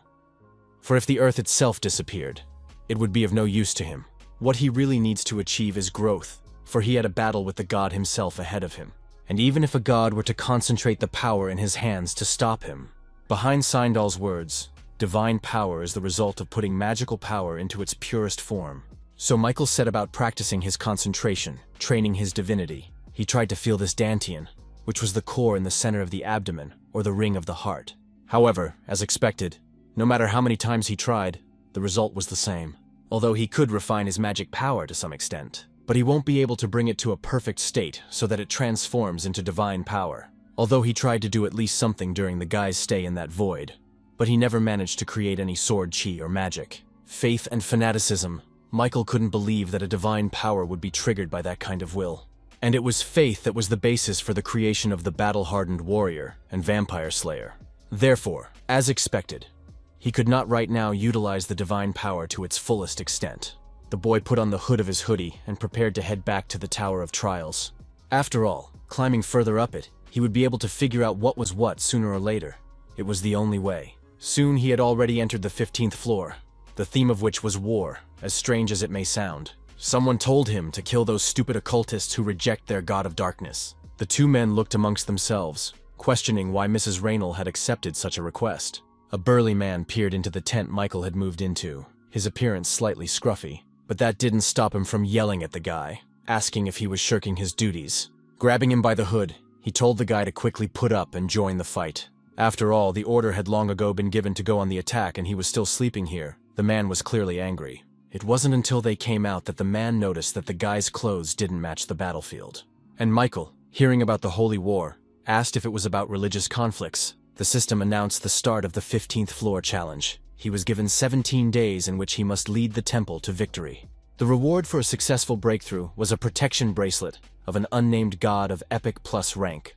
Michael quickly reasoned that the number of enemies amounted to several thousand. It was probably the most he had fought. The men on whose side he fought were praising some Mrs. Raynal who was leading them all into battle. The big guy explained to Michael that she was the commander of their mercenary squad that everyone feared. After all, the girl was a consummate aura user. He said it with such enthusiasm that Michael wondered, Meanwhile, the sentry on the tower reported that a new stream of battle god occultists had arrived and everyone should get ready. Michael at first just watched everything with interest, but when he heard about the god of battle, his face changed.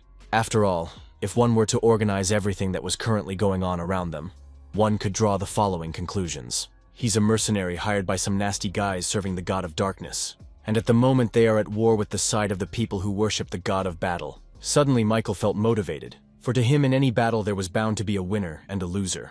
The system announced the beginning of a special task, Leader's Path, according to which he must win the recognition of the leader. Raynal had a strong desire to learn the secrets of the sword, and was a commander recognized by mid-level mercenaries. For her, a person with no aristocratic roots, the battlefield was the only place to grow up. And so, after going through many battles and having been between life and death a bunch of times, she reached the level of aura user. Her actions were limited, however, as she had never before been trained on how to use it. Therefore, she had no choice but to continue wandering around the battlefield and risk her life. This the girl did so skillfully that she would be the envy of the best knights in the kingdom. Her sword technique reminded Michael of his lightning sword chi in some ways, yet he couldn't feel that energy. Raynal thought that even by eye, the number of enemies numbered in the thousands, and as for the number of their allies, including the corpses summoned by the priests of darkness, there were about 700,000 heads. The picture was completely different from what the priests of darkness said, and if the slightest mistake was made, they would all be in danger. Her mercenaries had rushed to the girl, but she had broken away from them. After all, it was dangerous to fight any of them, if only because she would be the one who would have to defend them, not the other way around. A siege golem that was very large and sturdy suddenly appeared in front of her men, instilling terror with its appearance. The big man, who turned out to be the vice commander, was approached by his comrade, reporting that the lady had been ambushed. The man shouted that it couldn't be, but the situation looked like this. Only a miracle could help the girl. Not only did she find herself cut off from her squad because of the golem, but she was also surrounded on all sides. Raynal also realized that she had no strength left at all anymore as the first opponent suddenly pounced on her. The girl only had time to think, is this really how she's going to die? An insignificant, pathetic death. And because she never made it to the top, it was quite sad, so tears came to her eyes. As she closed her eyes and prepared to die, she suddenly felt someone's powerful attack knock back all the enemies around her. Raynal looked at her rescuer in surprise, not believing she had escaped death. Michael, meanwhile, told her that he would be away for a while to block the attack and she'd better back off. On a battlefield that could safely be called insanity, such a calm voice came from somewhere. The girl even thought she was dreaming, not believing that Michael was real, for he fought even better than she did. The guy also had his own fiery aura with which he overpowered his opponents. The girl stopped crying. The people who fought on the side of the god of battle were surprised at the sudden appearance of such an experienced warrior. Michael, meanwhile, was killing one after another of them, not allowing a single attack to get close to him. He had the perfect combination of strength, flexibility, and grace. And Raynal had the impression she was watching a god. It was truly beautiful in her eyes, and Michael seemed to her to be a fruit of art that was peerless. The guy himself noticed that he was very strong in such fights and could fully replenish his stamina. However, skill only grew by 0.00001%, and that was a bit sad, but it was happy to at least absorb skills. There were countless of them, and Michael thought he could create some legendary skill through synthesis. He continued to exterminate the enemies, who were already far fewer in number than they had been before his appearance. And after a few more minutes, the battle god's side announced the retreat of their forces. Seeing that they were failing, one of the commanders said that people should not fight this monster alone, but rather send forward golems. Then huge golems grew in front of Michael and became his new opponents. One of them swung his arm at the guy, and the guy used the 7 white sword techniques. The first technique was the white sword piercing the heavens, which Michael applied at the right moment. He then jumped upwards, completely shredding the golem into pieces. It was quite easy. Even his allies on the darkness god's side marveled at his strength, as the guy destroyed the golem with a single blow. Raynal noticed that Michael had used the same skill again when he'd saved her, and she got an interesting impression of the guy. It seemed to the girl that he was distorting space itself, and that was beyond the sword's capabilities. Meanwhile, the golems summoned by the supporters of the god of battle had been defeated. People marveled that Michael dealt with them in seconds. They had never heard of it. Then suddenly, everyone fell silent, for the general of their troops spoke up, asking what they were making a fuss about. The man said that this guy's appearance only meant that they only had one opponent now. This man was named Mobir. He was a priest of the god of battle and personally came to the battlefield for support. The man ordered a group debuff to be prepared, their secret weapon that could temporarily restrain even a dragon. He added that if they catch this guy, they will have the victory in their hands. Michael, meanwhile, continued to fight. He could sense that there had been some changes on the battlefield, but he couldn't figure out what exactly it was. Feeling his opponents approaching him from behind, he attacked them with a powerful wave of sword chi. People were frightened by such power, so no one dared to approach him for a frontal attack. Mobir saw it too. He was shocked that the guy managed to fend off a group attack so easily. He even thought that there was a priest hiding somewhere near Michael to help him dodge these tricks. However, it was all hers. Michael acted alone, and in the blink of an eye approached him, thrusting his blade in.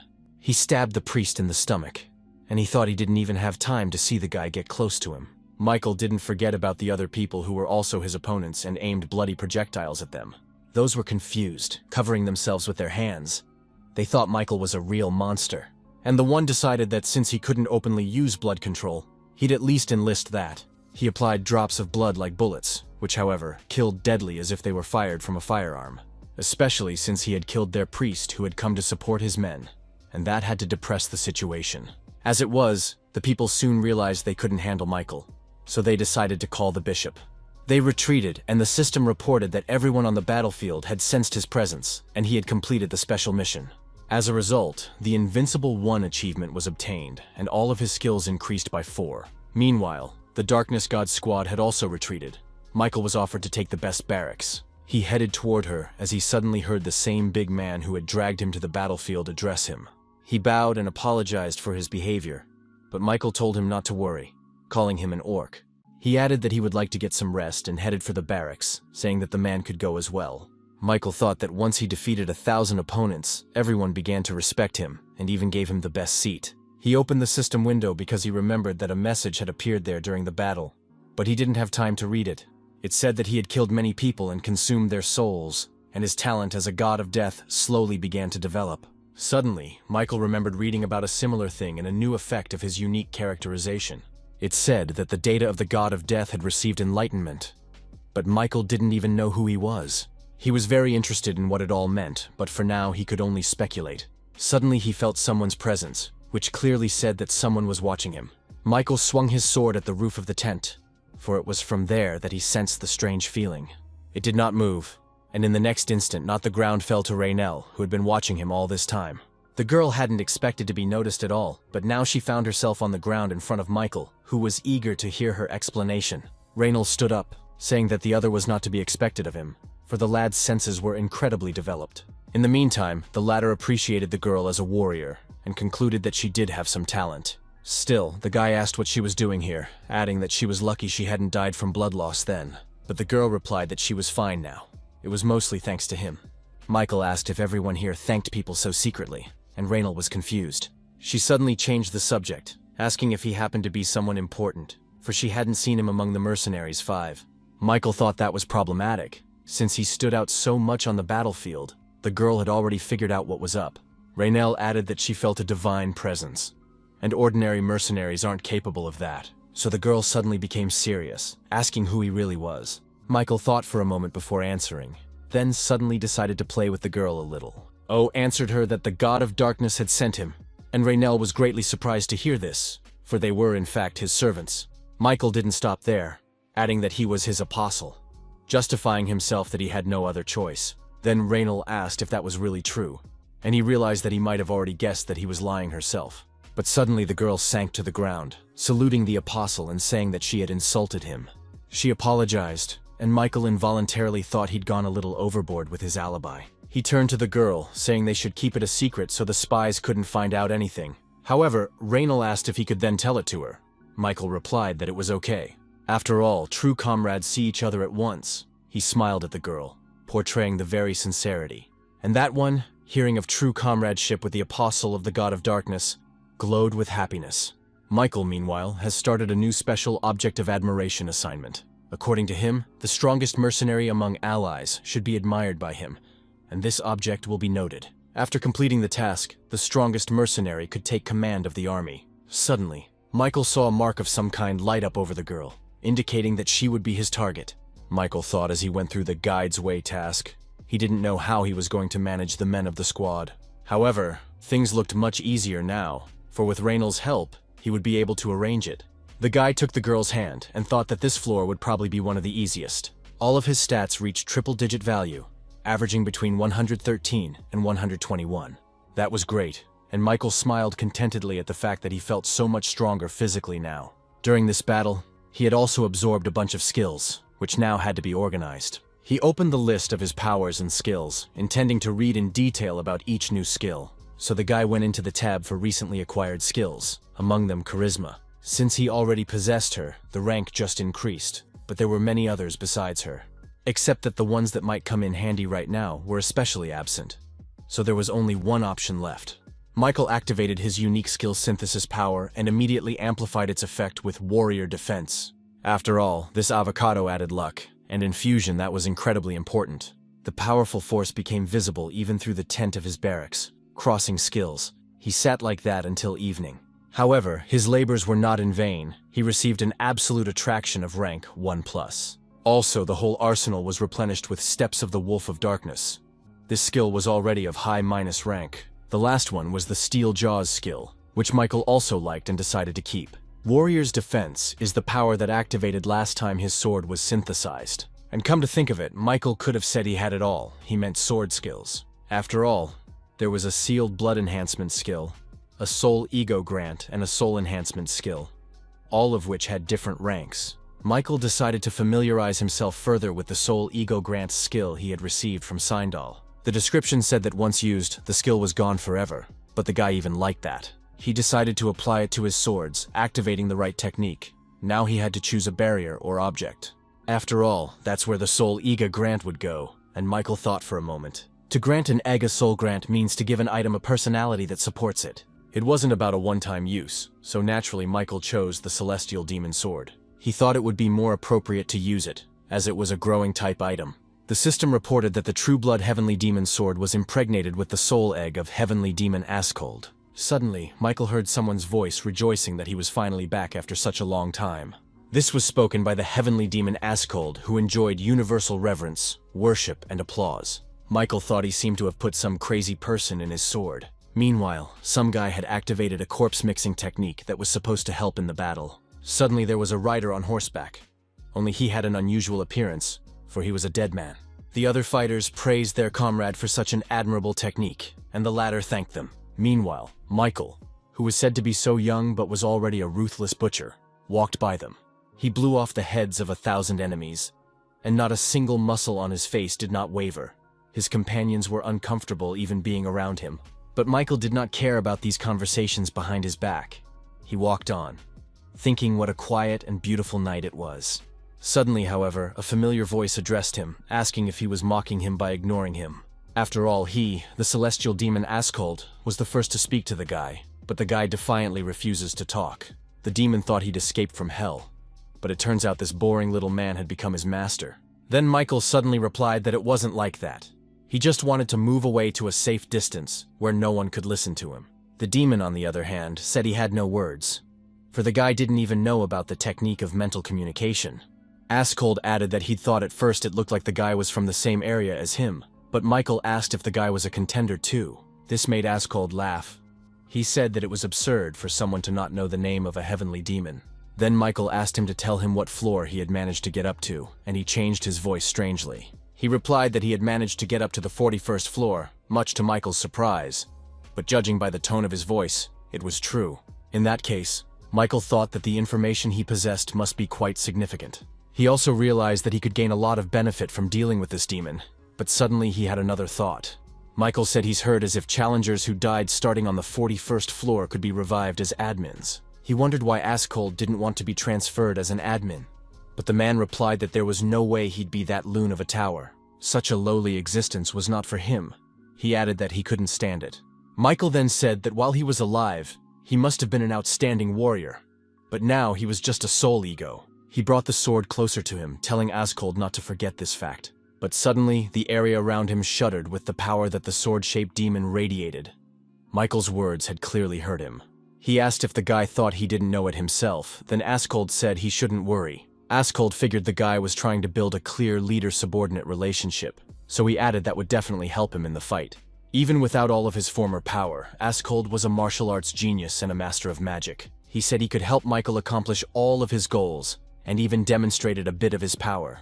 Around him, everything around him shook once again from the incredible energy of the sword, which leveled the trees with its power. Michael looked at this with great surprise, for he himself had never been able to wield his blade so skillfully. But the effect of this scene was tremendous. The guy stood in the middle of the cleared full and was impressed. Then he told the demon that he really had good support data. Michael added that he was from the Earth dimension, except that the demon had probably never heard of him. So it was.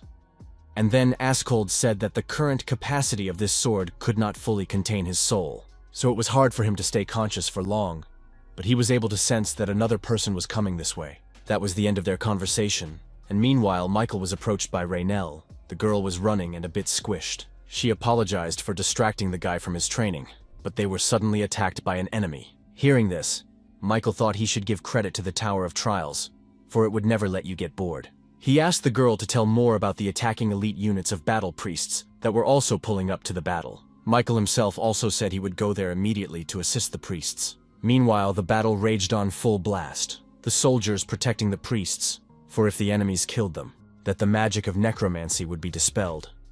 Enemies they called vile animals who cowardly crept in under the cover of night.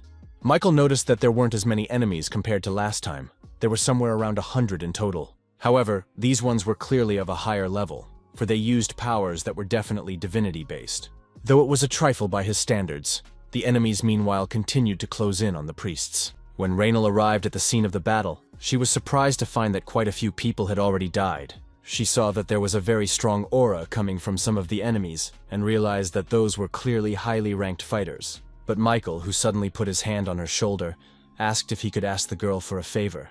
He said that no matter how strong the enemies were, or how hopeless the situation seemed, she should trust him completely. After all, he trusts her too. With those words, the guy bestowed a smile on her.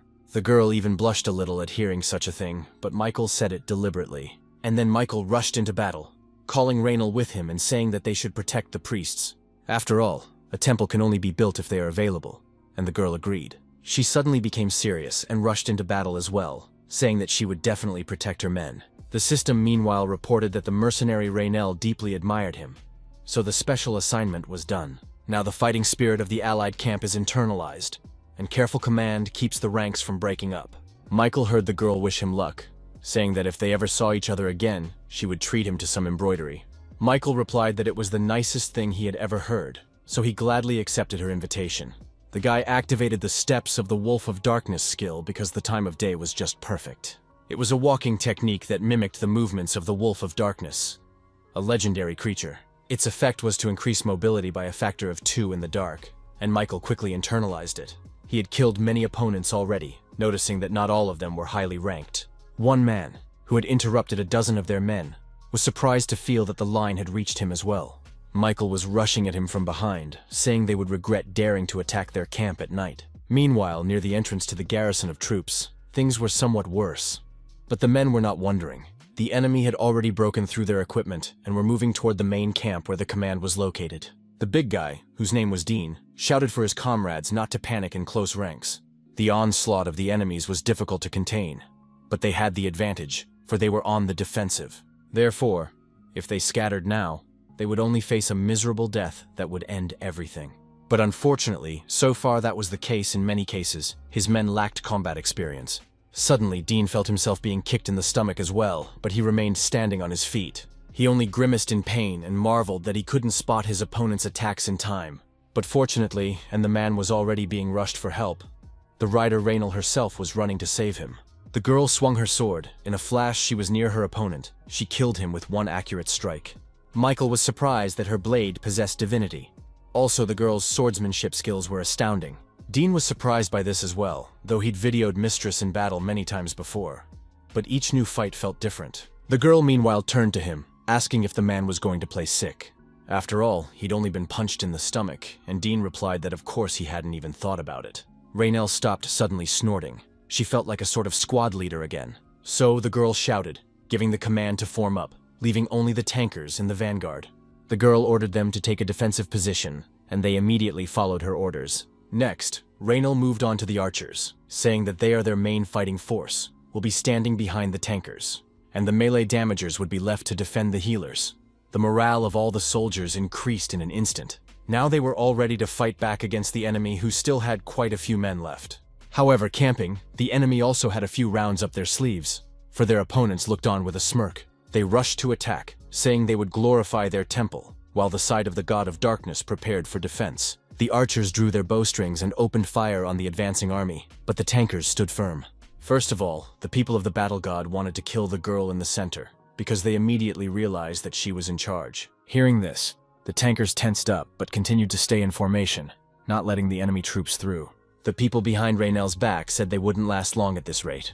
They asked to join the fight as well, but the girl refused, saying their purpose was to protect the priests. After all, if they maintain their position with faith in their heart, that person will come to them. It was about Michael, of course, who had been biding his time all along, sneaking up on the enemy's rear. The battle god's side was surprised that he was here so quickly, and Michael had already prepared to destroy them one by one, doing so with great skill. Raynell couldn't hide her joy upon seeing Michael. She glowed with happiness as she watched the boy fight.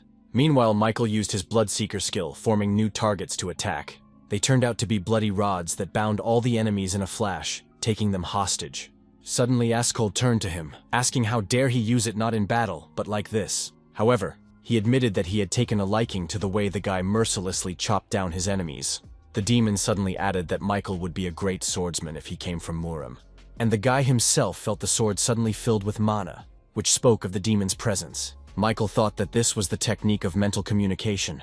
He just needed to transmit his voice through magical power. This surprised Askold, who asked if in such a short time the guy had been able to master her. And Michael asked in response, "Isn't something like that something anyone who knows how to control mana can do?" Then Askold said that if you follow his logic, half of the martial artists are in Murim, not even up to being called them, for if he wasn't a genius himself, he wouldn't be able to summon his soul. Hearing this made Michael a little uncomfortable, and he said that he probably understood what the demon was talking about. Askold said he was starting to feel sleepy again, so he had to leave. Michael turned around to walk as well, when suddenly he was approached by some priest and stopped. The boy said that the senior priest wished to see him, and asked Michael to follow him. He was surprised at this statement, but decided it would be impolite to refuse. He was led to a room where several other priests were gathered, as well as their chief. He also addressed the guy, calling him the killer, but Michael said the guy could just call him nameless. Then the old man remarked that he was sure the boy would please the god of darkness. Michael thanked him. The elder priest then asked if he knew that he had called him here to discuss the reward. When Michael answered in the affirmative, the old man became serious, and asked him to tell him what reward he expected. But Michael said he would ask a counter question in that case. He asked the high priest what kind of libation he was willing to give him while activating the absolute attractiveness skill. Because of this, senior priest Kynel found himself in an abnormal state. It was a state of fear. He now clearly felt Michael's presence, saying the maximum reward he could give. These are holy relics of the highest quality of the Church of the God of Darkness, and it was an impulsive decision. He was even told this by the other priests, saying that they could not put relics into the hands of outsiders. But the old man shouted for the boys to be quiet, saying that before them stood the man who would lead them to victory in this holy war. Keenel thought that for a moment he could clearly sense the terrifying energy in this man. It was so powerful that the old man thought for a second that he met the dragon's gaze. Relics are marvelous objects that contain the power of God, and right now they are being brought out for Michael. Kynel said that these holy relics of the God of Darkness were of the highest quality. Therefore, it was worth handling them with care. Michael activated the Fire Dragon Eyes skill. The first item was an offering seal of a unique rank. With it, you could obtain a new skill. Next came the Veil of Night Absorbing Flame. The same rank, with this skill he could revive after death. These were very valuable items that Michael decided to save for the trial. However, judging by the augmentation he read with his dragon eye, he wouldn't be able to get them further than the 15th floor. However, he couldn't help but be excited, because nothing happens by chance in the Tower of Trials. Obtaining such items meant that he would have to face some pretty strong opponents in the future. Michael already had a sense of impending danger that made him uneasy. He took the seal and veil, intending to take them with him, when suddenly the priest addressed him again. The old man said that the war had just begun, and he hoped the lad would demonstrate a decent strength.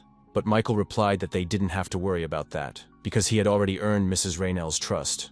At this, he said he had to leave them, and the priest waited for the lad to leave. Afterward, he suddenly wept at being forced to give up his relics. Michael's technique dissipated, and he was walking contentedly down the road back to his barracks. Suddenly, he was called again, and this time the person was Raynell. The girl wondered if his private conversation with the high priest had ended on a good note. Michael responded positively, saying that everything had gone well. However, he suddenly noticed something. The boy wondered if the lady swordswoman had been waiting for him here all this time. The girl stammered and looked away, saying that she had promised to buy him a drink. She also had one request for him.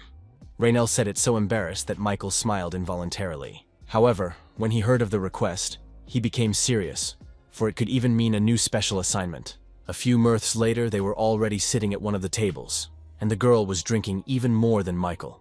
However, he noticed that the alcohol was not very strong, for the guy was sober as a whistle. But it seems even that was enough for Raynell. A moment later, she collapsed on the table. In fact, his body had long since exceeded the human level because the alcohol was very even. However, Michael managed to continue to stay sober. Raynell said he was definitely like a monster.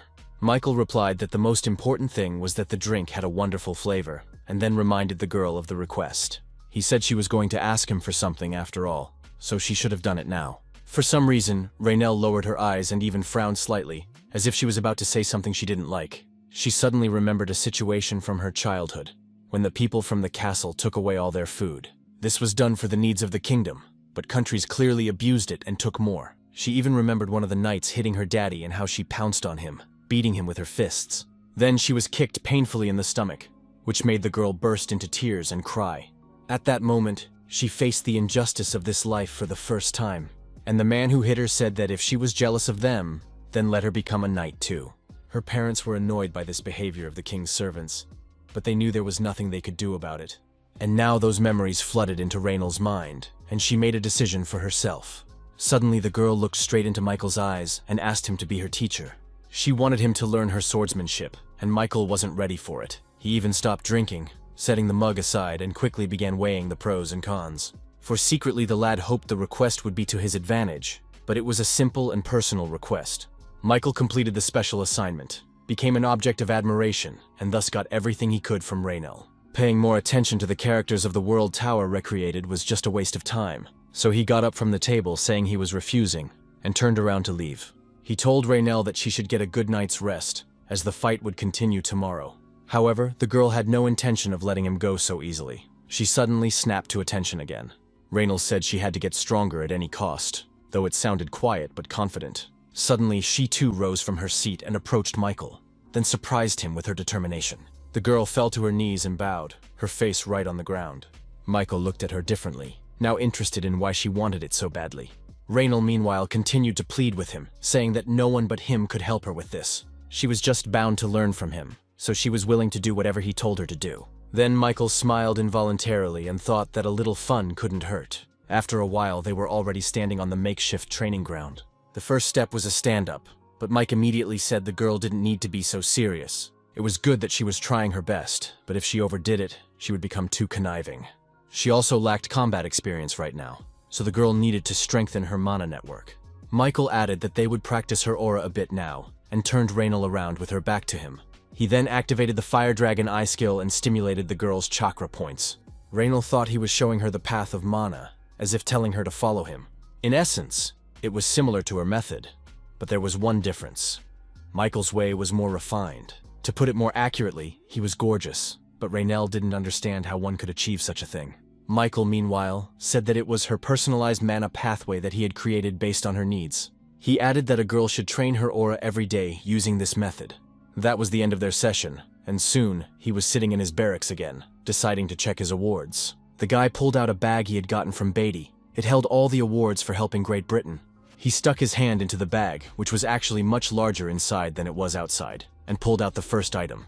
However, he decided not to waste time and dumped all the contents he had received from the British Association on the ground. There were quite a few items. However, in Michael's eyes, it was just a bunch of useless trash. After all, he basically already had all sorts of effects and skills already. The last ones he synthesized were 3 high minus and rank 1+ skills, so it was time to use them. With that thought, he activated the steel absorption skill. Something akin to a mask formed on his head, which however was alive. Or rather, he could control it himself. The description said that absorbing the steel made his body stronger. It also boosted one random characteristic. Michael figured he'd see everything right away. He brought the first steel object from the bag up to his head, which was now wearing this mask, and then took a sharp bite on a piece of metal, which, to his surprise, broke through like a rusk. The system reported that he had absorbed the Steel Cloud Cane, and his mana increased by 1. The guy was even surprised, because the stats were increasing so fast it was a bit cheaterish. He decided to try again and absorb the Heavenly Steel Stone this time. The result of this absorption was a 0.8% purification of his body's dirty chi. This was accompanied by a spit of blood, and Michael looked at her, not realizing what dirty chi was. However, in the next second, he suddenly noticed that his body felt lighter. Michael thought he was initially amazed at the look of the skill, but now he was glad he had acquired it. The guy could never have imagined that he would be so eager to dye objects. He had already absorbed 8 of them, but suddenly received a message that he could no longer do so. Turns out the mask had a recharge feature that only allowed you to absorb 8 items at a time. But compared to the speed of characterization gains, it couldn't even be called a disadvantage. Michael disabled the skill and the mask disappeared. Now he turned his attention to another curious object. His guy didn't absorb it, of course, because it was a sacred relic of the God of Darkness. His black seal activated an offering effect that allowed him to summon items. Michael figured that if he put that seal on his hand, there was a chance it would stay after the 15th floor. It was a little scary to instill this in himself, but he decided to test it out and prepared to imprint his hand. He pressed the seal onto his hand, the system immediately reporting the activation of the effect. The object was absorbed by the mark on his hand, and Michael watched the seal slowly fade away. Suddenly, a bright beam of violet light illuminated his barracks, which made the guy squeeze his eyes shut. And then he saw a mark on his hand that was made in the shape of an animal that looked like a wolf. The system informed him that the tag would never disappear. And the next thing he knew, he was suddenly bombarded with messages from the admins. Michael was surprised to read them. They were all a little strange. The admins were not happy that the tower had gifted him with such an item. Michael thought the admins had been silent all this time, but started writing as soon as he used the seal. Some said there was still time to change his mind, and that increasingly surprised the guy. He even wondered if it was a useless item after all, judging by the admins' reactions. The tower was giving him something he shouldn't have, and it was making Michael quite tense. All of these messages explained exactly nothing, so Michael didn't understand what was going on. And then suddenly the system reported a leak, temporarily blocking admin messages. Admin Tower has warned administrators that if this happens again, they will be banned from viewing player Michael Nodforth's trials. Michael, meanwhile, thought that this relic mystery might be bigger than he realized. However, the guy is determined to find out everything once he uses her. With that thought, Michael activated the offering effect that spoke of sacrifice. Based on that, he could sacrifice any skill, talent, or treasure to the God of Darkness. However, this didn't really appeal to the guy. He didn't understand the point of it. After thinking about it for a bit, he still decided that he should have a good look at everything first. In this, he was aided by Beatty's bag, from which he drew a new object. It was some new wizard's cane that he had decided to donate to a god. So Michael chose to donate the treasure, and the system asked him to leave the item in the right place. Michael did. He decided to donate the most useless item. Next, the system asked him to choose a god to whom he would donate the item. This greatly surprised Michael, for he thought that since the signet belonged to the God of Darkness, he would be the one to whom the sacrifice was made. However, his surprise increased several more times when the system suddenly reported an error. She said there was no trace of God in his divinity, so the redirection process kicked in. Michael was recognized as the owner of his own divinity, so his own donation would be addressed to him. The guy couldn't check into that. After all, the rank 3+ item Little Wizard's staff was his own victim. The system reported that he could also transform the item into divine power. Michael looked at all of this with his eyes wide open. He didn't realize what was even happening right now. It was a bit confusing, however, one thing he realized for sure. Now he could increase his divine power by himself. However, there was a slight nuance. He didn't know how to use this power. Though, as new myths are obtained, so too will the use of divinity be found. And while he could only hoard it, with that thought Michael moved on to another relic. That would be the Veil of the Night the guy decided to save for later. He also thought that the tower would not have given him these items for nothing, so the time to use them would still surely come. But for now, a battle awaited him. They won a few battles and allied mercenaries with priests became more confident. However, everyone but him was taking quite a big risk every time they entered the battlefield. Because Michael wasn't thinking about keeping his life. He was fixated on something else. It was his height, and the guy figured at this rate, the ordeal would go smoothly. But his attention was suddenly drawn to the people who suddenly pointed to the sky, which had turned red. It turned out to be a very real portal that drew the gazes of all the participants in the battle. Michael was also surprised at this appearance during the battle, for it could only mean one thing. Someone is about to appear from this portal. Steam suddenly had a strange feeling, and then it was replaced by horror, and he thought this can't be happening. But that seemed to be it. The system reported the activation of the divine punishment, will. In the next instant, a huge table of powerful laser energy rained down directly on the people. It was extremely dangerous, and Michael realized that the gods had now intervened in their battle. He extended his arm, preparing to use a counterattack shield when the pillar reached him as well. Michael made the shield as huge as possible, so that it could cover as much area as possible. However, it was also much harder to contain him like this. Soon, the attack hit the shield, and then it stopped. A small puff of smoke coming from the sky indicating a reload. Michael was the only one left unharmed. Thanks to the healing effect, he was able to heal all of his wounds. And there were quite a few, for the attack was strong, and he wondered who it could be. Meanwhile, the people he saved were amazed that they managed to survive it. But some fell to the ground from lack of strength to fight anymore. Michael didn't like that. And then suddenly a guy from the sky who had wings like Kai Rain appeared. He turned to the men of the God of Darkness, saying that he had good news for them. The people meanwhile thought the guy was a real angel of their god. Except it wasn't really like that. For he added that the merciful god of war had decided to use divine retribution on them specifically. Michael thought he'd felt a similar feeling before. Now it was happening again. They were taken by surprise, and what could men do against the power of a god? The system reported that the god of war used divine power to partially condescend. During indulgence, a god cannot fully control his myths and will. God has condescended into Apostle Jerhan Navia, who cannot utilize all the divine power. The difficulty of Michael's 15th floor challenge increased dramatically, and he thought, here they go again. However, the system suddenly gave a message that it thought the guy could handle it, so the ordeal would not be interrupted. But Michael thought Tower should have asked him first. Meanwhile, the god of war in the apostle's body said that today he would be able to kill this dog with his own hands. Of course, he spoke Michael, who had prepared for defense. The guy figured that if he didn't start putting his best foot forward right away, it would be dangerous. Therefore, he activated instant acceleration and wind grace, increasing his speed by 70%. This was followed by the activation of the combat concentration skill, also 20 times at once. Meanwhile, Jerhan activated the will of the heavenly blood cultivation technique. When everything was ready at Michael's place, he thought, now he'll deal with this cocky guy quickly. However, to his surprise, the god of darkness had the same speed and was beside him with a punch in the blink of an eye. He grabbed Michael's face, and he didn't even have time to react in any way. The god of darkness then slammed his head against the rocks and continued to hold his head while closing his eyes. This was so the guy couldn't see and block his next attack up close. It was going to be decisive, especially given Michael's condition. The guy spit up blood. The attack had damaged his internal organs and her power was staggering. He suddenly thought that the opponent was, for the first time in all his battles, the strongest. Because the system suddenly reported that he had died, and it was a bit of a weird feeling.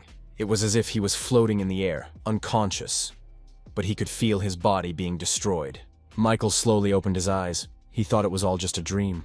However, he did die at the hand of the descended god of battle. His stomach was pierced. Memories of all the trials he had faced in the tower flashed before his eyes. There really is a lot that has happened in that time. And up until now, he had handled everything well on his own. However, now was different. All the fateful meetings and connections he had made with people were now meaningless. For him, everything will come crashing down in the here and now. Because unfortunately, both wins and losses are part of life. That's how it ended. The wound on his stomach was too deep for him to continue fighting. The guy was slowly dying and thought that the only thing left to do was to accept the fact of his death. Probably because he had already decided everything for himself, even this darkness seemed cozy. Suddenly he felt as if someone was approaching him from behind, and it made Michael turn around. This was some girl who wanted to hug him, but he wouldn't let her. However, the girl said that he had nothing to worry about since she was not his enemy. Michael then asked who she was, and the girl smiled lightly, saying it was a little funny. After all, although the situation had been recreated by the system, it was a bit unfortunate that he didn't recognize the one he had entered this war for. Michael then asked if she was the god of darkness, on whose side they fought. The girl responded positively and complimented him for being so quick-witted.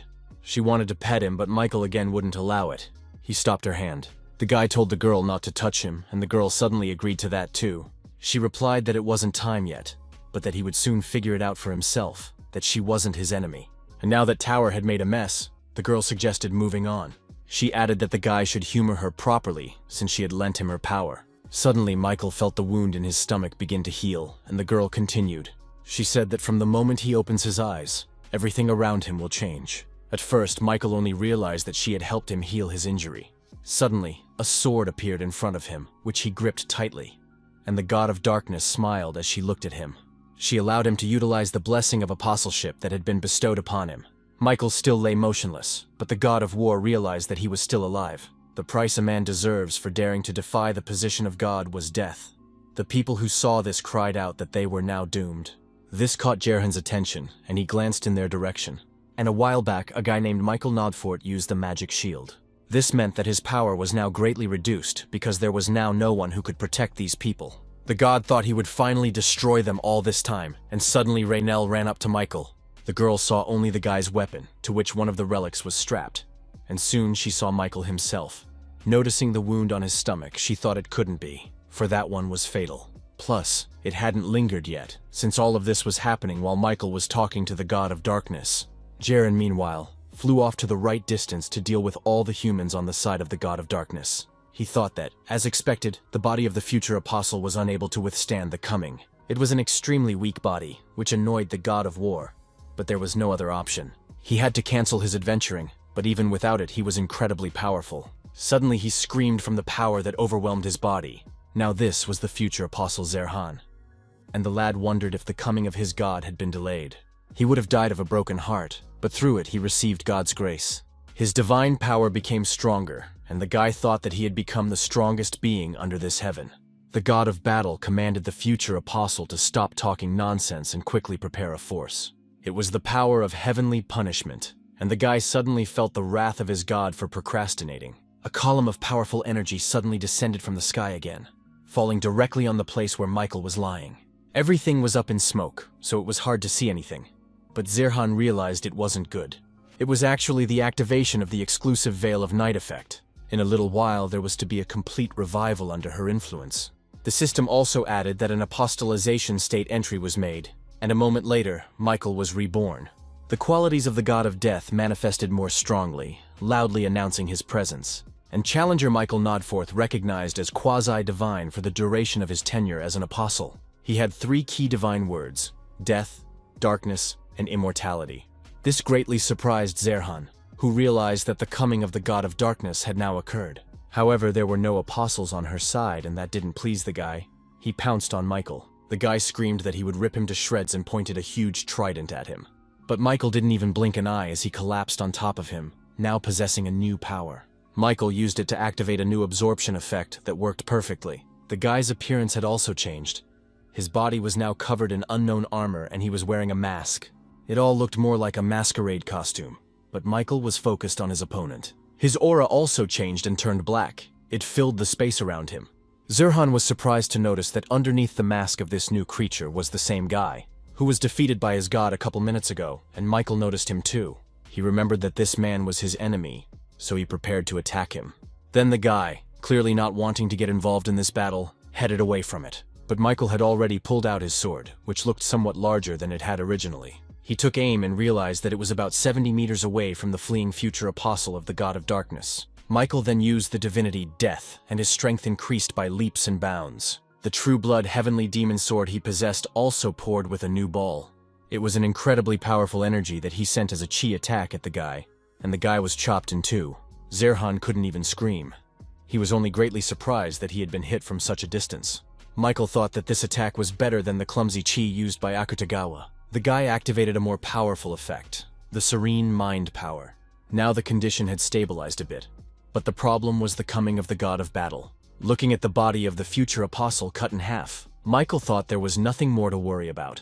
Both camps retreated for fear of becoming cannon fodder in the struggle between the two titans, so Michael should have found the warrior people sooner and joined them. After all, if the remnants of the forces completely retreat, you'll have to sweat during the next battle. Suddenly, Zerhan's body behind his back miraculously reconnected.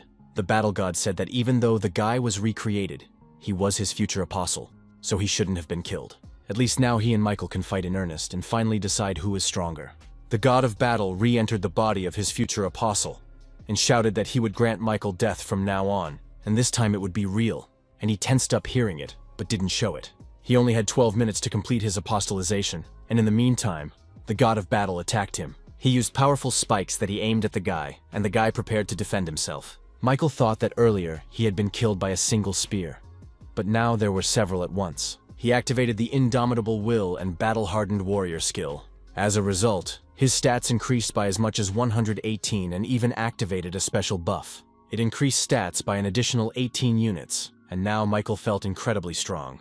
The god of battle, meanwhile, swung his finger downward, aiming the fiery spears straight at Michael. Those pierced through the ground with a tremendous rumble, so the power of the attack was tremendous. However, Michael managed to dodge all attacks. He faced it repeatedly. One spear almost grazed him, but the guy was able to bounce back in time. He could see for himself that the power of these attacks was considerable and would surely kill him again. But this time was different, for he wasn't about to lose to his enemy. Michael prepared to sheath his sword when suddenly someone stopped him. The boy was surprised to realize that the enemy had gone behind his back and grabbed his arm, preventing him from gaining his sword. Zerhan was under the control of the god of darkness, who ordered the guy to wipe Michael out. This arrangement did not please the latter. He realized that he could die again, which there was no way he should have let happen. Suddenly wings formed behind his back as well, surprising Zerhan, who was caught in their attack. At the ends of his wings were claws, like those of a hippogriff, and Michael aimed them at the enemy. Zerhan did the same, except Michaela managed to shred his wings with his dark energy. Seeing this, Zarin panicked because he didn't expect the guy to be able to unleash himself this time. In the meantime, Michael was finally able to retrieve his blade, with which he intended to defeat his opponent. He heard Askold suddenly speak, saying that it was finally his turn to go on stage. However, Zarin didn't plan to give in to them so easily. He was controlled by the god of battle, so he had his powers. Asked by Askold in the meantime what kind of crazy god it was that had come down from heaven, he added why the difficulty level of the test had suddenly increased several times. But Michael didn't know the answer to those questions. All he asked in return was to use whatever support skills the demon had in his arsenal. However, the latter replied that it was not a problem that could be solved by support skills. The demon asked if the guy had gone through the apostolization procedure, but Michael suddenly shouted that there was no time for chatter now. As if to confirm his words, 2 attacks cut off his left science and right leg. In this condition, his chances of winning were reduced to almost 0, and Michael understood that. Zarin, who by then had fully recovered his wings, prepared to finish the job. He created a fireball of incredible power with an effect like Michael's counterattack shield, and aimed it at the guy. The one was able to dodge something, while regenerating his limbs with ash blood. Askold said he would give him all the power he could right now and activated the Mana Surge skill. Next, he activated a lightning-fast thought process, and then the Little Heart, which was created a virtual magical organ to aid in the movement of mana. However, as a result of this, his strength decreased by 0.4% and continued to drop by the same amount with each passing second. Michael had even received a report that at this rate, the heavenly demon Sword Soul's ego might disappear. However, he liked the buffs the one provided, and their ranks were high. But fighting face-to-face with Zarin was still an impossible task for the guy. He decided to fix it, and suddenly flew into the sky with great speed. Zarin, who had been watching this, was surprised that the guy wasn't tearing toward him. He noticed that the guy was using his head, however, for that way he would be able to buy some time.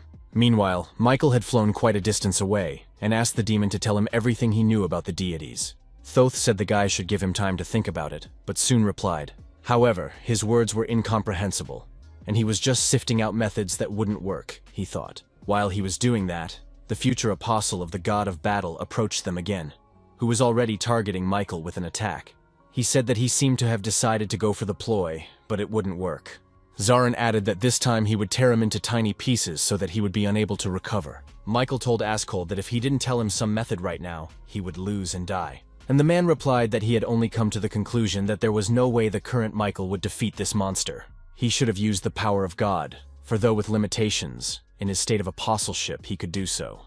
The demon said he would signal the guy at the right moment, but for now he needed to take the enemy by surprise. Askold added that Michael would only get one single chance. After all, there is only more than 1 minute left before the end of his apostolization. Suddenly he felt a new strength fill his body, and with it came lightness. He had never felt this before, and even though his opponent had already gone behind his back, the guy didn't even flinch. He suddenly looked directly at him, making it clear he was watching his every move, and then swept near him with unexpectedly fast speed, attacking Zarin's sphere. But the man only laughed, asking if the guy thought he could hit him with such trivial swordsmanship. But Michael had everything going according to plan. He activated the sea-splitting white sword technique. Suddenly, a tremendous energy clustered around his blade, which he brought only slightly closer to Zarin's face. That one was clearly not ready for it and couldn't react in time, so the attack was successful and unexpected, just as Askold said it would be. Now, all that was left was to finish off the enemy with divine power. But suddenly Michael froze with surprise, for it turned out that it wasn't enough. Zarin screamed again, activating his new attack to kill him. He said Michael's skills and techniques were satisfyingly entertaining. However, it wasn't enough to overpower him, at which point Askold told the guy to get ready. Zarin attacked, and Michael noticed that the speed of his attacks increased even more. He dodged each one at the last second, but he didn't back down. All he had to do was wait for the moment his opponent opened up. But the one didn't seem to be planning to stop.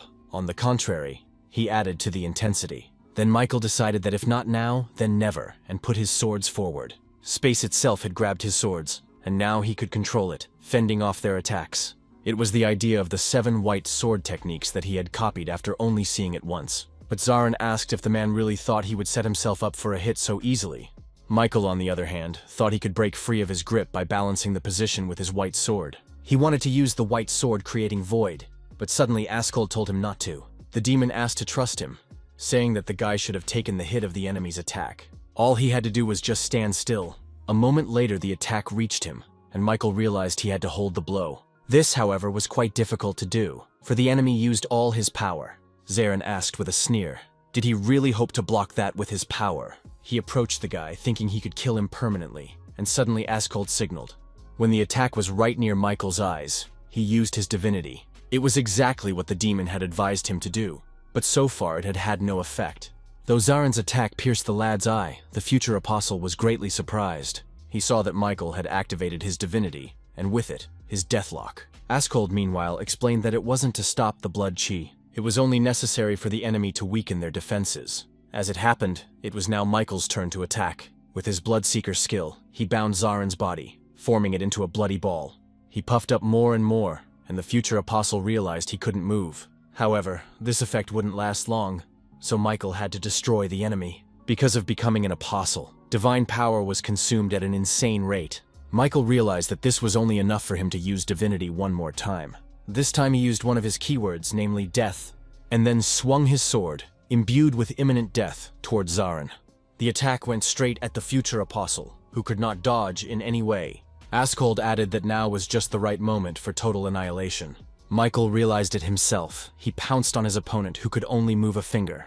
In the next second, the bloody ball of blood burst with Zarin, and he flew a short distance away. The demon told Michael to stop, saying the opponent could still throw something out. And the guy asked the guy if he really thought the body the deity was in would be the same as a human body. Instead of answering, Michael used a double consecutive attack. First, Demon Sword. The special effect of this attack has been activated. Michael swung it again, aiming its full power at the remaining headless body of his opponent. He even got scared, because the situation was not in his favor, and asked the guy to stop. But Michael did not heed his request. He only increased the power of his attack, which Zarin was no longer able to contain. The battle god thought that he had never seen something like this on the 13th floor before. Meanwhile, the guy finished his attack by chopping the future apostle's body into pieces. The next instant, the system announced the successful passage of the 15th floor. His reward was a defense bracelet of Unknown God, of Epic Plus rank. He also received 10,000 CO and an additional reward, a divine orb of an unknown god. Seeing that it was finally over, Askold laughed, saying that he had already begun to doubt. But Michael had proven he was capable of many things. Now he could return to Earth. The guy landed, his wings beginning to slowly second-guess himself. He also gained the Reincarnation and Opponent achievement, resulting in an 8 increase in his stats. All of the Heavenly Blood Demon Sword Soul skills had also been deactivated. His strength decreased by 9.4%, and Michael asked if the demon was okay. But Askold was in no hurry to answer him, and this puzzled the lad a little. Then the demon suddenly asked if he could be all right after such a battle. He added that Michael was lucky it wasn't a completed descent, or they would have died by now. Michael meanwhile looked at Askold, who actually appeared to be a girl. However, she said that the guy shouldn't judge her by her gender. However, he realized that himself in his battle with her. Still, Michael was greatly surprised, for her voice seemed masculine to him as he fought her in the form of an apostle. Then he asked if the girl had possessed the ability to show herself like this from the beginning.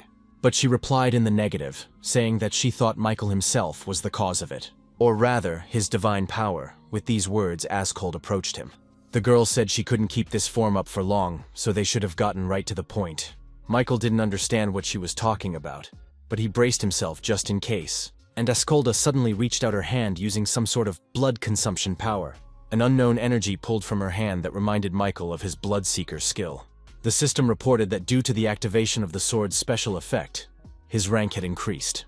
There was also talk of a new ability engraved on Michael's soul. Askolda said it was the consumption of the true form, and now the effectiveness of the ability will be much better. She also asked how come he was fighting a god, but she needed to rest for now. Using her abilities made her want to sleep, so the girl told him to tell her all about it later. After that, it became a sword again, which Michael took in his hand. This discovery of the girl's abilities surprised him, as did the fact that the demon was female. The boy walked over to the corpse of the defeated Zarin, who lay motionless. Michael's attention was drawn to his wings, which he wielded so skillfully. However, suddenly the guy saw them stirring and prepared to attack again. He didn't understand how this was possible, after all. He had even received notification of a successful mission, but Zarin's body was really aiming at him, so it was worth doing something about it. In place of the severed head, it created an eye-like sphere that was still pointed at the guy. And Michael didn't understand why this was happening if he had already defeated his opponent. And then he suddenly remembered that successfully passing the test was winning the war. However, it must have been because Zarin couldn't do anything else that the tower counted it as a successful pass. Michael remembered the notification of a significant expenditure of divine energy when the god of checks tried to meet him. Therefore, the god of war too had to expend a considerable amount of divine energy to condescend. But this was getting out of hand. The god of war suddenly roared that he would definitely kill Michael. He added that he didn't think that was the end of it either. And Michael decided that the first thing he realized as an apostle, so it is that one who receives divine power without connection to God, gets the opportunity to strive to become a god. And the reason the god of war is so hostile to him is because he fears the birth of a new deity. The boy clenched his sword, thinking that everything was falling into place now. The god of war even used the descent to kill him. However, he was only a tower dog. Toth shouted that he would make the guy sorry, but the guy was beside him in a flash and poked him in the eye. Michael added that he always kills those who consider him their enemy. The system reported that the heaven-piercing sword had destroyed a difficult-to-destroy item, and its rank had increased. The last thing the god of war in this guise had time to say was that he would definitely tear the guy to shreds. Michael was even a little surprised at this certainty, but decided not to pay much attention. Askolda advised him to absorb it, and the boy heeded her advice. He used divine power, and his darkness consumed the said target. The god of war could do nothing about this condition. He had to accept the loss of the future apostle. The system announced that Michael had successfully absorbed Zarin's soul, increasing his skill by 7.7%. As expected, it was exactly what the soul of the body that served as the host for the descent of the god was. And then he suddenly read that he had consumed a soul stronger than his own, and some sort of judgment began. The presence of will in the soul of prospective challenger Zarin has been confirmed. The system extracted it for Michael's benefit, which surprised him. As a result, the instant Step 1 Plus will was engraved on Michael's soul. Now he could instantly move to a location within his field of vision. That meant he could move anywhere from now on, which made the guy very happy. He decided to check it out immediately, but suddenly the system crapped on him again. After all, she reported that her time in the apostle state had expired, and now Michael had only his powers again, and his familiar form was back. Michael remembered running around as a kid with his friends at school. They played soccer and had fun together, and he really loved that time. Here before his eyes, one of his friends turned around to ask why he wasn't running, and Michael looked at him, not realizing where he was supposed to run, but that was only from the outside. And Michael, who was a kid back then, knew exactly what he had to do. Moments later, they were already celebrating victory in a soccer match with their team. The boys were heading towards the entrance of the school when suddenly an unknown creature invaded the playground. It was incredibly large, and the guys were quite surprised at its size. Michael's sweat broke out. He realized that the monster in front of them was a portal monster, right on the school grounds. His size and build resembled something human, though very exaggerated. Apparently, a god stood before them then, who took the form of one of his apostles. But Michael didn't realize it at the time. He was a kid, and incredibly scared. To make matters worse, the monster reached for him with his huge hand to finish him off. Michael screamed for help. He was gripped by fear and unable to move, and thus unable to escape. And then he woke up, being scared and sweating from this nightmare. The guy was breathing heavily. If he hadn't woken up, it would have been really bad. The system meanwhile reported that thanks to the will of cold reason, all his negative emotions were disappearing. But Michael didn't even realize where he was. Apparently he had passed out. The guy got up and headed toward the exit of the tent, where he saw an interesting thing. All of his main associates and more recently his friends were waiting for him outside the barracks. When they saw him come out, everyone rejoiced greatly, not hiding their excitement. The big guy apologized again for being so brash with him all this time. But suddenly someone approached Michael, calling him an apostle. It turned out to be a senior priest who said that the guy was the true savior of the cult of darkness. Then for some reason he fell on his knees and asked why the apostle didn't help them when things were so hard for everyone. Hearing this, Michael frowned a little. He made a serious look on his face, saying that everything had to be in a timely manner. He explained that he could not have acted sooner to express the apostle of the god of war. But after all, their cult won the holy war, and that was the most important thing. He told the old man to wipe his tears. After all, they had won, so they should have been happy. Michael then activated his absolute charm skill to make his words sound as convincing as possible. The system announced that the crowd had fallen into a worship status that caused people's judgment to slacken. They were now acutely aware of Michael's presence, whom they perceived as their protector. Unexpectedly, the guy got a message from a verification god who was impressed with his cheating skills. The god of darkness also smiled contentedly, and Michael meanwhile began his faith absorption. It was collected from nearby territories, and enough of it had accumulated to create a new myth. Michael was very happy with this news because he will get a new effect. This time, it was called First Savior and was safely brought into his divine power. When using this mythic, it had a save effect activated. As well as the Truth Seeker effect, both effects increased his stats and divine power. Michael raised his hand, saying goodbye to the men and wishing them luck. Then he bestowed his smile on them and took off into the sky, flying off to the right place. People looked at him with admiration. Michael had completely succeeded in taking control of their hearts. He himself, meanwhile, was flying to that place, hoping to get there as quickly as possible. Soon the boy found it and smiled happily, for at last he would be able to leave this fictional world. There was a portal in front of him, which he approached to return to the waiting room. Michael landed somewhat awkwardly, thinking that the first thing he should do was rest. He also noticed that he'd never been through floors for so long before, and at this rate, he might as well have gotten attached to all those people in their tower-created world. Soon he entered the portal and returned to the waiting room, and the receptionist began to congratulate him. Two of them, namely the White Crane Sword and the Steel Bloodlord, had invited him into their domain. Michael apologized for making them worry, saying, however, that he would stop by another time. He thought of the divine power that used to simply accumulate in his heart. It could have been used and spent on myths and wills, but much has changed. Through apostolization, Michael was a pseudo-god and could use divinity directly. And he also remembered that that one had gotten darker for some reason, and realized that the description said something about the god of death. The guy concentrated divinity in his hand and aimed for the floor. He then kicked and punched the tiles in the waiting room, which, however, was a frequent occurrence. Michael was greatly surprised at the effect, for the walls of the waiting room that usually recovered in seconds now did not regenerate in any way at all, or rather, did it much slower.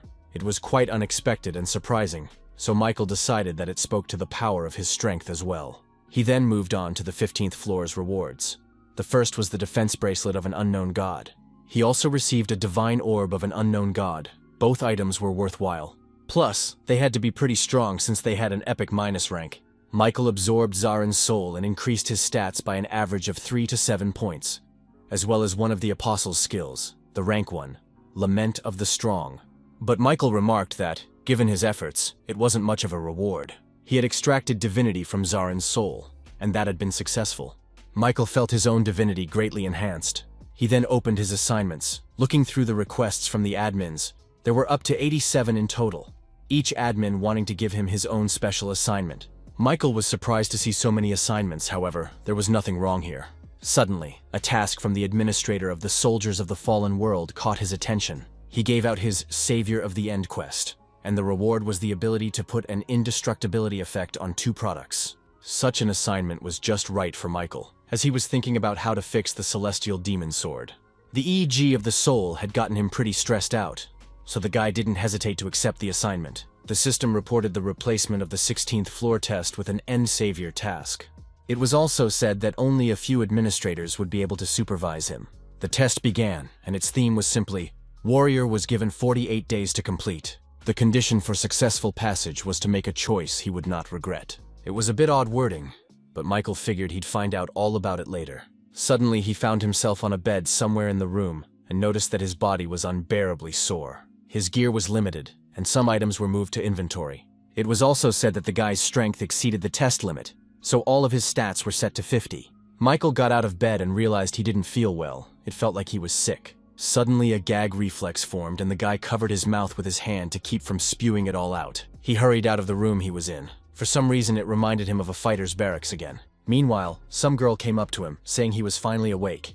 Michael turned around and wanted to ask what was going on, but he couldn't finish. He suddenly had the urge to vomit again, and this time the guy couldn't hold back. The girl who came to him told him not to overdo it, and she would call the others in the meantime. She added that they would be here soon and suddenly turned to Michael, calling him Neil. He didn't understand at first why she suddenly said that name, but when he looked at his reflection, he understood. After all, it was different, and the system reported that the admin, hero of the ruined world, was looking at it closely. Michael thought that in this ordeal he had become a character named Neil, which he now saw in the reflection of the water, and his physical condition left a lot to be desired. The main item, the True Blood Heavenly Demon Sword, and all the armor were sealed, and although the pain was making itself felt, the guy thought it was better to play the role of Neil properly to begin with. Luckily, he still had the items he had bought on him just in case. Among them was the eye patch of detection. Also, handmade explorer gloves that helped me adapt to unfamiliar situations. Suddenly he saw people in front of him who were all glad he had finally opened his eyes. It turns out he was an apostle chosen by the goddess, and his return was also called a miracle. Suddenly, the blindfold reported several enemies approaching the ne'er-do-well. This was very useful information. Michael began to look around. And then he simply activated the exclusive auto-detect effect. According to him, enemies caught in sight were surrounded by a red halo. The guy realized with great surprise that it was working out. All these comrades were his enemies. Now he understood why the quest settings are geared towards psychological difficulties. For starters, he reasoned, something strange must not have happened in the tent. By then they had moved exactly there and Michael thought his skills were still working. An old man with green hair looked at him questioningly, asking if he had lost his memory. Then Michael decided to answer in the affirmative, saying that he couldn't even remember who he was. The girl who saw it first said the aftermath was worse than she thought. However, she said they didn't have time, so she would explain it briefly. The girl said that Neil was the troop's only apostle of the Dragon God Church. They set out together to defeat the Demon King, with the guy getting seriously hurt in the battle with the Great Evil. That's why he lost his memory. Besides, the Demon King serves the Demon God. And together, they planned to bring the incarnation of the Demon God into this world. And if that were to happen, their world would come to an end. To summarize, Michael realized that in this world, only a KO warrior under the protection of a god can kill a Demon King. Because of this, people had to force him, who had been riddled with battle, to join the campaign. And he, a warrior, will have to face all kinds of enemies until he gets to the Demon King. In the meantime, he needed to recover his skills as soon as possible. The rest the girl offered to discuss on the way. They were already on their way to the demon realm. There were 3 people in total, not counting the guy. One guy, a blonde guy, asked if Neil, really didn't remember anything. He wondered if the man didn't even remember his name, but of course Michael didn't know it. The guy then introduced himself, saying his name was Alan Nix. He added for Michael to stop using that kind of speech already. She was a little too respectful, and Michael realized that his character didn't talk like that. Michael turned to the old man then, and the man introduced himself as Jack, saying that titles didn't matter much to an old magician like him anymore. Alan has noticed that even when the world is on the brink of destruction, the belly clock is in full swing. He offered to do a little hunting for some game while they drove. After all, they have lost all their food, so if they don't hunt, they have nothing to eat. The guys stopped, saying they'd get something edible and Michael could rest for now. In a little while, they were already roasting the killed game, and it was getting dark outside. For now, they were sitting without the guy, and Jack said that Neil was so KO wrecked that he couldn't act as a rescue warrior. However, they weren't wrong. Even though it was mean, it was the only way to save this world. Acting in moderation so the guy wouldn't die, Alan offered to take him to him. Everyone agreed with the decision, prizing the fact that Michael was just a tool to save the world. However, they didn't even realize that he had been watching them the whole time. He suddenly thought about just finishing them all off here and now, but held back. The boy shook his head, pushing those thoughts away, and thought about what he should do. After all, you should not have forgotten that you need to fulfill certain conditions to pass this quest, and if he acts in a hurry and something goes wrong, it could complicate the situation. After that, the comrades continued to go out hunting whenever they had the opportunity. This allowed Michael to have some free time, which he used for personal purposes. He ran from where they had stopped and came to a halt in a spacious clearing. The guy thought it was the perfect place to practice, when suddenly he heard someone growling. Some kind of monster suddenly appeared behind him, and Michael thought he had wandered too deep into the forest. In a moment, he had disposed of the monster and was sitting on it, contemplating what to do next. He decided to start with a snack and cut off a straight raw piece of the monster, which tasted like chicken meat. Currently, his body had no problems with physical activity, and even if he didn't eat or sleep. Eating rat meat for days was a tough task for him, and his comrades also banged pots at night. It seemed like normal childish antics to him, but for now he was able to tolerate them. However, Michael thought it was time to slowly retake the initiative. He activated the Ash Blood skill and improved his body condition in an instant. Because of this, he had made a full recovery, but this was unknown to anyone but himself. When he returned, his companions were already seated near the carriage, and he had to explain that he had been away for a short time. Michael noticed that the hunt ended earlier than usual today. The girl from his team, meanwhile, rose from her seat. She said he wasn't feeling well, so he might have difficulty acting on his own. But Michael replied that he thought the girl was just annoyed that he was out of her control. He added that he'd been in bed for days and was bored, and Jack suddenly stopped him. The old man could see that he had completely healed his body, and asked how he had managed it.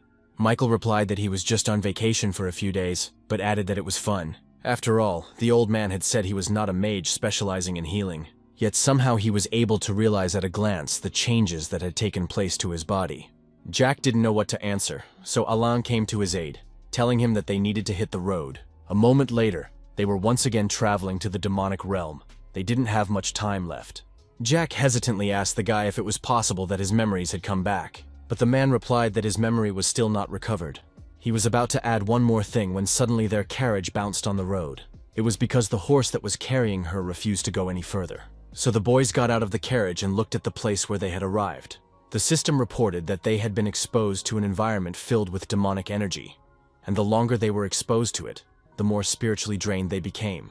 The girl, whose name was Isabella, said that henceforth they could not travel in a carriage. That meant they couldn't take care of Michael anymore either. But he suddenly answered in the negative. He said he, on the contrary, was more comfortable with that option. In the demonic dimension, the chi of demons drove people crazy. There were countless monsters here that could single-handedly wipe out hundreds of people. And even the warriors who had passed through all kinds of hardships said that no one could survive in the demonic dimension unless they were willing to die. Michael and his team stood in front of the dimension exit, all looking surprised. Even Michael himself admitted that he got goosebumps from the place, and Alain was shocked that he didn't even remember that. Apparently his memory was completely lost. He was suddenly approached by Jack, who pulled out a strange object from somewhere. It turned out to be a sword, and the old man said it was a weapon the lad held dearer than life. It was called a holy sword, and Michael immediately felt its power. The lad was also surprised that Jack had shown him this, for the gesture was clearly made out of goodwill.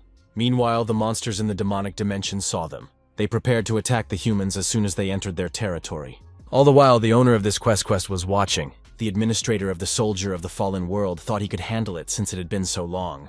He could no longer bear the bitter memories of that time, for then he was weaker than ever and needed the help of his comrades. However, what they had done to him did not settle in his mind even to this day.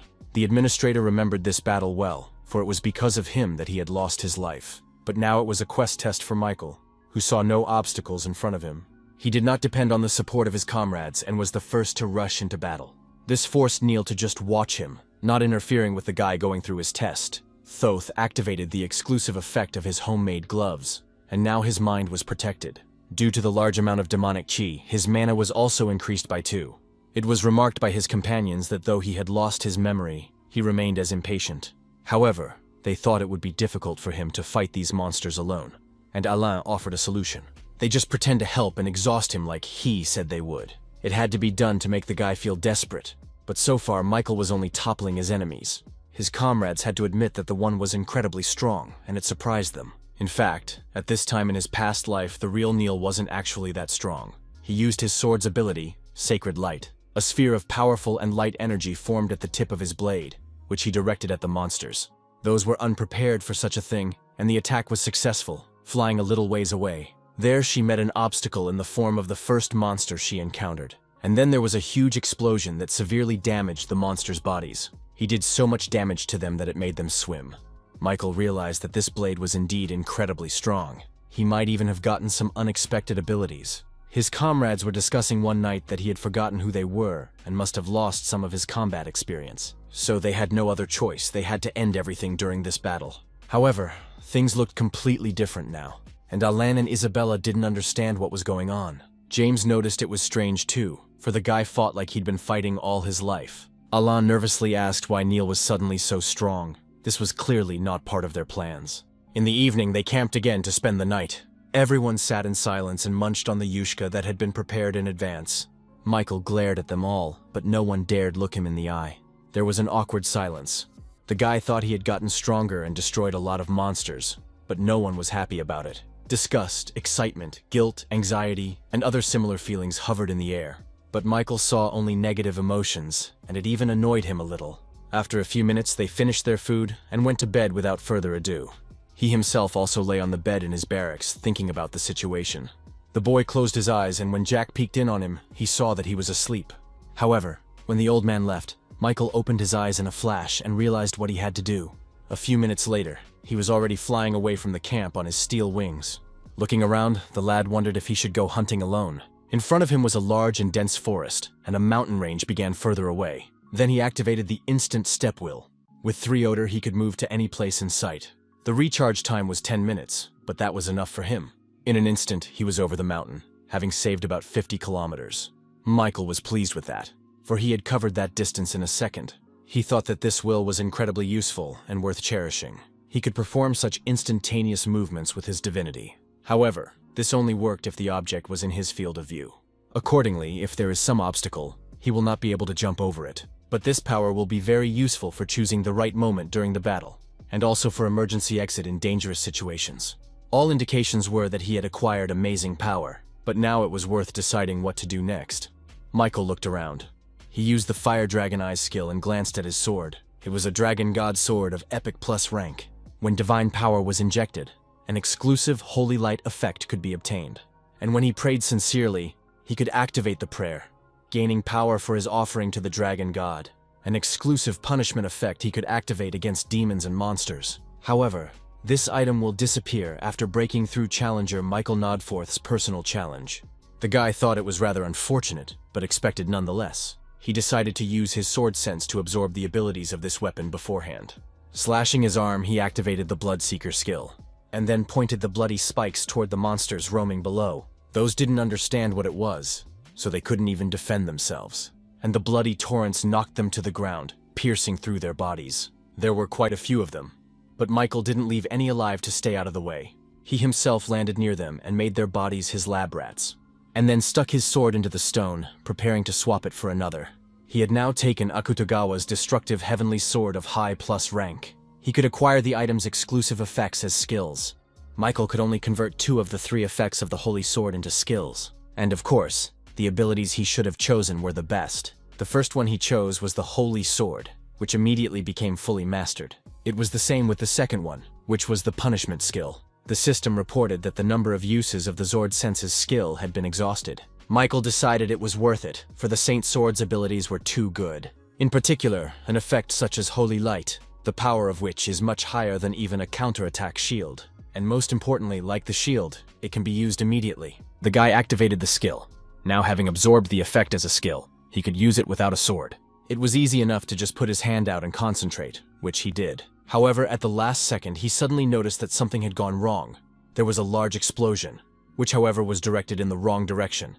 Michael had to use the Bloodseeker skill to heal his injury, because he had the entire lesson to himself. He didn't understand why he couldn't control the direction of this sword's attack, and the monsters that surrounded him started laughing with him, which Michael really didn't like. He pointed the blade at them and once more used the Holy Light. This time it was more successful, and the monsters succumbed to the incredible power. The guy didn't understand why, when he used the Holy Sword, everything worked properly. And then a crazy idea suddenly came to him. He wondered what would happen if he exercised control with something other than mana. And through divine power, with this thought, he once again prepared for the attack. This time he gave direction with divine power. As expected, that was the answer. The attack worked perfectly. She zeroed in on the monsters that stood exactly in front of her as test subjects. The power of this attack was incredible too. Michael liked that he understood how it worked. He was now able to control this skill more freely. One time Michael even decided to use it to its full potential. Alain, who in the meantime had gone to take a leak, didn't expect to hear something like that. First there was a small sound somewhere in the direction of the mountains, and the guy turned around. And then the sky was illuminated by a bright light from an explosion that occurred in the area of the mountains. Alain was greatly surprised at what he saw. It even made him tense up. Michael, meanwhile, was delighted with the effectiveness of his attacks. She was a roofie, and of course he was sorry to part with that sword after the ordeal was over. He received the achievement Warrior Successor and the special power Dragon Transformation. It has now been restricted from receiving it due to a special test penalty. Michael, who had not heard of this power, was surprised that it was so powerful. The system then announced that the Dragon God had sensed his substantial presence. He was very much impressed by his exploits and watched the lad with interest. Unexpectedly, he offered him the position of apostle, but Michael declined. However, the Dragon God didn't seem to take no for an answer. He offered him the position again and again. Soon Michael realized he had an annoying temper and wouldn't let up. The next day, he prepared with his companions to continue the journey. They were just about to have breakfast, and Michael had time to think things over well. If you looked back at the history of the 16th floor, the Dragon God was the one who protected this world. To be honest, he personally didn't have the best impression on him. After all, he had been threatened by a deity before, an entity that abandoned even the warrior who tried to save this world. A subject that had never once given a warrior proper power was clearly not to Michael's liking. So to avoid being noticed, he didn't use the prayer effect. The moment when the Dragon God annoyingly offered him the position of apostle. God then asked why such an insignificant being was refusing to serve him as an apostle. He added that one day the lad would realize his greatness and become his apostle. The other gods seemed to support Michael, with the god of verification and darkness on his side. Then the Dragon God concealed his presence, asking Michael to give his proposal one last thought. The steel-blooded lord praised the boy for his unwavering faith, and the white crane sword was proud and admired his willpower. The warrior of the ruined world administrator thought his choice was interesting. He kept watching the guy the whole time. In some ways, he were even similar. And while Michael was thinking about what he should do next, Alan recounted his experience yesterday. He said he saw a beam of light shining from a distant mountain, but Michael said he must have imagined it. Jack then said it would be more accurate to think of it as a natural phenomenon created by demonic energy. Isabella agreed, saying that she saw no other normal explanation here. Soon they were again faced with monsters, again taken on by Michael alone.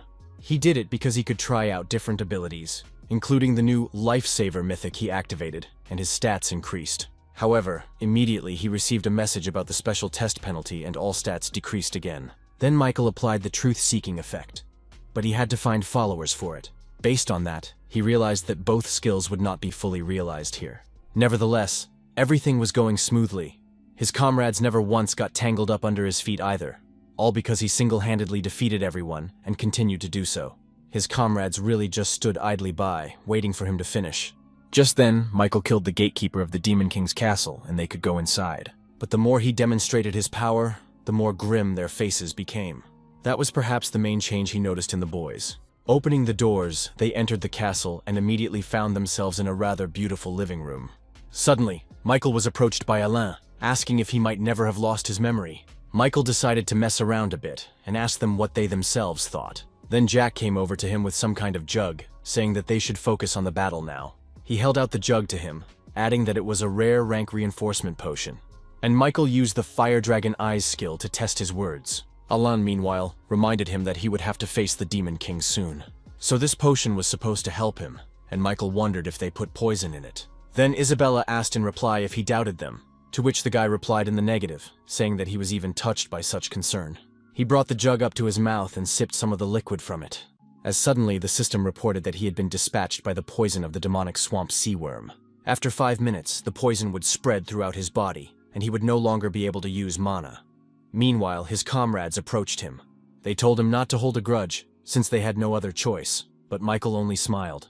This puzzled the boys a little, and they stopped, and Michael added, he said he never thought that all the comrades of the warrior would turn out to be traitors. It made his comrades feel awkward, but they had their own motivation. Taking advantage of their moment of confusion, Michael tried to summon his sword. However, the one would not yield to the summons. He was held back by the old man using his magic. He said he had sealed his holy sword, and the guy wouldn't be able to use it anymore. Michael then asked since when and why they had thoughts of betraying a warrior. Isabella screamed. Did he really think they wanted to betray him? She said they just had no other choice. Michael thought about it. He wanted to understand why people acted this way. But such an explanation seemed incomplete to him, and suddenly it all came together when he heard someone's new voice. He said it was foolish to ask his comrades about it, because nothing would change anymore. They are just faithfully fulfilling the contract they made with him. The Demon King said so. Michael asked if he was the one behind it all to begin with, and he smiled wickedly. The king added that they had seen each other once before. when Michael had defeated a great evil. Then Michael realized that it was about the warrior who was the master of this ordeal, and this demon came close to his companions when he lost consciousness during a battle with a great evil. But Michael didn't understand why the man used treachery when he could have just killed the warrior. He asked the king about it, and the king replied that it would be too boring. The guy was also amazed that the dragon's fire eye skill didn't find any lies in those words. The demon king meanwhile added that this was far from all. He suddenly laughed out loud, saying he was so smart and savvy. In truth, this very situation was a tribute to him. It surprised Michael greatly. And the king continued by saying that just like Michael went through a lot of suffering to be recognized as a warrior of the dragon god, he also goes through trials to become an official apostle. And lastly, all the guy has to do is be sacrificed on the altar of the demon god and die. Then Ume, the king of demons, will be able to become an apostle. He asked Michael how he felt now. Perhaps he was in despair, or perhaps he was simply angry. Either way, it amused the king. And then he suddenly added that the guy should have guarded his companions better, and that didn't please Michael anymore. The warrior's memories of each of his companions flashed before his eyes. They were all good people and his best friends and partners. He had always been with them for as long as he could remember, and every time he felt that these people could be trusted. He had always believed in them, yet he still did not understand their choices. But still, the cause of it all was that damn demon king. If he hadn't hexed something to his comrades, they would never have betrayed him. Of that he was sure. Neil thought he'd gotten too overexcited, but no matter how much he looked at the scene, his blood kept boiling every now and then.